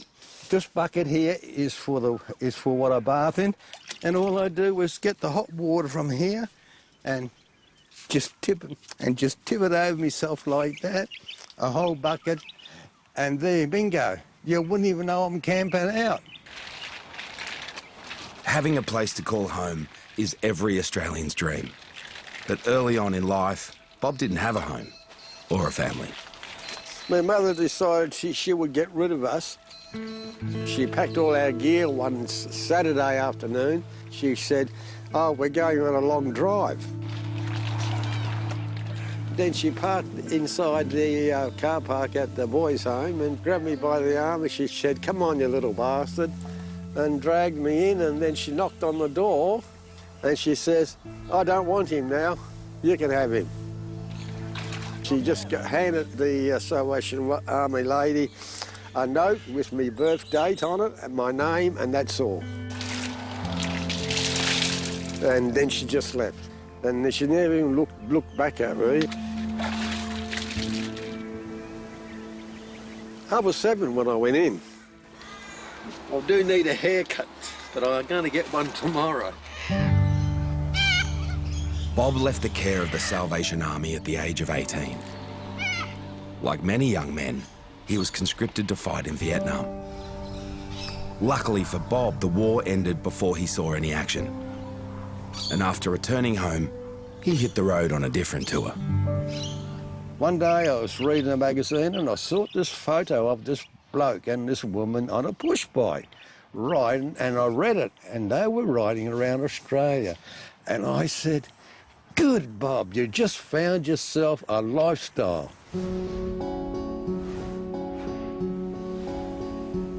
Been travelling around on my push bike now for 41 years. I have always done seasonal work. I start in New South Wales, go to Queensland, I go to Perth, I do all sorts. I do garlic, onions, apples, oranges, pears, chipping, cotton. I've done all the seasonal work, every single one that you can think of. After countless jobs and hundreds of thousands of kilometres, Bob's finally had to call it quits. I fell off my bike, and then one thing led to another, and I found out that I had the largest and the most complicated cataract that they'd ever seen in their medical career, and I'm still suffering from it. Bob needs an operation, and with surgeons as rare as hen's teeth in the bush, he's going to have to stay put, for now at least. I've got to have an operation. That's going to cost me over $6,000. So I'm camping out here so I can save the money up to pay for that. Like 1/3 of older Australians, Bob gets by on the age pension.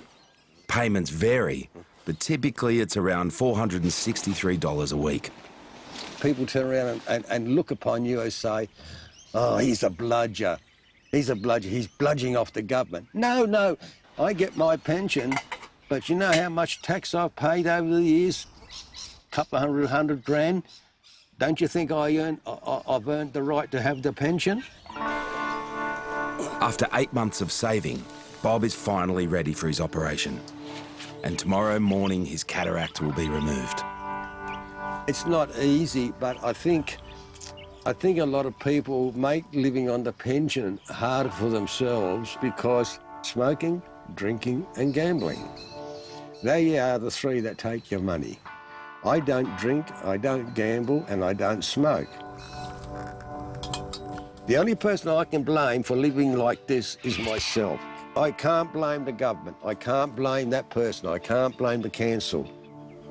Years ago, I should have saved my money. And I wouldn't be in this situation now.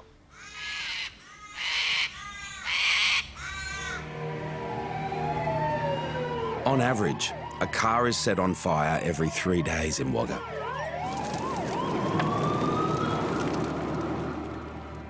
Oh, it's a terrible, dirty job. Third one today.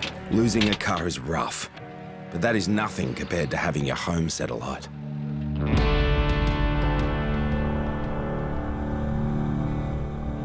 Frank and Tina have lived locally for over 20 years and have seen it all. There's been that many burnt here, right? Over the years. You drive around in the Ashmont area, burnt houses everywhere. In suburbs Ashmont and Tolland, vacant housing commission properties are easy targets for arsonists. None of us can go out for a nice night out to have tea or anything because there must be somebody always in the house. There's not going to be any houses left here soon. They're going to burn the bloody lot down. Having witnessed dozens of arson attacks over 20 years, Frank and Tina have their suspicions about who's responsible. Obviously, it's a lot of these juveniles that are burning them down. I don't know whether it's drug-related or they're just doing it because they can do it and get away with it. Frank spent most of his life as a station hand in the bush, but he's retired now and keeps an eye on the neighbourhood. Oh, I think these kids were breaking into a house on the corner. That's all. They're only juveniles, only little fellas, only probably 9 or 10. Sort of kindergarten. They're just starting to learn the trade, that's all, you know. Give them a few years when they're 15, 16, 17, cracking on the ice. Mate, they'll have to get serious about it, then they'll be stealing the big stuff. But now they're just apprentices, they're just learning. You know, that's why the coppers will give them a little slap, little tap on the wrist and I can go and do it again tomorrow. So, that's life, that's Ashmont. That's the way it goes. Years of living in Ashmont have given Frank and Tina a unique perspective on crime in the area.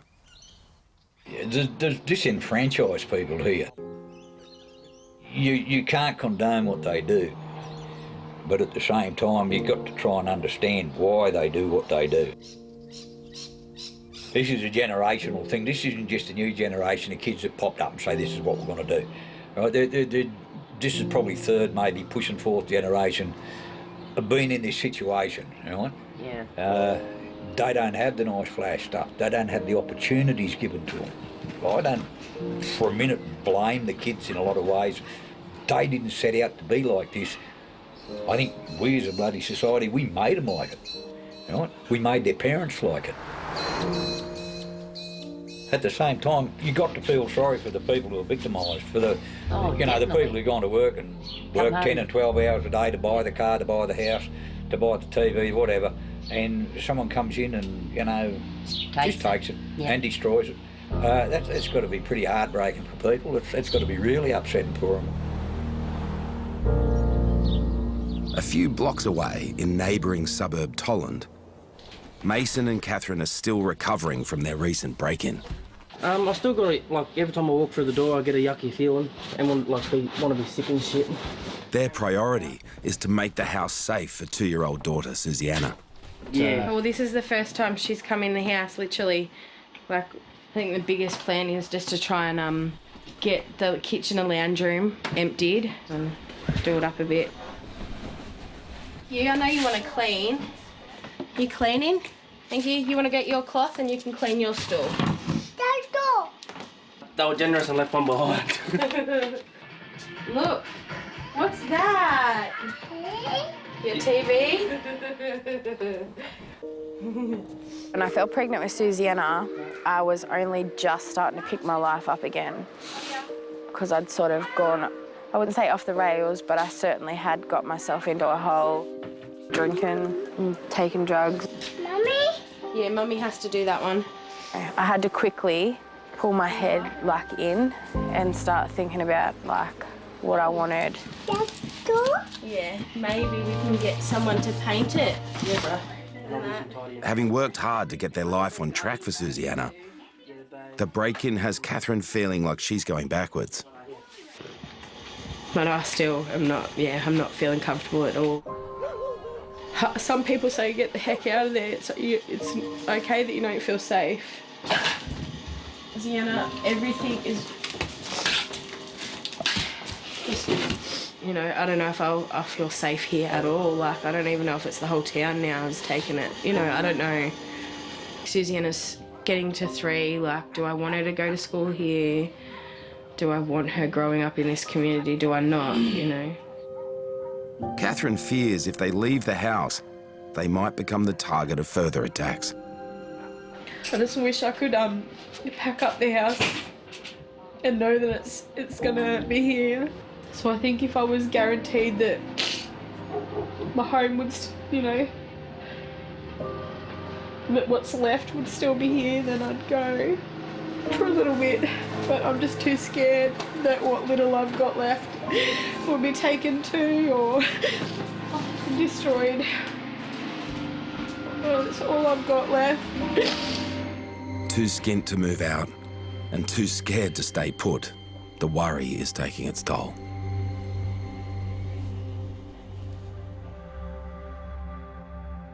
"250 kilometres southwest of Wagga is Deniliquin. With no rain and only a month or two of feed and water, Barry and Rosie are staring down the prospect of eventually having to sell the farm. Where are your boots? Daddy just spoke to you, didn't he? Yes? We're looking for Lincoln's hat. After a lifetime of work, it's hard to think of letting go. I don't think it's going to rain again. No, it's reality, isn't it? I'm only 54, but I've been doing roughly 80 hours work a week for 30-something years. Strapped for cash, they've had to let their evening workers go. So Rosie steps in. I didn't think I'd have to do it full time because we had workers, but yeah, things change. You got it? With no one to watch the kids, Lincoln and Annabella are also off to the dairy. All right, we better get going, hadn't we? Okay, children spend most mornings and evenings at the dairy, and to the majority of Australians that would seem very strange that your children, but that's what they're used to. Barry gets the cows with Annabella, and me and Lincoln come up and we start the milking, and then Barry comes and joins us after we've got the first row on.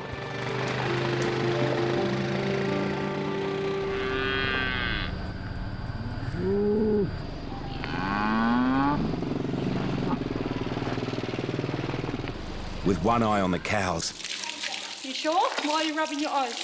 and one on Lincoln, Rosie has her hands full. Let me know when you got it together. It's not enough money to pay somebody to come in. 2 years ago we had morning and afternoon milkers. Yes, it took a fair bit of getting her used to the idea you could be a mother and a dairy farmer. It was a little bit foreign, that idea, to Rosie for a little while.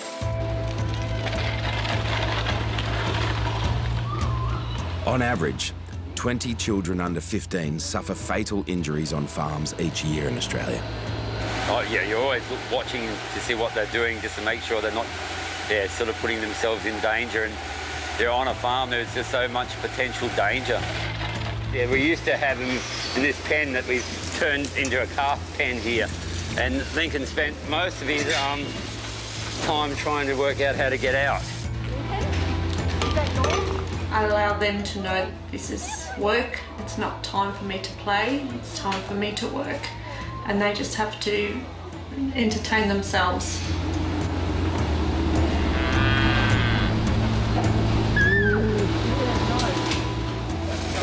Yeah, most of the time you love them.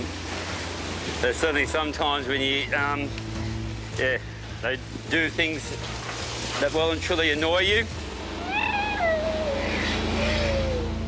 Barry and Rosie know firsthand what it's like to almost lose a child. This is where Lincoln got stuck back in January last year. He followed me out into the pit at the end of the milking. The rotary platform was sort of going around for the final time to get it into the right position to put the water through, and I didn't realise. I kept on going down the yard, and I got to the bottom of the yard, and then we heard the screams, and he was stuck in the rotary platform, and luckily Rosie was in the right spot where she could just jam on the brakes. So he was jammed, sitting on this, jammed underneath this bar. Yeah, so it was. Like, you know, there's just a tiny bit of movement in that, and yeah, he was just absolutely squashed. And yeah, I came in from the top, and Rosie was at the bottom, and it was only Lincoln screaming at us to reverse it. Because we had I thought I was going to have to get the angle grinder out and cut him out.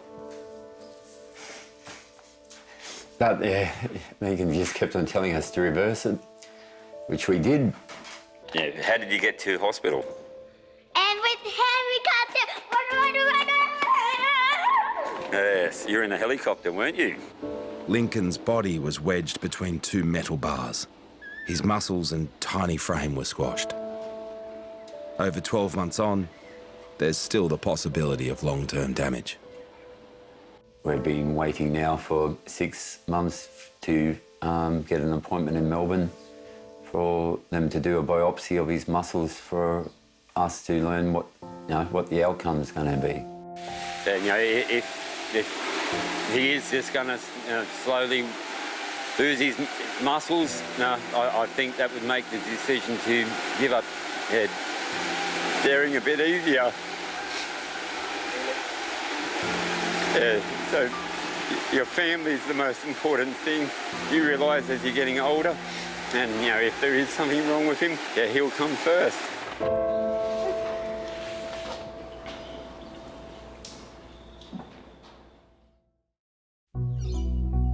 3 weeks after having his cataract removed, today is an important day for Bob. Today's my big day because today is hopefully it is my last visit. He needs to see his specialist for an update on his condition.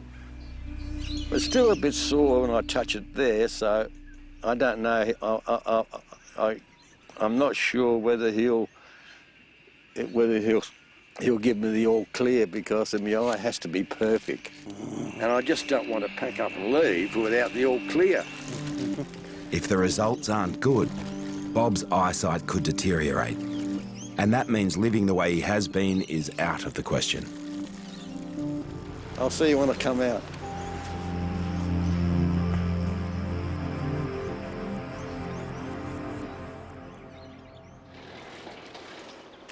Hello, hey. Well, I've just seen my registrar. Unfortunately, as I expected, the news is not good. I haven't been cleared to go back bush again or go back to my previous lifestyle. So I'm stuck in Wagga now where I am camping for another 4 weeks. He's been instructed to keep his eye clean, which is not easy when you're camping by a main road with no running water. And for Bob, the alternatives don't bear thinking about. Asking me to give up my push bike and go and live in a flat, right? It's just like asking a duck, you can't go and swim and can't go in the water because your toenails have just been painted and you're going to ruin your toenail paint. No, that's not going to happen. Back at Wilkes Park, and fellow camper Kev delivers more bad news. The rangers are real early and they come down there. I'm a whack, but they don't. Yeah. They come down there and to see you, I suppose, and then they went down the back there. And what'd they do down the back? I don't know. You don't know? They had a yarn down there and that was it. Camping for over 8 months is against council regulations. So I'm starting to wonder whether the council is trying to get rid of me and then trying to get rid of everyone else. If the rangers return, Bob's keen to get his facts straight. Well, we got here, see, as you can see, Wilkes Park's condition of use, as I thought. It's got the maximum period of use allowed is self-contained vehicle of 72 hours. Some people have been here more than 72 hours. Some people have been here for bloody months and weeks. There's plenty of people breaking the laws. Why are they picking on me for? Have they got something against me or something like that? What harm is there of me staying here? What harm am I doing? 2 weeks after having their house broken into, life is slowly returning to normal for Mason and Catherine. They're not stickers. Yeah, they're not stickers, they're tattoos. Okay. Yeah. Mason is unemployed and looking for work. But today, he's doing odd jobs around the house. Front door service. And with the temperature expected to soar well into the 40s, his next job is to move the aircon from Susanna's room into the living room. Mason! Oh, the cunt fell out the window. Mason! It's still good. Mason! It is not good! It is not funny! That's the only aircon we got! It just fell out the window! It's not funny! Oh!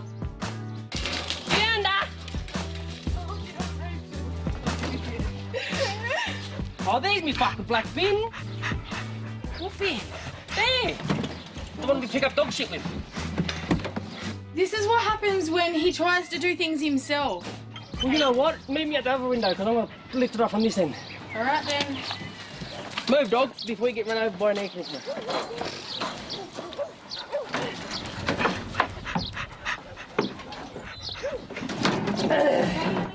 You're going to break your back, Mason. You got a bad back. Your back is stuffed anyway. Stop! No! That's as far as you're going to go. Can we wait till we get some help? Who what? The aircon's going to be outside the house now. I hope you're happy. We had a little bit of cooling, now we've got none.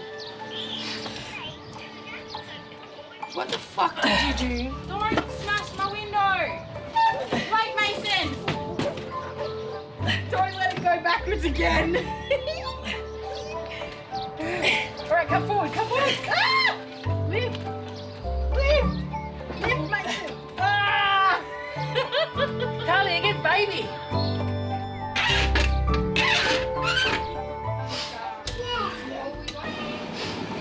This still works.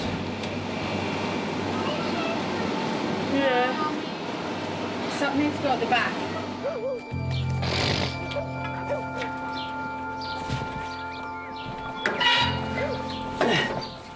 That gonna be too high?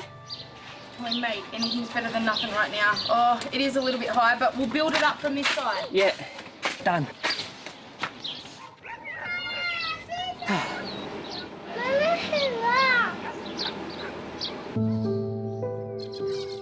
In Denny, 3 hours drive southwest of Wagga, it's 8:30 at night.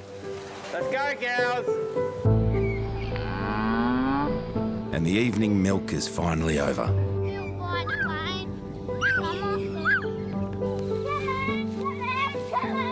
Another long and tiring workday draws to a close.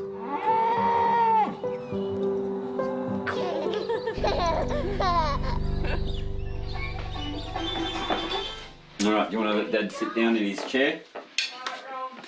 Good boy.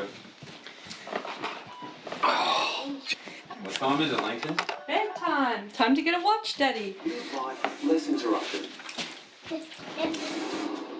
There once was a small boy called Lincoln. No, Mum. His house was next door to the old people's home, and he knew the people who lived there. After 16 hours on her feet, Night, Lincoln. See you in the morning. Good morning, Mummy. Rosie finally sits down for dinner. 9:45 at night. It's so late, Barry. With only a month or two of feed and water for the herd, Barry and Rosie need rain or they'll be in serious trouble. Yeah, we look at the weather probably about 3 or 4 times a day on the Weather Channel. So yeah, you just hope something's going to happen. Now, on Tuesday we'll have heavy falls for Tasmania, light showers for southern Victoria, East South Wales, much of that. We get any of that? No, it's gone. And through inland areas of the country, we've got a very large high pressure system. How far away are the cows in the morning? Quite a long way. With each passing day, the future of the farm is fading. Unless something unbelievable changes, yeah, there's not a lot of future for dairying.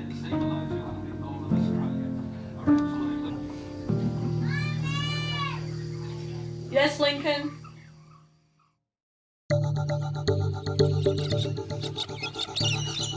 In Wilkes Park, North Wagga, Bob's had a restless night.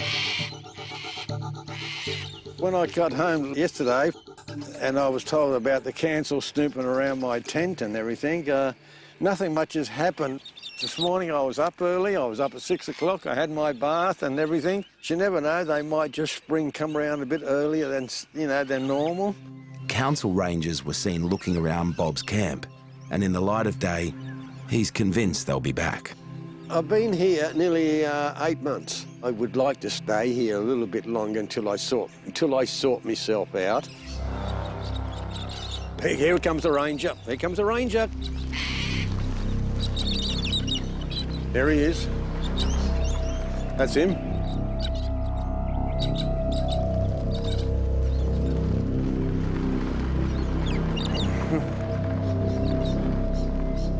After one lap of the park, He's just driving off. Bob's off the hook.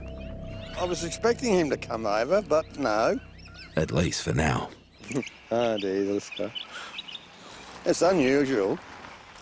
I don't know what to make of it, Because he normally comes down and drives around here, then down there, and then drives around between the caravans. But he didn't do that.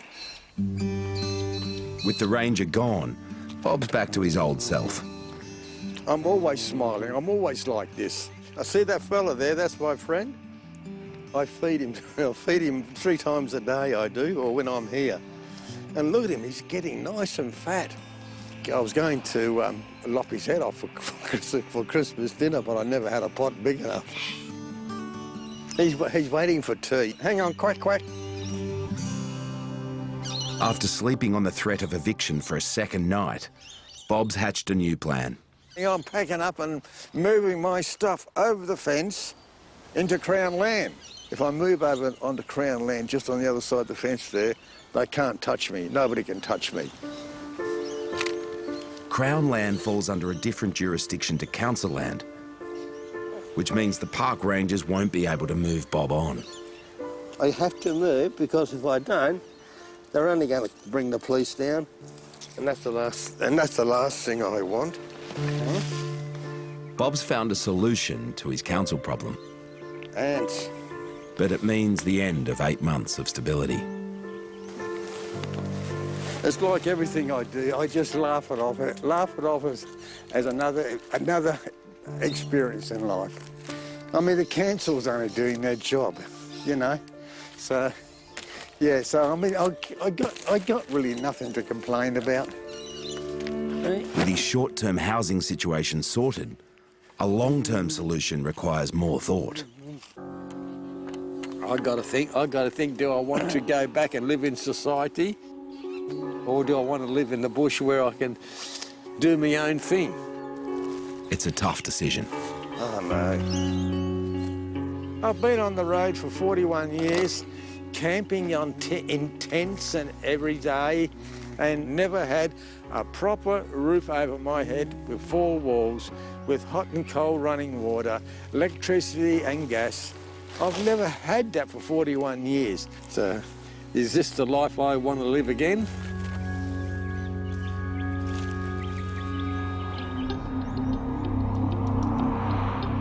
We're off to a clearing sale of one of our local dairy farmers. Yeah, Dave has been in the area a lot longer than what I have, but due to the circumstances of the industry, he's made the decision to exit the industry. And the farm's been sold to as a cropping farm. With increased costs, 1 in 4 Australian farmers say they're likely to leave the industry within the next 5 years. Yeah, I'm guessing the tractors and the machinery that can get used in other industries, it will still make really good money, but the actual dairy items will be way undervalued.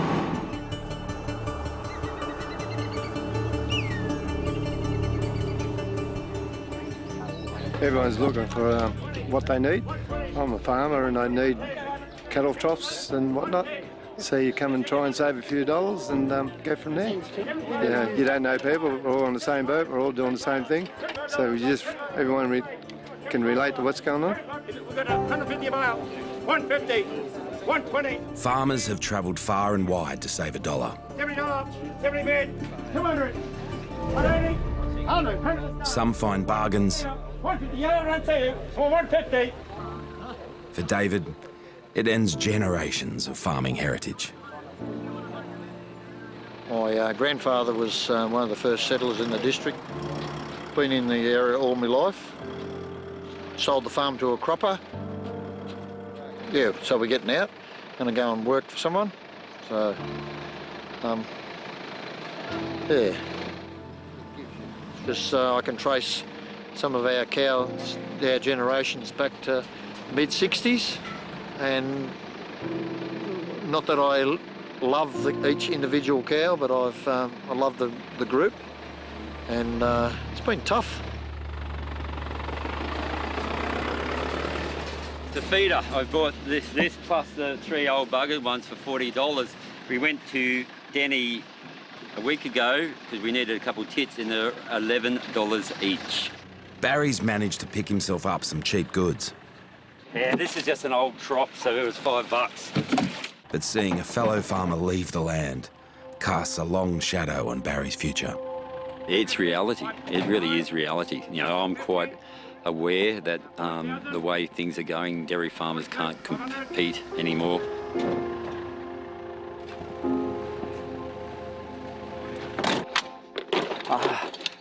It probably, yeah, getting rid of the cows will be the difficult thing. Talking to all the different farmers here today, you just realise how important an autumn break is going to be this year. For Barry and Rosie, that break in the drought needs to come in a matter of weeks. It's been several weeks since the break-in, and although the house is cleaner and the locks have been changed, Catherine is still struggling to feel safe in her own home. No, since the break-in, I'm not, I don't trust many people around here anymore. I think I just want to get to a point where I feel strong enough mentally and physically to step out of the home a bit, because I struggle a shitload with it. You want to go to the park? Catherine and Susiana are heading to the local park. Come here, I need to tell you something. But at the front door, a group of kids is blocking their way.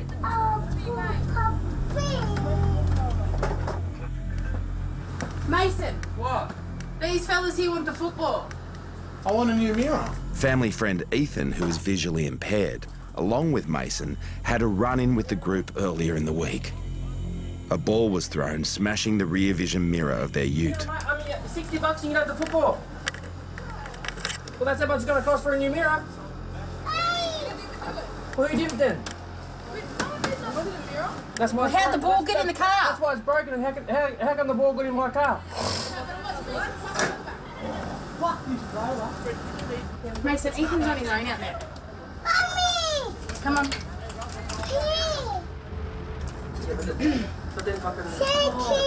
Get inside, you can't see, you dumb fuck. You're real trophy, Ethan. Mason and Ethan's response leaves Catherine unimpressed. You go out there, I said they want the ball. You have to be a show-off, big stand, or if I give the ball back, Ethan thinks he's fucking Muhammad Ali.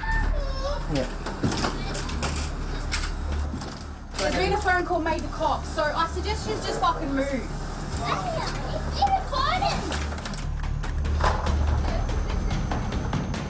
After 15 minutes of taunts back and forth, Catherine's had enough.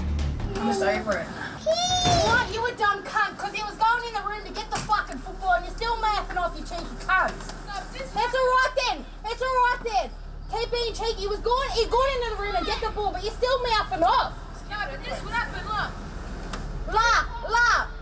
The ball went in the fucking window after it hit the mirror. Who the fuck are you, mate? Fuck off. Well, we were getting the ball, but your mouth's still fucking going. I'll put a knife through the ball before you get it then, you little cunt. Facing the choice of $60 for a new mirror or proving a point to the local kids, Catherine finally gives in. Kids these days don't have any respect like they used to. Something as simple as knocking on a door and apology, saying, oh, sorry for, being a dickhead the other day on the road and, smashing your mirror. Everything that Catherine does, whether she's getting shitty, it's all in, reason. It's not just because she feels like getting up someone. She's a caring person. She doesn't want any dramas, nothing to happen. A lot of kids around this area, they're just sitting on that line where they're either going to fall into the life that they'll regret when they're older, or they're gonna, do something with themselves. Hopefully they don't come back or carry on. I'm hoping they'll just be cheeky kids, but my problem is I don't know. It makes me just want to get out. No matter where you call home, you'll do anything to protect it. Ladies and gentlemen, that's my door. How I'm going to cope moving back into society, I got no idea. I wouldn't even contemplate.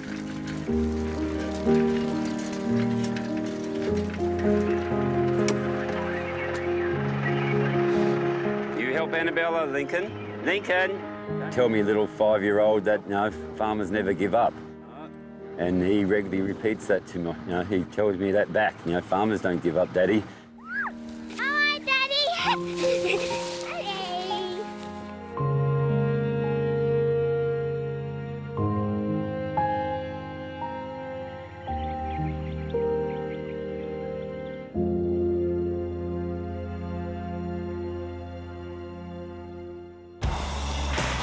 Next time on Struggle Street. They're on drugs. They couldn't steal it, so we'll demolish it. It's getting more and more dangerous to camp out. The drunkies, some of them have been bad, and I mean real bad bastards. Methamphetamine. It was an everyday thing. It was just a part of my life. It's just fucking shit. The bore stopped working over the weekend. No wonder it stopped working. For us, it's the end.